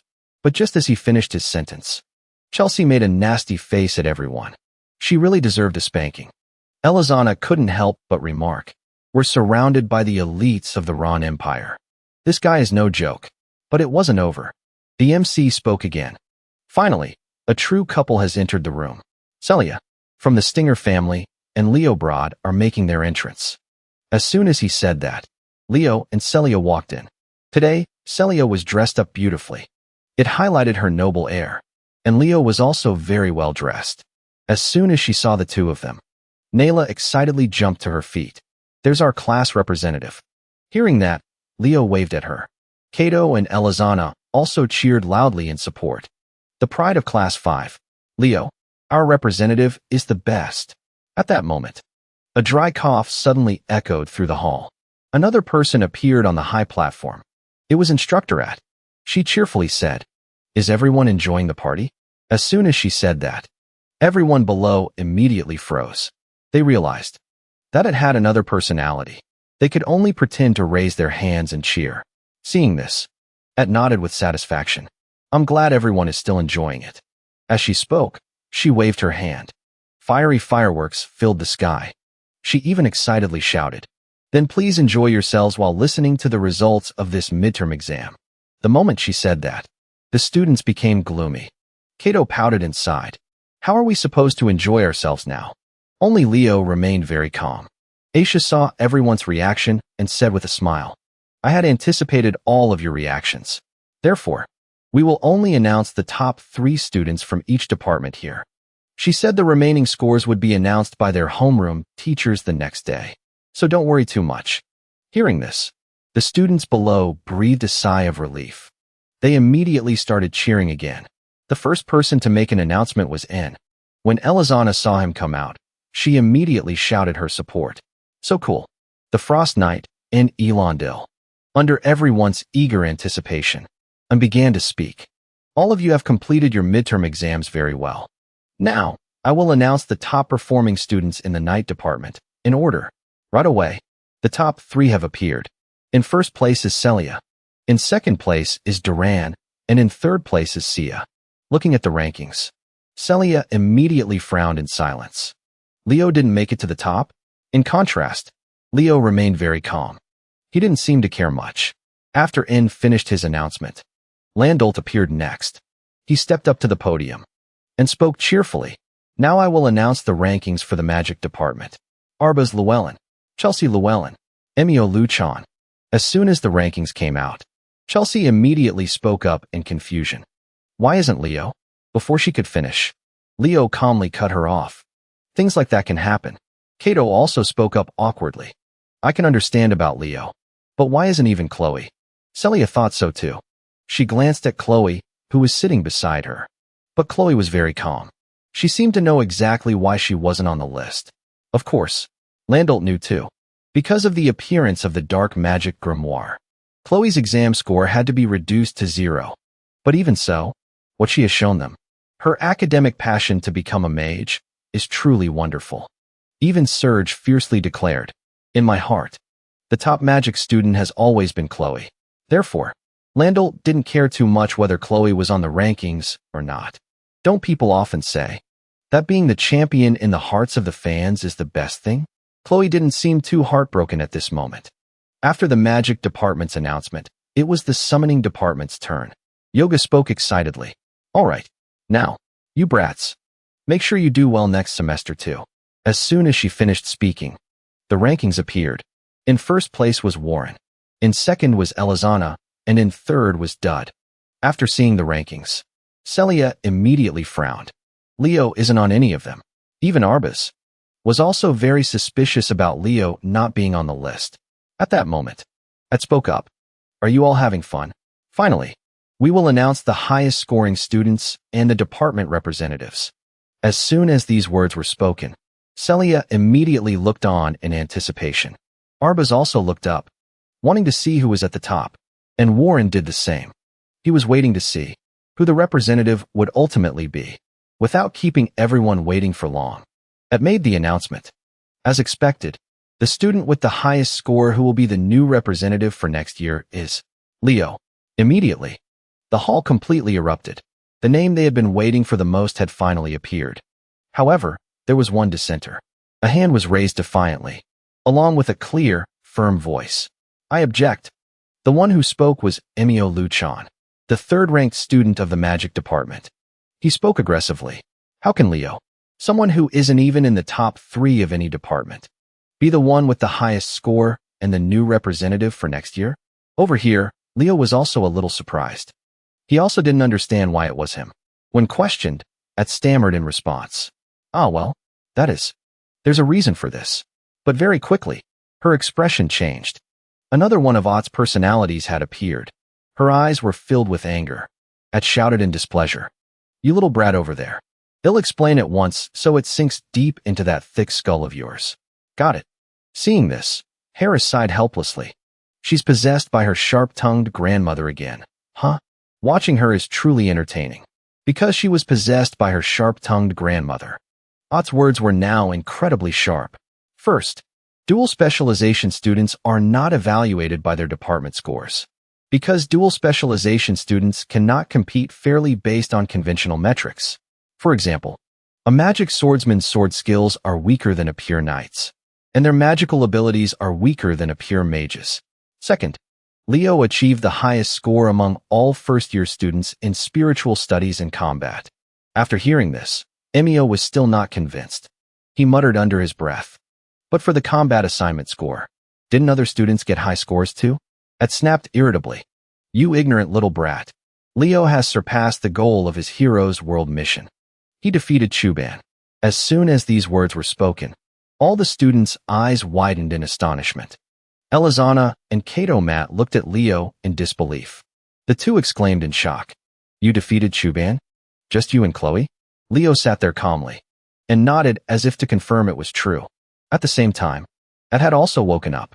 She was dazed and couldn't remember anything. Then she began to explain awkwardly.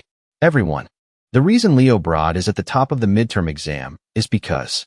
But before she could finish, Serge cut her off. That's enough, Professor At. It seems all the students have accepted the results. With that, the score announcement is over. Everyone was given time to celebrate freely. Elsewhere, at Yoga's dining table, she spoke while cutting a piece of beef. If we include the dual major students in each department's ranking, what would the result be? Hearing that, Landolt replied nonchalantly. There would be a big shakeup in the magic department. He said that everyone would drop in rank. Hearing that, Yoga asked in astonishment. Don't tell me the top of the magic department is. Before she could finish, Landolt nodded in affirmation. That's right. Leo is at the top of the magic department. Yoga looked at him in disbelief. After a long moment, she also spoke up in shock. It's the same for the summoning department. And, sitting beside them, added.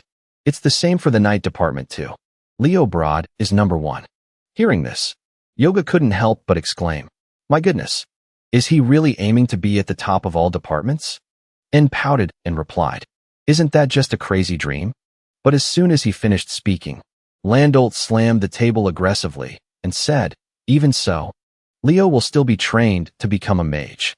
Yoga, not wanting to lose, also shouted. Do you think talent related to summoning is easy to find? Hearing that, En chimed in. Hey, both of you. Leo is best suited for the sword. Got it. The 3 of them argued noisily to claim him, while the 2 assistant professors, Kahlo and Anna, shook their heads helplessly on the side. The next day, In first-year class 5, Kato Matt was sprawled on the desk, groaning. I think I drank a bit too much yesterday. Hearing that, Chelsea snorted contemptuously. You're the first person I've seen get drunk on 2 liters of orange juice. Just then, the professor walked in. He was holding a large fabric scroll. Harris hung it on the board, then spoke. Quiet down. This is the announcement about the school field trip. You all know we're going to the Elven territory this time, right? Elizana nodded and replied. Yes, we know. I heard each class gets to choose a location. Tai also chimed in. Our suggestion was the Dewan Forest, also known as the Warm Forest. However, Harris pointed to a spot on the map. He opened his mouth and said flatly, we will be going to Elzabe. As soon as these words were spoken, the students fell into utter despair. Kato Matt cried out in panic. That Elzabe is a small country in the far north. A place in the Elven territory that's cold all year round. It's freezing all year. Elizana retorted in disbelief. What can we even do in a cold place like that? Tai also wailed. I have a really bad feeling about this. Hearing their noise, Harris pouted and said, blame the class representative. That kid chose it. As soon as these words were spoken, all eyes turned towards Leo. Elizana and Kato Matt exclaimed in disbelief. What? The class representative? Leo, why did you? Leo casually smiled and replied. It would be best if we buy what we need at Lumen beforehand, right? Although they didn't want to. They couldn't change it. Elizana mumbled unhappily. They'll bring gloves. Chelsea, on the other hand, chuckled excitedly and said, it's time to wear all the coats I have. Leo, in contrast, was very calm. To humans, Elzabe is just a small, insignificant country. But it is a holy land for the elves. The place where the blessed land is hidden. I don't know is here. Is it all right? After school, Leo and Nayla had arranged to meet on the school campus. Leo slowly suggested, they'll handle the food and supplies. So, you handle the medicinal supplies. Nayla nodded slightly and replied, all right. After they finished dividing the tasks, Leo immediately went downtown to shop. With his bargaining skills, he quickly bought many things he wanted at a good price. After a busy afternoon, Leo could finally breathe a sigh of relief. But on the way back, his gaze was drawn to a certain place. He stopped in his tracks to observe what was ahead. In front of Leo was the 13th alley of the Carousel district. Hesitating for a moment, he stepped inside. A moment later, he saw a sign named Ludic. Leo stood silently in front of the door for a long time. This must be the place where Celia and Chloe bought the demonic artifacts. After thinking for a while, he decided to take off his school bag and leave it outside. Leo's gaze also became sharp. He quickly pushed the door and stepped inside. The Lumen investigation team had already swept through this place, so there probably wasn't much left. All that remained was a teddy bear. But very quickly, Leo realized there was something wrong with this teddy bear. Everything should have been taken by Lumen for investigation. The door must have been locked when he entered. Don't tell me it's a curse that dulls perception. Thinking of this, Leo drew his sword and slashed down without hesitation. As expected, the teddy bear suddenly changed. Its eyes turned bloodshot red. Then it continuously shot beams of dark energy towards Leo. He hurriedly dodged, but he could still feel a malicious gaze watching him from the surroundings. Leo was certain that this was no ordinary demon. It not only dulled his perception, it cast every imaginable curse upon its opponent. While he was thinking, the demon suddenly let out a loud laugh. Leo's expression wavered in an instant. He seemed to recognize that voice. At that moment, the demon snorted coldly and spoke. You're quite a sharp little brat. You recognized my curse. Leo realized. This was the monster queen, Silatona, one of the demon commanders that they failed to destroy 500 years ago. But this wasn't its true body, just a clone created with magical curses. Seeing he said nothing, Silatona sneered and spoke again. Aura and magic, huh? A magic swordsman? Truly a rare talent. I'll give you that. At this point, she suddenly paused, making Leo raise his guard. Right after that, Silatona aggressively charged forward and shouted, but you can blame those uselessly sharp senses of yours. Leo didn't dare to be careless. He hastily raised his sword to block, but he was still hit by her dark energy. He bit his lip hard and thought to himself, I can't win right now. I have to get out of here first. But Silatona wouldn't give Leo that chance. She charged again, while laughing triumphantly. Thanks for the meal. Seed of a hero. Immediately after, Silitona opened her large mouth, preparing to devour Leo. And yet, at this moment, Leo suddenly curled his lips into a smile, because someone else had appeared here. Ambi, having just arrived, began to attack. A powerful spear of light struck down in an instant. Silitona's body was instantly pinned to the ground, unable to move. Looking at the person before her, she couldn't help but tremble and mutter, "The magician with the evil eyes." Ambi still stood there imposingly, controlling the light spear to attack Silitona. But at this moment, Silitona suddenly let out a cold laugh. On second thought, this is even better. Having an audience makes it more fun. As soon as she finished speaking, a part of her body underground began to stir. While Leo was off guard, Silitona attacked. But Ambi saw through her trick. He let out a cold snort filled with contempt, which made Silitona a little flustered. At this moment, strange magic circles suddenly appeared all around. Ambi spoke coldly again. "You filthy demon. Have you realized what's happening?" Silitona shouted with hatred. "That disgusting eyeball. Someone will gouge it out and swallow it raw." As soon as she finished speaking, she controlled her tentacles to charge at Ambi. Ambi stood there calmly, speaking with disdain. "I have no interest in a trashy copy like you. Die." Right after that, another powerful beam of light struck. Silitona was instantly blasted into pieces. Ambi Zero is an eye technique mage. He also bears another title, the Destroyer of Tataros. According to rumors, Ambi became a professor at Lumen just to have the freedom to cross borders during his hunts. And Leo now owed a debt to this hero of the modern age. Thinking about this, he couldn't help but sigh. At that moment, Ambi asked in a low voice, "Leo brought. What is this all about?" Leo bent down to pick up the pieces of the teddy bear on the ground. He replied, "It appeared when I was investigating this place." "You mean from this teddy bear? The one carrying the curse of cognitive dissonance?" Ambi heard this and nodded in understanding. He reached out to take the teddy bear's head. Then he said calmly, "Lumen's investigation team will have to take responsibility for this. He'll overlook the fact that you investigated this alone." With that said, Ambi turned to leave. But after just 2 steps, he suddenly stopped and spoke. "From now on, when you need help, come find me. Thank you for what happened." These words made Leo's eyes widen in shock. He quickly went outside and picked up his school bag. Ambi is one of the 3 great families that manage Lumen Academy. Perhaps Leo could access the Forbidden Library with his help. Very soon after, Leo met Nayla. When she saw him, she called out excitedly, "So you're here, class rep. I've finished my shopping." But as she got closer, Nayla saw the wound on Leo's hand. She asked worriedly, "Class rep, how did you get hurt like this?" Leo shook his head slightly and replied, "It's nothing serious." Then he sank back into his own thoughts. So he had confirmed it. Silitona was behind the Beast Tamer and the Black Magic book. But he still didn't know their true purpose. Time passed just like that. Another week quickly went by. In front of the teleportation gate, the first-year students of the academy had gathered. Leo looked at Nayla and asked, "Have you gotten all your supplies?" Nayla nodded lightly and replied, "Everything's ready." A moment later, Celia came over. She asked hesitantly, "Why is your class heading to L?" Leo replied casually, "It's getting hot lately, so this trip is no different from a summer vacation."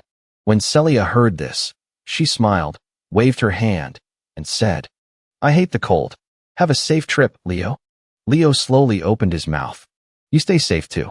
After that, the other first-year students began to step into the teleportation gate to go to their class destination. Leo turned his head to look at his class and suggested, "Class 5.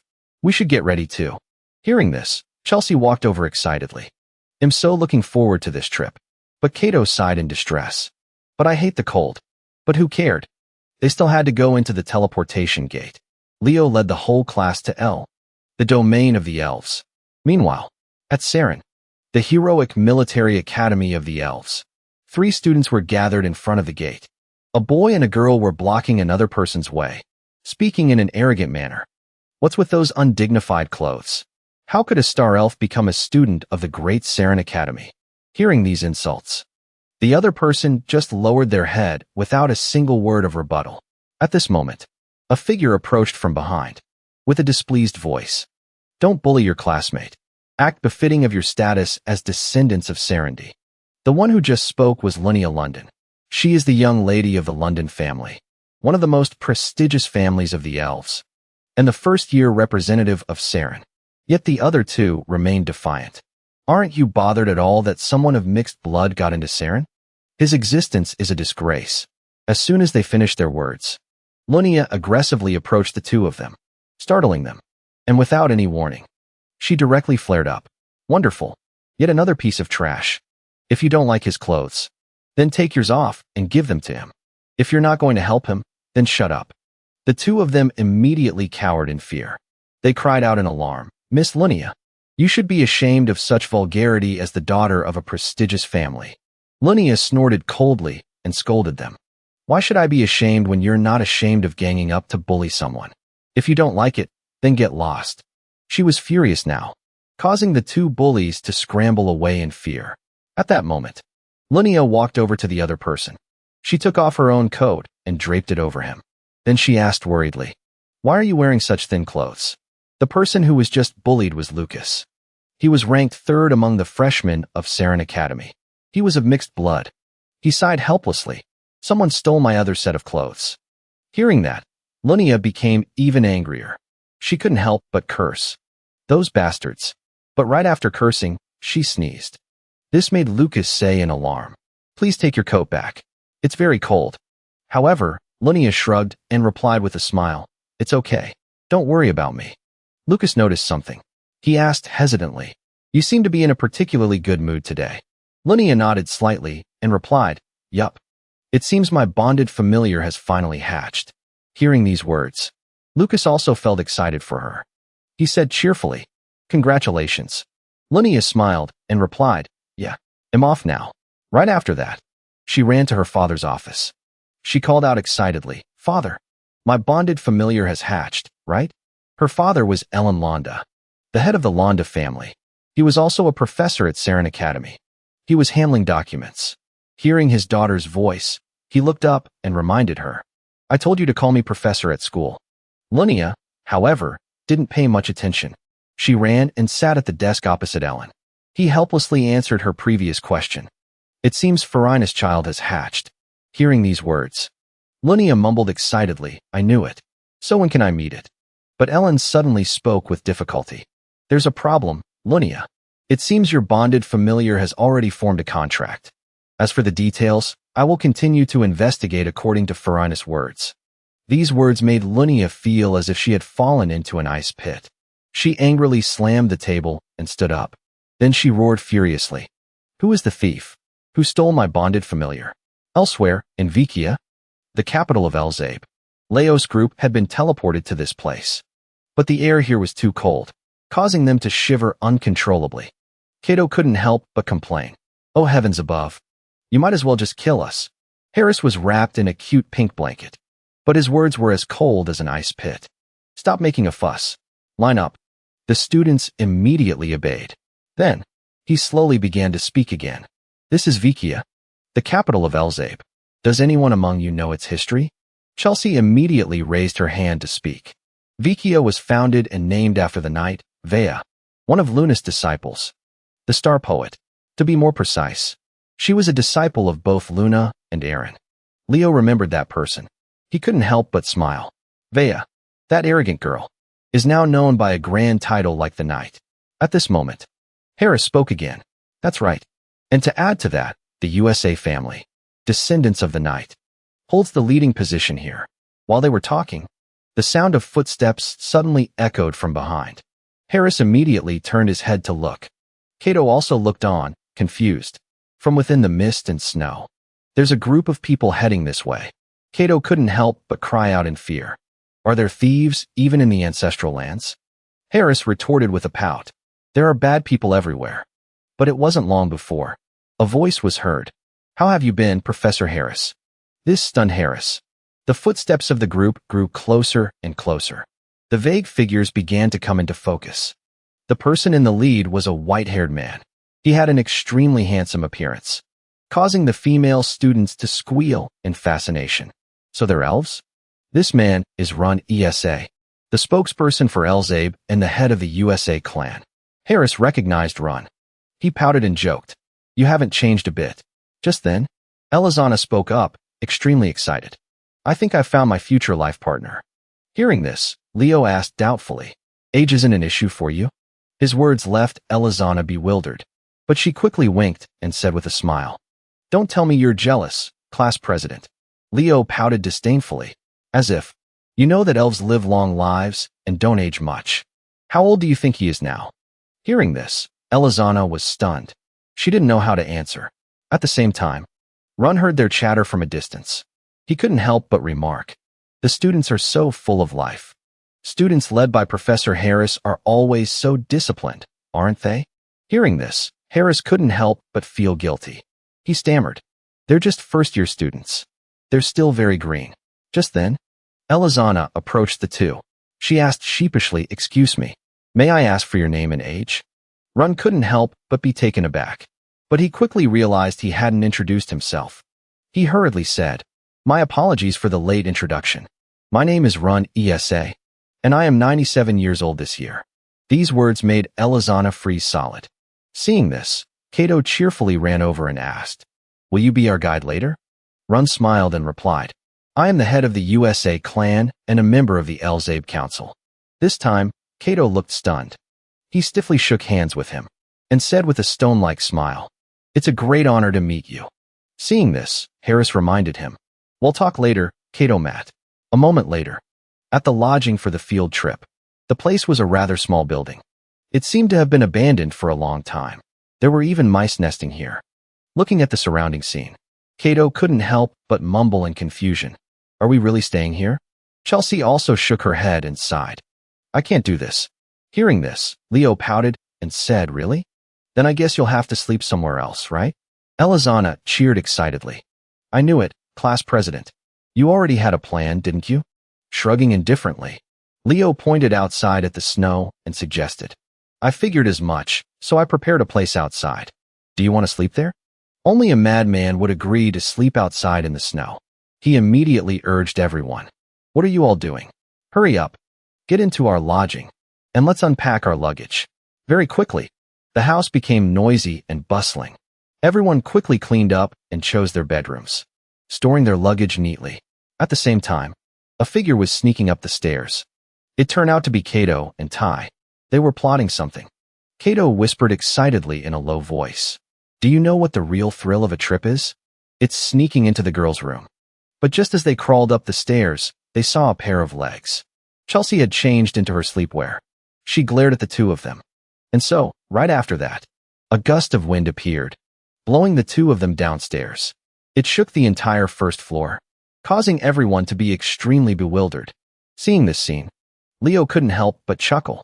It seems everyone is really enjoying the trip. Maybe I should go for a little walk too. With that said, he opened the door to go outside, but he had only taken 2 steps when someone called from behind, Sir Leo Broad. It made him stop in his tracks. The person who approached was a blonde elf girl. She spoke respectfully. The family head wishes to see you, Sir Leo Broad. A moment later, at the castle of the USA family, Leo entered the place, guided by the girl. Seeing him, Run ESA quickly spoke up. Come in, Leo. Hearing these words, Leo slowly stepped inside. He spoke apologetically again. I'm sorry for calling you here and making you wait. I was a bit busy. Could you wait for a moment? Leo shook his head slightly and replied, it's no problem at all. It seems there are many interesting things here. May I take a look around? Run ESA casually agreed. Feel free. Having been permitted, Leo immediately began to walk around and observe. There were quite a few very old items here. But among them, one thing caught his attention. It was a dagger placed in a corner of the wall. He recognized it. He exclaimed in surprise, it's Equin. Run ESA couldn't help but be stunned. How do you know about Equin? Its history is only passed down to the heads of the USA clan. Hearing this, Leo felt a jolt. I forgot. I slipped up. He quickly found an excuse to explain. I read about Equin in an ancient text at Lumen's Great Library. Run ESA wasn't suspicious. He nodded and said, I see. Leo said no more. He reached out and touched the dagger. It was infused with star mana, but it wasn't the original. In the past, When he was still Kyle? As he was resting after a battle. A voice rang in his ear. Luna. A self-defense dagger just for you. What do you think? Leo was woken up by the noise. He looked up and saw an elf running towards him with a dagger. Leo sat up and sighed. You look like a goblin coming to pillage. And the thing that elf was holding was equine. It originally belonged to Luna. But she gave it to her disciple, Vea. After that, right before the final expedition, during the battle with Tataros, Vea dropped it. Returning to the present, Ron Esa had finished his work. He walked over to Leo and said, Equine is a reward our ancestors obtained long ago after conquering the hero's world of Lady Vea. But he said that unfortunately, a weapon obtained from a hero's world can only be used by its conqueror. Leo understood. This thing was just an empty shell. Afterwards, the two of them sat down. Ron Esa slowly began to speak. I heard from Harris that you are an all-rounder. And you're also the freshman representative of Lumen, correct? Leo nodded slightly, casually replying, That's right. Ron Esa hesitated for a moment. He spoke awkwardly. I know it's rude to make such a request when we've just met, but could you meet my granddaughter? Through Ron Ace's words, Leo learned that his granddaughter was a freshman at Saren Academy, and a talented girl. She got into the school with excellent scores. But the world out there is vast. Right after enrolling, Ron Ace's granddaughter hit a wall and lost all her motivation. Ron Esa hoped that someone of the same age, and also from a different race like Leo, could inspire her. And Leo accepted. He was now standing in a large hallway. He just looked at the key in his hand with some hesitation. Awkwardly, he muttered, But, is it really okay to just give a stranger the key to your granddaughter's room like this? After a moment of hesitation, Leo decided to go knock on the door of the room at the end of the hall. But no one answered. He used the key to open the door and went inside. The first thing that greeted Leo's eyes was a complete mess, and the air was filled with dust, making him unable to stop himself from coughing. Leo glanced around. He saw many pictures of the great heroes on the wall. Leo couldn't help but sigh. He knew there were kids who collected these things, but this was a bit much. When he went inside, Leo saw a uniform hanging in a corner. He frowned and muttered, This is a Saren Academy uniform. At the same time, the person in the bed finally woke up. She grumbled in dissatisfaction. Grandfather, barging into your grown-up granddaughter's room like this is too much, you know? This is Ron Esa. Ron Ace's granddaughter. Hearing her voice, Leo immediately turned his head to look, and the atmosphere instantly froze. It wasn't long before, when she saw that the person before her was Leo, her face showed a flash of panic. Seeing her reaction, Leo was confused and didn't understand. But what surprised him even more was that Iran immediately burrowed under the blanket to hide. Leo took a deep breath and slowly spoke. Hello, I'm Leo Broad. I came to see you at your grandfather's request. However, the person in the bed showed no signs of replying, leaving Leo at a loss for words. While searching for a topic of conversation, Leo saw a book. He exclaimed in surprise. You've collected almost as many books about Kyle as I have. Let's see. How is he described from the perspective of the elves? But Iran remained under the covers, saying nothing. Leo continued to mutter. The great monster subjugation in the northern mountains. Could this also be one of Kyle's achievements? You've organized this quite well. Just then, Iran suddenly poked her head out from under the covers and asked abruptly, Could it be that you like Kyle, too? Her voice continued from the corner of the room. The Battle of Dano. Are you talking about the battle where Tiber Ca, the commander-in-chief of the Tataros army, was defeated, right? The battle where the great heroes first fought together as comrades. Iran continued to speak to Leo. Do you also know the place where Commander Jorga's army was defeated? Leo replied, Svelit. That's where Luna first tested her star magic. Iran's eyes lit up, her mouth full of joy. That's right. That's a record of the great heroes that most people don't know about. In Iran's eyes, Leo shone brightly with a gentle, warm smile. Iran lowered her head and stammered. Sorry for the late introduction. I'm Iran Asa. Even though we just met, I talked a bit too much, didn't I? Leo spoke to reassure her. Not at all. The great heroes would surely be happy to know someone treasures their stories. Iran looked him straight in the eye and said, This is just my personal opinion, but although history only records 4 great heroes, there might have been a 5th one. Leo continued, piquing her interest.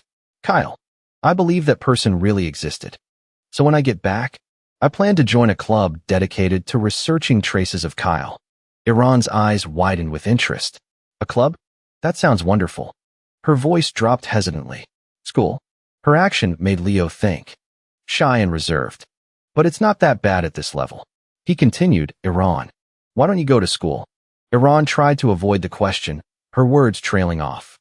Because I don't think Sarin Academy is the right place for me. Everyone there works so hard.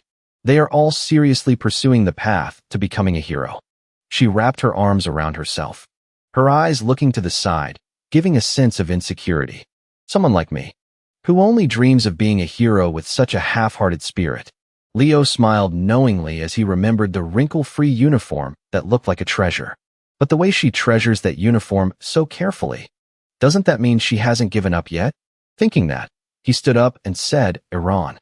Right now, I'm not the only one from Lumen here. Our whole class is here on a field trip. His words made Iran look up. I think if my classmates heard your story, they would definitely want to meet you. She asked back in surprise, her eyes filled with a bit of hope and anticipation. Leo closed his eyes and continued. You know, there are also schools that train heroes in the human world. Like Lumen Academy, right? Leo turned slightly to leave, but his gaze was an invitation to Iran. If you're curious about the students of Lumen, come and see for yourself. He walked out of Iran's room after persuading her with all his might. Suddenly, Run ESA appeared from nowhere, clasping his hands as if in prayer with a look of admiration and sympathy, startling Leo. You scared me. He leaned close to Leo's ear and said, Don't tell me. You were talking with Iran this whole time? Leo replied, I was. Run ESA was moved to tears, wiping them away with a handkerchief as he spoke.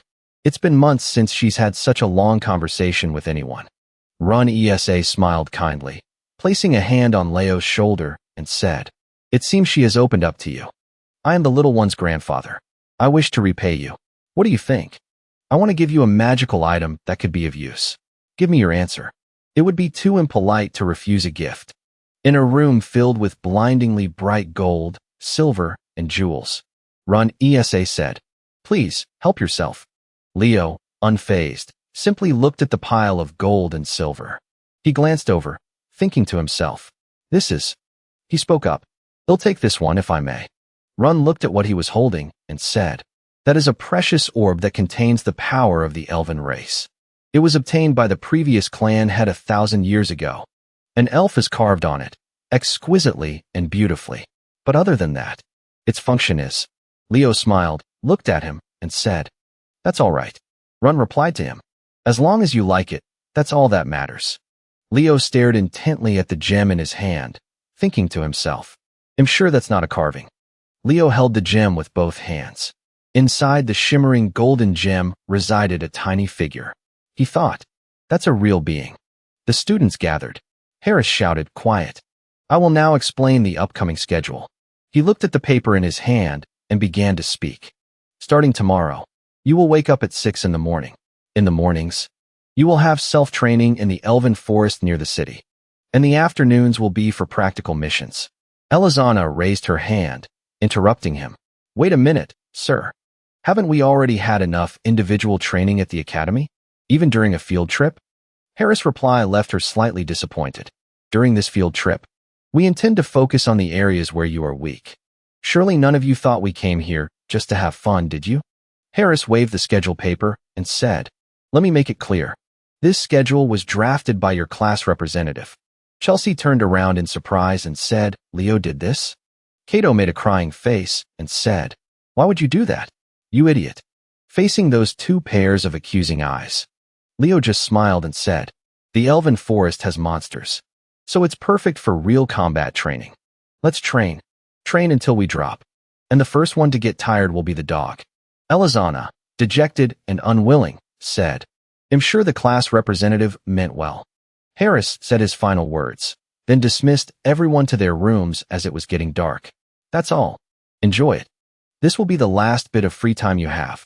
Leo sat on his bed, his eyes following the hand holding the gem. He thought, a seal made with the Elf King's magic. Leo cast a spell on the gem while thinking. No wonder Run ESA thought it was just a statue. After the Age of Calamity, when the Elf King's magic had vanished, and no elf has experienced that kind of magic anymore. But for me, all of this is too familiar. It's the magic of Silrus. The brilliant golden light of Leo's spell surrounded the gem. He took out a leather ring, and the golden light shot out. He thought, finally, it's time to use the Elf King's oath I received before. Leo smiled as he continued to cast the spell on the gem. The gem emitted a light, and a crack appeared. The light shone through the window, making his room unusually bright. Then it faded back to normal as if nothing had happened. A tiny figure sat nestled in Leo's hand. He stretched and said, "Has Father finally broken the seal?" He turned around, frowning in annoyance at Leo. "Why is a strange human standing before me? How rude." Leo leaned in closer and asked, "Who are you?" The little elf snapped, "How dare you address me so informally?" Then he proudly and loudly introduced himself. "I am the firstborn son of the great golden elf king, Silrus, the successor to the elf king's throne." Iran kept talking, unaware of what Leo was about to do. "The one you see before you is the silver elf, Iran." Leo flicked Iran on the forehead, making him tumble over. Tears welled up in Iran's eyes from the pain, but he still spoke defiantly. "How dare you? What was that for?" Leo's voice was as cold as ice. His blazing red eyes stood out even more. "Pay attention. Even your father was polite to me. Who do you think you are, kid?" Hearing this, Iran refused to back down and retorted, "You scoundrel. How dare you insult the great elf king Silrus?" Another painful flick to the forehead rang out, making Iran yell. He said indignantly, "You brat," not letting him speak. Leo gave him another flick on the forehead, making Iran scream. "You." Leo attacked Iran continuously. A moment later, Iran sat up straight with a lump on his head and said, "Impossible. Are you truly the one who formed the pact my father spoke of?" Leo replied, "It seems so. Your seal is broken now. So, is something wrong?" Iran continued, "On second thought, making a pact with an inferior human isn't so bad after all." Leo gently poked Iran's head with his finger and said, "With Silrus' gentle personality, for him to strip you of all 6 wings and seal you away. You must have been quite a troublemaker, Prince Iran." He faked a cough and said, "You even know about that? So you really are the contractor." Leo cut in, "Whatever. Just get to the fairy realm and call Silrus for me." Iran said resolutely, "I can't. You can only return to the fairy realm after you've collected all 6 wings." Iran sat up, raising his head. Crossing his arms smugly, he said, "In that case, if you want to meet my father, then help me get those 6 wings back. I believe the first wing is in the fairy forest, the place that was once our home." Leo smirked and thought to himself, "Silrus, it must be fate that your son has come to me." Once again, the sound of an agonizing flick to the forehead rang out. The next day, in a frozen land, the snow was falling thick and fast. Leo's class had arrived. Harris was in the lead. A frigid landscape, with the sound of the wind rustling through snow-laden, bare branches. The entire class was bundled up in warm clothing. All were gaping at the scenery before them. Harris, wearing only a warm cloak, stood watching with his arms crossed. Chelsea collapsed onto the snowy ground and said, "No way. They won using only wind magic?" Suddenly, a hand appeared before her. It was Leos. He smiled and spoke softly, looking quite handsome in the icy landscape. "Looks like you need more practice." "Huh?" A few minutes earlier, Elizana shouted towards Leo, class president. "Are you saying my technique and my magic aren't in sync?" "Mine?" She squeezed her eyes shut and continued.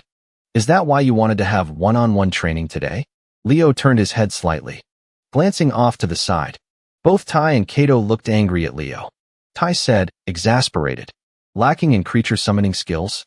Kato, with his hands on his hips, continued, "Hey, alchemy is the one thing I'm confident about." The two continued to speak as someone's footsteps echoed. "I made that perfectly clear during the exam, didn't I?"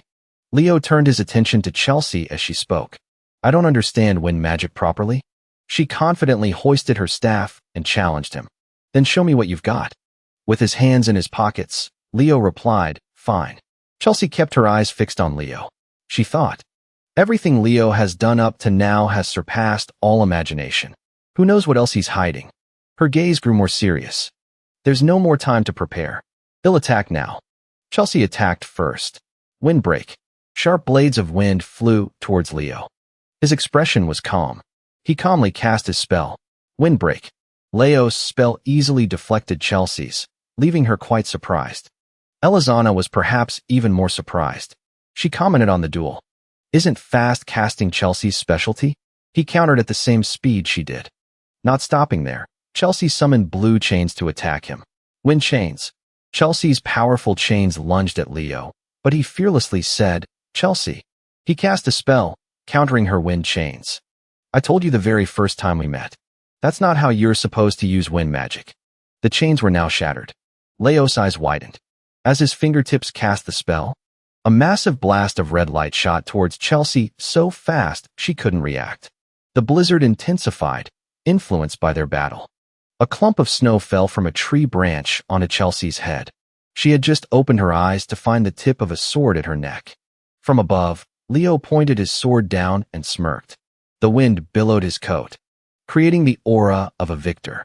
Chelsea stared blankly, thinking to herself, is this how wind magic is supposed to be used? Kato and the other classmates were also surprised by the sight of Leo helping Chelsea up. Right? I never thought Chelsea would lose a duel of wind magic. Elizana sighed in resignation. That's just cheating. What kind of monster is our class president? Harris spoke, giving his serious assessment of the duel. As a pure-blooded mage, Chelsea is in no way inferior to Leo, but there's a huge gap in their understanding and application of wind magic. And that's what decided the victor. As he spoke, Leo patted the head of a pouting Chelsea who wouldn't accept the result. When you advance to the next grade, you'll learn new techniques. That's why mastering what you've already learned is very important, Harris continued. All right, let's practice the basics under the class president's guidance. And good luck with this afternoon's training mission. The whole class replied in unison. I'm so hungry and cold. A vast, snowy landscape loomed before him. Only Leo stood there. He was picking herbs one by one and putting them in his bag. Leo brought. Herb gathering training mission. Flashback. In a certain room, most people were exhausted. Only Leo stood straight as he listened to Kata's plea. They'll train in a bit, Leo said with a helpless smile. They finally made their move. As Iran hugged a large bundle of herbs, he proudly showed them off. Leo, look at this. I gathered this much. See. Leo didn't hold back his praise for him. Impressive. As expected of the elf race, Iran said arrogantly.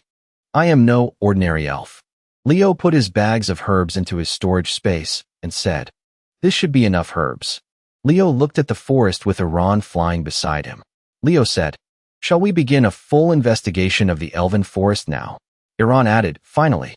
The journey to find my wings has begun. Leo walked into the forest step by step, while Iran sat neatly on his shoulder. Suddenly, he stopped walking. Iran immediately asked, why did you stop? Leo asked with a serious face, Iran, when did you disappear from the elven lands? Iran thought for a moment, then answered, about 100 years ago, Leo said as he reached out to touch the magical wall before him. Looking closely, this is illusion magic, Iran said, stunned. It's the Elf King's magic, isn't it? But it's not like my father's magic. Leo began to deduce seriously. It's the magic of Shazalot Ro-In, the Elf King of the Calamity era. But at most, the magic was only activated about 100 years ago. The Iran beside him also began to ponder something. Leo was still thinking. Based on the timing, the magic was supplemented by Iran's wings, a barrier made from ancient spells and his son's wings. This means something important is sealed here.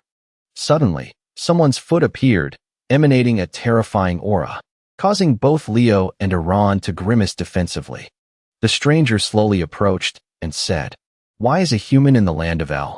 Leo immediately retorted, it's better than an undead like you being here.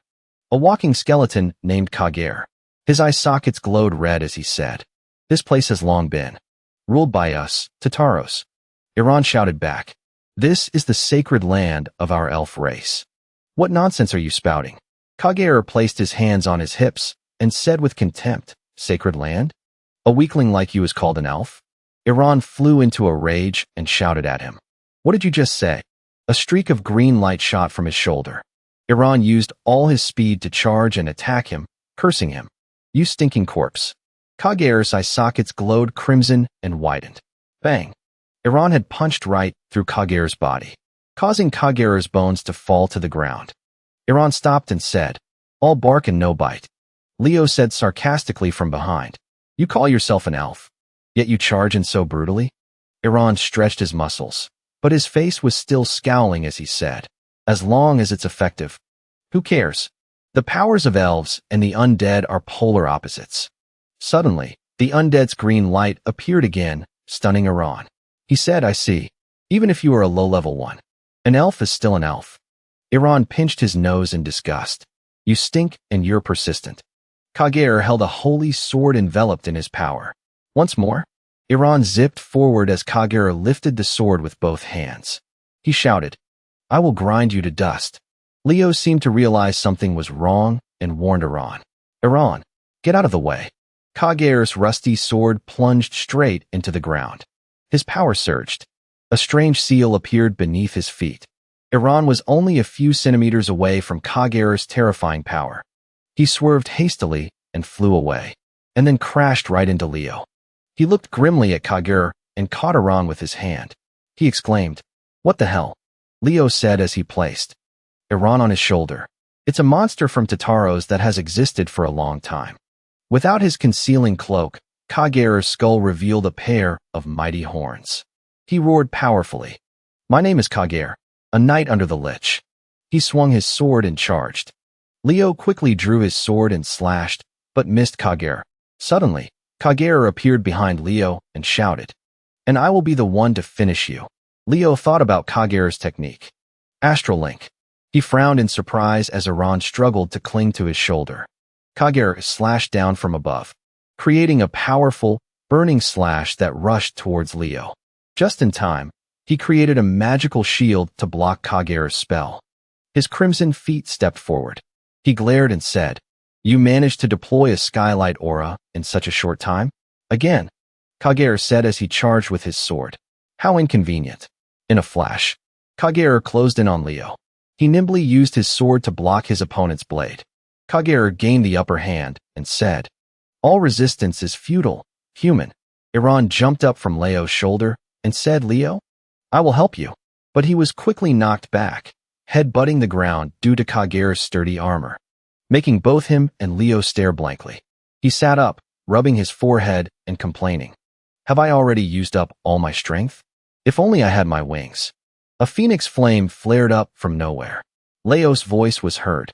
"In the name of the contractor, answer my summons." A storm-like wind rose from Leo's direction, startling Kagear. A pair of fiery wings appeared on Leo's back, along with a strange seal beneath his feet. Kagear couldn't believe his eyes and said, "This is..." Iran said with interest, "What? Besides me, there's another contractor?" He swung his sword, creating a slash embodying a stream of fire. Leo shouted, "Phoenix." The slash struck Kagear head-on. The wings disappeared. Fiora returned to her original form, obediently perching on Leo's shoulder. Iran leaped onto his shoulder, standing next to Fiora and saying, "A phoenix." Iran laughed loudly, patting Fiora on the head, which annoyed her. Kagear's voice rang out again. He once again held his sword, pointing its tip to the ground. "A phoenix and an elf? I absolutely cannot let them survive." This time, the sword plunged deeper than before. A red liquid appeared from nowhere, spreading forward from the sword. He said, "Army of the dead, devour the living." From nowhere, many sword-wielding skeletons appeared. Leo looked at the undead army and thought, "A curse that continuously summons the undead." Iran, seeing him about to sheath his sword, exclaimed, "Have you given up already?" Hearing that, Leo just smiled faintly. Leo placed one hand on the ground to brace himself and said, as if that would ever happen. A surge of power surrounded Leo. He thought, "This is Kyle's mana. It's been a long time since I've used it." The surge of power was strong enough to crack the earth. An earthquake. The undead kept charging forward. Kagear, standing at the back, was surprised by Leo's power. His eyes glowed crimson. He shot forward. Whirlwind. Leo quickly dispatched the undead as he flew forward. Leo zipped past Kagear. His voice echoed back, "Stop right there. If you call yourself a knight, then face me with honor." Without turning back, he replied, "You're the one who summoned a bunch of minions. What right do you have to say that?" He focused his weight on the balls of his feet. Then he soared into the sky. Kagero shouted loudly, "He's running away." Arriving at a place with no sign of Kagero, Leo crossed his arms, exhaled, and thought, this place should be safe enough. A death knight appearing in the elven forest. Is there something here that Tataros is searching for? A skeleton walked closer step by step, attracting Leo's attention. Leo took a defensive stance and pondered. A skeleton separated from the horde? Suddenly, slashes appeared out of nowhere, finishing off the skeleton. The blade of a sword was held close to Leo's neck. "It was a strange boy," he said. "Are you the one who summoned it?" Leo answered immediately, "Not at all. I'm a student of Lumen. I have nothing to do with those undead." Leo noticed the stranger's attire. That uniform. A student from Saren. The guy angrily swung his sword from above and shouted, "What a ridiculous excuse. Die, you necromancer." Leo dodged the slash just in time. He used the pommel of his scabbard to strike the guy's ribs, making the guy collapse to the ground, clutching his body. A young woman's voice was heard. "That's enough." From a distance, the figure of a girl appeared and spoke. "I apologize for the rudeness." She stepped forward and began to introduce herself. "My name is Lunia El Luna, a first-year student at Saren. Please don't think all Saren students are like him." Leo turned and replied to her. "Apology accepted. So what brings you here from Saren?" Lunia approached him, holding out her hand for a handshake. "I'm staying in Berkia for a while for field training." "And you?" "I'm on a field trip." Leo turned to leave, but looked back and said, "So? I have to go report to my professor." Lunia placed a hand on her chest and said, "May Berkia watch over you." Leo softly said her name. Lunia El Luna. I feel like I've heard that name somewhere before. Meanwhile, at that very moment, Lunia seemed like a different person. She repeatedly hit the guy and shouted, "The worst student of advanced class 1 ruined things trying to show off. You idiot. How embarrassing." Somewhere else, Run said, "A death knight in the sacred lands?" He frowned and said, "How tragic. Monsters started appearing at some point. But the level of contamination isn't too severe." Harris chimed in on Run's words. "He's not the type of student to lie." A strange voice rang out, catching Leo's attention. "Misunderstandings born from ignorance are also lies." Herdium appeared and continued to speak. A first-year hero candidate who has just taken his first steps on this path. To claim he encountered a death knight. "I am Professor Herdium Winter, the homeroom teacher of Advanced Class 1. For Saren's first years. Please continue." Under his gaze, Leo looked up. Herdium continued. "He must have seen a skeleton knight and gotten confused. I don't believe he could have escaped from a death knight on his own." He narrowed his eyes at him, annoyed. "He's only a first-year student." He looked at Harris and asked, "Professor Harris, you believe this student's story?" He replied, "Of course." Harris said calmly, "He may only be a first year, but he's the department representative." Herdium narrowed his eyes at Leo in annoyance and thought, if what he says is true, this could be a chance to broaden the horizons of the Saren students. He looked at Leo's calm face and said, "If he is the department representative, he must be confident in his magic, right?"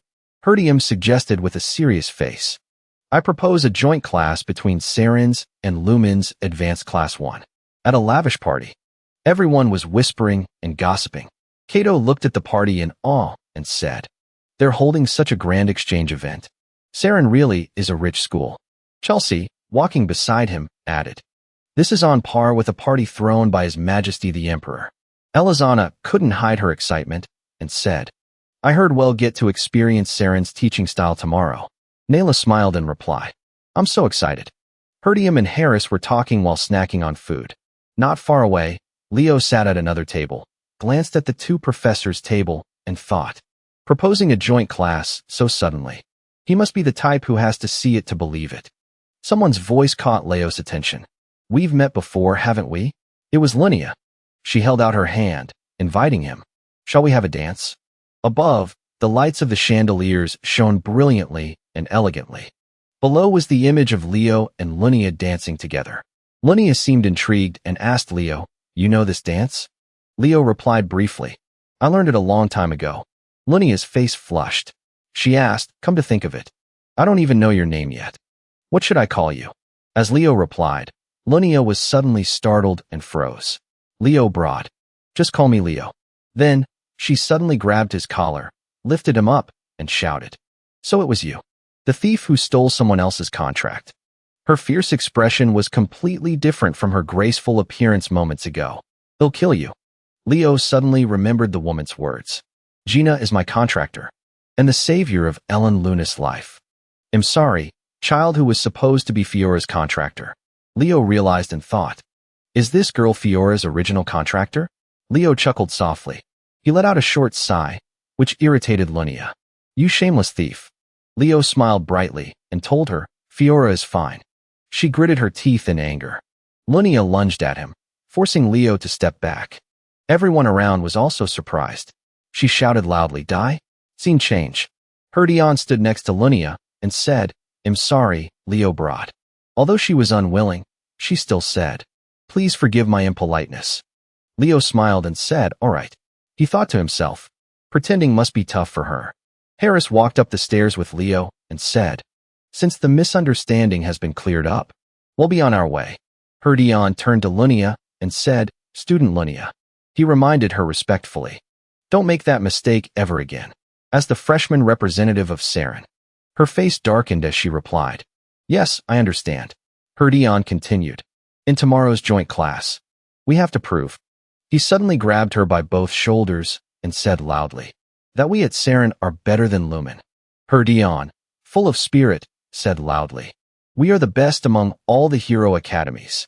He regained his composure and thought, I pushed her too hard. Herdion said, So from now on. Lunia interrupted. She was even more spirited than him. She yelled, The fire inside me is burning. I will never forget that bastard. I will completely crush him. Don't worry. For the honor of Saren. Herdion was a little taken aback by her spirit. Student Lunia, in the joint class of Lumen and Saren. In the lecture hall, Harris said loudly, It's a pleasure to meet you all. First years of Saren Academy. I am Professor Harris. I am currently teaching at Lumen Academy. The students from Saren were very excited as he continued. Today, you will get to experience a class at Lumen Academy. He called on 3 students from Lumen one by one, surprising all 3. Tai and Elizana. Step up, you will lead the class. Harris continued. You are the top students at Lumen. Show them what you've learned. Professor. Both Elizana, Tai, and CA exclaimed in shock. Professor. Chelsea said with interest. So that's why he called one student from each department. Leo, sitting nearby, thought. It feels like he can't be bothered. First, Elizana went up to speak about her powers. Next was CA, with a confident demeanor. Although quite timid, Tai still did his best while speaking. The students from Saren were all interested and took careful notes. Herdion smiled slightly and thought. Whenever you observe the perspective of another race, you can awaken to a new method. His expression turned serious as he thought. But it's a bit strange. The class representative hasn't appeared yet. Leo ignored the professor's gaze and just focused on listening to his friend's presentations. While on the other side, Lunia was trembling with anger.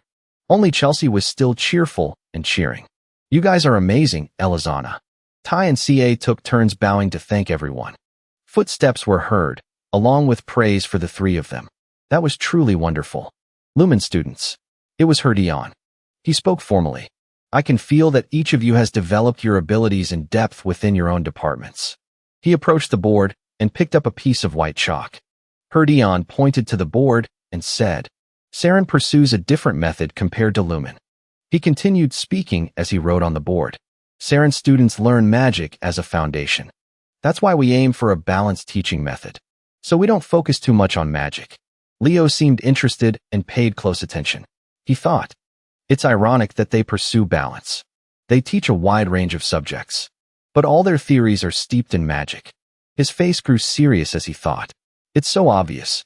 And their boastfulness. It's the same as always. While Herdion was still speaking at the podium, Leo was yawning repeatedly. And that is how we arrive at this final answer. He frowned and thought to himself. They're spreading rumors about facing a death knight. And even their class attitude is so rude. He continued speaking. All right, that's enough theory. Suddenly, Herdion cast a spell, summoning a multi-angled, sharp rock. It glowed with a dazzling yellow light. making Leo watch his words and actions attentively. Let me show you the essence of Saren. The stone grew larger and larger. He continued, we are a magical race by birth. The stone suddenly shot high into the air, leaving a shimmering trail of golden light. Then the large stone exploded, shooting out smaller stones, which fascinated the students. They couldn't help but want to grab them. Especially Chelsea. Her eyes sparkled as she said loudly, it's spirit magic. That's an original elven spell. The other students also admired the beauty brought by the spirit magic. This is our essence. Spirit magic. Herdian continued, using magic to write on the board. The formula I'm writing is the great legacy of our ancestor, the great Luna. And it became the foundation of all spirit magic. The spirit magic I just showed you is one of the endless branches derived from this formula. He looked up and said, it's beautiful, isn't it? A student's hand was raised. It was Leo. Herdian said, go ahead, class president. Herdian seemed quite pleased with himself as he thought, I'm not really interested in spirit magic, but Leo's words rang out like a bolt from the blue. That explanation is wrong. This shocked both Lunia and Harris. Herdian was no exception. His eyes widened. He furrowed his brows and asked again, what did you say? Leo didn't hesitate to repeat himself. I said that spell won't activate. Even the students from Saren Academy were surprised. Herdian, still frowning, said, of course. It's an incomplete spell, so it won't activate. The leaf symbol he drew on the board glowed faintly as he paused, then continued. My ancestors deciphered the legacy of our forefathers and somehow restored it to its current form. Leo thought, this is a lost spell? He probably doesn't know. This spell was created by Luna when she established the spirit magic system. For the sole purpose of passing it down to me, Kyle? Herdian stared intently at Leo and said, it seems you're very knowledgeable about spirit magic. If we elves interpreted it wrong, then could you explain it to me? Harris sensed the tense situation and tried to intervene.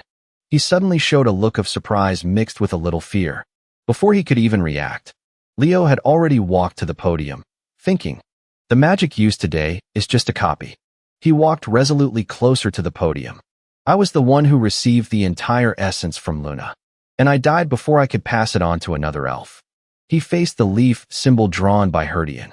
He thought, perhaps, we were destined to meet like this. Harris held his forehead and bit his lip, worried for him. Leo thought to himself, spirit magic is the pride of the elves, and it's the legacy of their ancestors. If this continues, it could lead to a conflict between the two academies. He began to use magic to draw on the board. His finger moved swiftly across the blackboard. A student from Saren Academy couldn't help but exclaim, what kind of interpretation is that? It looks like spirit magic, but I've never seen a formula like that. Soon, Leo was finished. Done. His symbol was slightly different from Herdian's. The light from outside shone in, making it even more brilliant. Suddenly, the professor started to cry. Seemingly moved, he stared without blinking. He said, this magic. What kind of magic is this? Have you used it before? A flashback. On the cliff. Leo spoke up. Kyle, this magic is. The stranger said, look. I've perfected it. A speck of golden light then transformed into a stunningly beautiful, strange flower. It's a spell that makes flowers bloom. All the students stared wide-eyed.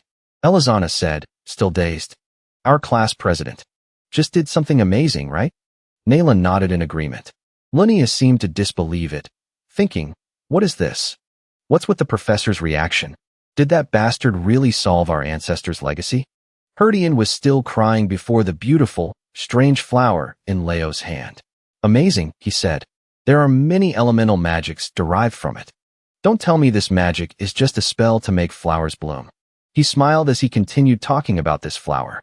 It's not that simple. During the Age of Calamity, flowers were nearly extinct. Flashback. A strange voice echoed. For the founder of Nebula. Aren't flowers something special? Leo wondered as he looked at this flower. What kind of magic is this? It's useless in battle. That strange voice spoke again. Do you know how beautiful flowers are? One day, I will see a world full of flowers. He clasped his hands as if in prayer and exclaimed. Indeed, the founder truly imbued the truth into it. He dispelled the spell when the professor asked, but who is this student? How does he know these things? Leo leaned close to his ear and said, "My name is Leo Broad. I self-studied spirit magic through ancient texts. I study multiple elements and am also a naturally talented mage." His words surprised the professor so much that he stammered. "Or is your family related to the elves?" He answered calmly, "Not at all." Harris stepped forward and said, "My student has lost. I apologize. Let's end the joint class here." The professor still said, "For now, it's best not to take an official stance on this matter yet." Goodian said, "Professor Harris, perhaps I'm being a bit bold." Herdium took Harris' hands. He said with great sincerity, "But could you perhaps trade student Leo Broad to our school?" Harris was full of question marks and asked back, "What?" All the students in the lecture hall were utterly astonished. Scene change. Tada. Chelsea brought out a bowl of soup that didn't look very appetizing. The special Llewellyn soup is ready. Next up was Elizana. Her dish looked no better than Chelsea's. She said, "And this is the deadly risotto. So delicious that only one person survives." Kato looked at the two dishes and, stiffening, said to Tai, "The greatest crisis since joining Lumen." Tai replied, "Is there no other choice?" Nayla, beside them, forced a smile and said, "I still have bread. I got it from a quest." Elizana launched a direct attack. She shoved a spoonful at Kato. "Try it. Try it." He struggled to swallow, sweating profusely. Elizana yelled furiously when she heard Kato retching. "What are you doing, you idiot?" Run smiled brightly and said, "It's nice to see the students having fun." Meanwhile, Harris held his head and said, "Class rep." As he was about to leave, Run called out to him. "Wait." He continued, "You should know this. The Grand Council of Elzabe has announced their decision regarding the Death Knight." Nayla spotted Run and Leo talking. "That is," he said, "to put it simply, we have confirmed that many undead and Death Knights have appeared in the Elven Forest. The image of the undead, like Kagir, came to mind. So we have requested that both Lumen and Saren investigate the unusual situation in the Elven Forest." Nayla and Chelsea both looked interested in what Run said, but for inexperienced first-year students, it's very dangerous. Meanwhile, Run and Leo were unaware. He said, "So we have requested Saren. Once the mission begins, they will investigate the anomaly with Saren's upperclassmen." Leo asked, "Did the council leader come all this way just for that request?" Run shook his head in denial. "Actually, I came here myself. For you." A shy-looking female student from Saren Academy peeked out from the door. Run said, "My grandchild wanted to meet you. Iran." She shyly approached and spoke to him. "Leo, how have you been?" "Oh, I said I would come. So I received special permission." Leo replied to her warmly, "Thank you for coming. He'll introduce you to my class." Chelsea saw her and couldn't help but praise. "So cute." Chelsea rushed over and showered Iran with questions. "What's your name? Why didn't you come to the exchange event?" Elizana also asked questions, causing Iran to freeze up. "Class rep. How do you know her?" Nayla said from a distance, "So cute." Iran seemed to be overloaded with shyness. Her head was spinning. She couldn't form words. Then she darted upstairs, calling back, "Excuse me." Chelsea and Elizana stared blankly. Chelsea asked quietly, "Did we do something wrong?" Elizana added, "Is she really that shy of a kid?" Seeing this, Run felt a bit awkward and said, "Leo, it's all up to you." Leo went upstairs to where Iran had gone. Out on the balcony, Iran sat hugging her knees, looking sad. Then suddenly, a jacket was draped over her, startling her. Iran was shy when she realized it was Leos. She asked, "But won't Leo get cold?" He smiled reassuringly. "Don't worry about me." He continued to ask, "Why did you run away from Saren?" Hearing this, she was silent for a long while. Iran turned her face away, avoiding the question. "Because I'm not cut out to be a hero." Leo put his hands in his pockets and said, "That again?" Iran started to talk more. "When life at Saren became too overwhelming, I met someone who was like the sun." Leo asked curiously, "Who was it?" Her expression brightened up again. Full of admiration, she said, "Lunia." Lunia is a truly amazing person.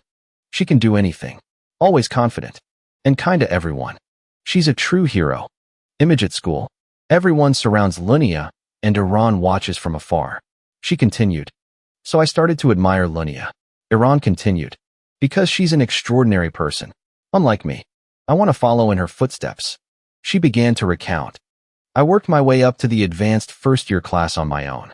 Image of Lunia fiercely casting a spell. Iran continued.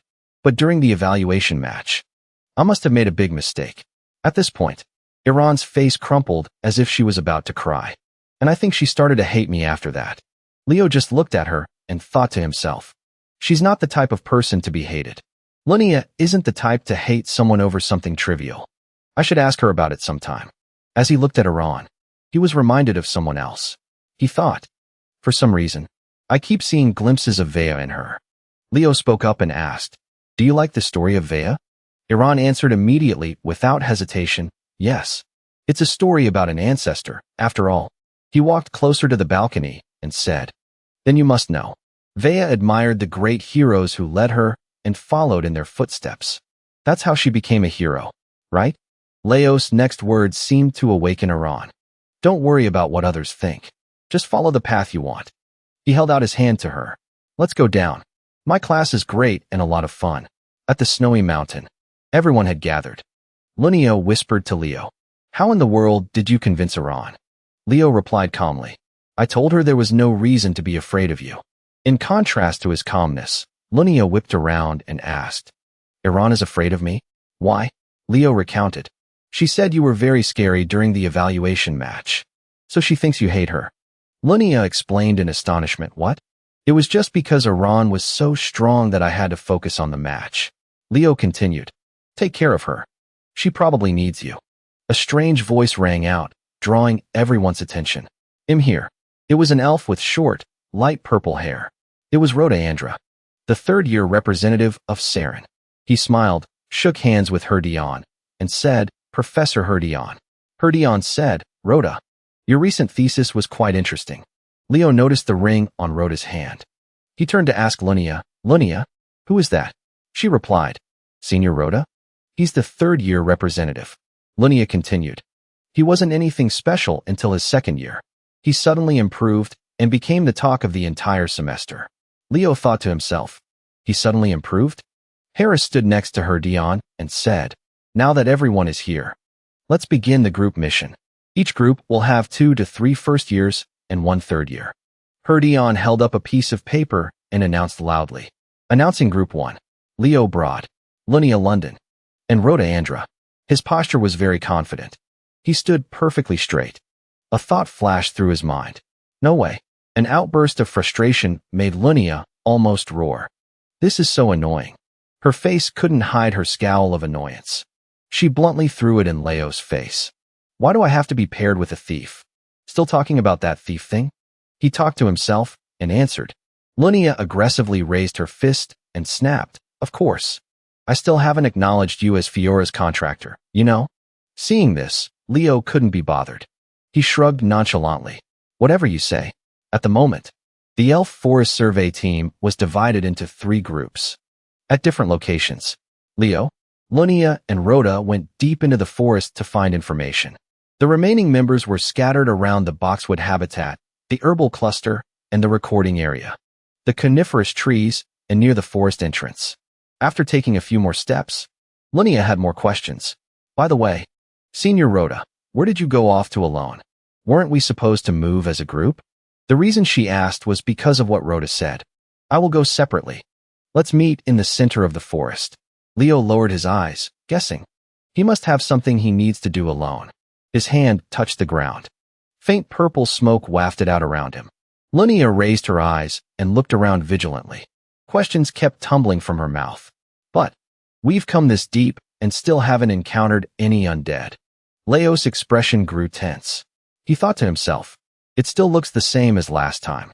But, he recalled the previous trip where he had discovered strange details himself. Look closely.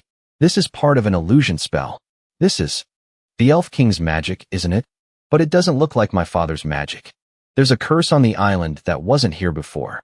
A curse of death that only someone who has lived through the age of calamity can recognize. At this moment, Leo was more certain than ever. It's him, Air Boss' most loyal subordinate. He recited the name he knew by heart. Commander of Tataros. The one who survived the age of calamity. Leo also called him by another title. The Lich King of Hell, Kaiser. Rummaging through his mind for what he knew about his opponent, Leo was certain. The Lich King wouldn't act on his own. Kagero, that Death Knight. He might be his representative. As he pondered, he continued to investigate. After a moment, he gently lifted his head to feel it. Up here. His eyes looked up at the stark white sky. He gestured with 2 fingers. There's something in the elven lands that Silras wanted to protect. Seeing Leo's strange gestures, Lunia anxiously wanted to ask immediately, "What's wrong? Did you sense something?" The sound of footsteps from afar reached Leo's ears. Suddenly, a bad feeling shot through his mind. He directed his gaze towards the path obscured by bushes ahead and murmured, "Something is coming." Lunia was stunned, not daring to look away. Her whole body tensed up, while Leo had already drawn his sword, mentally prepared. The person approached with a greeting. "How is the investigation going?" The freshman representatives. Seeing an acquaintance right in front of her in this situation surprised Lunia. "Senior Rhoda." The man asked about the situation amicably. "So, did you two run into any undead?" Lunia shook her head, disappointed. "No, I didn't see any at all." Continuing. Rhoda squinted his eyes, smiling at Leo. He proactively extended his hand. "You were the first one to find the Death Knight, weren't you?" He politely raised his hand to shake the man's hand as a courtesy. He answered curtly, "That's right." But another thought rose in his mind. "This black ring. Just as I thought." Rhoda's voice took on a taunting tone. "Unfortunately, you might have been mistaken," the man asserted. "There isn't a single undead here, let alone a Death Knight. But it's okay. It's normal for freshmen to be overzealous." Rhoda led the conversation. "Did you know that high-level undead like Death Knights will be unsummoned if their necromancer doesn't continuously supply enough mana? That's why demon summoners are always near their Death Knights." Lunia automatically deduced. "So that means there's a demon in this forest?" She tried to deny it. "But this is Bia, the capital of Elzabe." Rhoda walked in front of her, using his words to control Lunia's mind. "If you're a student of Saren, you would know, right? About the great constellation magic applied around Bia." She knew, so she automatically continued his sentence. "It's a spell created by our great founder, Lady Luna. No demon can enter." "That is true." While she was stammering, Leo cut in. "There's no rule that says a necromancer has to be a demon. Entities other than demons can also use dark powers. For example, even elves." His words seemed to have struck a chord with the other person. Rhoda grinned with delight. What an interesting idea. The man's gaze was fixed on Leo, a look that clearly showed his evil intentions. "It seems you don't know how proud the elven race is." He just hinted at that, and then turned away. "Let's finish the investigation and meet back at the forest entrance." Leo couldn't be more certain. He's looking for something. Lunia stared at him intently. She also knew one thing for sure. This guy knows something. That night, the team gathered in the log cabin. The discussion began. Kato asked, "Your team didn't find the Death Knight either?" Kato sat with his feet propped up on the table. With his hands clasped behind his head, he advised Chelsea, "Just forget about the Death Knight. We didn't even see a single undead." Unexpectedly, his words only made her more excited. "That makes it even more suspicious. The headmaster definitely said that undead were found here. So how could they disappear right when we came to investigate?" Seeing her extremely excited expression and blazing determination, Kato was speechless and forced a laugh. He decided to set this conversation aside. He made an excuse to leave. "I'm going to bed." Chelsea stubbornly pulled on his sleeve, insisting, "Not so fast." Meanwhile, Leo had just landed on his knees after jumping straight from the upper floor of the house. Leo stood in front of the academy's guest dormitory. He entered a room. His footsteps were light. He opened the door stealthily. After getting inside, he quickly scanned the room. Then, seeing the book with Rhoda's name lying quietly on the desk, he thought to himself, "Just as I predicted, he has left the dormitory." Leo continued to look at the map nearby, which was marked with a large red X. He felt it was suspicious, so he moved closer to look and saw. This is the entrance to the Elven Land. He thought he was acting in secret, but unexpectedly, Lunia had been following him the whole time. She suddenly appeared at the windowsill and shouted, "What are you doing in here?" Leo frantically covered her mouth with his hand. Lunia got the hint and lowered her voice to a whisper. "You were acting strangely just now. What are you doing in here now?" Leo didn't hide anything and told the truth. "I'm looking for Rhoda, but he's already snuck away." He must have gone to the elven forest. Leo's keen ears suddenly picked something up. His eyelids twitched. Outside the door, someone was peeking in and eavesdropping. Didn't you say Rhoda was sleeping? I heard people talking. Lunia was so scared she stuttered. Why would Senior Rhoda? In that tense moment, Leo pulled her sharply by the shoulder. The move was swift and precise. He swept Lunia up like a prince carrying a princess. They had entered through the window, and they escaped the same way. Using his long legs, Leo leaped and shot outside in a single bound. In another room, someone seemed to sense his hurried movement. It was Iran. He wasn't asleep yet. He was sitting on his bed with an open book. The recent commotion urged him to quickly get off the bed and go to the window. Iran listened intently. He also used his eyes to see what was happening.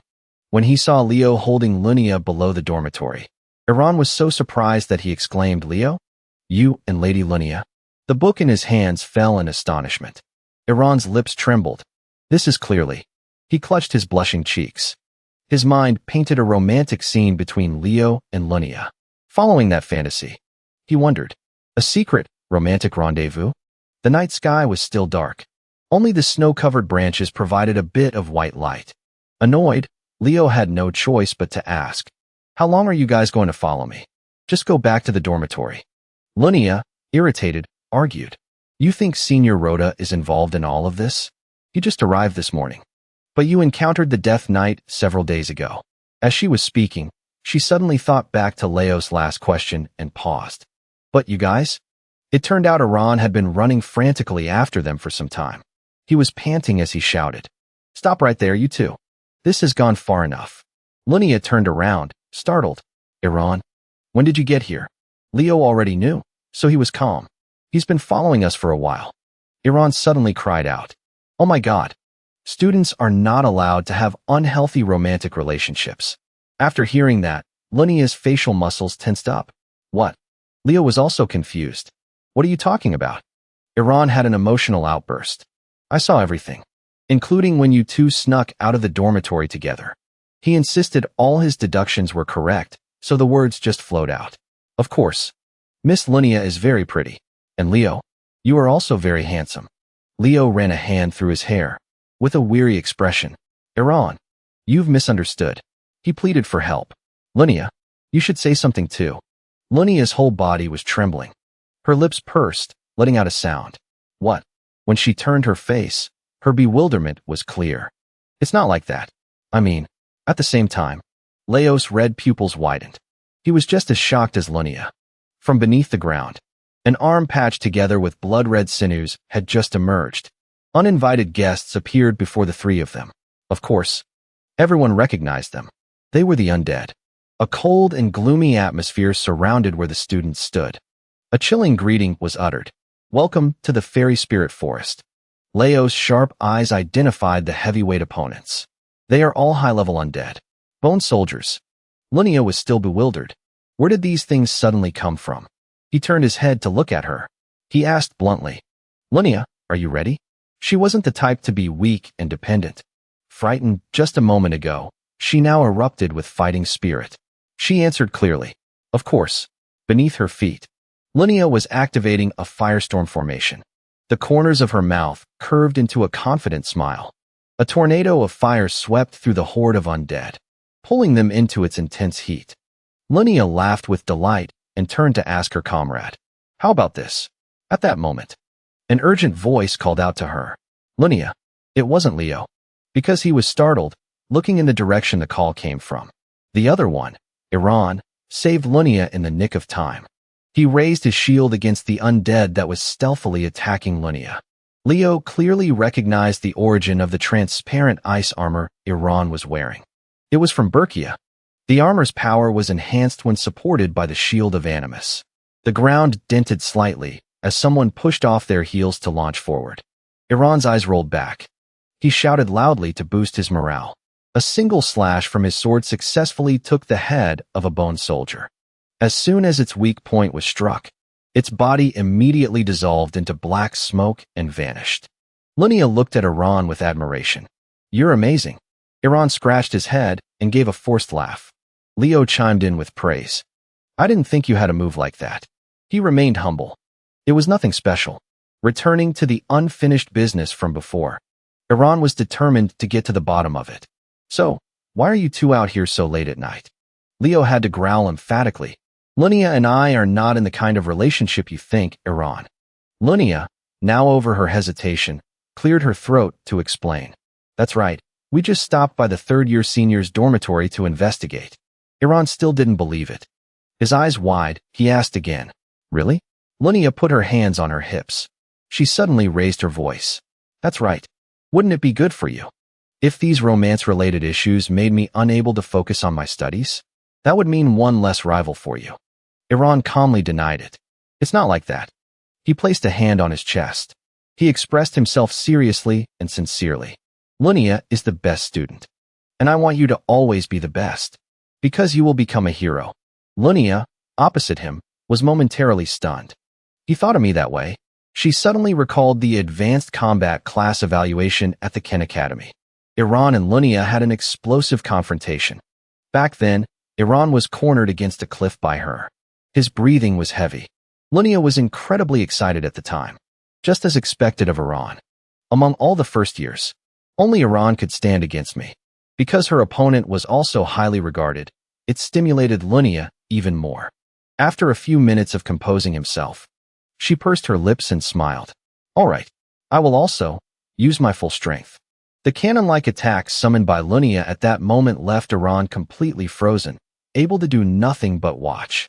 It seemed even she hadn't expected the firepower she unleashed to be that immense. In an instant, all she could see before her was fire and flames. Lunia finally understood. She realized she had gone too far. Now I finally understand the meaning behind the expression on his face back then, and why he didn't come to school afterwards. She frankly expressed her wish. Iran.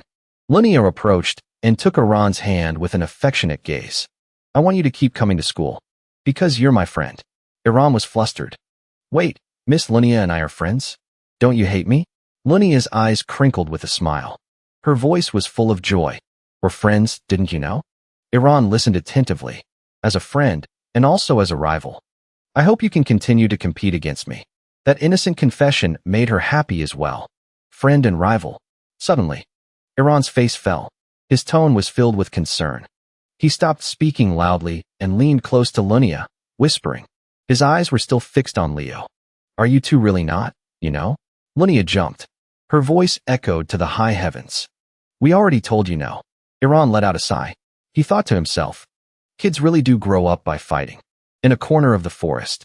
The sky here was much darker than in other places. Kagero spoke in a hoarse voice. You must have been surrounded, mage. A murderous aura emanated from his pitch-black eyes. We have uninvited guests.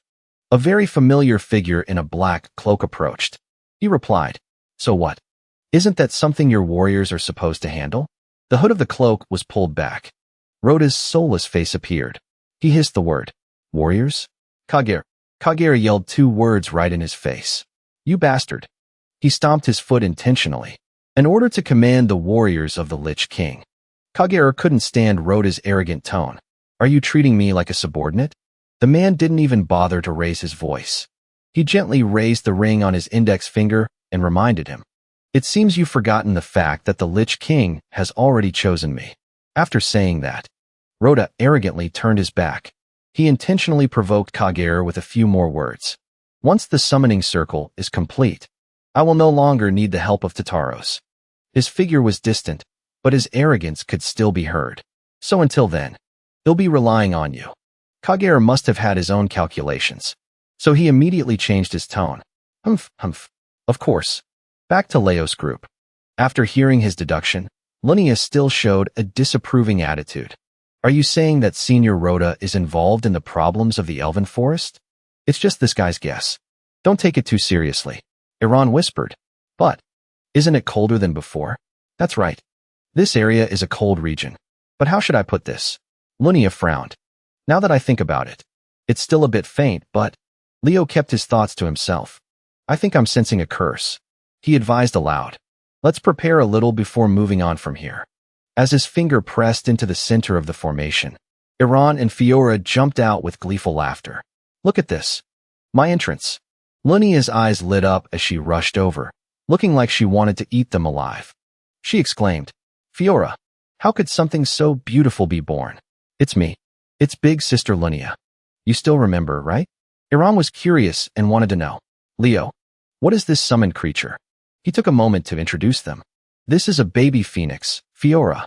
Lunia was like a fangirl. She praised her while shedding tears. "Fiora, she's so beautiful," Leo continued. "And this is the elf prince, Iran. To be a contractor for both a phoenix and an elf. That's impressive." After that, he brought them back to the important matter. "Stop chatting and get ready.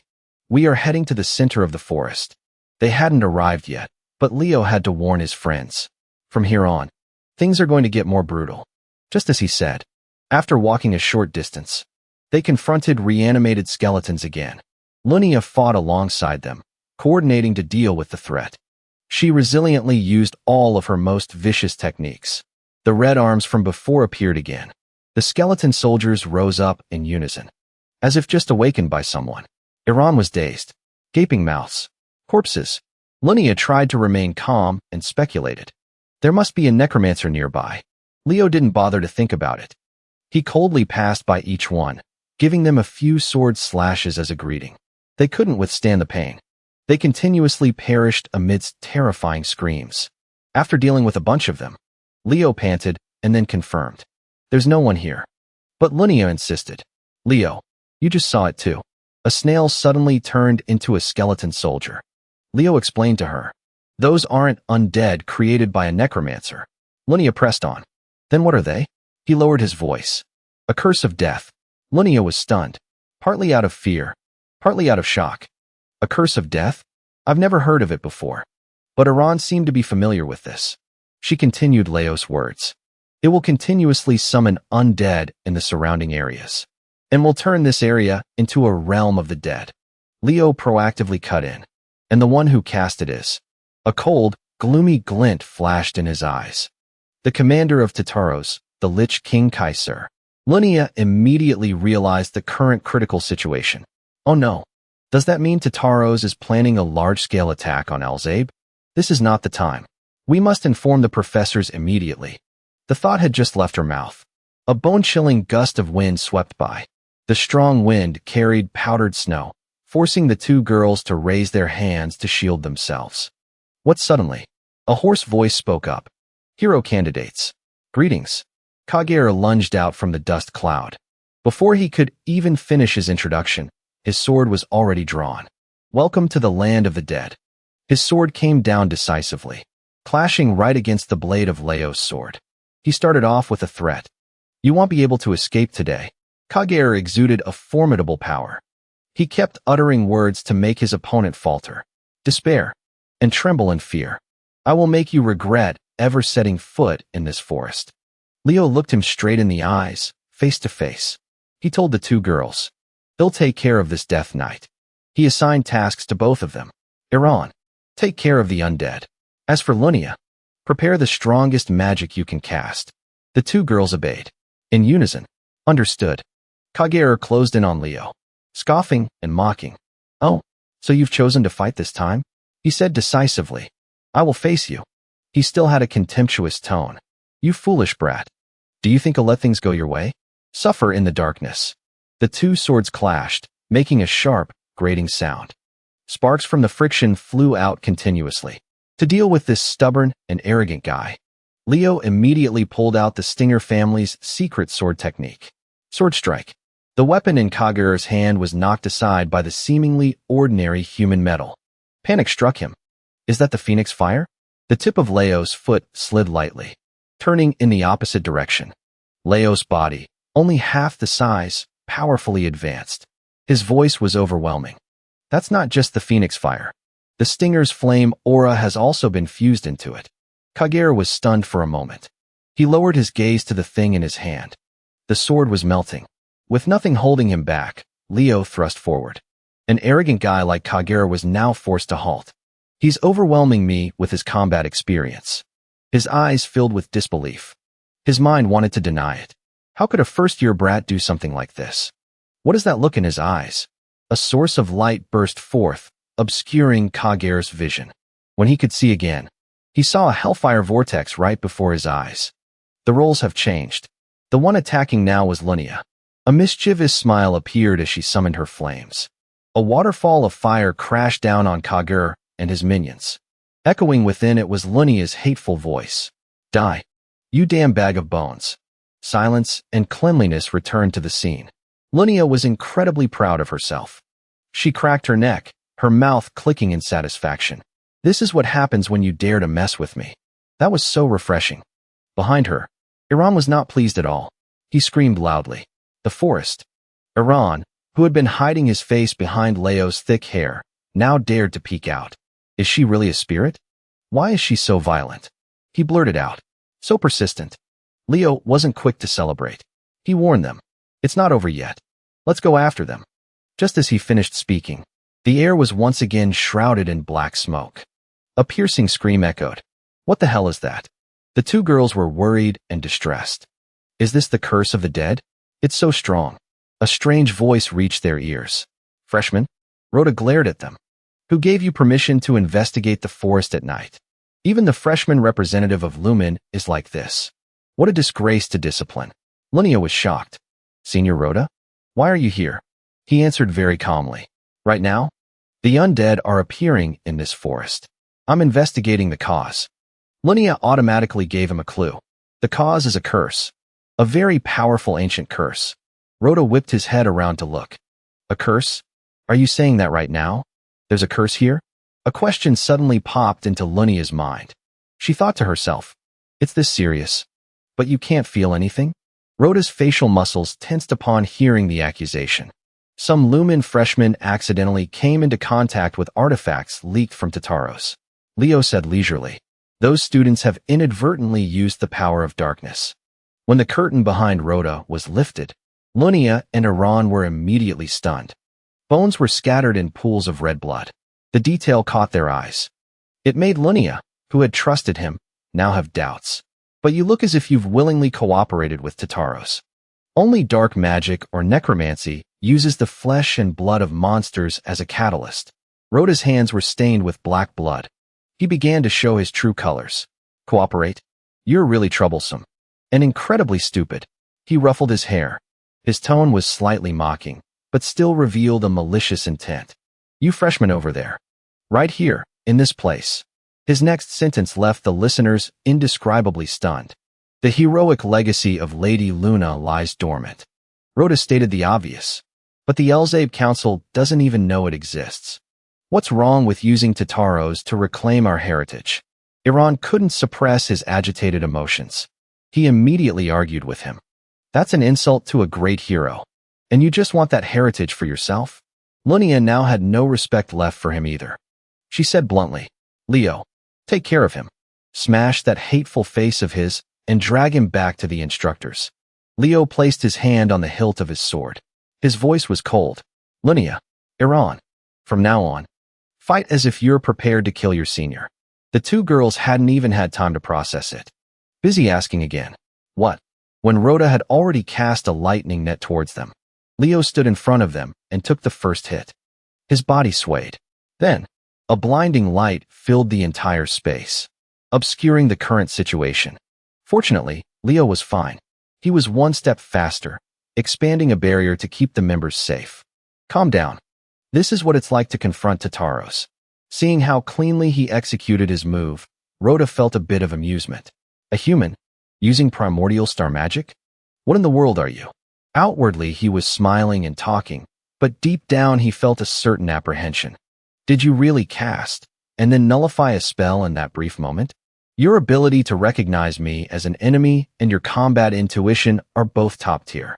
He calculated in his head how to get the most advantage. As he looked towards Lunia and Iran. If those two also join the fight, this will be really troublesome.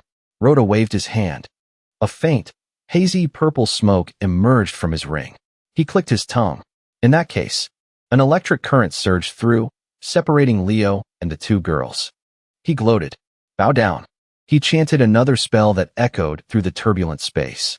Iran took out his shield and armor to defend. At the same time, he saved the unprotected Lunia. Lunia coughed violently. She sat up immediately once she was safe.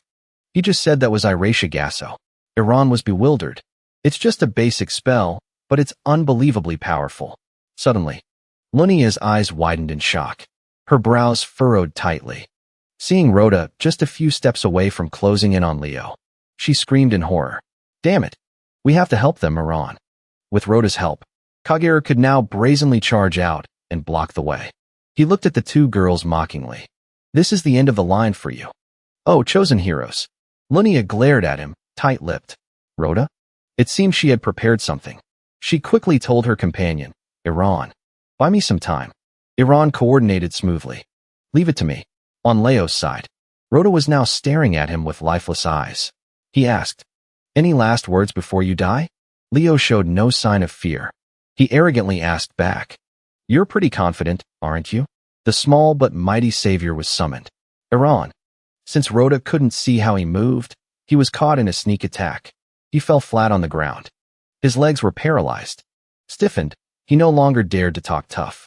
Instead, he whimpered, damn it. My legs. Now it was Leo's turn to face Rhoda with cold, murderous eyes. He still found it hard to believe whenever he looked at Leo's face. This bastard. Don't tell me he's really. Rhoda said softly, submissively, wait. But nothing could stop Leo anymore. He struck decisively. The enemy's head was severed from his neck. Iran cheered excitedly. Nice one. That crazy spirit is down. Now it's time to smash that skeleton bastard. The familiar incantation was suddenly chanted again, turning his joy into shock. His small body was swallowed by a black hole in an instant. Leo shouted in fear, Iran. Rhoda no longer seemed human.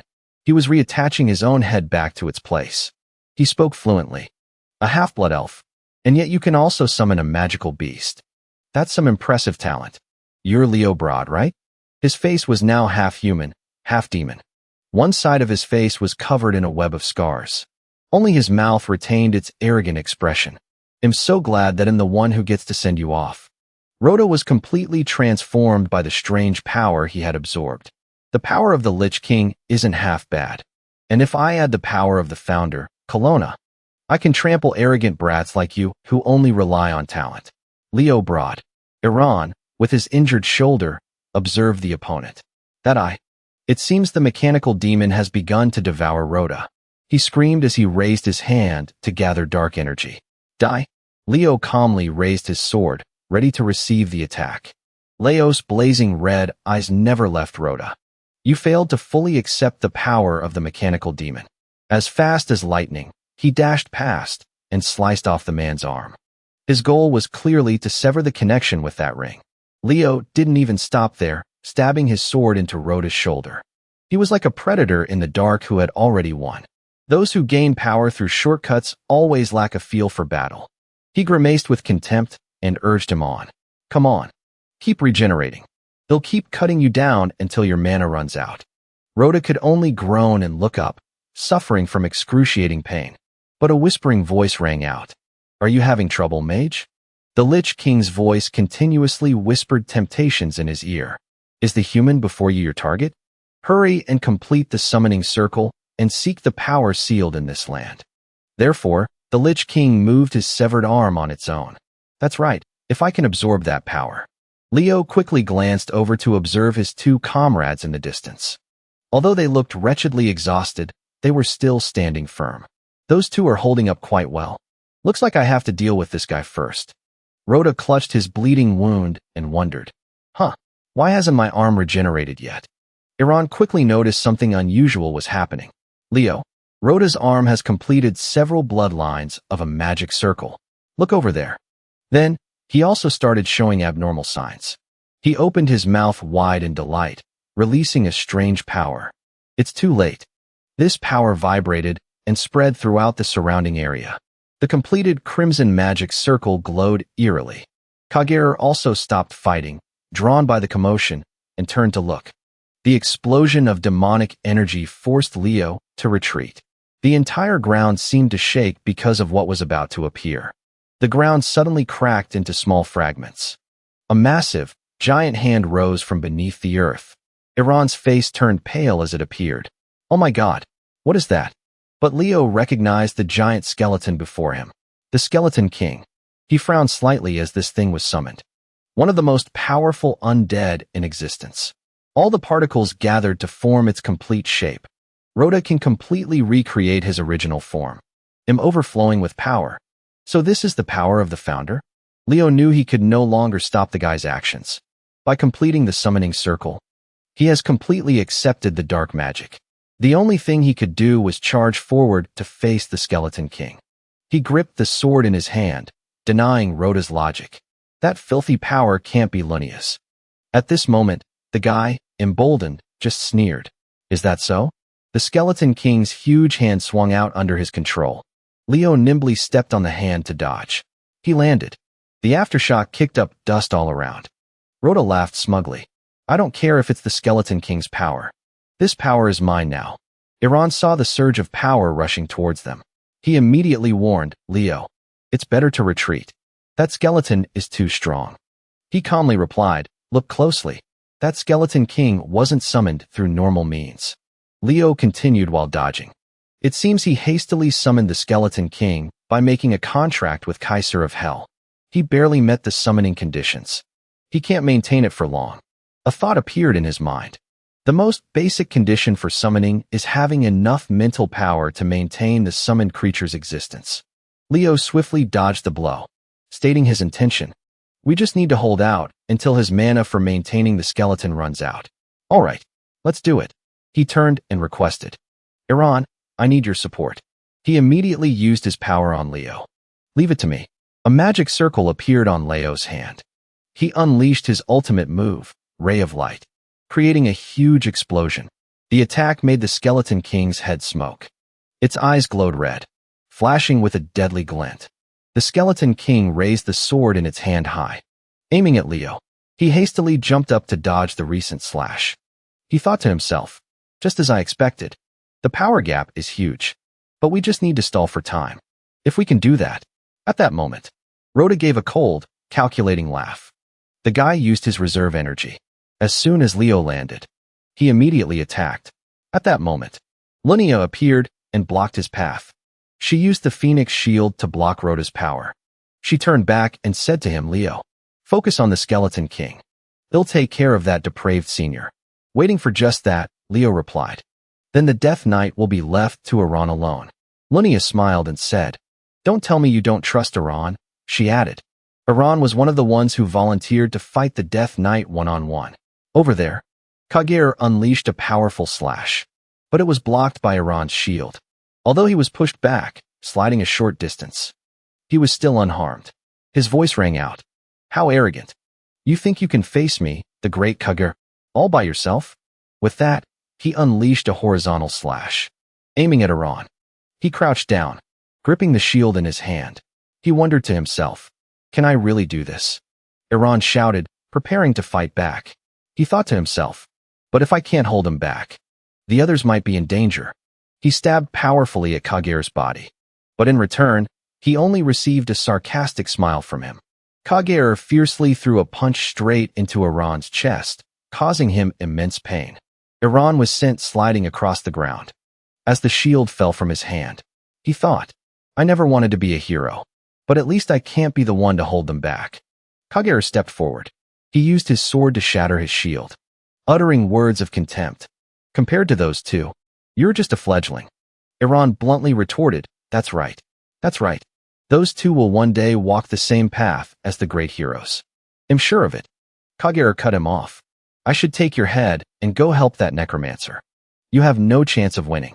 While he was gripping his sword tightly, Iran spoke up. But, do you know? The great heroes always have disciples following them. His eyes showed a confident assertion. My ancestor, Lord Bucher, I once followed in the footsteps of the great heroes and have sworn to never doubt them no matter what. Iran slowly raised his sword. Once again, resolute. They would never doubt, no matter what. Then I will also believe. Kagero looked at the radiating light and asked, Is this the power of the elves? A deadly red gleam flashed in his eye sockets. He charged forward, cursing. You arrogant little brat. Iran exuded an aura. He said confidently, This is a technique passed down through generations of elven knights. Kagero raised his sword, preparing to strike down. shouting a single word, while Iran stood there, preparing to use the infinite power of life to dispel death. Iran used a finishing blow to quickly deal with the opponent. Evergreen. Her sword sliced Kagura in two, leaving him in disbelief. A death knight. Lost to a mere brat like this. She wearily plunged her sword into the ground. It seemed her strength was drained after fighting Kagura. I have to hurry and help the others. Her eyes became blurry as she looked at her two comrades. I have to help them. Rhoda was arrogantly demonstrating the power of dark magic. Is he still breathing? The freshman representative. He reached out and summoned a powerful claw. Time to end this. Lunia quickly activated a protective shield, blocking his attack. Flame Turtle. Rhoda's face turned dazed at what was happening. It bounced off. His attack actually bounced back and hit his own body. Lunia smirked at Rhoda for underestimating her. You think I would just block that? She took a step forward, calling upon the magic beneath her feet. Take this. A flame erupted right in front of his face. Immediately after, the flame exploded, causing massive damage. Lunia stood beside the red turtle, watching Rhoda writhe in agony from the burns. She turned her head to leave when he stopped moving. Nothing special. However, it wasn't over yet. He smirked and raised his hand to attack. Dark magic flashed with a purple light, shooting out spikes. Leo stood to the side, unable to sit still at this sight. Lunia. Before he could rush in to save her, a giant hand loomed over. He himself was immediately knocked far away. In an instant, Leo was clutching his severely injured body, sitting by a broken tree. The tiny Iran flew in front of him in a panic. Leo, are you okay? He was shocked when he saw the wound on Leo. However, his expression didn't change at all. I'm fine. You're not going to die. Don't make a big deal out of it. The Lich King continued to exude a deadly aura as he approached. His roar made both of them clutch their heads. In this situation, that is the worst possible curse that could appear. Leo's mind was still clear enough to give a command. Fiora, time to use the Firebird's special move. Cry. The song echoed, transmitting energy to those around. My body is recovering. Leo gently made another request. One more time. Fiora. As his body recovered, the Lich King had already raised his sword high. He swiftly leaped up to dodge the downward strike. At this moment, Leo's body was enveloped in blazing flames. Lunia couldn't take her eyes off his figure. Leo. He's not afraid of death at all. Just like the heroes. She slowly stood up, brushing the dust off her dress. Flame Turtle. She decided to recall the Flame Turtle. Good job. Go rest. Lunia created a glowing flame in her palm. She controlled the flame, launching it to attack Rhoda. He didn't even bother to look at the fire burning on his hand. Even your proud flame has weakened. Lunia, what do you plan to do with that feeble flame? You call it weak? The flame of our London family. Lunia took slow steps towards Rhoda. Many people know. My family has always made pacts with phoenixes. Our first ancestor was willing to burn herself to death, if necessary. To burn Tataros to the ground. He sneered contemptuously at her origin, suddenly spouting nonsense. Have you given up? Even so, he was getting flustered inside. But why hasn't this flame gone out? Suddenly, a hand reached out and grabbed his burning hand. Her gentle, yet warning tone rang out. As long as the will of our ancestors still burns, we will always be the contractors of the phoenix. This flame will not be extinguished until every demon is burned to ashes. Lunia's eyes shone brilliantly as she moved closer. And by the way, your left eye is completely that of a demon, isn't it? A flame erupted, engulfing them both. This spell is called sanctification, a forbidden technique of the London family that can even incinerate the caster. His face filled with disbelief at her reckless action. You must be insane. Her eyes were filled with determination, without a hint of regret. I won't let you escape. Suddenly, the scorching flames that were burning them both went out. Rhoda immediately switched back to his arrogant demeanor. Out of mana, are we? He proceeded with his plan to use the ring with black magic. Then, it's my turn. However, the power wasn't unleashed as he wanted. What the? The black magic suddenly swirled from Rhoda's arm. Stop. His entire body was suddenly sucked into the small ring. No, stop. Terrified, Lunia stumbled back and fell to the ground. He was absorbed by the ring. What the hell is going on? She was confused to see the Skeleton King still attacking Leo. The summoner is dead, so the energy source should have been cut off. Why does the Skeleton King still exist? The Crimson Ring was emitting a strange, dark aura. Suddenly, its movements paused for a moment. His calm expression wavered as he sensed it. This energy, in another dark, deep place far underground. A mysterious figure sat on his throne, resting his head on his hand. His single blood-red eye trembled as he gave the order. Advance. Just like that, a change occurred on the Skeleton King's blade. Its body moved like a puppet following orders. And complete the mission you were given. Leo observed while firmly gripping his flaming sword. As expected, this is the power of the infernal base. He's transmitting power through a demonic device. As cunning as ever. He had to anticipate its next move. In that direction, it's heading for the main gate of the Elven land. Scene changes to the fairyland. Everything here was dilapidated and desolate. Amidst the silent scenery, a voice called out, Leo. He was lying motionless on the ground. Fiora, in a flash of light, flew over to wake Leo up. Master. He woke up with a start. Looking at his dirty hands, Leo mumbled, damn it. He clenched his fist, thinking to himself, I've run out of mana and spirit energy. Leo stood up. He looked around and said, the fairyland. As he trudged forward, he lamented, I can't believe this place has become so desolate. Suddenly, Leo turned his head to look in one direction and cried out as if he saw something. He froze and muttered, this is. A stream of memories flooded back, along with a voice. Are you going to throw it away? At that time, Kyle answered softly, yeah. Bakia, you take it. Bakia held it in her hands, asking curiously why. It doesn't suit your taste? She pouted and said, no. It doesn't seem useful in the garden. Hearing that, he quickly waved his hand to explain. What? Hey, do you have any idea how many life or death battles this thing has been through with me? At that moment, Kyle's comrades arrived and called out to him. Seeing Bakia sadly looking at the sword, Kyle said, it's time to go.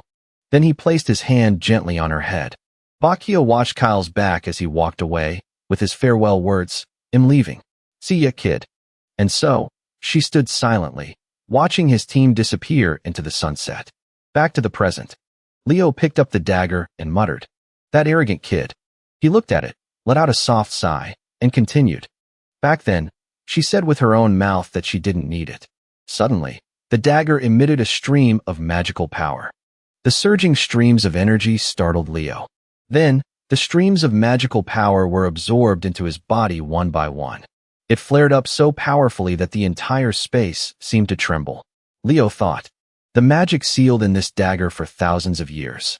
Below his feet, streams of spiritual power poured out.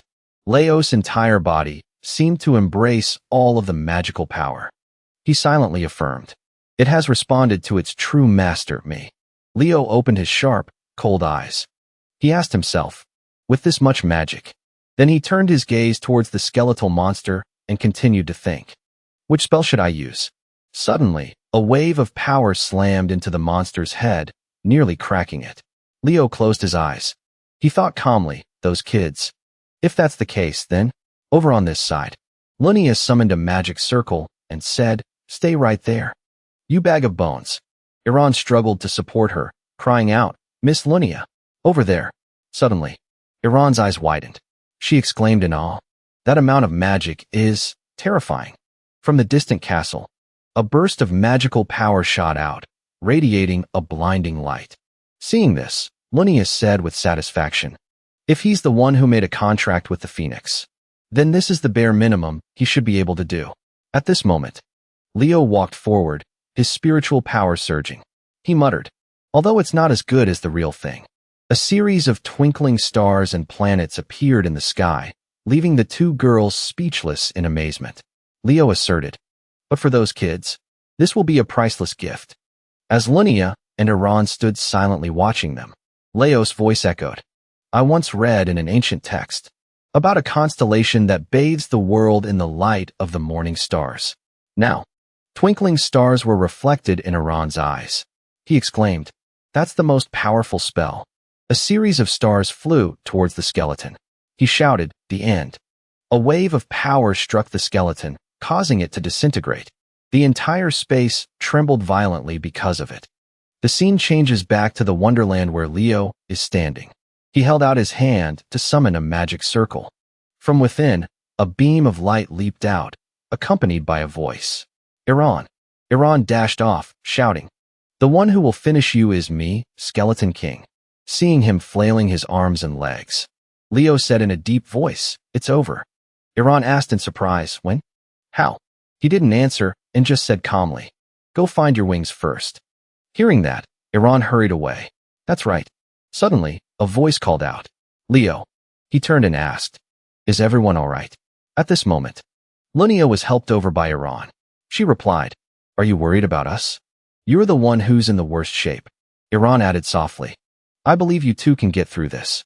Lunia asked curiously, "But seriously, what kind of magic was that just now?" It was like something out of a legend. Leo held the dagger in his hand and replied, "It feels like it came from the magic sealed within this dagger. It must be related to a great hero." Hearing that, Iran exclaimed, "An artifact of a great hero?" Lunia was curious. Could it be that Tataros was targeting this place because of that item? Iran's voice called out, "Hey Leo, look at this." He brought over a cocoon and said, "I found the wings that my father hid for me." Then, Iran struggled to open it and said, "Help me get this off." Leo agreed. "All right." But Lunia stopped him. "Wait," she continued. "Isn't that a fragment of a hero's record?" At that moment, a stream of spiritual power suddenly radiated from the cocoon. A powerful light burst out, enveloping the entire space. It transported everyone to a forest vibrant with colorful flowers. Lunia asked, bewildered, "What is this?" While everyone was confused, a voice rang out.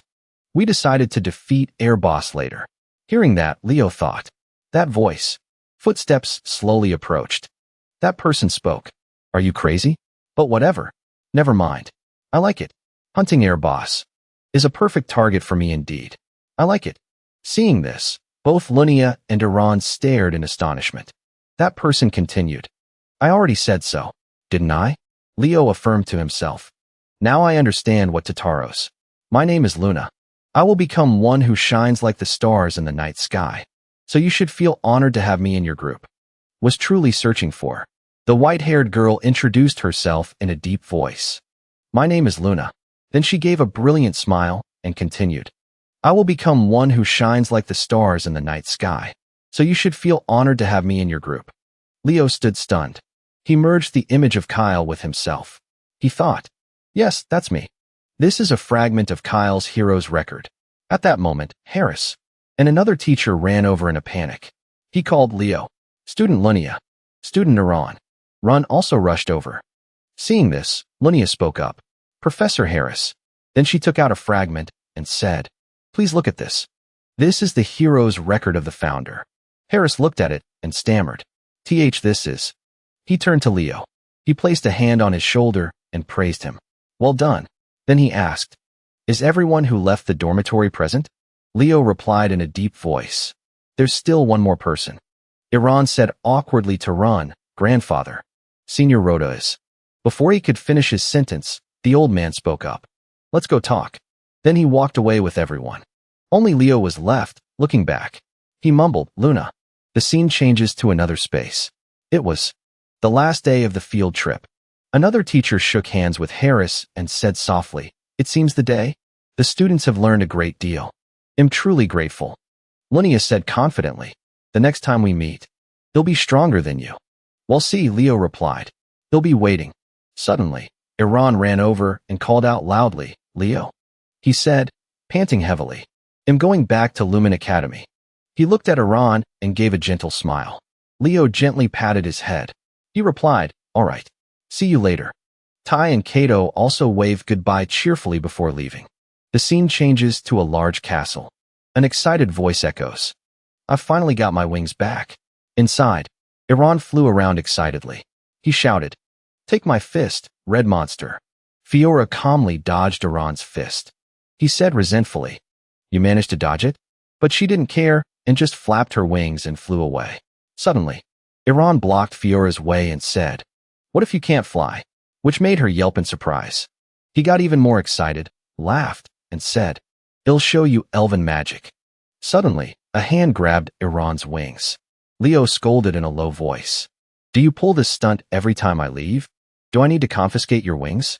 He struggled and cried out. This is the only pair I have. Don't you feel sorry for me? Suddenly, a voice called out, Leo brought. Fiora had transformed into a little girl. She respectfully introduced herself. Now we can meet formally. I am the Phoenix, Fiora. Leo asked, puzzled Iran. Was that you? Iran replied with a satisfied tone. What do you think? You see my power? Then he flew out with his injured wings and said to Fiora. There's no need for introductions, Fiora. She replied calmly. My mother told me to treat those with a contract politely. As soon as the little girl finished speaking, Iran flew over and grabbed her hair. Well then, how are you going to dodge this? Fiora didn't waste words. The little girl immediately grabbed him in her palm, making him yelp in surprise. Fiora said calmly, Leo, please open a path to my mother. I want to show her this form. Hearing that, Leo opened a portal and replied, take that pest with you too.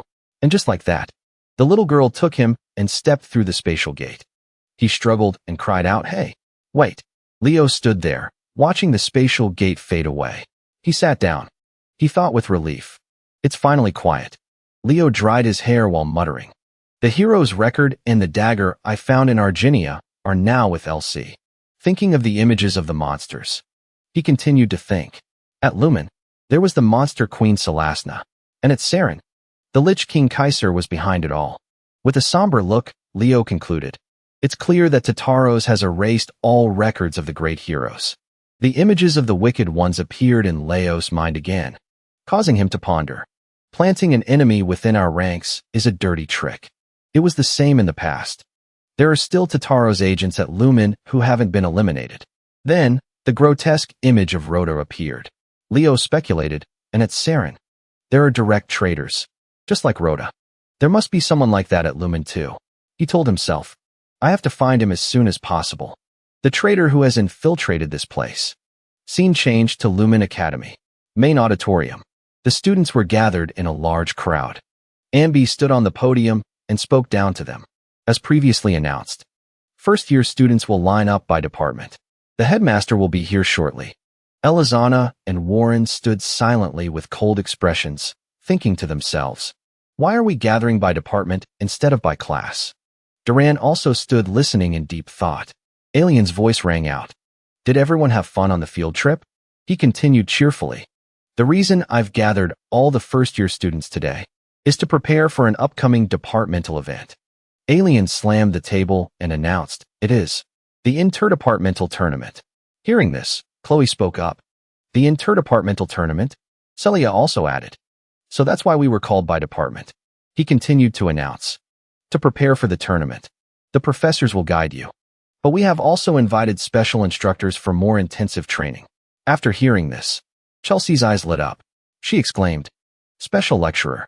Meanwhile, Kato said listlessly, am I the only one who's tired? Suddenly, a voice rang out. I have read your report on alchemy using qualitative magic, Kato Matt. That was, she asked in a low voice. That report is truly garbage. You know that, right? Kato exclaimed in surprise, Senior Toroian. Toroian continued speaking coldly. Hello. First years. They'll be direct. As mages, I find all of you pathetic. Faced with the students' bewilderment and confusion, she continued to speak. I have read all the magic essays you submitted for the midterm. Most of them were formulaic. There was no creativity. At that moment, a student stepped forward and spoke up. You said you've read every paper we submitted, he asked. Then do you remember the research paper on the effective conversion of fire attribute mana to light attribute? That was mine. Toroian replied in an arrogant tone. Yes. 17 pages long, wasn't it? The content was mediocre.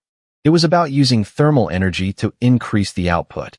Those words made the student freeze in place. The other students were also dazed and confused, muttering, magic, by its very nature. A young man stepped forward from out of nowhere and introduced himself. It's a pleasure to meet you, juniors. I am Lira Mua. Lira Mua continued while confidently flexing his muscles. A knight is someone who overcomes all hardships and crises with physical strength alone. Training the body is the foundation of a knight. He then held up his nameplate and shouted, "I will train with you all until the inter-department tournament. I'm looking forward to it." Everyone replied in unison, "Yes, senior." At that moment, Reeden stepped forward. She asked in a low voice, "Juniors, what do you think is the most important ability for a summoner?" Elizana spoke up, her voice uncertain. "The power to control summoned beasts?" He said, "Wrong." Warren also answered, "Overwhelming power." She replied, "Also no." Reeden lightly touched her fingertips together, hesitatingly saying, "The most important ability for a summoner," she continued with a pose, "is love." This answer left Elizana and Warren petrified, staring at him. Liramua and Toroian. The headmaster's voice rang out. "All right. The best fifth-year students of Lumen Academy will be the mentors for you first years." While speaking, Alien suddenly paused as if he saw something. He looked at Leo and asked Leo Broad, "Why are you standing there? That doesn't belong to any section." To the astonishment of the other students, he spoke up. "This is..." Leo gave a confident smile and continued, "The all-department section." As soon as he said that, the entire lecture hall fell silent.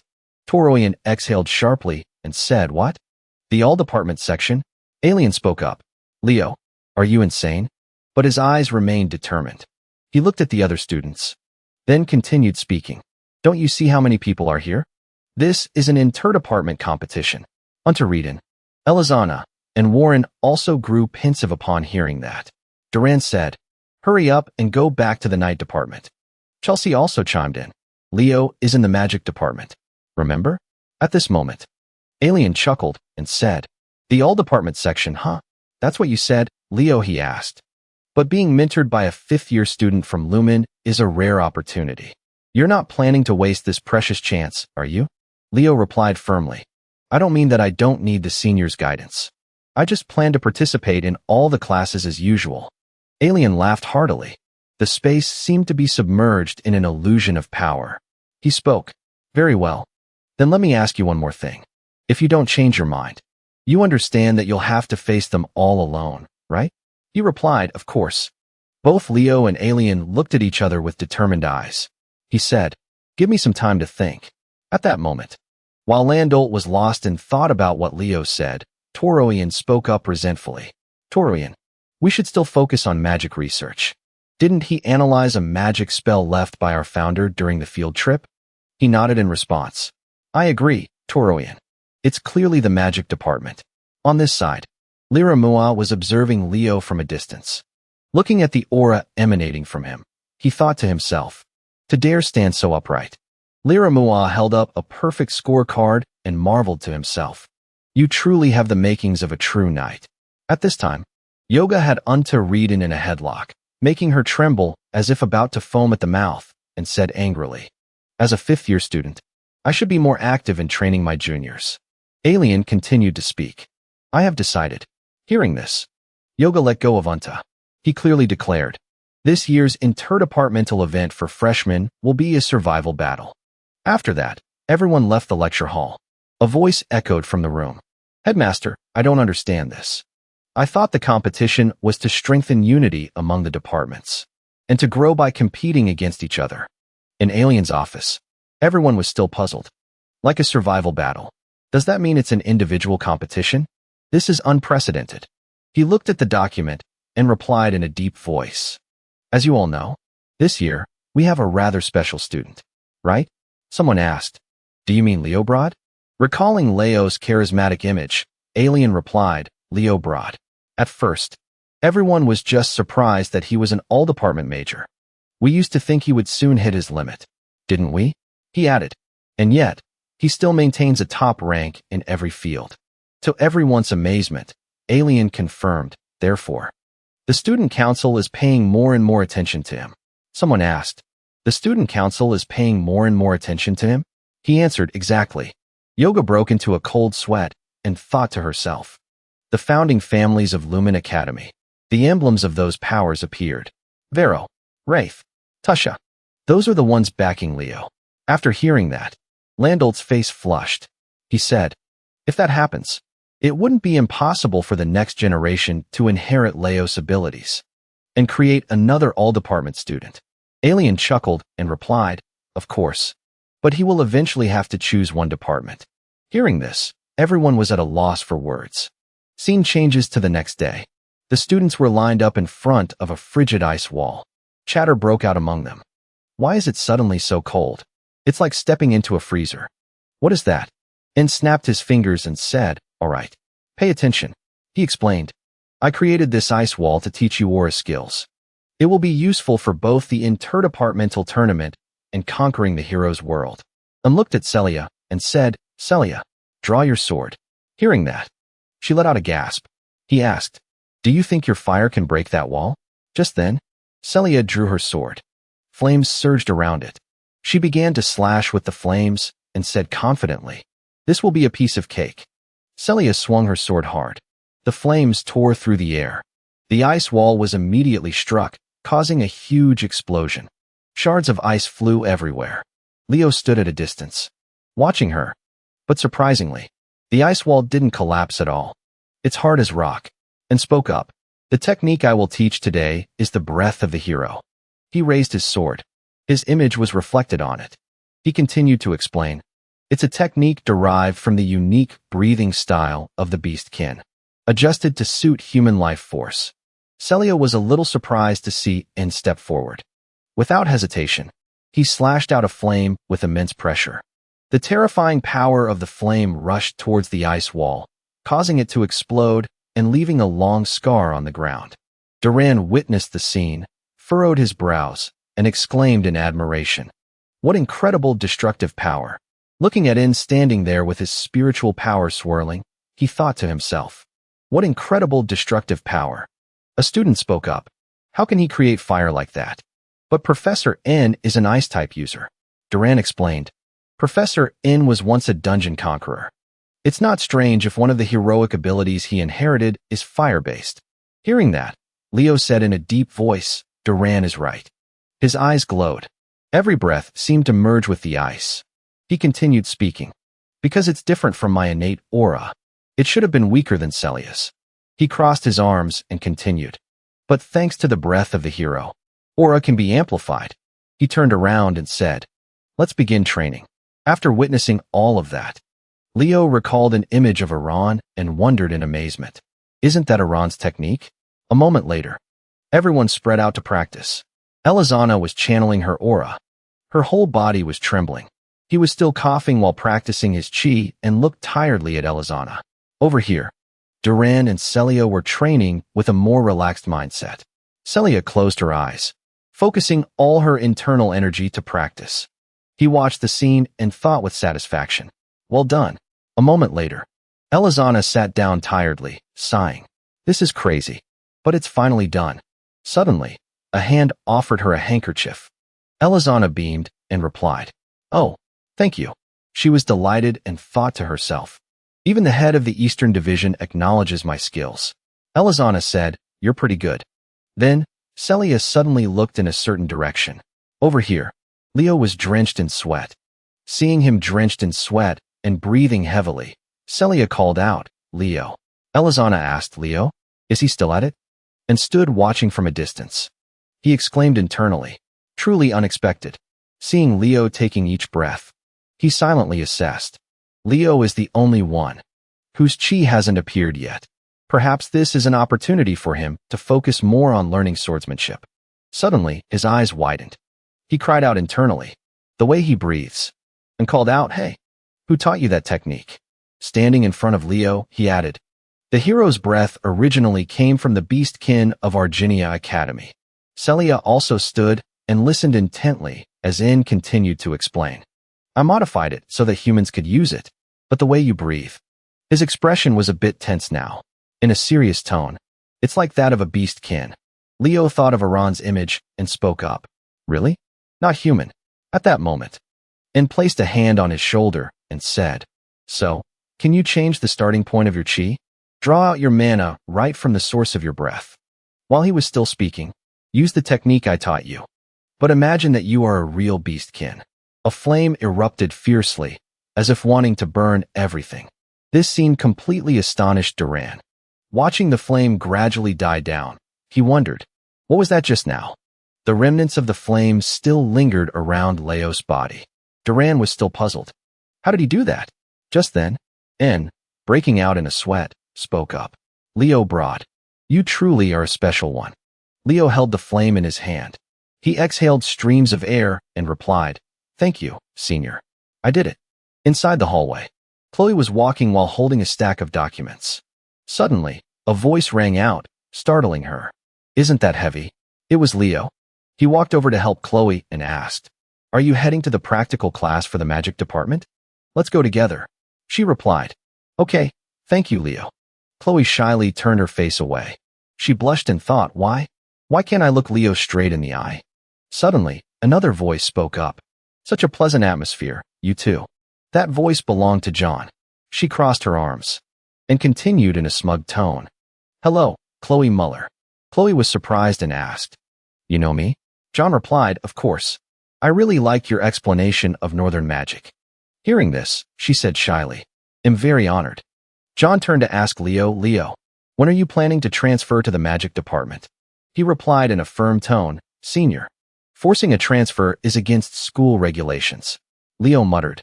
She really has no charm at all. When they reached the courtyard, they saw the back of Anby. John made a sound of interest. She paused for a moment. Then John walked over and called out, Professor Anby, why have you come to the lecture hall for first-year students? Anby turned and replied, At the request of Professor Len. Starting today, I will be holding a special lecture for the first-year magic students. Then, a barrage of words poured out from John. What? Professor Anby, this is so unfair. We've asked to attend your special lectures so many times, and you've never agreed. Not even when we became fifth-year students. But Anby replied calmly, I'm very busy. Hearing that, Chelsea and Cato were also stunned. Leo thought to himself, I get to attend Professor Anby's class. Anby is a rare mage. One who can control elven magic with a human body. Duran was trembling with anger. He smiled smugly. He thought to himself, any magic student would want to attend his lectures. At this moment, Landolt approached Anby. He spoke up. Senior, you're here. He announced loudly. Attention, students. This is Professor Anby, the person I personally invited for you first-year students. You should consider this an honor. Hearing this, the students' eyes lit up with joy. Duran stood there, clapping and smirking as he said, An impurity has mixed in. Seeing this, Leo quickly pulled her away. Let's go. We need to prepare materials for the inter-department tournament, causing her to struggle in annoyance. Meanwhile, the excited voices of the students rang out. Wow. I'm a first-year student. I want to attend Professor Anby's special lecture. Anby crossed his arms. In a deep voice, he said, All right, let's begin the special lecture. With a cold expression that radiated charisma, he continued to speak. As you know, my nickname is the Evil Eye Magician. The students listened intently to Anby's introduction, but many also call me the Tataro's Annihilator. That shows you how much combat experience I have. Then he asked, In your opinion, what is the most important thing in a magical battle? Emilio answered, The amount of mana. Anby said, Wrong. Next. Chelsea also spoke up. Casting speed. He said again. Next. Cato asked, The type of spell you can use, sir? Maybe. Anby didn't answer, but said coldly, Next. At this moment, Leo raised his hand. Anby asked, Answer me. Leo Broad. What is the most important thing in a magical battle? He answered confidently. Mobility, sir. He said. Correct. Over here. Celia heard this and said jealously, I'm sure I knew that too. Lon nodded and replied, Yeah. Hurry up and cast your spell. Emilio spoke up. Sir, I don't understand. Of course, mobility is important, but I don't think it's the most important factor in modern magic combat. Furthermore, hasn't mobility already been surpassed in magic? Anby asked in return. When you say mobility has been surpassed, you mean wing magic, right? He answered. Yes, sir. Cato asked Chelsea. We already have wing magic, so it should be fine, right? She hesitated and replied. That's true. An illustration of the truth about wing magic appeared. The truth about wing magic. Wing magic is a levitation spell invented 10 years ago. It's much easier to learn than the old flight spells, and it allows for much faster movement. A superior version. Its greatest feature is that it allows objects to fly. Ambi spoke up. Emmy Halukin, Leo Broad, stepped forward. Both of them stepped forward. He was fired up and thought, someone who isn't even in the magic department. How annoying. Meanwhile, he thought in confusion, have I been living the wrong way at school? Ambi asked in a deep voice. Leo Broad, do you agree with his words? Leo calmly replied, not really. Emilio exclaimed in surprise. What? Hearing this, he drew a line and said, then you too will test your mobility. We'll see who is right. Ambi asked, do you both have your own wing magic devices? Emilio does. But Leo was the opposite. He answered, I don't. He said softly, then do it in any way you can. Leo calmly replied, I agree. Ambi stated the rules. The turning point will be at Monster Island. Whoever gets there first will be the winner of this debate. He excitedly took out his skateboard. He exclaimed, really? In that case. Then Emilio stood on it and commanded, become my limbs. With that, Emilio shot off at lightning speed. Let's go. Afterwards, he said smugly, how dare someone without a magic tool? Lightning strike. Suddenly, a bolt of lightning shot out, breaking Emilio's tool. Lightning strike. Seeing this, Kato exclaimed, hey Leo, what are you doing? Leo didn't answer and turned to ask Ambi. Since this match is to understand why mobility is important for a mage, reducing the opponent's mobility is also reasonable. Isn't that right? He answered. Of course. Under his feet, a torrent of spiritual power surged. Seeing this, Kato said in amazement, that's impossible. Leo leaped high into the air, using the Phoenix Step skill. The ground he left behind was cracked. Kato cried out in shock. That's an aura. Is that allowed in a magic class? Seeing this, Ambi asked, Kato Matt, who do you think you'll be up against in the department tournament? Thinking about his classmates, Kato was a bit scared. At this moment, Emilio was gliding on his damaged tool. He cursed. That crazy Leo. A surprise attack? I won't forgive you. Emilio freezes when he sees Leo. He cries out, you're here. Leo coldly rushes forward, carrying an overwhelming magical power. Emilio shouts in panic, Ice Crystal. As soon as he finished speaking, he was hit by Leo's attack without any time to react. A pathetic Emilio falls down below, letting out a shrill scream. Leo also dives down at lightning speed. He grabs his arm. In the end, Emilio was caught by Leo. He was pale with fear. Ambi's voice rings out. As you can see, Emilio Luchin, the one who relies on wing magic, has lost. The moment his tool broke, he immediately lost his mobility. Emilio looked like he had just been through a nightmare. He was panting heavily. He continues to explain. Meanwhile, Leo Broad flew across the lake using the most basic flight spell. Recalling the scene of Emilio falling, Ambi adds, wing magic was developed based on the flight spell, but because it only focuses on convenience, it lacks delicate control. He reminds them in a low voice. Therefore, what you must train from now on is the flight spell. Understood? Hearing this, the students answer in unison. Yes. Later, everyone focuses on practicing the flight spell. Kata's body dips down and he cries out, I've become a dangling person. Ambi's voice is heard. For a first-year student who can use flight magic this well, I'm not sure what else to teach you. Any questions? Leo speaks up. I have a question. He asks, what is it? He replies, can I enter Lumen's forbidden library? Ambi explains, entering the forbidden library is beyond a teacher's authority. Hearing this, Leo says calmly, I'm not asking the professor. I'm asking a member of the Zero family. While Chelsea is celebrating her successful training, the conversation continues. Ambi asks, why do you want to enter the forbidden library? He answers, I'm looking for a document, a history of heroes unknown to the public. Hearing this, he summons a piece of paper and says, I will write you a letter of recommendation. Ambi explains as he writes, but to enter the forbidden library, you will need permission from the head of the Zero family. My older brother. Leo mutters, Antic ground. The image of Antic appears. Antic Laron. He's known as the infinite spellcaster, because he possesses the ability to cast countless spells. Finishing the letter, Ambi says, however, the family head is currently deployed on the southern front against Tataros, so you'll have to meet his representative. Leo wonders, his representative? He says, you'll meet her at the academy. She's your senior. He asks again, who is she? A hazy image of Elena appears. She's a third-year student. Thinking this, Ambi sighs and continues. My niece. The scene changes to a cool, blue sea. The waves whisper. Whispers can be heard. They say the night department and the magic department have started training. Leo stands silently, listening. I heard Professor Ambi has come to teach the magic department. He glances over in silence. Leo recalls the time at the coffee shop. Chelsea asked, Isn't it strange that you don't know her? Hearing that, Leo asked, puzzled. Why? Is she famous? She replied with a wide grin. Famous isn't enough to describe her. She's the third-year class president. The one and only.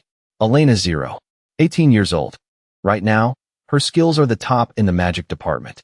Even though she's a third year, she's only second to Teray. At this point, his eyes turned into hearts as he praised her. And she's incredibly beautiful. Thinking of Elena's charming image, Kato said. Her nickname is the Queen. Hearing that, Leo exclaimed. The Queen? Kato said proudly. You know, she has a lot of admirers. As expected, she's a strong candidate for student council president in her third year. Back to the present. He thinks pensively. Admirers. How should I approach her? On the other side, Yoga asks Kato. Where's that guy anyway? She says. He should have been here by now. In the middle of the field. A mix of conversations can be heard.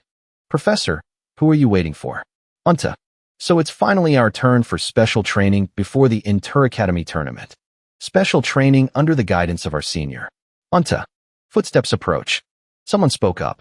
But that senior is. He said. Sorry for being late, Professor Yoga. Upon seeing him, Yoga stammered in astonishment. It was Unta, with nets waving behind his back. He calmly said, Hello, first years. Seeing this, the other students were surprised and thought to themselves, what a weird guy. He stood there swinging a butterfly net, which made Yoga angrily ask, What's with that getup? He replied, I'm sure you've heard. At this point, Unta's eyes twinkled. Ugh, weirdo. That a fairy has appeared on the island of phantom monsters. Hearing this, Yoga exclaimed, What? A fairy? Hearing that, Leo pictured Iran and thought, No way. Yoga asked, So what? You want to take the first years to catch a fairy? Unta replied with a bright smile, Exactly. Finally, Yoga's last bit of composure shattered. She angrily let loose a barrage of scolding. What do you mean exactly? You crazy fool. We're swamped with preparations for the interdepartmental competition, and you're pulling this stupid stunt. It was a mistake to trust you with the training. But he didn't seem to care. He turned to the other students and said calmly, Juniors, as summoners, I'm sure you dream of great phantom monsters. The more he thought about catching a fairy, the more excited Unta became as he asked, Don't you want to go see a fairy? The students cheered with delight. We want to go? Just then, Yoga cut in. She yelled, Don't confuse them with rumors you haven't even verified. A moment later, Yoga calmed down. She let out a breath and asked softly, Unta, the competition is right around the corner. You're not just going fairy hunting, are you? He answered with a smile. Of course not. Yoga continued, asking all the juniors the other day, Does anyone remember what I said the core mindset of a summoner is? Elizana hesitantly answered, Forgiveness? Yoga said, No.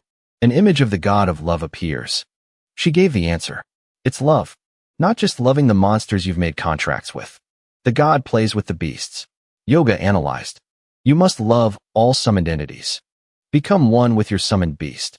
The union of human and spirit. Become one with nature. That is the true love of a summoner. Hearing this, Leo and his classmates froze for a moment. They could only stare blankly. Just then, Leo let out a sigh of relief. He thought with satisfaction. She may seem eccentric, but she understands the essence of summoning. Yoga rubbed her forehead and added, in other words, what he means is that you should develop a bond strong enough to communicate even with monsters you haven't contracted. She smiled, then said in a low voice, It might be a bit early for first years, but you'll have to get used to it. You will be on the island of shadow beasts for 3 days of special training. Unta also added, I've already submitted the forms for you to leave the dormitory, so it's all good. Hearing that, everyone became flustered. What? No way. I had plans to go to the city of Lumia this weekend. How are we supposed to survive here for 3 days? Elizana spoke up gravely. Spending 3 days with shadow beasts doesn't sound too bad. Suddenly, Unta handed her a net, which confused her. The other students were also given one. He said, "For 3 days, summoning is forbidden. Aura and magic are also forbidden. Survive in the forest with your own raw strength." Upon hearing that, everyone exclaimed, "What?" Unta turned his back. He clapped his hands and said, "See you in 3 days. Try to catch a fairy with your nets." Everyone broke out in a cold sweat and exclaimed, "That forest is full of wild beasts and spirits." Tai also stammered, "Professor, you don't mean..." Yoga interrupted, "I've said it since the first day. We are not like the students in other departments." She added grimly, "We summoners are humans who communicate with entities that hold the power of nature. For that reason, we must adapt to and command nature." Amidst everyone's confusion, Yoga asked, "That's why he talked about forgiveness. How many of you have actually witnessed the essence of summoning?" Tai nodded along as she analyzed. "Have you seen their true forms and made contracts yourselves? Most of you just use the methods passed down in your families, or use the summons acquired during class, right?" After saying that, Yoga gave a small smile and said, "Everyone, they'll see you in 3 days." Tai sat pensively by the fire. The rain began to pour. Eliza stood hiding under the foliage. The next morning, En was training under the roaring waterfall, and Celia diligently collected raindrops from the leaves. Leo went around gathering sweet fruits. Some of the fruits were edible. He mumbled to himself as he put them in his bag. The ancient summoning class is surprisingly difficult. A sound echoed. It was a fairy. It startled Leo. He stored the items in his item space and turned his head to look. Leo slowly approached. Over here, a student was being swallowed by a carnivorous plant. That student was struggling to get out. Someone asked, "You approached it without knowing it was a plant-type monster?" Eliza said in frustration, "It's foolish to rush in blindly like that." At this moment, Leo was pensively observing the situation. Up on a tree branch, Iran sat there, laughing with amusement. Seeing this, Leo grew angry and thought to himself, "He probably needs a punch to snap him out of it." He then zipped away like a gust of wind. Iran beamed and cheered. Who should I play with next? Suddenly, a net slammed down and he was caught. Iran cried out in alarm. "What the? No way. Caught with a butterfly net?" Leo reached out his hand and reminded him coldly, "I told you to behave yourself." He grabbed Iran by the collar and asked, "Do you think I came here to cause trouble?" He spoke up to explain, "It's a misunderstanding. I'm investigating the strange phenomena on this island." Leo asked, "Strange phenomena?" Iran replied with a pout, "That's right. Something strange is happening here." By the crackling fire with skewers of food, the sound of conversation echoed. "So you're saying the monsters on the island have become aggressive?" As he asked, Leo handed a skewer to Iran. "And you're investigating why?" His eyes lit up as he replied, "Exactly." He continued speaking. "Then I saw some students and decided to mess with them a bit. And suddenly I became famous." "You think he'll believe that?" Leo asserted. "This is the domain of Farina. There's no way she wouldn't notice something like this." Iran tried to explain. "That phoenix, Farina, isn't even on the island." "Seriously?" he exclaimed in surprise. "What? It was already like that when we arrived." Iran recalled the time at Fiora's place. The image of her mother's letter appeared. He said, just like the letter said. She just left that note saying she was going to check on the contractor for a while. Fiora frowned. Looking around. On her hand, Iran spoke up. "I was looking forward to seeing a fully grown phoenix standing in the gloomy forest." Fiora thought to herself, "The monster forest is acting strangely." She put him down and said, "Something is definitely going on. Let's go check it out." As Iran chased after her, he called out, "Hey, wait." Back to the present. Leo stared into the distance, speculating. Fiora, the daughter of Farina, the second in command of the monster island. She must have sensed that something was amiss. He closed his eyes, wondering. The abnormality happened while Farina was away. Is that really a coincidence? The little girl sat by the stream, muttering, "If you can hear me, answer." Fiora also sat pensively by the stream, her heart heavy with thought. Maybe he's too distracted to notice me calling. Meanwhile, Leo suddenly squeezed tightly, startling Iran. He got Iran on his shoulder and said resolutely, "Let's go find Fiora. I can sense an aura from the western part of the island." He cried out in frustration. "Why me?" In the forest, at Fiora's place. The stream's surface was clear blue. Every crystal sparkled. Fiora sat alone by the stream. She picked up a crystal. She looked at her reflection in it and exclaimed, "So beautiful." Fiora picked up a magic stone from the ground. She opened her mouth wide and put it in. She held her face with both hands and joyfully swallowed it. Then suddenly, a loud voice shouted, "What are you doing?" Fiora was startled when she heard the sound. She glanced towards where the sound came from. The little girl kept chewing and swallowing as she exclaimed, "Leo, this is Zheo Fishing Village." He furrowed his brows, looked in this direction, and asked, "Have you been eating all the mana stones here?" Leo's gaze fell upon the water's surface. He pondered as he looked ahead. In a place where spirit beasts and elementals live, mana stones in their natural form are gathering energy. He stood still, lost in thought. Young elementals and spirit beasts absorb these mana stones to grow. So, the entrance is forbidden to prevent overharvesting. Fiora lowered her head. Her hands were clasped together. She replied in a low voice, "I was taught that children who eat a lot grow up faster." Beside her, Iran immediately raised his eyebrows and exclaimed, "4 high-level spirit beasts like us. We don't need mana stones to grow." Leo glanced around and exclaimed, "They are certainly exquisite. But Fiora, don't tell me you chased away all the other spirit beasts and elementals to keep them for yourself." Hearing that, the little girl was startled and looked down at the ground. "It wasn't that bad. I was planning to share them properly." When Iran saw Fiora's expression, he covered his mouth and sneered, "Are you a phoenix or a pig? You chased everyone away and stuffed yourself with them." The little girl, her face full of indignation, shouted loudly, "Who are you calling a pig?" Leo's voice cut in, "Both of you, stop it." Right after that, with one hand in his pocket, he glanced over and asked, "Fiora, you said something strange happened in the forest, right?" The little girl was startled and replied, "That's right. I felt an unsettling energy from this island." Suddenly, a white mist suddenly blew past, making the two of them look back in surprise. Leo's eyes immediately widened as he thought of that person. His eyes widened as he guessed. Could this energy be from that beast tamer from before? He immediately raised his hand and summoned his sword. His face full of vigilance, he looked straight ahead. "Iran, Fiora, get ready." Leo stood still. He crouched slightly, feeling the energy sweeping toward him. A warning sound rang out. He quickly jumped back to dodge. "It's coming." Leo crouched down. He gripped his sword tightly. He looked up at the person opposite him, the black-robed figure with giant tentacles for a lower body. Looked this way and shouted, "I was wondering why the number of mana stones had dropped so drastically. So it was the work of that phoenix chick." He smirked, a smile full of malice. "It seems we're bound by a terrible thread of fate," Leo brought. Hearing this, he raised an eyebrow and smirked. He raised his hand, gathering energy, and said, "A grudge related to our past lives. A truly terrible one." Right after that, the black-robed figure controlled his tentacles to stab straight at where Leo was standing. But he gracefully moved back to dodge it. "It seems this is the time to end it for good." Leo leaned to one side. The tentacle brushed past him and stabbed straight into a nearby tree trunk. The black-robed figure used his tentacle to lift the entire tree into the air. "I will crush you here."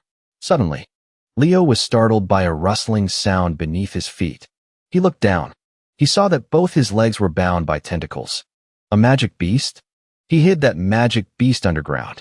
Leo frowned, looking at the protective barrier he had created in front of him. I couldn't detect any trace of it. He stood still, watching the tentacle transform into a giant claw and charge at him. "Don't tell me." The excited voice of the black-robed figure rang out. "Die?" Leo lowered his head and squeezed his eyes shut. His brows furrowed. Then, he opened his mouth wide and let out a shout. Flames erupted from his body, incinerating all the attacking tentacles. The nearby black-robed figure saw the flames traveling along the tentacles towards him. He quickly severed them. Next, in just an instant, the tentacles that had just been cut quickly regenerated. Leo looked up, saw this, and silently marveled. His regeneration is also quite impressive. He stood up, gripped his sword, and shouted, "Let me ask you something." Leo frowned, his face serious, and asked, "The tentacles wrapped around me feel exactly like the gorgon snakes that concealed their presence. Don't tell me it's a chimera beast." The corners of the black-robed figure's lips curled up slightly. He asked smugly, "First years always act like they know everything. What are you, Leo brought?" Hearing these words, he raised a hand and summoned Fiora. "You've already answered your own question. I'm a first-year student." It spread its wings.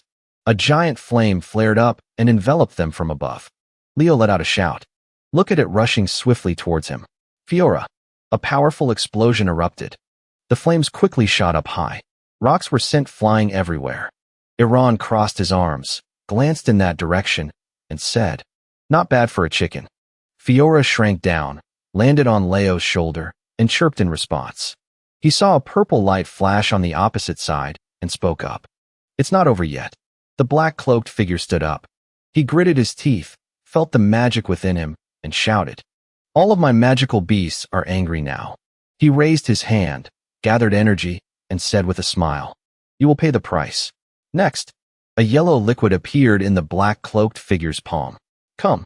Deadly slime. Leo raised his hand, creating a wind shield to surround the three of them. Iran covered his mouth and nose and shouted, "This smell. What is that stuff?" He looked up at the tentacles covered and corroded by the liquid. Unbelievable.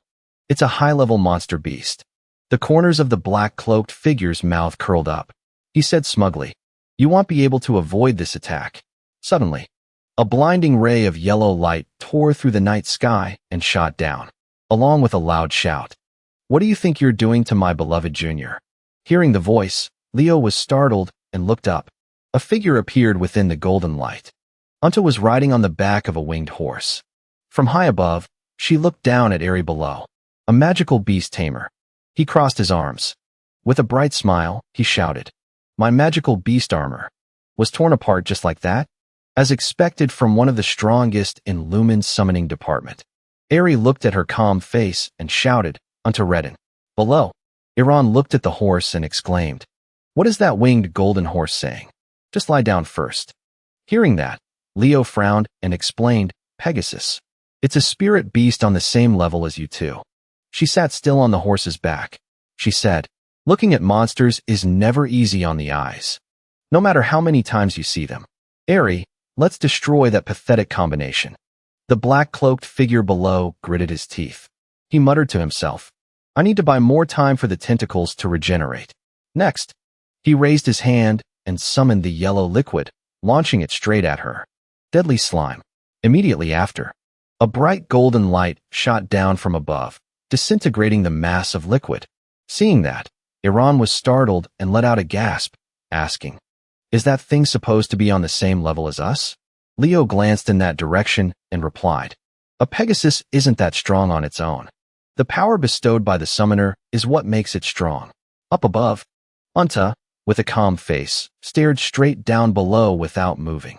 Leo watched as the golden light faded, leaving only a plume of black smoke rising high. The corner of the black-cloaked figure's mouth twitched up as he shouted, "I was going to ask, but your timing is perfect. This is going to be fun." Around his body, a blood-red magic circle appeared. "Then how about this?" Suddenly, Yoga's figure appeared in front of Leo. "Will you still find it fun when you're dead?" She frowned and glared in that direction, questioning, "You dare create a chimera using spirit beasts?" The light from the magic circle flashed continuously, spreading out quickly. The black-cloaked figure watched the giant being summoned from within the circle. "Come." He swung his hand and shouted loudly, "One-eyed giant." The black-cloaked figure stared straight ahead. He let out an arrogant laugh. "And what spirit beast did you just summon? It doesn't matter what it is. My one-eyed giant will not be easily defeated, Professor Yoga." Iran saw the spirit beast Yoga had summoned. He was startled and shouted, "Is that just a rat? Are you kidding me?" Leo bowed his head and explained in a low voice, "It's a carnivorous rat. It might look cute on the outside, but..." He bowed his head and looked at the rats. He let out a doubtful cry. "But..." Yoga stood with her hands on her hips, looking at the giant before her. With a bright smile, she waved her hand and gave the order, "Don't even leave the bones. Devour it all." Leo watched the swarm of rats rush towards the giant and thought, "They are the most vicious little things." The black-cloaked figure watched the battle before him. Gritting his teeth, he took out a scroll from his spatial storage. "At this rate, None of the prepared demonic beasts will survive. Suddenly, a ray of golden light flashed in the night. Kid. A blinding golden light shot down from above, straight at him. The black-robed man clutched the scroll in his hand. Struck by the light, he let out a dry cough. He gritted his teeth as the light continued to bear down on him. He tore the scroll apart with all his might. Immediately after, the black-robed man's entire body turned into black smoke and quickly dissipated into the air. He looked down from above. Retracting his energy, he muttered, "Missed again?" In the quiet space, Leo stood still, facing her and Yoga. Right after that, with a face full of anger, she roared at him. "You kid, how dare you enter a restricted area without permission?" With an innocent face, Leo began to explain. It's because Fiora was swallowing a magic stone at the lake. Yoga's expression immediately changed. With a beaming smile, she praised. "For our Fiora? Oh my, how adorable." The man next to her was moved to tears. His love for his summoned beast is so great that he'd even break into a restricted area. After a moment, Yoga took hold of the reins. She guessed in a low voice. It seems that ancient demonic beast was intentionally defiling the magic stone. Riding on the dragon's back, she said calmly, "I will immediately report this matter to Headmaster Alien." Leo and the girl looked up, watching Yoga fly away. They heard her voice echoing in their ears with instructions. "Unta, take care and continue with the special training." Unta immediately replied, "Yes, ma'am." She immediately bowed her head and asked excitedly, "Leo, are you the one who formed a contract with the Phoenix?" Unta's gaze noticed the invisible figure of Iran on his shoulder and added, "Moreover." Leo's gaze immediately noticed the miniaturized spirit beast rubbing against her hand and asked, "So it's true?" He stared at it and asked, "Is that your Pegasus, Senior?" Unta, with a bright smile, called out, "Era, please introduce yourself to Leo." It closed its eyes, took a few steps forward, and said, "I am Era. It's a pleasure to meet you. The one who bears the Phoenix contract." Leo reached out and patted Era's head. He smiled and replied, "I'm also very happy to meet you." Leo brought. He felt it gently nuzzling the palm that was petting its head. Right after, Unta let out a cry of surprise.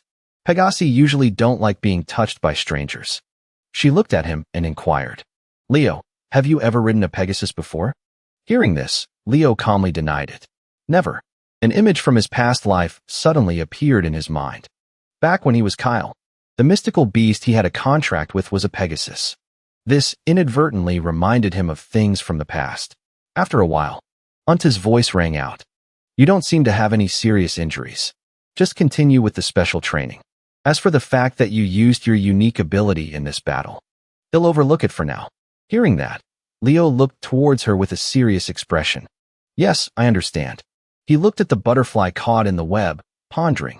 Considering the actual abilities of that demonic beast at this time, Leo stared as a spider appeared and bit hard into the unfortunate butterfly's wing, thinking to himself, the enemy hiding inside Lumen Academy isn't just an ordinary student.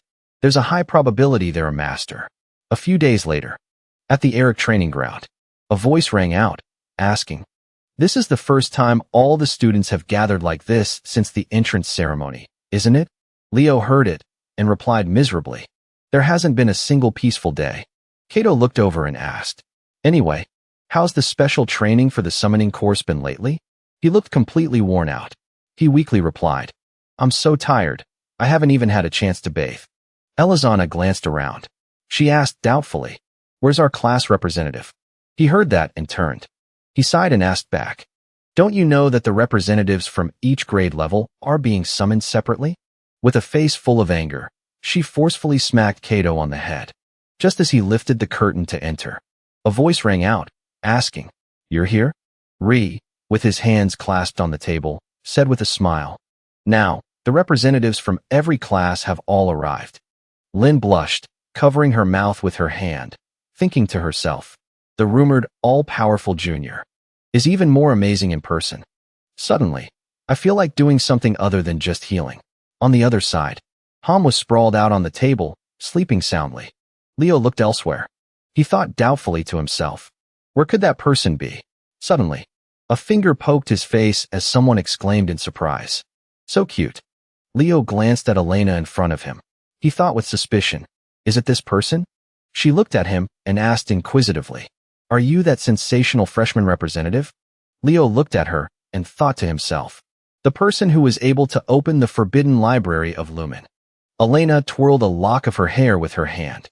She asked with a smile, "Do you want to be my boyfriend?" He closed his eyes and bluntly replied, "I must refuse." She leaned down to look at Leo, puzzled. "Why? He'll pamper you completely. Right after that." She was startled, her eyes wide, when she heard his answer. "Because you're too old." Next, Elena covered her mouth and let out a resounding laugh. "You're quite an interesting kid, aren't you?" Lean sat to one side, blushing as she looked this way and thought, "Wow, he's not losing out to senior Elena at all." As expected of the rumored freshman representative, Leo Broad. He's not ordinary in the slightest. I really want to make use of this opportunity. With a smiling face, looked at Elena and greeted her. "Long time no see, Elena. How was your mission?"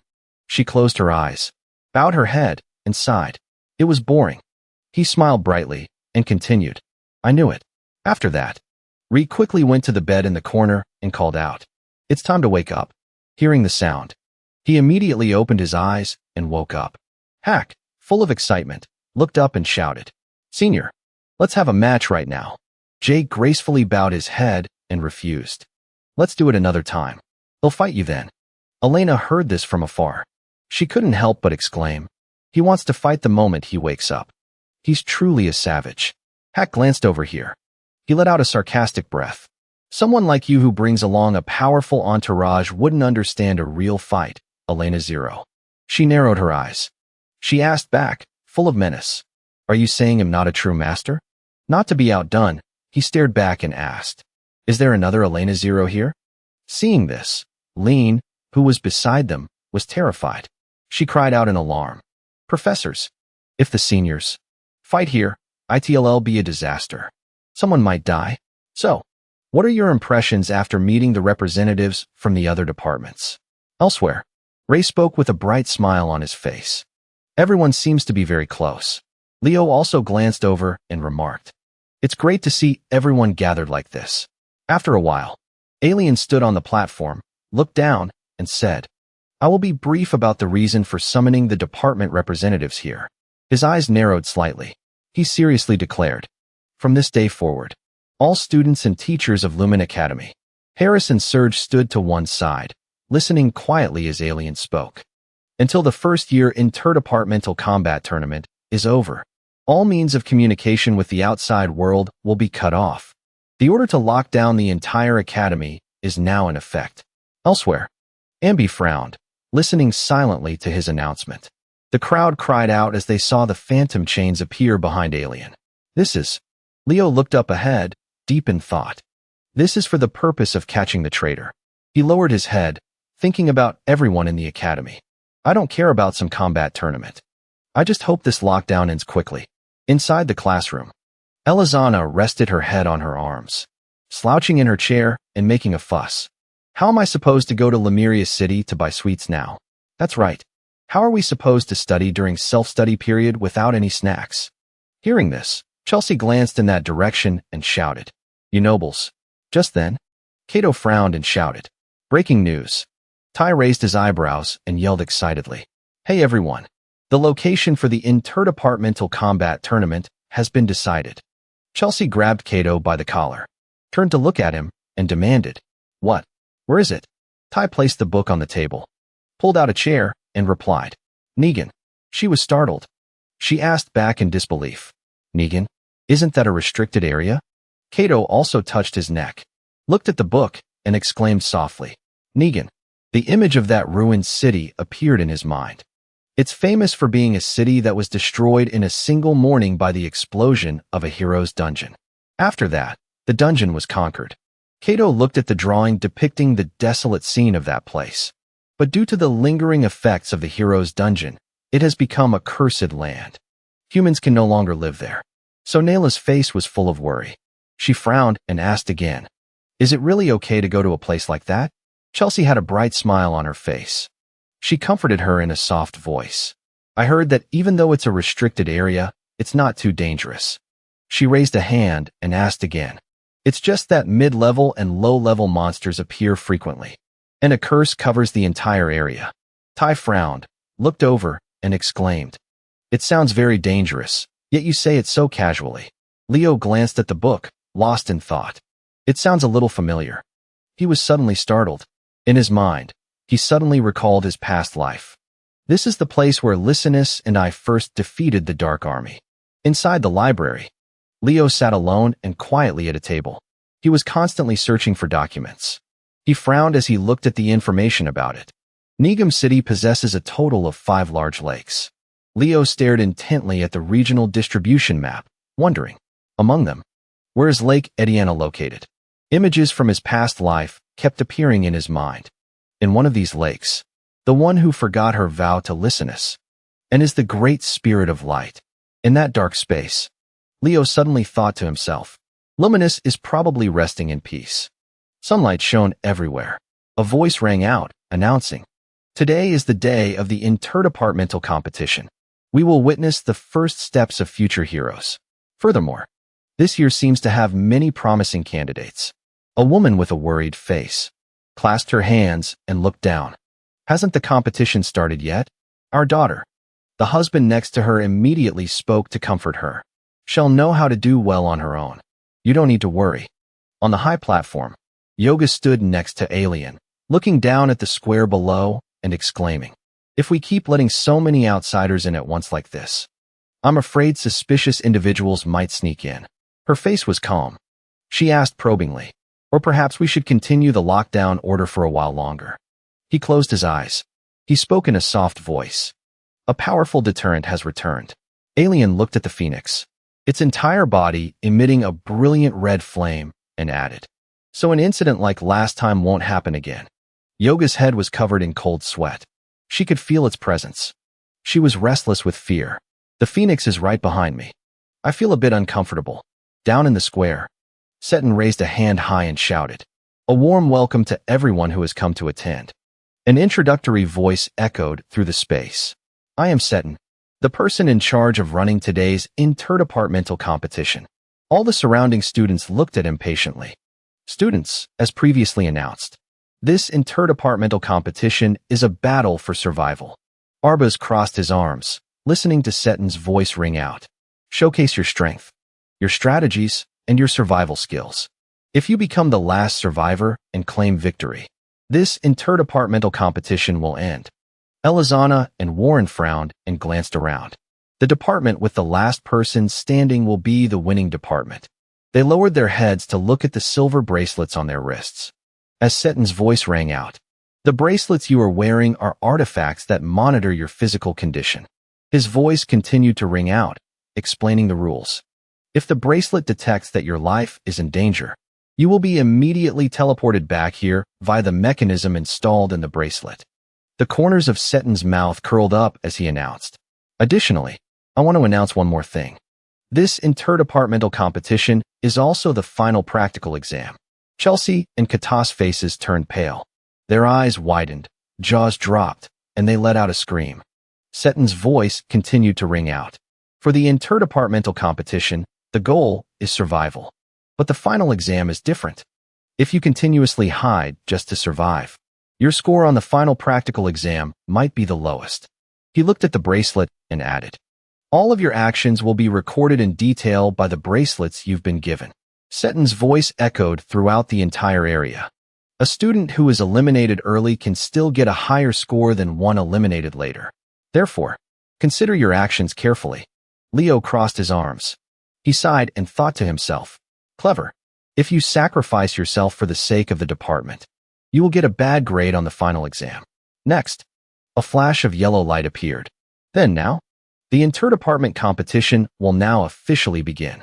Kato and the others, startled, squinted at the light beneath their feet. Immediately after, Serge's figure was enveloped in light. It gradually faded and disappeared. After a moment, Kato opened his eyes. He squinted and looked to the side, letting out a cry of alarm. He felt himself in freefall. As he screamed in panic, What is this? In the air, piercing screams echoed continuously. Quick! Quick! Use magic! He looked down below. The entire city was shrouded in countless curses. I understand now why this place is called the Wasteland. Leo watched the strands of energy dissipating. And also, the activation and dispelling of the curses were happening repeatedly, without any pattern. He slowly descended from above.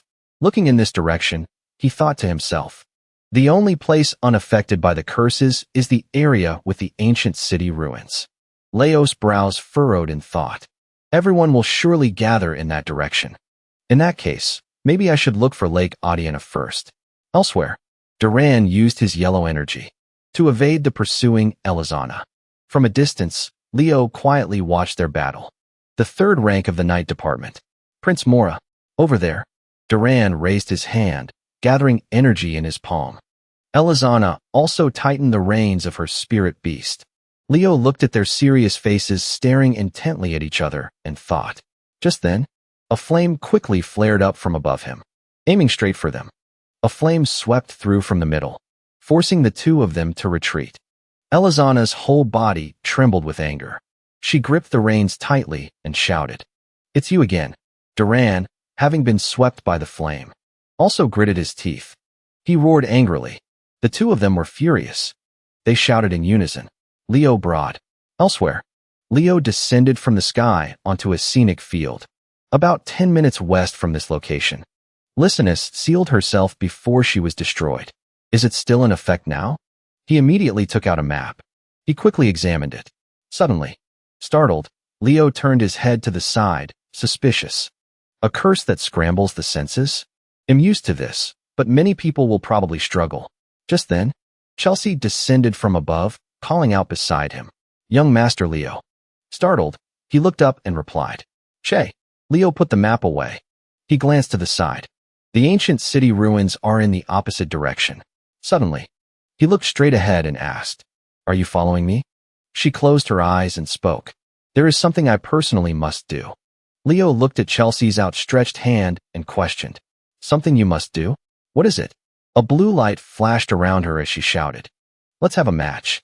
A flame also flashed around him as he asked back, "Why so suddenly?" Chelsea looked straight ahead and exclaimed, "From the very first moment we met, I've wanted to confirm it." Her figure flashed and disappeared before Leo's eyes. "Just how great the difference is between you and me, young Master Leo." Immediately after, reflected in his pupils was Chelsea's fist, rapidly growing larger. She struck with powerful water-light energy towards where Leo was standing. The dust and smoke cleared. He gently brushed the light dust off his clothes. Seeing this, Chelsea clasped her hands to form a seal. A magic circle appeared on the ground, as expected of young Master Leo. In just an instant, you used your flame armor to neutralize my water magic. Her feet pushed off as she leaped high. If that's the case, then, Leo's eyes narrowed. He looked in her direction, remaining motionless. His gaze was fixed on the spirit figure on Chelsea's shoulder. She possesses a high-level water spirit. Next, she raised one hand, releasing streams of water-type magic energy. Leo held out a hand. A flame also quickly flared up. A wall of fire rose high, blocking her attack. He felt the energy fluctuation and guessed, "This attack must be a feint. The real one is." Immediately after, Leo turned his head to look. He saw the figures of Chelsea and her spirit beside him. This way, a giant flame erupted, spreading everywhere around them. Chelsea placed one hand on the ground and stopped to steady herself, thinking. He was still able to counterattack in that small opening. She dug her fingers into the ground, contemplating. More surprise attacks probably won't be effective. On the other side, Leo drew his sword, thinking. She's fighting like the usual Chelsea. A crimson light flashed in his eyes. Water is a power that is usually ever-changing. Leo raised his sword and charged straight ahead. And yet, her attacks are too rigid right now. Chelsea gritted her teeth, watching his figure rush toward her. If I block that attack head-on, they'll be in grave danger. She immediately raised her arm to block Leo's powerful downward slash. He looked at the sword blocked in front of Chelsea and thought to himself, "You can't defeat me with just this." Suddenly, her eyes widened in surprise as she saw a leaf fall. Leo appeared behind Chelsea. He raised a hand, gathering firepower. "I told you, you're too rigid when you fight." Right after that, a powerful explosion erupted. Smoke and dust billowed high into the air. Leo held his sword to Chelsea's neck and declared, "You lose." She lowered her head and frowned. She let out a sigh and said, "Young Master Leo, are you really only 16?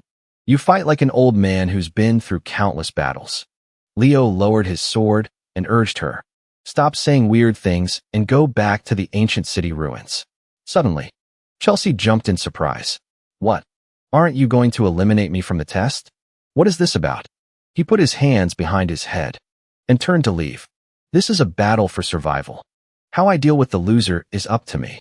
Help me deal with the people tailing us over there." Her eyes widened as she asked, unaware of two auras, one gold and one purple, rushing toward them. "Huh? Who?" Duran and Elizana had dark expressions on their faces. They frowned as they charged this way. Duran chased after him. He shouted excitedly, "That's my prey. Don't get in my way." Elizana herked in. Beside him, she also mocked loudly, "How ridiculous. Leo Broad is my target." Chelsea watched the two auras rush toward them and shouted, "Mr. Duran, Miss Elizana." She looked at the two of them, forced a smile, and asked, "The ancient city ruins are that way. Why are you two wandering all the way out here?" Duran landed lightly on the ground and inquired, "It seems you were also hunting Leo Broad. Did you fail? Which way did he run?" Chelsea looked ahead and replied, "I failed. Besides, Duran, I'm injured. Can you take me to Miss Villa?" He frowned, exhaled, and asked back, "What reason do I have to do that?" Her face was full of smiles. She calmly said, "This is currently an interdepartmental exam, and Mr. Duran and I are in the same department. Surely Mr. Duran wouldn't abandon a department comrade for a personal duel?" Duran's expression immediately darkened. He gritted his teeth, unable to say anything. After that, Chelsea turned to the side with a smiling face. "And Miss Elizana, I can't walk properly. Could you carry me on your back?" She crossed her arms and let out a cold snort. "Humph. If you were in the summoning department, I might consider it. But you know full well that we're opponents right now, aren't we?" Hearing that, Chelsea covered her mouth and gasped, "Oh my." She immediately recounted their daily interactions. "I'm always helping you with your studies. You yourself said you'd repay me for borrowing my notebook every day." Elizana was startled to hear that. She raised a fist and shouted, "They'll definitely repay you later. But it doesn't have to be right now." Chelsea raised an eyebrow. Her sparkling eyes stared intently at the two of them. Right after that, an impatient voice was heard. "We just have to accompany her, right? Let's go." Elizana let her sit on the back of her spirit beast. She let out a soft snort. "Humph. We're only accompanying you to the central area of the ruins. After that, we are enemies." Chelsea turned her head to look behind her, thinking, "I don't know what reason you have for not going to the central ruins yet, but please finish up quickly and come here, young Master Leo." Elsewhere, Joe and two figures following him were running quickly toward the ancient city. He panted heavily and cried out, "As long as I can get into the inner city, the curse will be lifted." Suddenly, a flame flashed before Joe's eyes.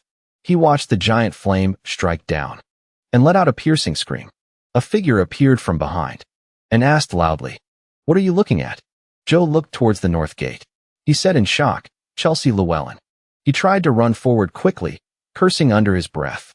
"Damn it, I was so close." Then he gritted his teeth and ran in another direction.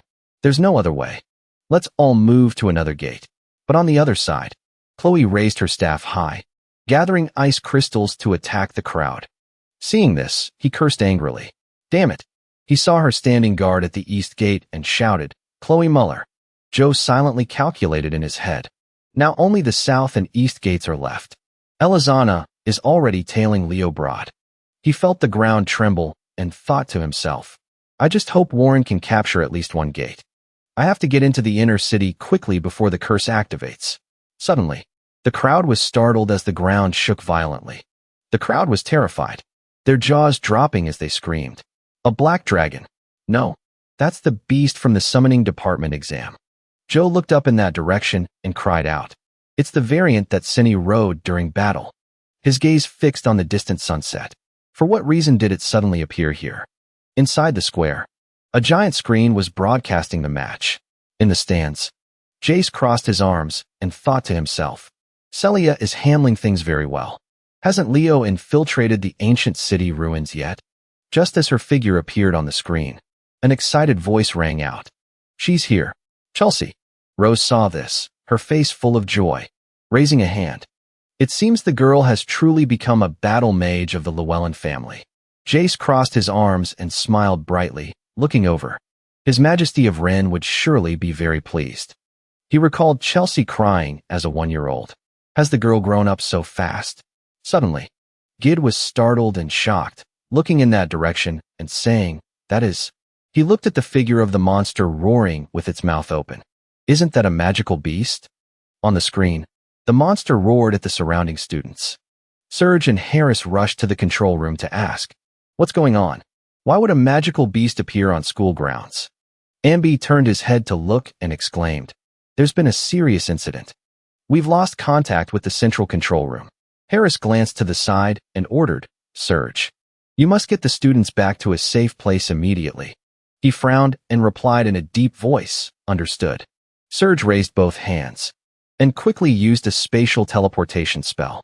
A dazzling blue light from within the stone shone all around. Suddenly, the stone fell heavily to the ground, making a dull thud. Serge frowned and looked this way, exclaiming in shock, "The teleportation spell isn't responding. What the hell is going on?" Seeing this, Harris immediately turned to leave. "Serge, keep trying to connect and find a way to bring the kids back. I'm going to report to the headmaster." Inside the trial, students were relentlessly attacking each other. "I need to deal with these magic department students quickly." Warren stood on the wall of the south gate with his hands in his pockets. "Damn it, these guys are no joke. I have to finish this before that monster discovers this place." Ty frowned, panting heavily, when he heard a loud shout, "Get out of the way." He looked up to see the black dragon opening its mouth wide, gathering energy. Ty raised his hand to shield his eyes, terrified, bracing for the opponent's attack. Suddenly, a phantom flame appeared from a distance. Warren raised a hand, using fire spirit energy to block it. A surprised voice rang out, asking, "Hey, Warren, why are you helping us?" He turned his head to look behind him and gave an order. "Open the city gate. Let everyone in." Another agitated voice rang out. "What nonsense are you talking about? They're students from another department. Besides, why should we obey you?" Warren grabbed the person who just spoke by the collar and lifted him up. "I don't have time to explain to you people." After that, he threw the person to the ground and said, "Go take a nap. From this moment on, I will take command here." Next, Warren's face darkened. He frowned, looked up, and gave the order, "Open the city gates." Elsewhere, Leo looked up, holding the map in his hand. "There's nothing special about this place either." He looked at his reflection in the water and said, "So the lake at the ancient city ruins is the final location?" Leo put both hands in his pockets and leisurely walked forward. "Everyone must be fighting fiercely right about now. Let's just casually make our way over there. All right." Suddenly, he froze. His eyes widened in shock. Leo let out a sound of doubt as he saw a purple light flash high in the sky. He contemplated the blood-red moon high above. A wide-range curse. This isn't a remnant of the curse at Niga, but a completely new curse. It's an isolation curse. Leo looked up at the monsters relentlessly closing in. He narrowed his eyes and shouted in anger, the kind of curse Tataros often uses in all-out wars. Immediately after, Leo, covered in flames, shot straight toward that direction. "Damn it! The curse itself doesn't harm people." He gritted his teeth, his face full of anger as he thought. Its main effect is to cut off all communication with the outside world. Leo looked at the purple light of the barrier covering the entire ancient city and pondered again. A type of extremely powerful curse barrier. It completely seals off an area. He crossed the field, rushing over there while thinking, has the traitor at Lumen started to make their move? I need to regroup with the others as quickly as possible. At the center of the ancient city ruins, Nayla placed her hands on him to heal his wounds. "Hang in there. Hold on a little longer." Thais' whole body was trembling. His face covered in cold sweat, he mumbled, "Why won't it activate? Why?" At the east gate, Chelsea raised her staff high and attacked the bull-headed monster. She looked at the enormous energy heading towards her and screamed, "Break the barrier." Immediately after, a stream of blue energy appeared and blocked her way. Dispel barrier.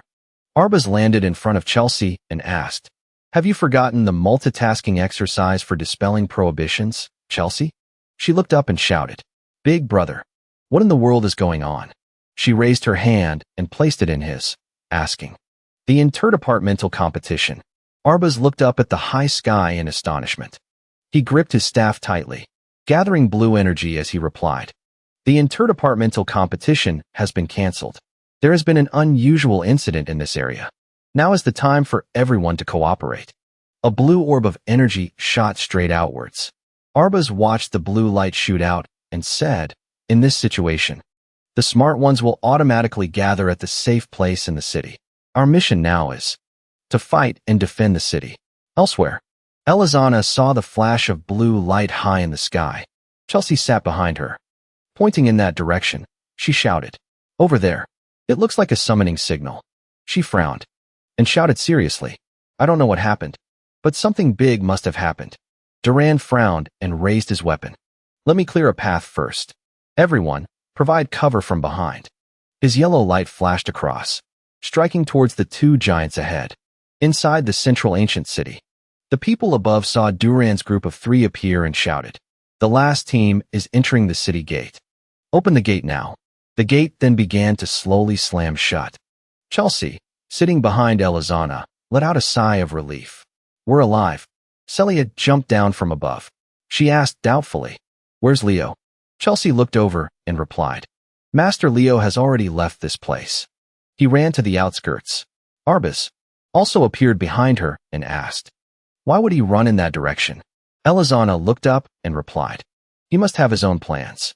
Although I don't understand what he's thinking, I'm sure he won't be eliminated." Chelsea also chimed in, "That's right. Brother Leo will definitely be fine." Celia said with a serious expression, "Well then, let's exchange information first, so we can understand the situation here." She held up her glowing bracelet. "First, this wrist artifact isn't activating at all. Therefore, those who are severely injured cannot be teleported elsewhere." Arbaz looked towards the city gate and elaborate. "And demonic beasts aren't just appearing outside, but inside the city as well." Chelsea looked at everyone and stated, "This is just my speculation. But aside from the basic curse on Negan, perhaps a few new curses have been added, such as a curse that prevents communication with the outside world." Chelsea put her hands behind her back and shouted, "That's reasonable." Elizana's face darkened as she declared, "In short, we are now completely isolated in the middle of Negan City due to this unexpected incident, right? And that's not all. We are also being besieged by monsters and demonic beasts. Then the best way is to make full use of the city walls to defend ourselves." Suddenly, a voice from behind rang out, making everyone look over. "I think now is the time to take the initiative and attack. This situation might very well be a special event deliberately set up by the Academy." Emio raised a hand, loudly retorting, "If we perform outstandingly here, we'll be highly evaluated even by those observing from the outside. But if we just huddle up and defend, we'll miss this great opportunity to score high points." Hearing this, Celia furrowed her brows. Disagreeing, she said, "This can't be treated as a normal unexpected event. Everyone's injuries are very serious. If it weren't for Nayla's healing magic, it wouldn't be just 1 or 2 people dead." Kato, who was being treated in a corner, shouted, "He won't wake up until he gets his stomach pierced like me." Seeing this, Nayla advised him, "Stop talking now." Emio gritted his teeth. He glanced over here and let out a cold snort. He looked at everyone and shouted agitatedly, "This could also be part of the professor's plan. If I fail the final exam because of you all, can you take responsibility for that? Compared to just defending, wiping them all out will help us score higher points." With his hands in his pockets, Duran looked over and said, "If we give up the defensive advantage of the city walls without understanding the situation outside, scoring high points is not guaranteed." Emio pushed him aside and walked loudly towards the city gate. "Then I'll go out and exterminate the demonic beasts by myself. Don't you all regret it later." Humph.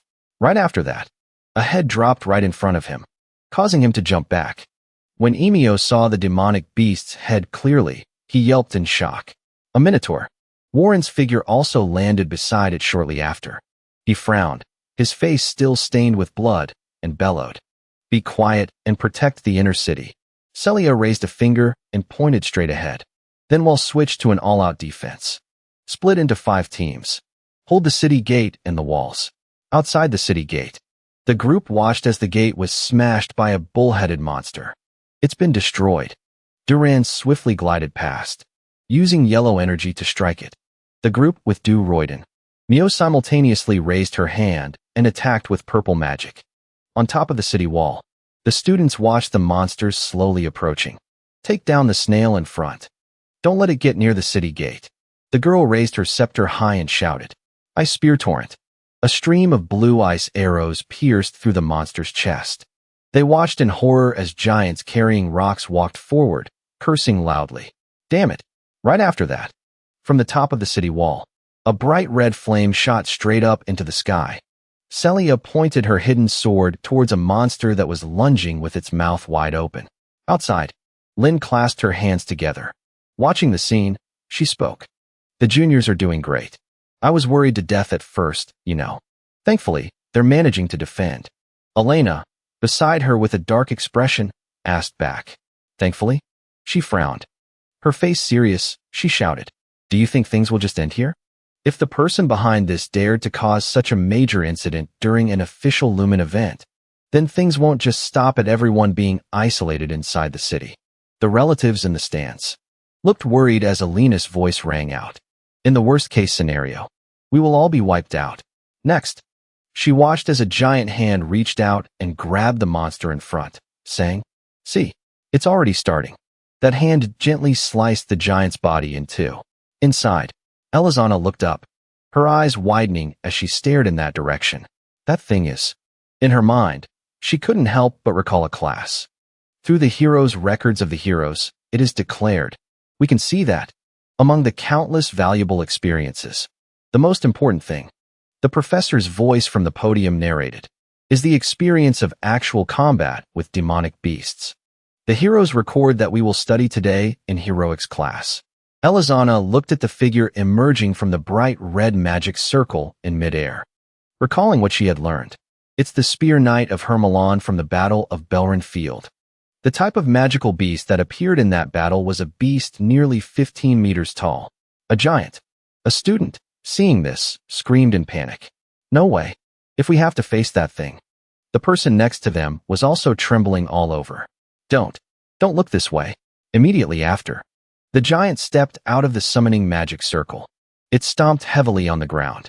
It raised its hand and reached for the city gate, causing ear-splitting screams to ring out. A stream of icy light appeared, rushing quickly towards the giant. They quickly pierced through its body. Chloe gripped the scepter in her hand, letting out heavy breaths. What is everyone doing?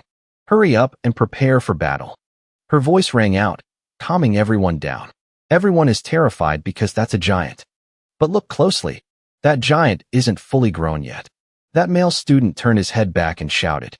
How can we possibly fight that thing? We'd be better off running away.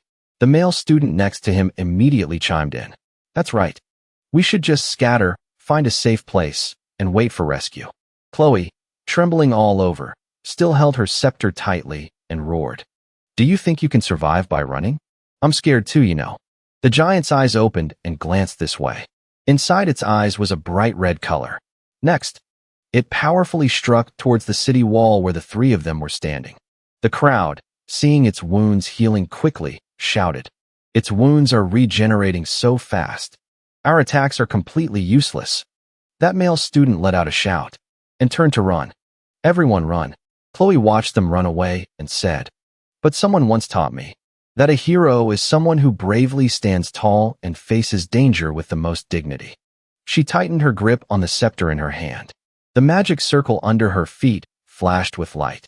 So no matter how desperate the situation, I will still fight. Hard spikes of ice shot up from the ground, blocking the giant's advance. Chloe was covered in sweat. Panting nonstop, she cried out. No matter how hopeless it is. The crowd looked at its raised hand and shouted in alarm. Look out. She stood still on the spot, watching the giant's claw strike towards her. Celia frowned and shouted loudly. Get out of the way. Chloe frowned and cried out. I'm not afraid. Immediately after, bright red sword slashes flashed, striking fiercely at the giant. Celia, seeing it fall, rushed forward to catch her. Chloe, are you all right? Chloe leaned against Celia's chest and asked. That slash just now. She lowered her head and affirmed softly. Yeah. He, holding his sword, landed lightly on the city wall. His voice rang out calling, and Iran appeared. His face full of anger, he yelled, What is this foolish act? His voice, agitated, shouted, Leo, the healing ability of elven magic isn't omnipotent, you know. When you reach your physical limit, it won't have any effect anymore. Leo raised his hand and sent Iran back into his space. Stop nagging, it's dangerous. Get back. Next. He lightly jumped up and appeared on the city wall.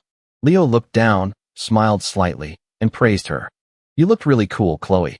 Just like a hero. She looked up at him. Blushing, she stammered in reply. I was just imitating someone a little. As soon as the three of them stepped inside, voices called out endlessly. Brother Leo. Young Master Leo. He looked straight ahead and asked, What's the situation? Kato put a hand on his stomach. He frowned and replied, Since we got inside the city, no one has been seriously injured. His gaze flickered towards the giant outside. It's just that everyone is terrified because of that monster. Celia frowned and said seriously, But it took a heavy blow from Leo. It probably won't attack again immediately. Hearing this, Leo put his hands in his pockets. He looked up. Then what we need to do now is very simple. We will join forces and defeat it. Kato, hearing this, asked in shocked disbelief. What? How can we? He chuckled softly. Tilting his head, he asked back. Why is everyone so surprised? If you're people who want to become heroes, this is a matter of course, right? Elizana raised a hand and shouted excitedly. Fighting it is impossible. Right after that, the others all bowed their heads in thought. When they heard Leo's declaration, I will take command, because I'm confident I can defeat that monster. Elizana closed her eyes.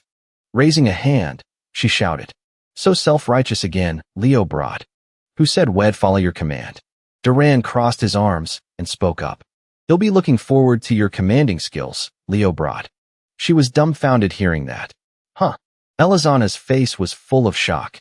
She roared in disbelief. Why would an arrogant person like you suddenly listen to someone else? He raised an eyebrow, exhaled, and replied.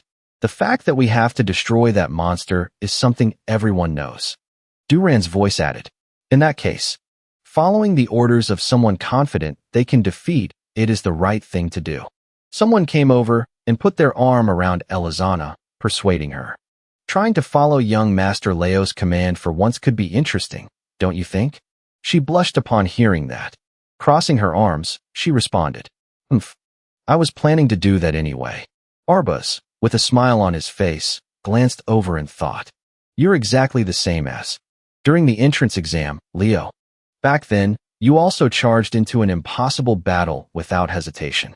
Then he spoke up, probing. I thought I had closed the gap a little, but it's still so far. Right, Celia? Hearing that, she frowned and shouted. Shut it, you chatterbox.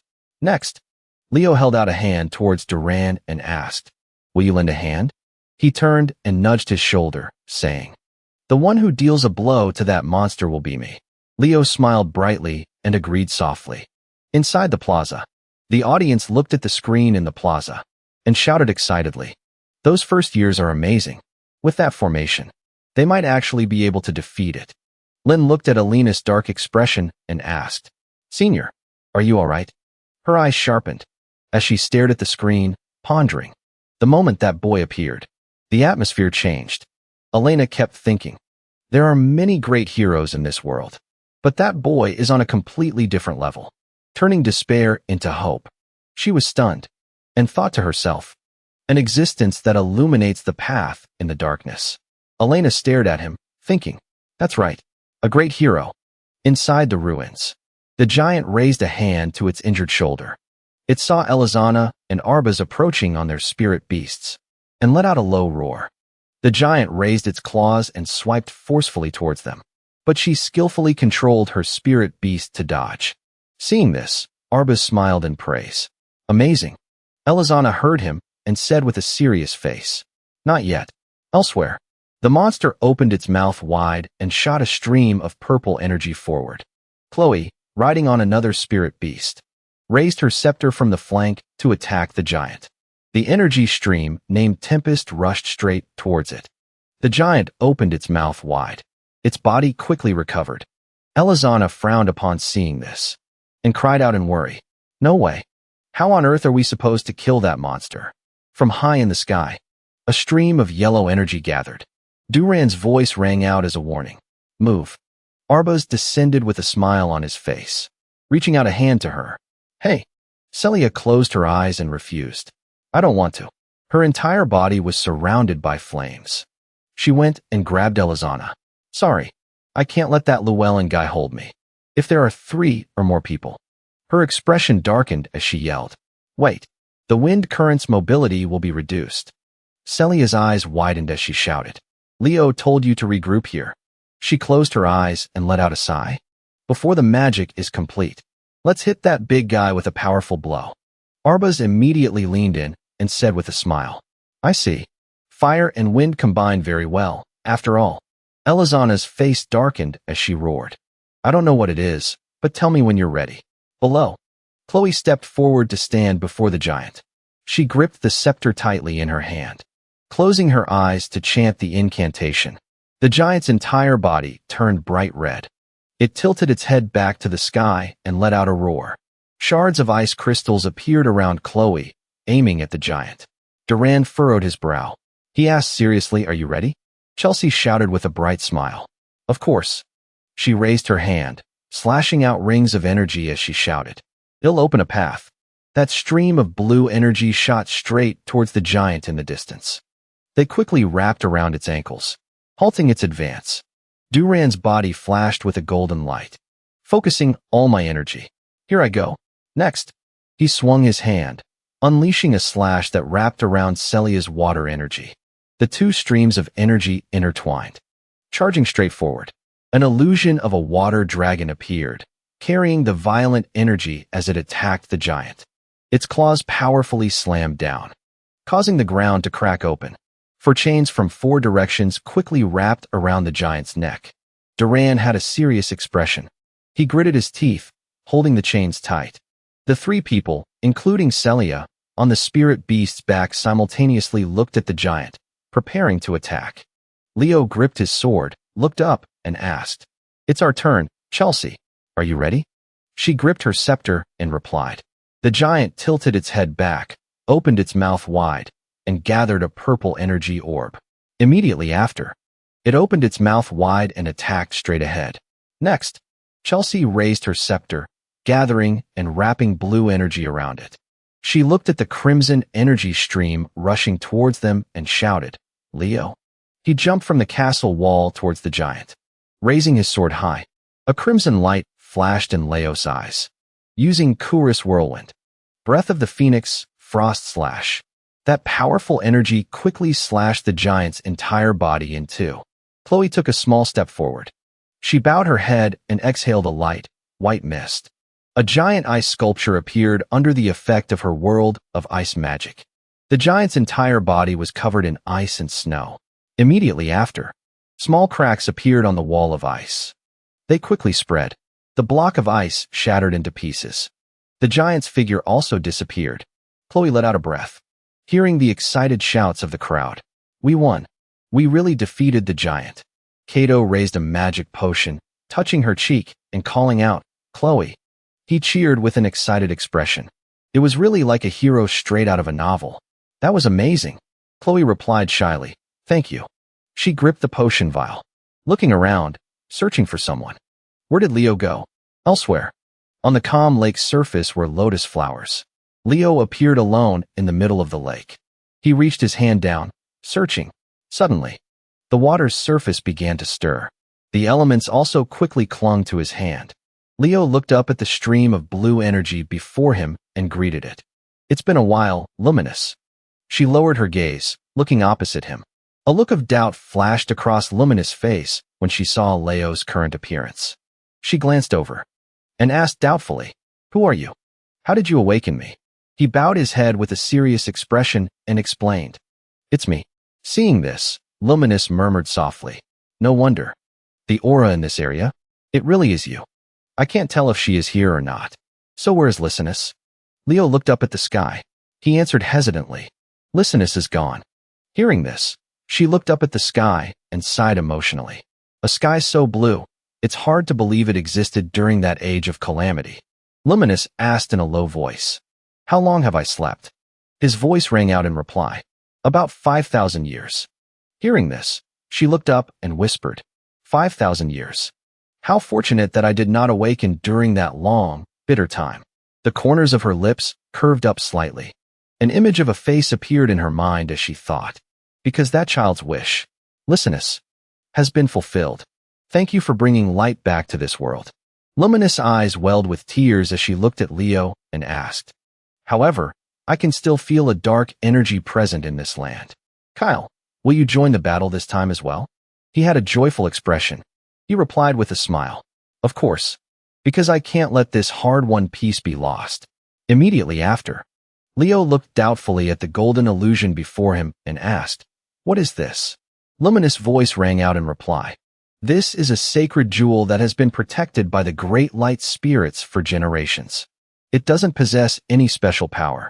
But Leo held out his hands to receive it, listening as her voice continued.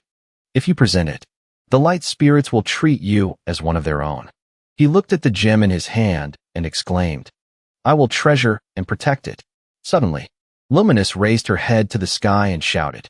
But her figure quickly vanished with the wind. The weather is so nice today. Outside, the Academy's tower reached high into the clouds. Alien looked at the pile of documents on his desk and asked doubtfully, Is this the entire list of suspects? Sun clasped his hands behind his back. For now, this is all we have. He examined the documents, probing. It seems many were recommended by the board of directors. Huh. Alien rested his chin on one hand and added in a low voice. Starting from the second semester, I guess we'll have to call the vice principal back to work. Hearing this, the other two were startled and exclaimed in shock. The vice principal? Inside the academy, a loud scream echoed throughout the place. Yes. Kata's face was covered in tears. He tightly gripped the paper in his hand, trembling and shouting. I survived. Tai, also with a tear-streaked face, shouted. Me too. Harris frowned and let out a sigh. Your way of getting expelled is truly unique, Thomas. He immediately buried his face on the desk and pleaded.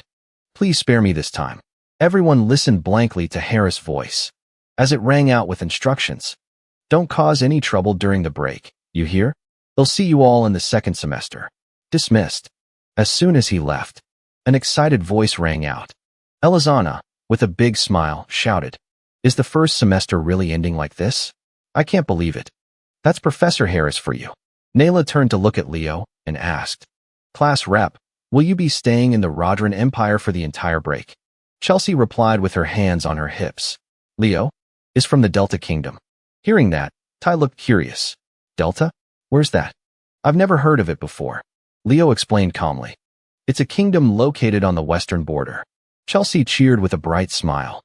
I definitely have to visit Leo during the break. Leo turned his head towards the door, thinking to himself. It's been a long time since I've been home. As soon as he returned, a ball exploded, unfurling a banner. He gripped the strap of his backpack and stared blankly ahead. Having a place to return to is really. Gina stood with her hands on her hips, in front of the banner, shouting loudly. Welcome home, my son. Seeing this, Leo could only sigh and think to himself. This feeling is. At the dining table, his father looked at him and remarked. I didn't expect you to be so talented in all disciplines. Hearing this, Leo calmly replied. I only found out after enrolling, father. He raised an eyebrow and continued with a smile. Even though you're my son, I really don't understand how we produced someone so exceptional. Gina glanced over and asked. Professor Harris, is he still doing well? Leo closed his eyes and said. He's still teaching. Her face lit up with a smile. She asked joyfully. I heard that Lumen's homeroom professors have home visits scheduled during the break. Professor Harris, so we'll get to meet him as a parent. Meanwhile, he was somewhere else, picking his ear. Just then, a servant came in from outside. Madam, there are visitors here for you and the young master. Gina folded her arms and frowned, exclaiming. Is it those nobles again? What a nuisance. Her voice was cold as she gave the order. Send them away. The servant looked hesitant and replied in a low voice. The thing is, they claim to be from Arginia Academy. Leo, who was eating, was startled and turned his head. Arginia? A cloaked person appeared from behind the servant and introduced themselves with a smile. Are you perhaps Mrs. Gina Stinger? Hello, I am a messenger spirit from Arginia. He looked doubtfully at the letter before him. Her voice rang out. This is big trouble. Gina looked at Leo, took the letter, and said, It's for you. Take it. He immediately opened the letter to read it. Congratulations. Leo's eyes widened in shock as he read the next part. You have been selected as a candidate for admission by recommendation from Arginia. Reading this, Leo asked in disbelief. Selected? Inside the city of Atres. The ancient beastkin city is extremely bustling. A beastkin softly opens their mouth and calls out. Azonia. Genos' voice resounds, introducing it. A military academy that trains beastkin heroes. Azonia Academy is different from other places. The entrance ceremony here is held in the summer, and it's famous for having the most brutal entrance ceremony. She looks ahead with a headache and explains. When I was young, I once helped Arginia Academy. To show their gratitude, they sent your admission recommendation letter to me. Hearing this, Leo sighs and says, Mom, you shouldn't be signing random contracts like that. Hearing that, Gina frowns and yells loudly. How was I supposed to know it would turn out like this? With her hands on her hips, she says, Anyway, you're studying at Lumen, so you can't enroll there. Just think of it as a tour. How you want to enjoy your vacation is up to you. Just do as you please. After arriving here, Leo takes a step forward, thinking to himself, I heard the entrance exam here is a marathon across the desert. An academy of the Beastkin tribe. A place that reveres strength and lives by instinct.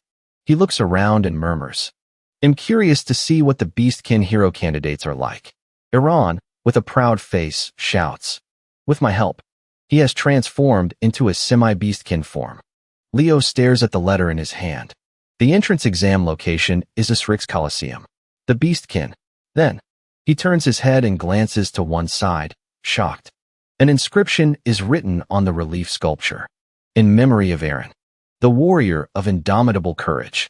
Seeing this, Leo is startled and wonders. Could it be that Aaron? He looks up at the statue before him and exclaims, Indomitable courage, my ass. Leo says with a wide smile. He was trembling in fear in every battle.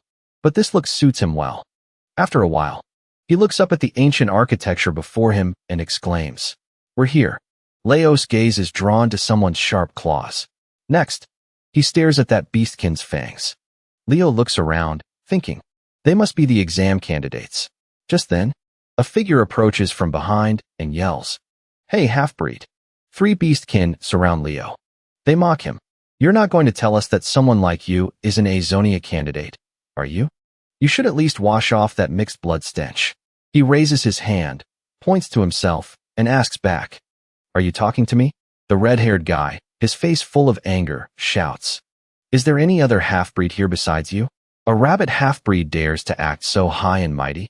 Leo, with his hands in his pockets, walks past the 3 and says, You're not even Azonia students yet, so why are you acting all high and mighty? You are just participating in the entrance ceremony, and you're already acting so full of yourselves. That beastkin goes crazy. He grabs Leo's shoulder and asks, Do you dare to look down on the status of an Azonia candidate? I hate seeing weaklings who like to act tough. Leo immediately turns his head and glances back. Next, he gently throws the guy to the ground. His feet take a few small steps forward as he leaves. The other 2 beastkin quickly gather around him. They ask worriedly, Dukin, what's wrong? Are you going easy on him? Lying still on the ground, he denies it. No, not at all. Leo raises a hand and says with a smile, See you at the entrance ceremony. Dukin's eyes sparkle. He clenches his fist and shouts, That guy? He's so strong. Leo turns his head and looks back. Hearing that, he is startled and thinks, Among the beastkin tribes, the strong are only objects of worship. Leo quickly walks inside the gate, thinking, How unique. In the distance, a figure appears. I was worried I'd only meet boring people. Aiton, sitting on the roof of a building, says with a smile, But hey, race an interesting one. Below the city wall, 3 beastkin stand around the corpse of a magical beast. Ben looks down and shouts, "Complete subjugation in 36 minutes. Everyone achieved an excellent score." Instructor. BGA looks straight down and says, "I'm not satisfied at all. An excellent score like that is not good enough."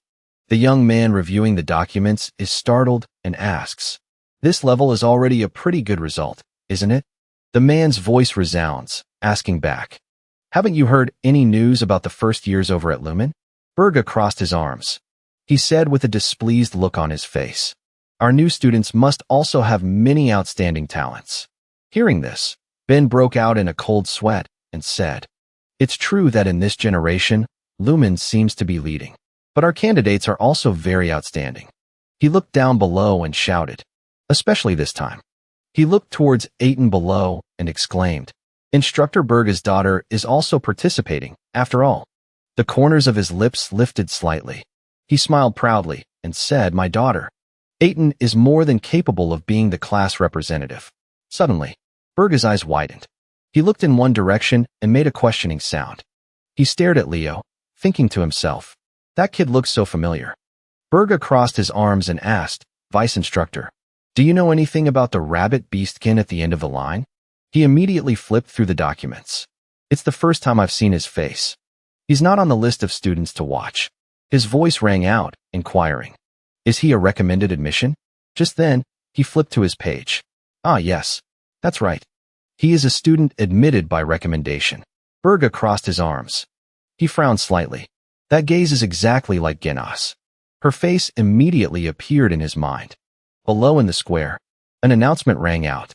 Group D of the first part of the Beast Festival has entered the arena. There's a noteworthy candidate in this group, right? Next up, the voice of the introduction immediately rang out. The heir of the Sun clan, Anthony. Leo stared at her, deep in thought. If she is the hope of the power-using Sun Beastkin clan, is she capable of inheriting Aaron's techniques? He looked around and asked doubtfully, "But isn't Arginia's entrance ceremony a desert marathon? What the hell is this Beast Festival?" Leo looked at Aiton and asked, "Hey, is this also part of the entrance ceremony?" She stretched and asked back, "You don't know about the Beast Festival?" Hearing that, Leo smiled faintly and replied, "I'm a half-breed, so I don't know much about the Beast Festival." Aiton's eyes flashed as she shouted, "Arginia's entrance ceremony isn't just an admission process. It's one of the biggest festivals there is." She looked towards the stands and said, "The Beast Festival is also to entertain the visitors." After that, Aiton bent over, touching the ground with both hands and adding, "And it's also a ritual for us students." Leo asked, startled, "A ritual?" Her face was full of smiles.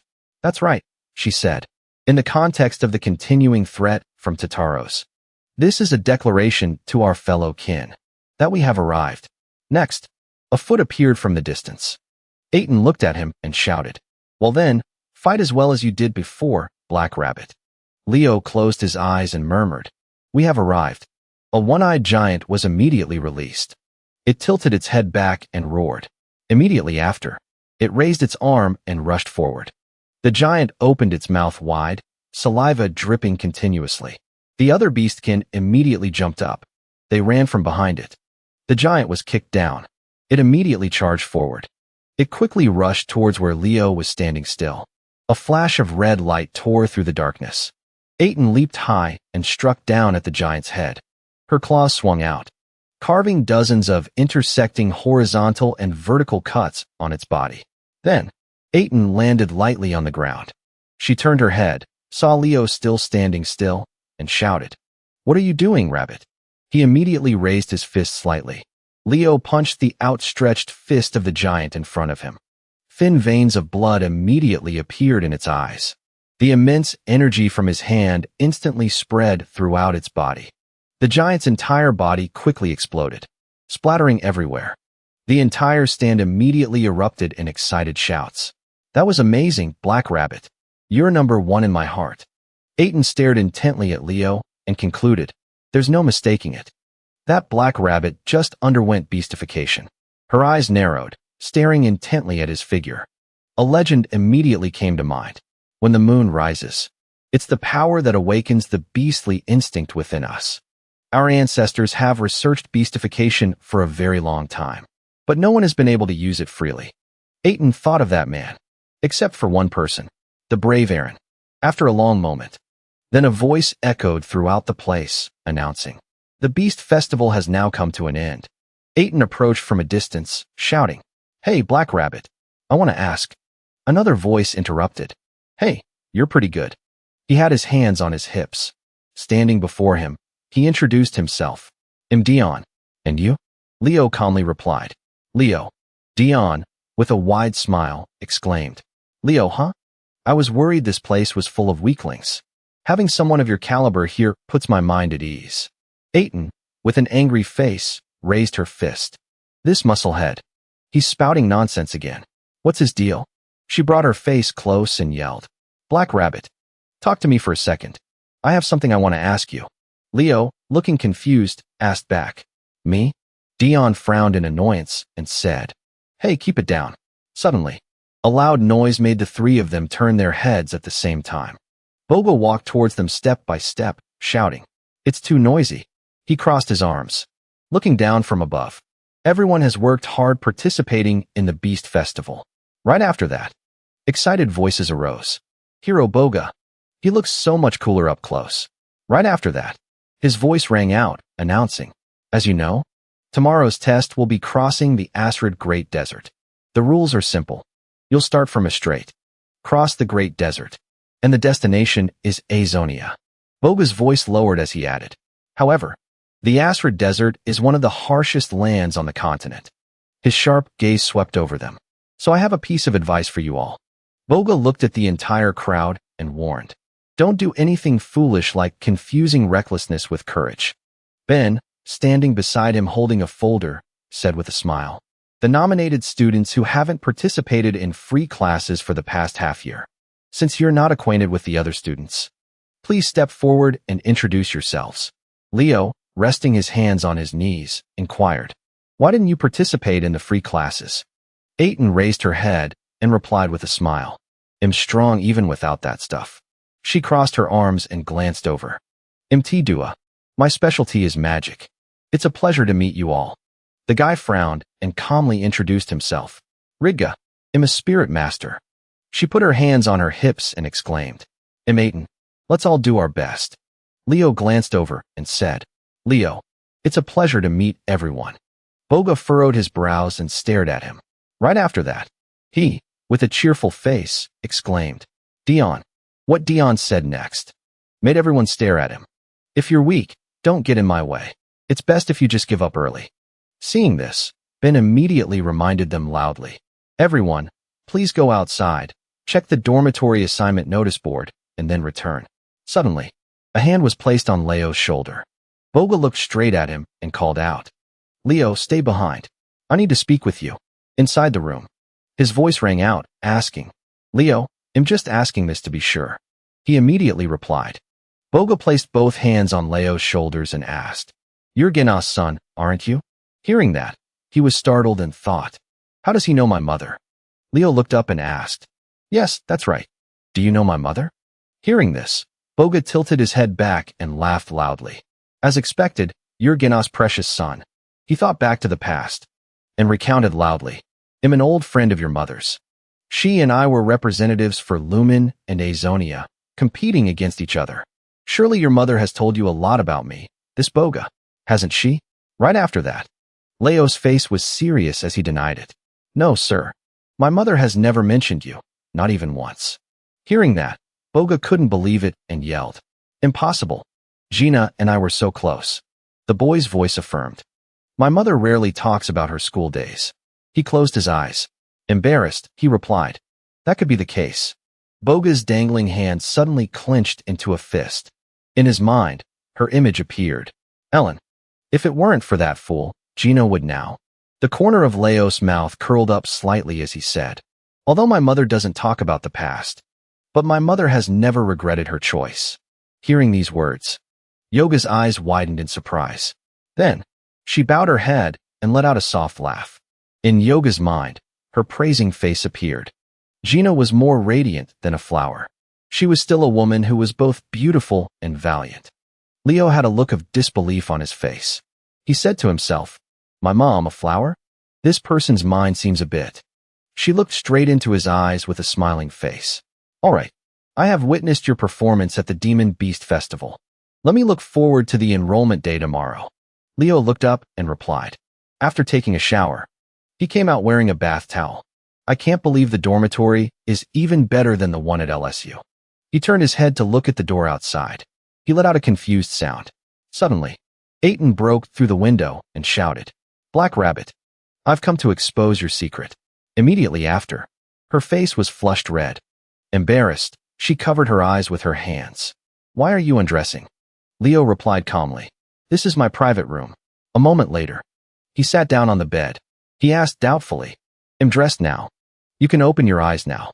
What secret did you say you came to uncover?" Aiton frowned and shouted loudly, "I saw it earlier at the Demon Beast Festival." The scene from earlier replayed in her mind. "You have the ability to freely transform into a beastkin form, don't you?" Aiton's eyes widened in amazement at the sight before her. His claws began to lengthen as he asked, "This?" She shouted excitedly, "Oh my God, it's true." Leo looked down at his fur-covered hand and thought, "How strange. While in the state of beastkin transformation, when I used the breath of the brave, the beastification process was activated." A green mist flashed. Leo returned to his normal form, deep in thought. Of course, maintaining it for too long will lead to severe side effects. Aiton stared at him excitedly, clamoring, "How is that possible?"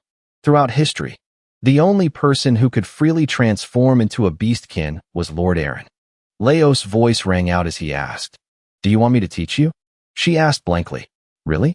In Leo's mind, he thought about that person. "I need a successor to follow in Aaron's footsteps. Because in the upcoming battle with Tataros, I need more fighting power. Perhaps this is the reason I was reincarnated into this era." His voice deepened as he said, "Well then, as long as you can prove it." Aiton stared at him and asked, "Prove what?" Leo's expression became serious as he replied, "Whether or not you have the qualities to become a hero." She met his red eyes and thought to herself, "This guy is looking down on me." Aiton was immediately startled. She didn't move an inch. She stared at Leo's back, lost in thought. From a very high position, he looked over with a smiling face and said, "They'll be waiting for that, Aiton." The next morning, an excited voice echoed throughout the entire place. The second day of the Arginia opening ceremony has begun. We can see the new students lining up for the test to cross the Odyssey Great Desert. Yoga clutched the paper in her hand and called out, "Aiton, Den, and even Lua and Vega." She raised a hand and shouted with a laugh, "Our children are already very talented. But this year's nominated candidates from Arginia are not to be underestimated either. It's a shame I didn't get to watch the Demon Beast Festival. It's truly a pity." Suddenly, Yoga's eyes widened in surprise as she asked, "By the way, Kyle, there's a student with a very strange name, isn't there?" He tilted his head back and said with a laugh, "Is that the name of the great hero? I wonder if this is a self-proclaimed Kyle or the legendary hero Kyle." Suddenly, the teacher looked down below. "That reminds me of that boy Leo." My eyes were drawn to her as she entered the field with an angry face. "Isn't that student Aiton?" Yoga stared at the documents in her hand and shouted, "Is the Beastkin's competitive spirit awakening? Look who Aiton is aiming to compete against." Down below, Aiton strode closer, roaring excitedly, "Black Rabbit, you haven't forgotten yesterday's promise, have you? I will definitely make you acknowledge my abilities." She clenched her fists and shouted loudly, "I was so excited I couldn't sleep at all last night. So in today's test, don't miss a single second of my performance." Leo sighed and agreed. "All right then," and crossed his arms, looked down, and remarked, "How interesting. The opponent is that student?" Seeing this, Yoga also smiled faintly and said, "A student who really piques my curiosity. He really does." Suddenly, she narrowed her eyes and stared down suspiciously. An's face also scrunched up, filled with questions. The two of them stared at his face and exclaimed, "Leo, why are you in that position?" On the grandstand, BGA crossed his arms and called out, "Recommended candidates. Attention. Next, before we begin the opening ceremony, the candidates will take an oath." Seeing this, Yoga and An's eyes widened and their jaws dropped as they thought, What is that guy doing there? BGA's voice continued to resound. 5 recommended candidates. Place your hands on the hero's record of Sir Aaron. Leo bowed his head, looking at the paper on the board thoughtfully. Aaron's hero record. I never expected to see it like this. He requested in a stern voice. One by one, read the oath aloud. Aiden placed her hand on the stone tablet. And read out loud. 1. In honor of the great brave. I will not act cowardly. With his hands in his pockets, Leo quietly watched her. Right after that, he placed his hand on the stone tablet. In his heart, he called out, Aaron. The sound of the oath began to echo in this place. 2. In honor of the great brave. Suddenly, the stone tablet began to emit a blinding yellow light. That stream of yellow energy immediately shot straight up into the sky, illuminating the entire square. Yoga exclaimed in shock. Senior, could it be? And beside her also frowned and cried out. That is. BGA's eyes also widened, staring in astonishment at the blinding light before him. The massive yellow beam of light in front of the two shot straight into the sky. The stone tablet inscribed with the 4 words Heroes Record floated up before Leo and Aiden. A line of text immediately appeared, regarding Aaron's world. Prologue. The beginning. The blinding yellow light quickly enveloped the two of them. A student from the records office ran over in a panic. Instructor BGA, what is happening?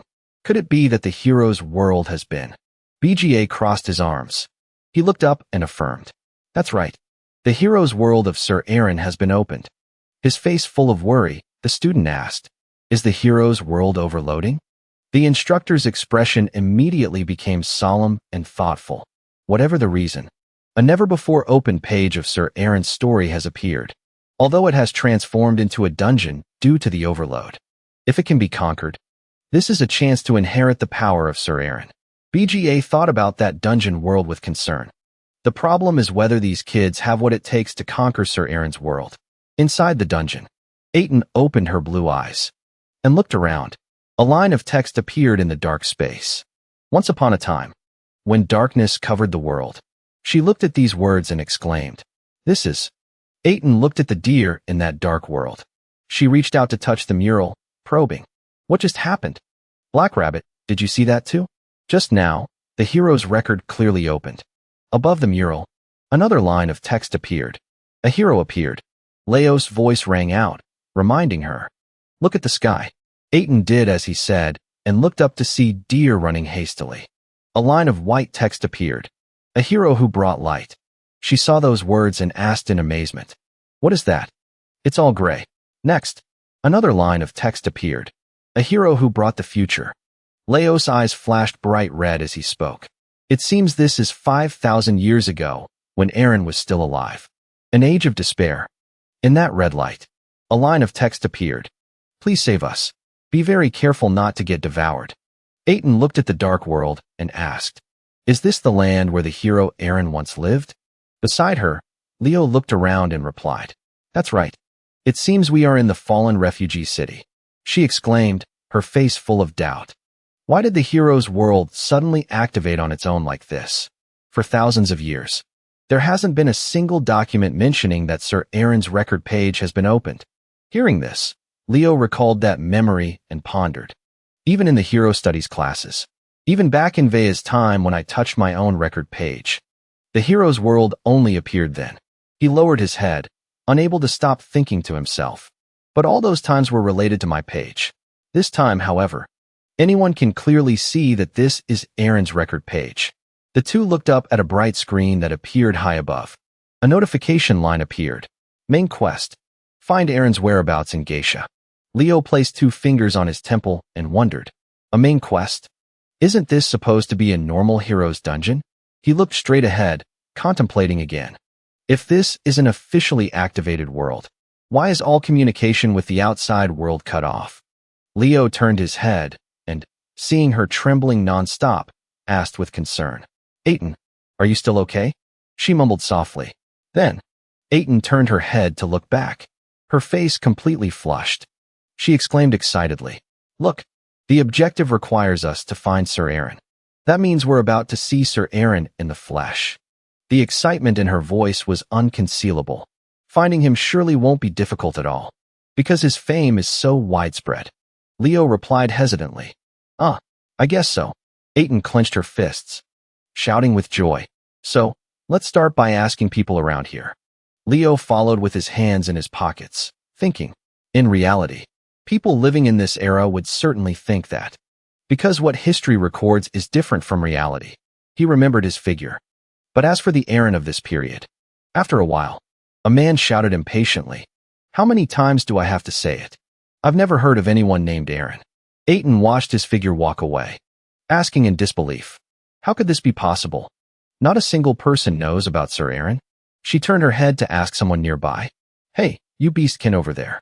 Have you ever heard of someone named Aaron? He turned his head to look over and replied. Never heard of him. After a while, loud laughter echoed in the street.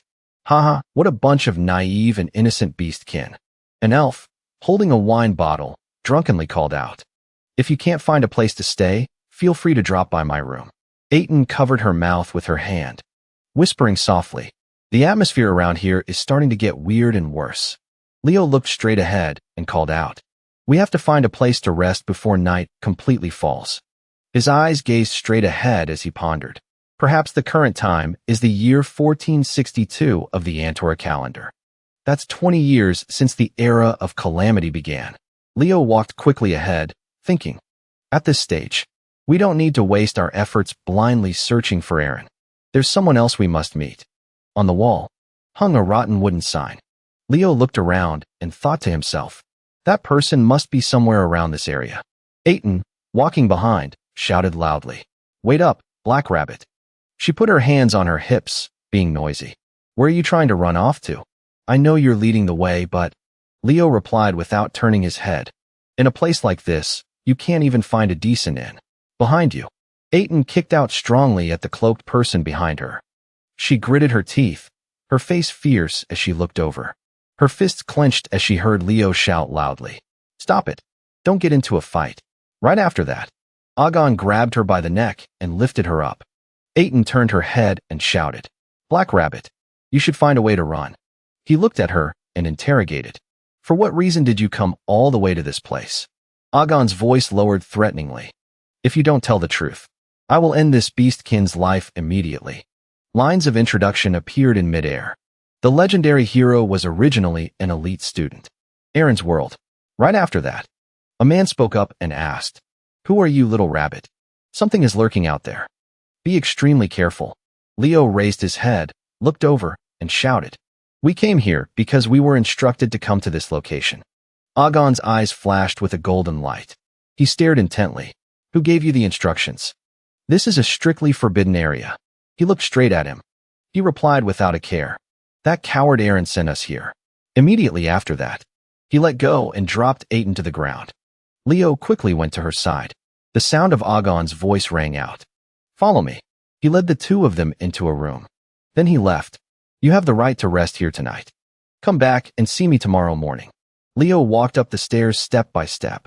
Looking at the pitch-black sky, he thought to himself, no matter how many times I look at this bizarre sky, I can never forget it. He sat on the roof, looking into the distance.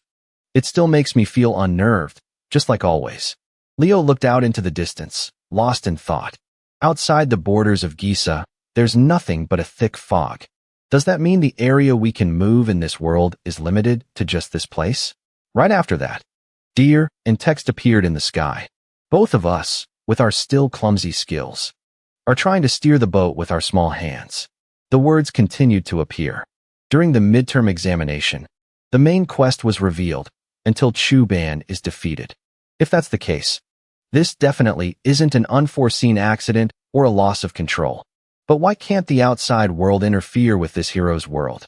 A screen appeared with the words, Main Quest. Find traces of Aaron in Giza. An image of the starry sky flashed and appeared. Next, an image of a sword and text appeared. It's well known that the key to opening a hero's world is the master of that world themselves, or items closely connected to them. Those words continuously appeared. But what if there's actually another kind of key? For example, an individual who has a deep connection with them. Little rabbit, do you want to find another friend to row the boat with? Leo immediately jumped down from above, pondering. Of course, This is just speculation, however. He looked at the distant sky, deep in thought. If Aaron's world was opened because of my presence, then it's understandable why the outside world can't interfere with this place. Leo looked at the fluttering butterfly and raised his hand. Could it be that my reincarnation with all my memories intact isn't just a coincidence? He thought of those heroes. What if the hero's records were an arrangement made in advance for the great hero who would be reborn in the future? And if I have the chance to inherit their power once again? A voice echoed in the space. Oh, little rabbit. That's a story for little children. Leo raised his head, looking at the dazzling sky in contemplation. Then completely wiping out Air Boss will no longer be an impossible task. Harvested from a distant land. Suddenly, an agitated voice rang out. It startled him, his eyes flying open. Wake up. Hey. Leo immediately sat up, stretched, and asked with concern. Are you fully awake? The man we met yesterday was strong. Are you sure your body is okay? Aiden raised her fist and shouted. My body is naturally very tough and resilient. Her doubtful voice rang out. But what exactly was that situation yesterday? He stood up and quickly folded up the bedding. It seems that man misunderstood us for intruders. I used my words to sort everything out. Hearing that, Aiden was startled and thought. You really handled that politely. Leo recalled the scene and said to himself. That impact must have been incredibly powerful. And yet, a descendant of the beast kin like you is still so tough. Just then, Agon's voice rang out, causing the two of them to look over. You're up early. He raised an eyebrow and asked. Have you fully recovered? Agon walked step by step until he was in front of Aiden and spoke. I knew the beast kin had excellent physical strength, but you still managed to surprise me. Furthermore, she immediately stammered and asked. Furthermore, what? Seeing this, he put his hand to his head and sighed. You two seem more childish than I imagined. Allow me to apologize for what happened yesterday. Agon's voice added. Follow me. To make up for it, I will treat you to breakfast. Aiden approached and whispered to Leo. Maybe he's not a bad person after all. Seeing her, he smiled in reply. Of course not. He's even treating us to breakfast. Aiden and Leo quickly followed Agon into the street. After walking for a while, she whispered a question. I wonder if he's trying to make us let our guard down before he makes a move. Where are you planning to take us? Hearing that, he spoke to reassure her. I'm not sure either. But from his demeanor, he doesn't seem like a bad guy. Leo looked at him and recalled. The guardian of the sky, Agon. He was a great hero during the age of calamity, just like Aaron's father. He bowed his head, remembering his appearance. At first, he was the one my team intended to recruit to our side. But for some reason, when we first met, his will to fight had completely faded. Leo stared at his back and wondered. Compared to that memory, the present Agon still seemed extremely lucid. What on earth happened during the past month? Suddenly, Aiden glanced over. In disbelief, she asked, Wah, what is going on here? A group of children were surrounding him. They shouted loudly, Uncle Agon, is it time for breakfast? The little blonde girl turned her head and asked, Who are that sister and brother over there? Agon patted the little girl's head and replied, They are visitors. You don't need to prepare my portion. Just serve food for these two. Right after that, Aiden took a step forward. She shouted loudly, Uncle. Her face was full of tears. She shouted loudly, I really misunderstood you. You truly are a very kind person.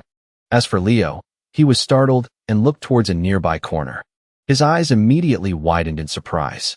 Leo stared over there, thinking to himself, It's been a long time since we've met, hasn't it?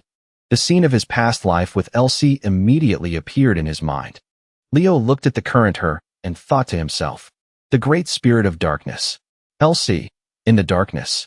A voice rang out inquisitively, and that man asked again, Little rabbit, what would happen if you went with that shadow? Returning in time to the memories of 5 millennia ago, a voice spoke up. I hear that a great plague is sweeping across the land. It is truly a heartbreaking thing.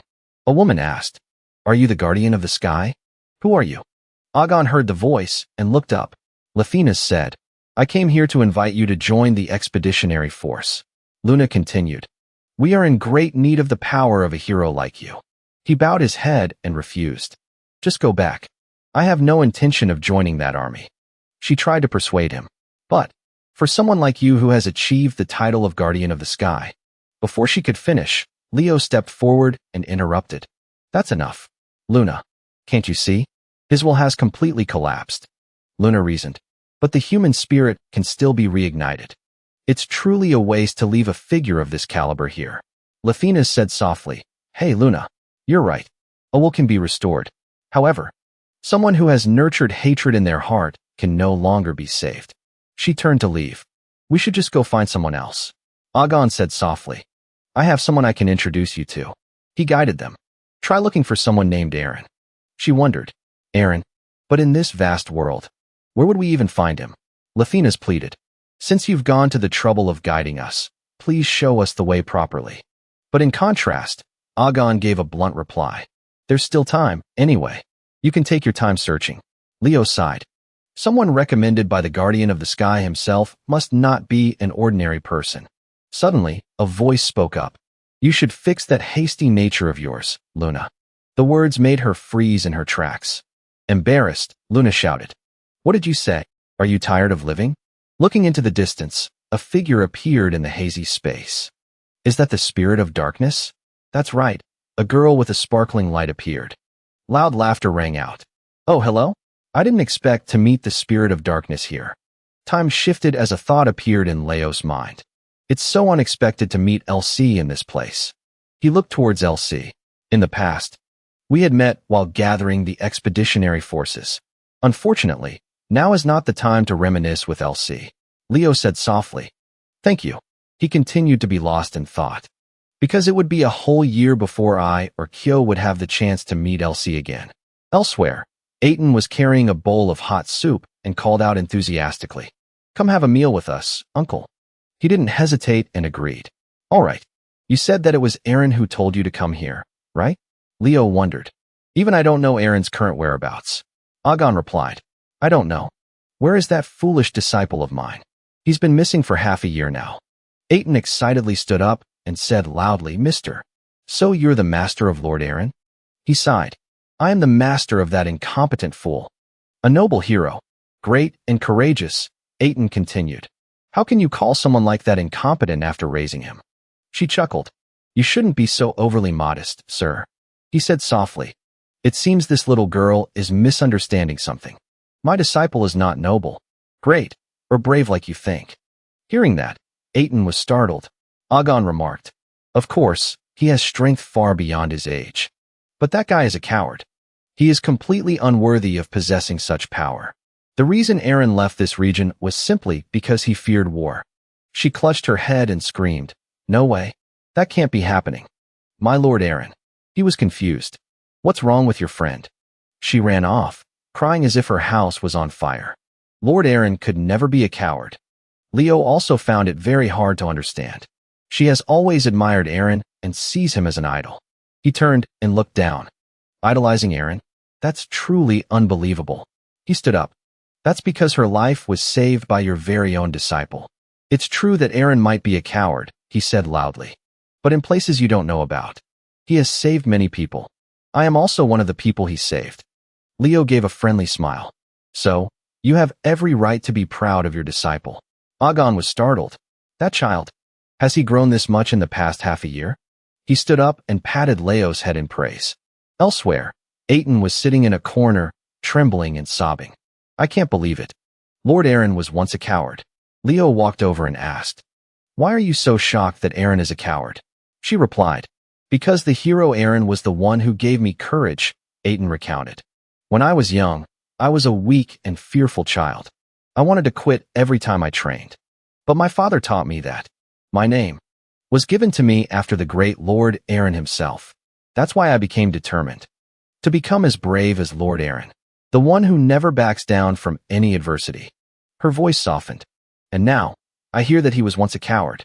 But that very coward saved this world. That coward was braver than anyone when everyone else had fallen into despair. That is why the gods honored him as a hero. Doesn't that make him even more worthy of respect? Aiton hugged her arms. She stood up, raised her hands high, and shouted, After hearing your explanation, I admire Lord Aaron even more. Leo was exasperated.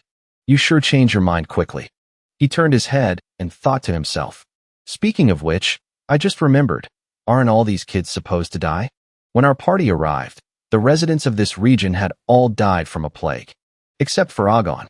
Wait, does that mean all these people will die within the next month? Even for a plague, this is too. Suddenly, a voice spoke up. This place is as filthy as ever, isn't it? The voice snapped Leo out of his train of thought. Who is that guy? This person is Levick, Lord Guest Confidant. He sneered. Filthy bunch. A thought surfaced in Agon's mind.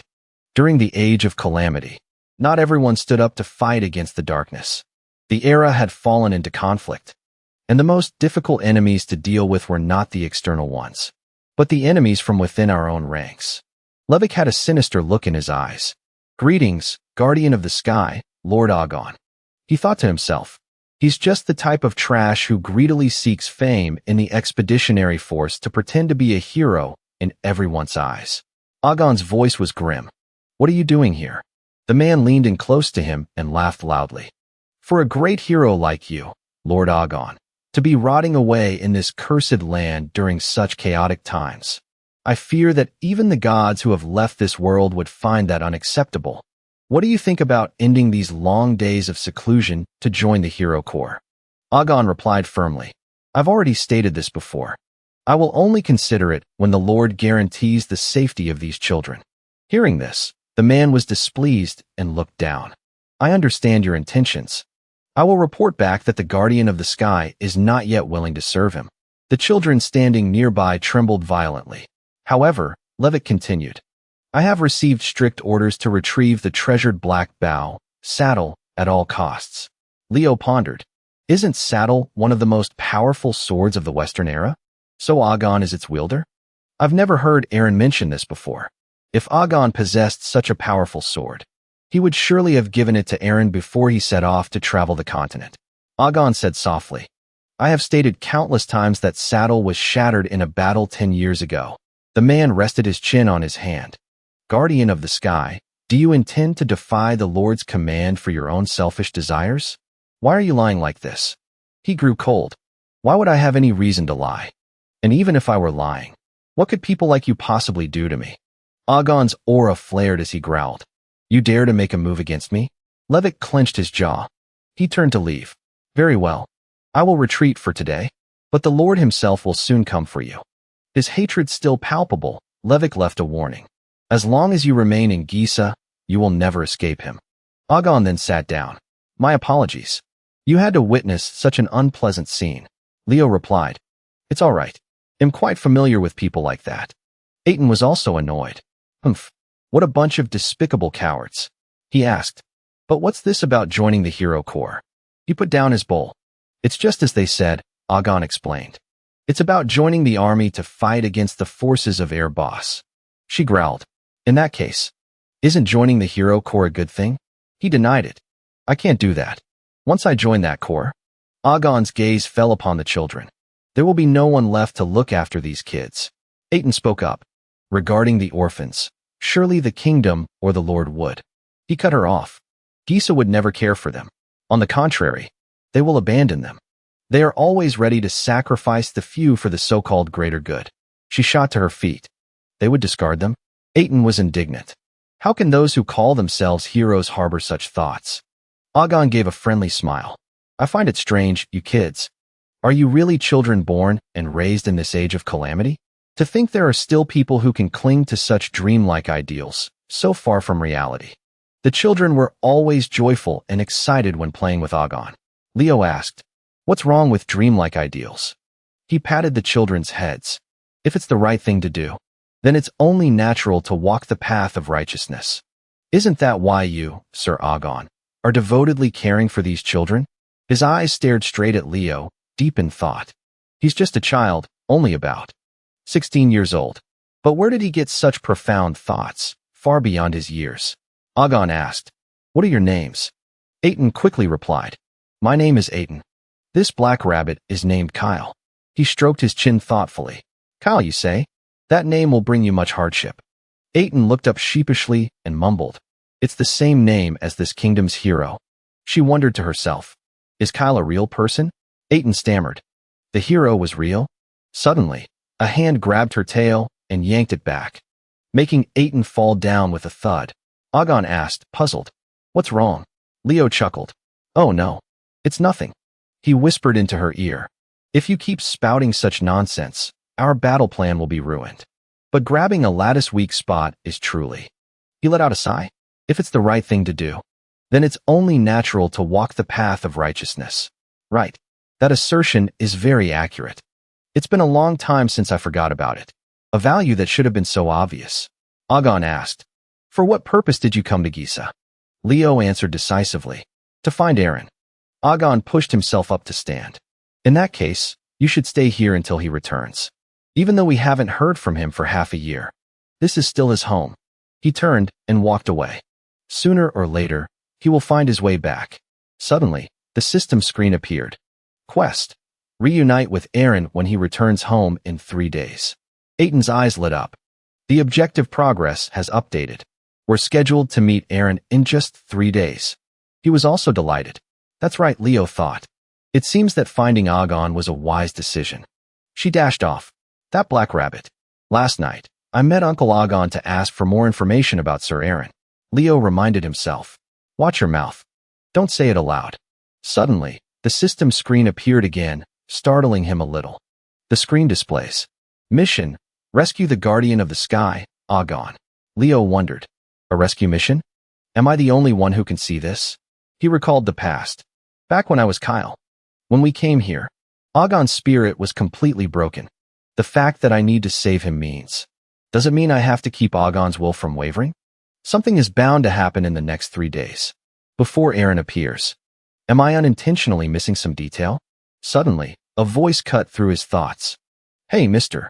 Leo was startled back to his senses. Flashes of light appeared.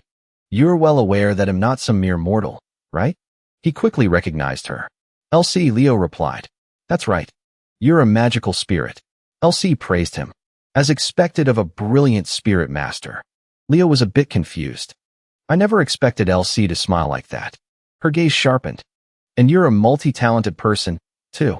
LC stared intently at him. It seems you are indeed the surviving hero. Leo stammered. I'm truly sorry.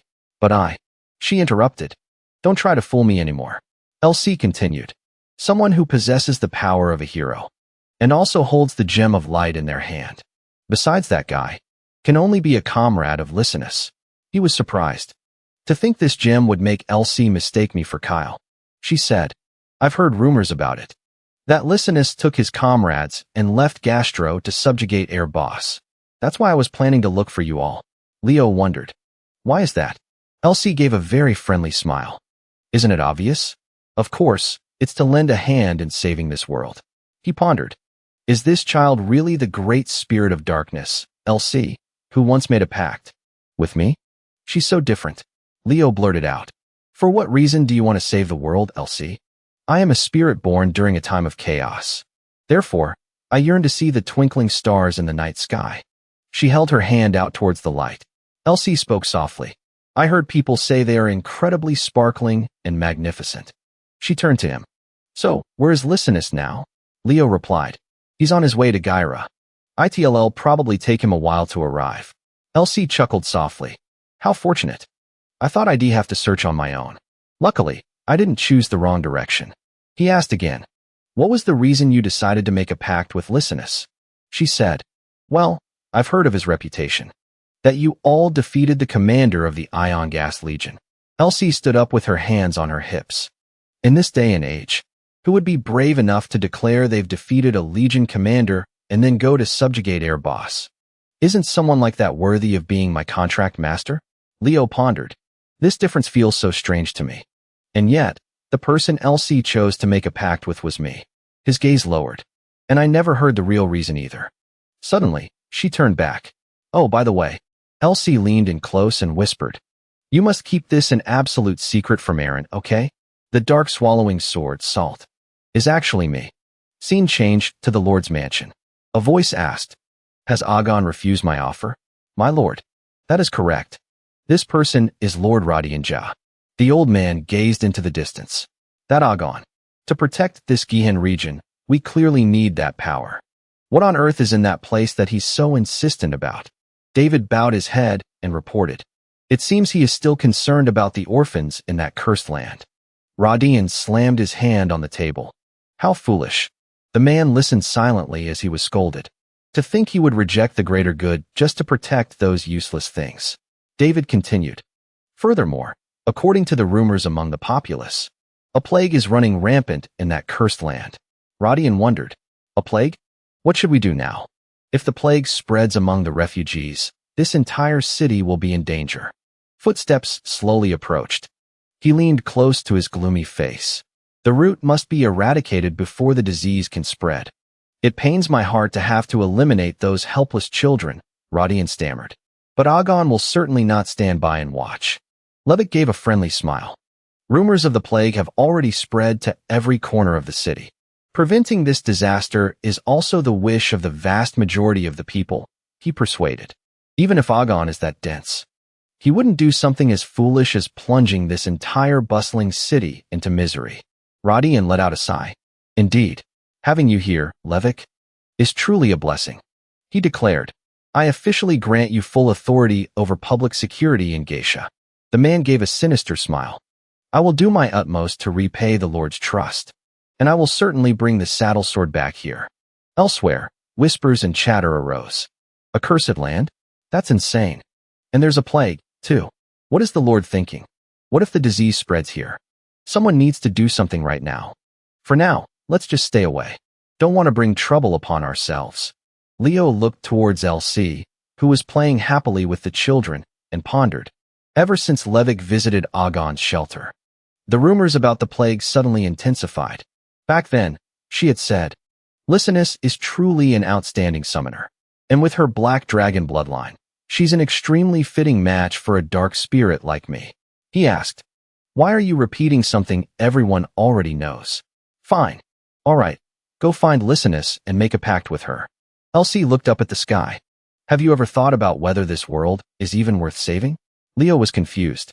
What the hell are you talking about? Elsie said softly. Just what I said. Whether this world has any reason to continue existing. He smiled faintly. Can't we worry about that after we've saved it? Hearing Leo say that, she just fell silent and said no more. His thoughts continued to race. The LC I met a year later had completely lost faith in this world. She wasn't full of hope like she is now. And the image of an Agon who had completely lost hope is also gone. These children didn't die because of a plague. Just then, Aiton came over, interrupting his train of thought. Black Rabbit, where have you been? I've been looking all over for you. Leo asked. But first, where's Uncle Agon? She froze. Uncle Agon, Aiton informed him. Just now, someone claiming to be from the Lord came and invited him away. By order of Lord Go. From this moment on, the operation to eradicate the source of the plague officially begins. Among the children, a little girl stammered, Sirs. Uncle Agon just went to the Lord's castle. The soldier raised his sword and yelled, You filthy, disease-carrying brat. Get out of my sight. Just as he swung his sword down, the little girl was fortunately saved by Aiton, who leaped up. She shouted loudly, Hey, are you crazy? Leo called out softly, Aiton. First, ensure the children's safety. Are you people trying to defy us? The man fully revealed himself and introduced. I am Zal, of Geisha's Hero Knight Legion. Obstructing us is the same as defying the Lord's military command. He drew his sword and chuckled softly. I'm guessing this is Levick's order, not the Lord's, right? The man stood still, listening to Leo's speech. Fabricating a non-existent plague to slaughter these children, and then plotting to seize Saddle Fortress, is that it? His eyes blazed with a murderous aura. If you want to call yourselves heroes, you should at least have some shred of decency.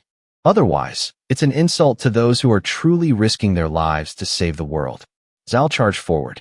A little punk like you trying to play hero? Leo dodged the taunting blow. With such mediocre skills, you dare call yourself a member of the Hero Legion? They aren't real members of the Hero Legion. They're just knights in training, he thought. The ability to convert aura properties. That's a special ability. Just then, Leo's entire body emitted a powerful fiery aura. He swung his sword, and flames shot out with it, unleashing a direct slash towards Zal. However, he remained arrogant. That ancient flame can't do anything to me. My aura. The two powerful swords clashed. Zhao struggled to block it. Immediately after, a shocking explosion erupted, sending dust and smoke billowing. A vortex appeared in midair. His entire body trembled. Leo declared, "Your skills and your weapon are both far too elementary." At that moment, Aiden also rushed forward. An incredibly powerful force and immense speed. The soldier also quickly realized it. Without another word, she landed a direct kick to his face. The soldier was knocked backward onto the ground by the powerful kick. Aiden then landed on the ground, her eyes blazing with a murderous aura. She continued to leap upwards. She repeatedly slammed down on the soldiers' faces. Aiden teased, "What kind of hero is so weak?" Leo said, "That's the aura of fortitude, right?" She replied, "That's right. Yours is an aura of deception."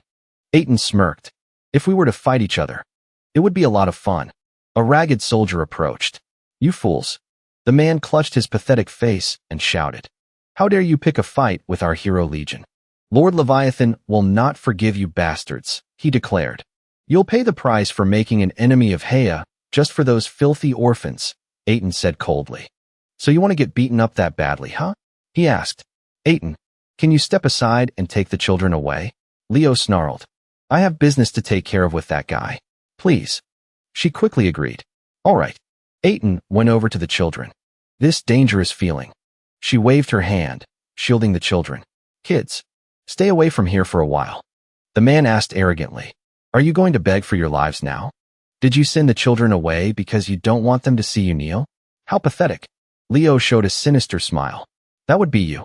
I told the kids to leave because this isn't something they should witness." Hearing that, his whole body trembled in fear as he stammered, "Back away. My God, are you really the March Hare?" Just like that, Leo walked by and cut his head clean off. The terrified soldiers fell to the ground, trembling. Radiating killing intent, he raised his sword and slashed down at them. Black Rabbit. The March Hare killed a knight. Impressive. The blood-stained sword was thrust into the ground. Elsie spoke up. "You didn't hesitate at all, did you?" Leo turned around and replied, "I'm used to dealing with traitors like this." She looked down below. Did they really try to kill my friend just to get the star fell? He thought. Right now, Elsie is still young and naive. Even though she's a great spirit, this must be the first time she's witnessed the ugliness of the world. Past memories surfaced. The memories appeared one by one.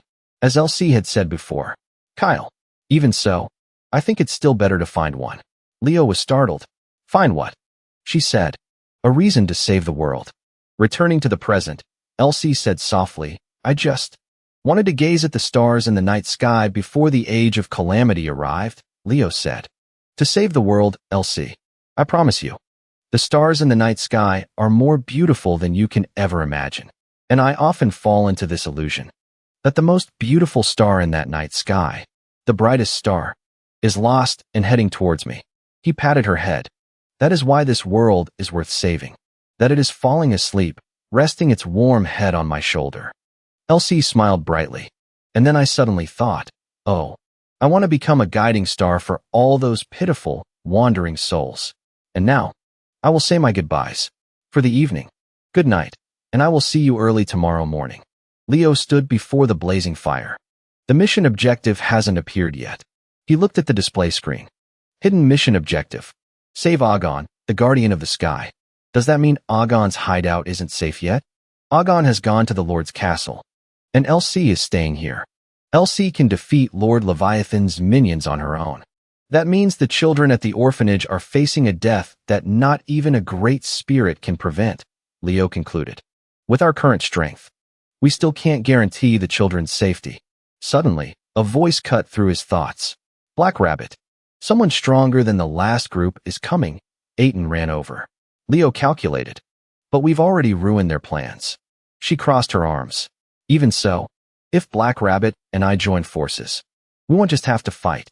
Holding out while protecting the children won't be easy. That said, he said softly, there is a way. Aiden was curious. What way? Leo replied bluntly. Go find Aaron. She hesitated. But Aaron isn't supposed to arrive at Heya for another 3 days. The system displayed the information. He chuckled softly. Aaron has already arrived in Heya, Leo continued. Last night, I confirmed that the designated area of the hero's world is limited to the vicinity of Heya. Aiton was a little surprised. Really? Then, just as you said, Lord Aaron must be in Risa. He placed his hand on her shoulder. But we've already completed the mission, so there's no need to take any more risks. Hearing this, Aiton felt somewhat relieved, and a smile formed on her lips. She pressed on. You say that, but you're not planning on retreating, are you? It could be dangerous. Aiton said. I admire the hero Aaron, and that's why I want to become a hero. She exclaimed with excitement. Someone like me wouldn't run away like a coward, right? Aiton added. Besides, if you're the only one doing everything, then later on, Sir Aaron will only favor you. He looked dumbfounded. What? She pointed. Anyway, you've found a way to find Sir Aaron, right? Leo replied. Yeah. Aiton urged. Then hurry up and bring him here. Until then, I will guard this place. A past image came to mind. Back then, Leo had said, Aaron, you're this strong, but have you ever thought about fighting Tataros? While in George, Aaron replied, because I'm afraid of demons. He was doubtful.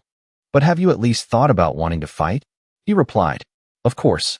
Aaron said, so one day, I decided to try being brave from a place where I could observe all of George. Leo was startled. But you're afraid of heights. He stammered. That city. I really want to protect George. A thought surfaced in his mind. If there's a place where one can observe all of George, it can only be here. As Leo was climbing, a voice rang out. Who's there? He looked up at Aaron above.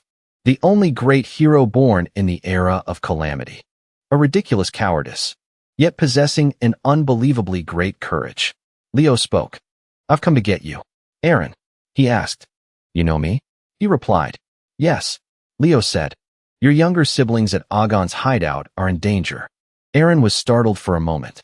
What? He stated. Tonight. They might all die. We need your strength. Hearing this, he immediately turned and channeled power into his hands. His entire aura radiated down upon the city below. The entire space was filled with a golden light.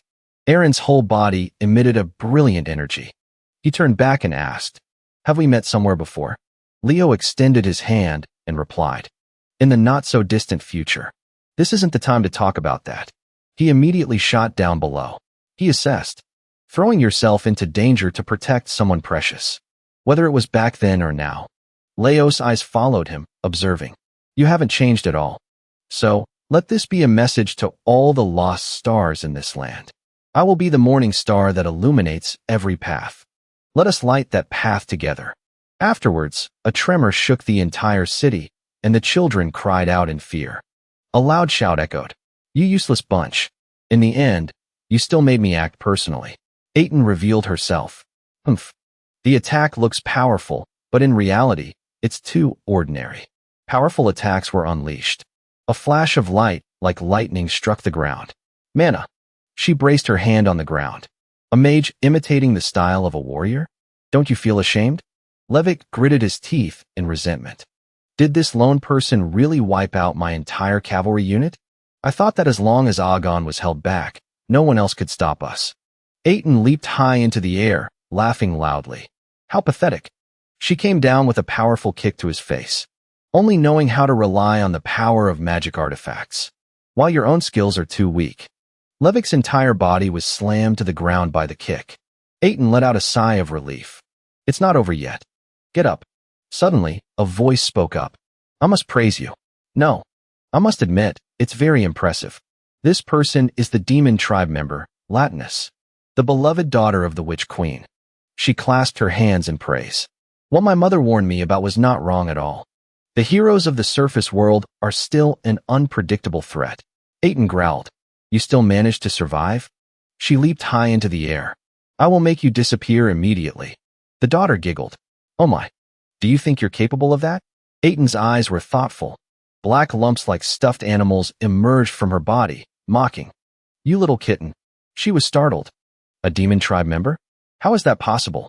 I clearly didn't smell their characteristic scent. The daughter smiled lightly. Well, as for that issue, she's as huge as a giant spider. Perhaps it's because I devoured the Elf King's arm. The princess' eyes narrowed. The target I seek is not some bland beastkin like you, she declared. So just die? Suddenly, A dazzling light appeared. Elsie appeared. The princess chuckled. So you finally decided to show yourself? Show. She raised her hand high. My name is Elsie. Show is merely the name of the sword I inhabit. The corners of her mouth lifted. What you're called doesn't matter at all. As long as the great spirit of darkness tastes good, that's all that matters. Elsie kept her hand pointed forward. Her four limbs were lifted up as if by an invisible hand. The princess' entire body was moved. She was momentarily startled. My body is moving on its own. Just like that, the princess' whole body was restrained. Elsie spoke.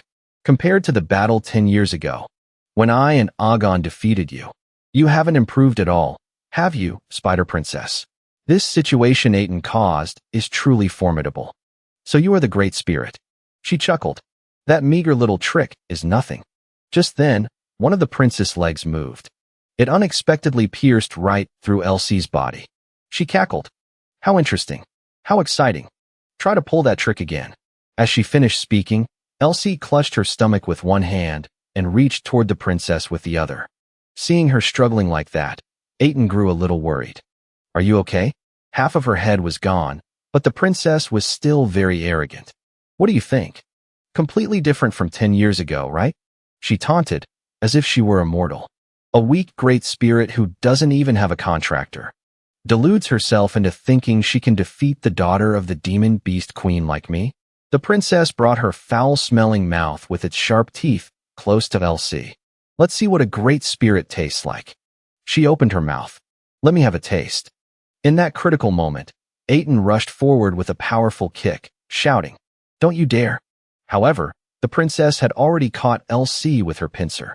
With a twisted face, she growled. This little kitten. Aiden's eyes filled with immense fear. Tears streamed down her face. A past memory flooded back, of when Leo had patted her head and said, The one who was considered a coward saved humanity. If you're determined to follow in the footsteps of a hero, a resolve rose in Aiden's mind. Then I absolutely cannot let fear stop me here. She lunged forward quickly, but suddenly, something enormous swung powerfully towards Aiden. It was like a barrier trying to crush her. A powerful force hit her, and Aiden was sent flying backward.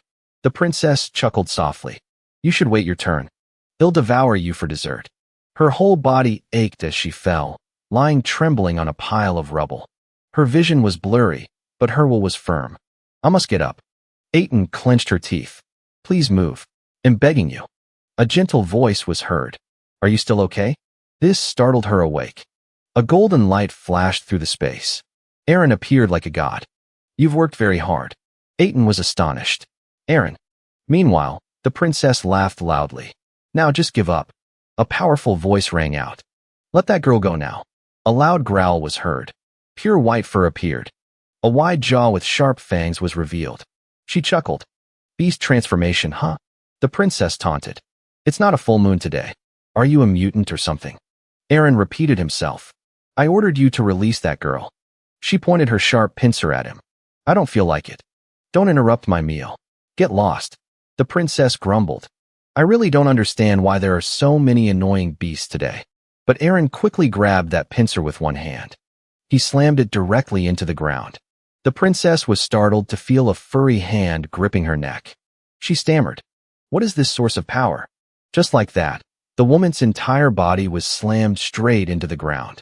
Because of that, Elsie was also freed. Her eyes narrowed slightly behind the cloud of dust. At this moment, Elsie was being held in Aaron's arms. She wondered, Who on earth are you? He will ask. Are you hurt anywhere? Aaron's gaze fell to the hands she was clutching to her stomach. The woman was still arrogant. How audacious. He put Elsie down and urged her. They'll finish this demon off immediately. Step back. She transformed into a monster, lunging forward and roaring in fury. Who dares to destroy me? The woman had now become a ferocious demon, bellowing loudly. You impudent creatures. They'll take all of your lives. Aaron erupted in a blinding light that filled the space. He channeled his aura and soared up. I'm not stupid enough to sit around and wait for you to complete your magic. He directly launched an attack on her. The two impacts created a deafening boom, followed by streams that looked like flowing lava cascading down. Scene shifts to the southern area. Levick ran for his life, cursing. Damn it. Hell. The guy thought to himself as he ran. I can't believe that woman is from the demon clan. With the crime of colluding with the demon clan, Levick concluded. If this gets exposed, he'll definitely receive the death penalty. Suddenly, the man froze. This feeling is so strange. Levick's hand went inside. At this moment, he knelt down, vomiting streams of viscous fluid, breathing heavily. Leo spoke. I have to deal with a traitor again. Hearing the voice, Levick looked up. He gave a slight smile. The one I defeated in the past. The man cried out. Stop. Levick shouted. Please spare my life. I promise to uphold your status and honor. But before he could finish, Leo had already finished Levick off. He sheathed his sword. Leo looked at the man's motionless body below. If this world is destroyed, then status or fame. At that moment, streams of light still cascaded down, filling the space. Aiton called out excitedly. Master Aaron. Master Aaron. I've admired you ever since I was a child. Seeing her keep pressing forward made Aaron scared. Hey, I already told you I'm not worthy of such admiration. He urged. Besides, go get your wounds treated quickly. LC spoke up. Kyle. You're here. He asked. Are you okay? Are you hurt anywhere? She rubbed her stomach. I'm fine. LC smiled brightly. And most importantly, we've defeated the Spider Princess. Leo sighed. She won't die that easily. A thought appeared in his mind. It's not for nothing that she's the creature who wiped out an entire nation. A voice suddenly called out, startling him. Hey Kyle. LC said. How about we introduce Aaron to Lathinus? With that kind of power, he'll surely be a great help in saving the world. Leo patted her head in agreement. All right, let's proceed with that. Seeing this action made LC feel shy and embarrassed. She continued. There's one more thing. I've changed my mind. LC pointed. Not Lathinus, but you, Kyle. I want to form a pact with you. She smiled radiantly. I'm very pleased with what you've done. Leo rubbed his neck. It's a great honor. But right now, I don't have enough power to form a pact with you. And right now, I'm not Kyle either. Hearing this, LC was startled. He was confused. Now that you mention it, it really is a bit strange. She pointed. Even though you possess many different classes, it seems your power hasn't reached the level where you can use all of them proficiently. LC moved closer. Even so, I still choose to form a pact with you. She said, I want to bet my entire future on you. Leo said softly, if you insist. My identity is the dark spirit, LC. A shadow appeared on his hand. LC channeled her power. I will be your sword and shield for as long as the pact is in effect. Leo pondered. Although this is a pact that will end when the hero's world concludes. This feeling is so new. He spoke. I'm counting on you. Meanwhile, Aaron was yelling. Hey, I told you to back off a little. But Aiton kept clinging to his leg. I worship you. You're so cool, Master Aaron. A voice called out. Aaron. Everyone froze in surprise. Meeting Aaron has saved the guardian of the sky. Aaron spoke up, Master. Agon asked. How did you get here? He replied, Yes, sir. He said softly, if that's the case. Then Agon walked over and grabbed Aaron tightly by the neck, making him shout. He growled. Then you should have come to see your master sooner, you brat. You also have to greet your fellow disciples. What corner have you been hiding in all this time to only show your face now? The children inside the house peeked out to see Aaron shouting outside. I know I was wrong. Right after that, the children rushed out. Uncle Aaron. His eyes also filled with surprise. Aaron praised. It's good that everyone is safe and sound. Leo pondered. If this tragedy hadn't been prevented today, then Agon would no longer have the title of a hero. It seems being able to witness the past change like this is also a stroke of luck. Giggles could be heard. They kept coming out. Agon turned and walked over. If it weren't for your group, things would have been dire. He wondered. Did LC manage to hide in time? Aiton still had that look of yearning. Lord Aaron is getting a real scolding. He cried out helplessly, Get away from me. She kept pestering him. Lord Aaron. He asked, Is that little girl hurt anywhere? She's still young. He replied, That's just her personality. Just ignore her. He expressed, by the way, I want to repay you, but I don't have anything of real value. Could you accept this? Leo held the item in his hand and wondered, What is this? Agon replied, That is my aura technique. It's also the secret technique that Aaron once cultivated. What is this item? He explained. Aaron has transformed it into his own skill to reach a level where he can freely control his incarnation at will. He said in a low voice. Thank you very much. Leo pondered. So this is the origin of the breath of the brave. A few minutes later, he called out. It's time to go, Aiden. Leo urged. If you have something to say it quickly. She held back, bowed her head, and stammered. Lord Aaron, Aiden expressed. Could you pat my head once to give me some encouragement? This startled Aaron. She waved her hands. Please do it for me. He walked over and patted Aiden's head. I don't know what's going on, but Aaron concluded. You'll definitely do well, kid. Aiden exclaimed with delight. He'll never wash my hair again. Leo spoke up. Aaron, the road ahead will be full of hardships. He stated. There will be people you cannot protect. You will feel despair in the face of continuous challenges. But remember that you still have your own Rose in this vast universe. Even in the long nights when you are lost and disoriented. And this is my secret. A very simple secret. Even so, you will surely overcome it. One can only see clearly with the heart. Because there is a friend who will draw you as sheep. The trajectory of all those lives will guide you. What is essential is invisible to the eye. Because you are braver than anyone else. Why do you believe that I'm brave? I'm just a coward, really. Because it was you. A light flashed. Who saved this world? Aaron was startled for a moment. Me? Leo continued. That's why I will also do my best. So my friend, don't stop. Take the second right turn. And go straight on till morning. Elsewhere, a loud shout rang out. You still haven't found a way to dispel the hero's world? The other guy replied. We are completely stuck. He said fearfully. Because this is a hero-class dungeon. Controlling it is impossible. Suddenly, a voice spoke up. Calm down, Boga. What business do the professors from Lumen have here? A foot stepped forward. Since this is an incident related to the hero's world, exchanging experience between both sides will be more useful. She spoke up.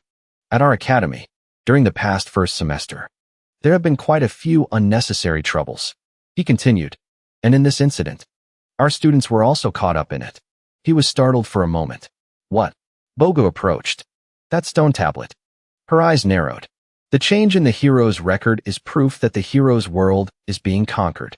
Yoga also furrowed her brows. Or that page has been permanently closed because the conqueror died. At that moment, Aiden and Leo also arrived. Both of their feet landed on the ground below. He spoke. We're back. She looked around. This place is... He rushed forward to hug Aiden. BGA asked worriedly. Are you hurt anywhere? She replied. No, father. I have successfully conquered Lord Aaron's world. He said softly. That's not as important as whether Aiden is safe or not. Do you have any idea how worried I was? The distracted Leo was suddenly startled. He looked at the face of the bracelet. Who is that person? Why did Elsie show up here? Aiden pointed towards Leo. Father, if it weren't for the help of this black rabbit, I certainly wouldn't have been able to complete the conquest. BGA walked over and placed a hand on his shoulder. Greetings, Keel. This is an astonishing feat. It's unbelievable that you managed to conquer Lord Aaron's page. Leo replied. I didn't do it alone. He said softly. A hero being humble again? Regardless of the details, you and Aiden have successfully conquered Lord Aaron's world. BGA held up the crown. This is the clearest proof that you are completely worthy of being a member of the Hero Academy. He said loudly. Arginia, I am truly overjoyed. But Yoga spoke up. I'm sorry to interrupt everyone's heartfelt moment. She walked over to Leo. The freshman representative, huh? What kind of scheme are you pulling here? He wondered. Who is that? Yoga angrily grabbed Leo's hair. This guy? Do you want a taste of death? Are you trying to two-time both Lumen and Arginia? Did you think you could fool the professors with a little magic? BGA pointed. Lumen? What on earth is going on? N's voice rang out. It seems our student has been disrespectful. He walked over. Although it's unclear how he managed to participate in Arginia's entrance ceremony. Allow me to make a brief introduction. Yoga let go of Leo's hair. Stop right there. He introduced. This is Leo Broad. Hearing this, Aiden gasped.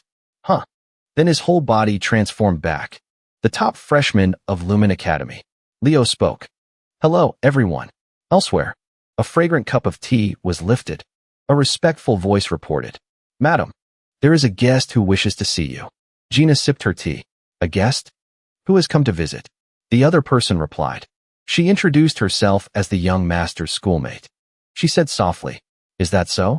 Gina replied calmly. "Then please show the young lady in." She thought to herself, if she's not using her family name and just says she's Leo's friend, then their relationship must be very close, and she's just here for a simple visit. Chelsea arrived. "Greetings, ma'am. I am Chelsea, a classmate of Leo's," Gina observed. "Ah, so it's the young lady from the Llewellyn family. The one who teamed up with Leo during the exam." She stood up. "Welcome. Please, have a seat." She placed a box of strawberry cake on the table. "Yes, this is a small gift." Gina was delighted. "Oh, how thoughtful. It's a cake from the royal shop Roarin, isn't it? It's been quite a while since I've tasted anything from this shop." Chelsea stammered. "Yes, actually," she said. "Please, speak freely." She was excited. "Then I won't be formal." A few minutes later, the cake was cut. Gina asked, "By the way, my son has been away from home for a few days now. I hope you haven't been waiting for him in vain." Chelsea, "Not at all. Besides, I was planning to stay in Delat for the holidays anyway." Suddenly, Leo appeared. "Chelsea, when did you get here?" She was startled. "My son?" she also exclaimed. "Leo." Later, Chelsea stammered from outside the door. "May I come in?" He chuckled. "Come in." She peeked from the door, observing. "This is Leo's room." Chelsea evaluated. "Leo's private room. How should I put it?" "It looks extremely simple and ordinary," Leo asked. "Were you expecting to see something more special?" She expressed. "Do you want to hear about the entrance ceremony at Arginia?" She answered without hesitation. "Of course I do. Tell me right now." Leo began to recount.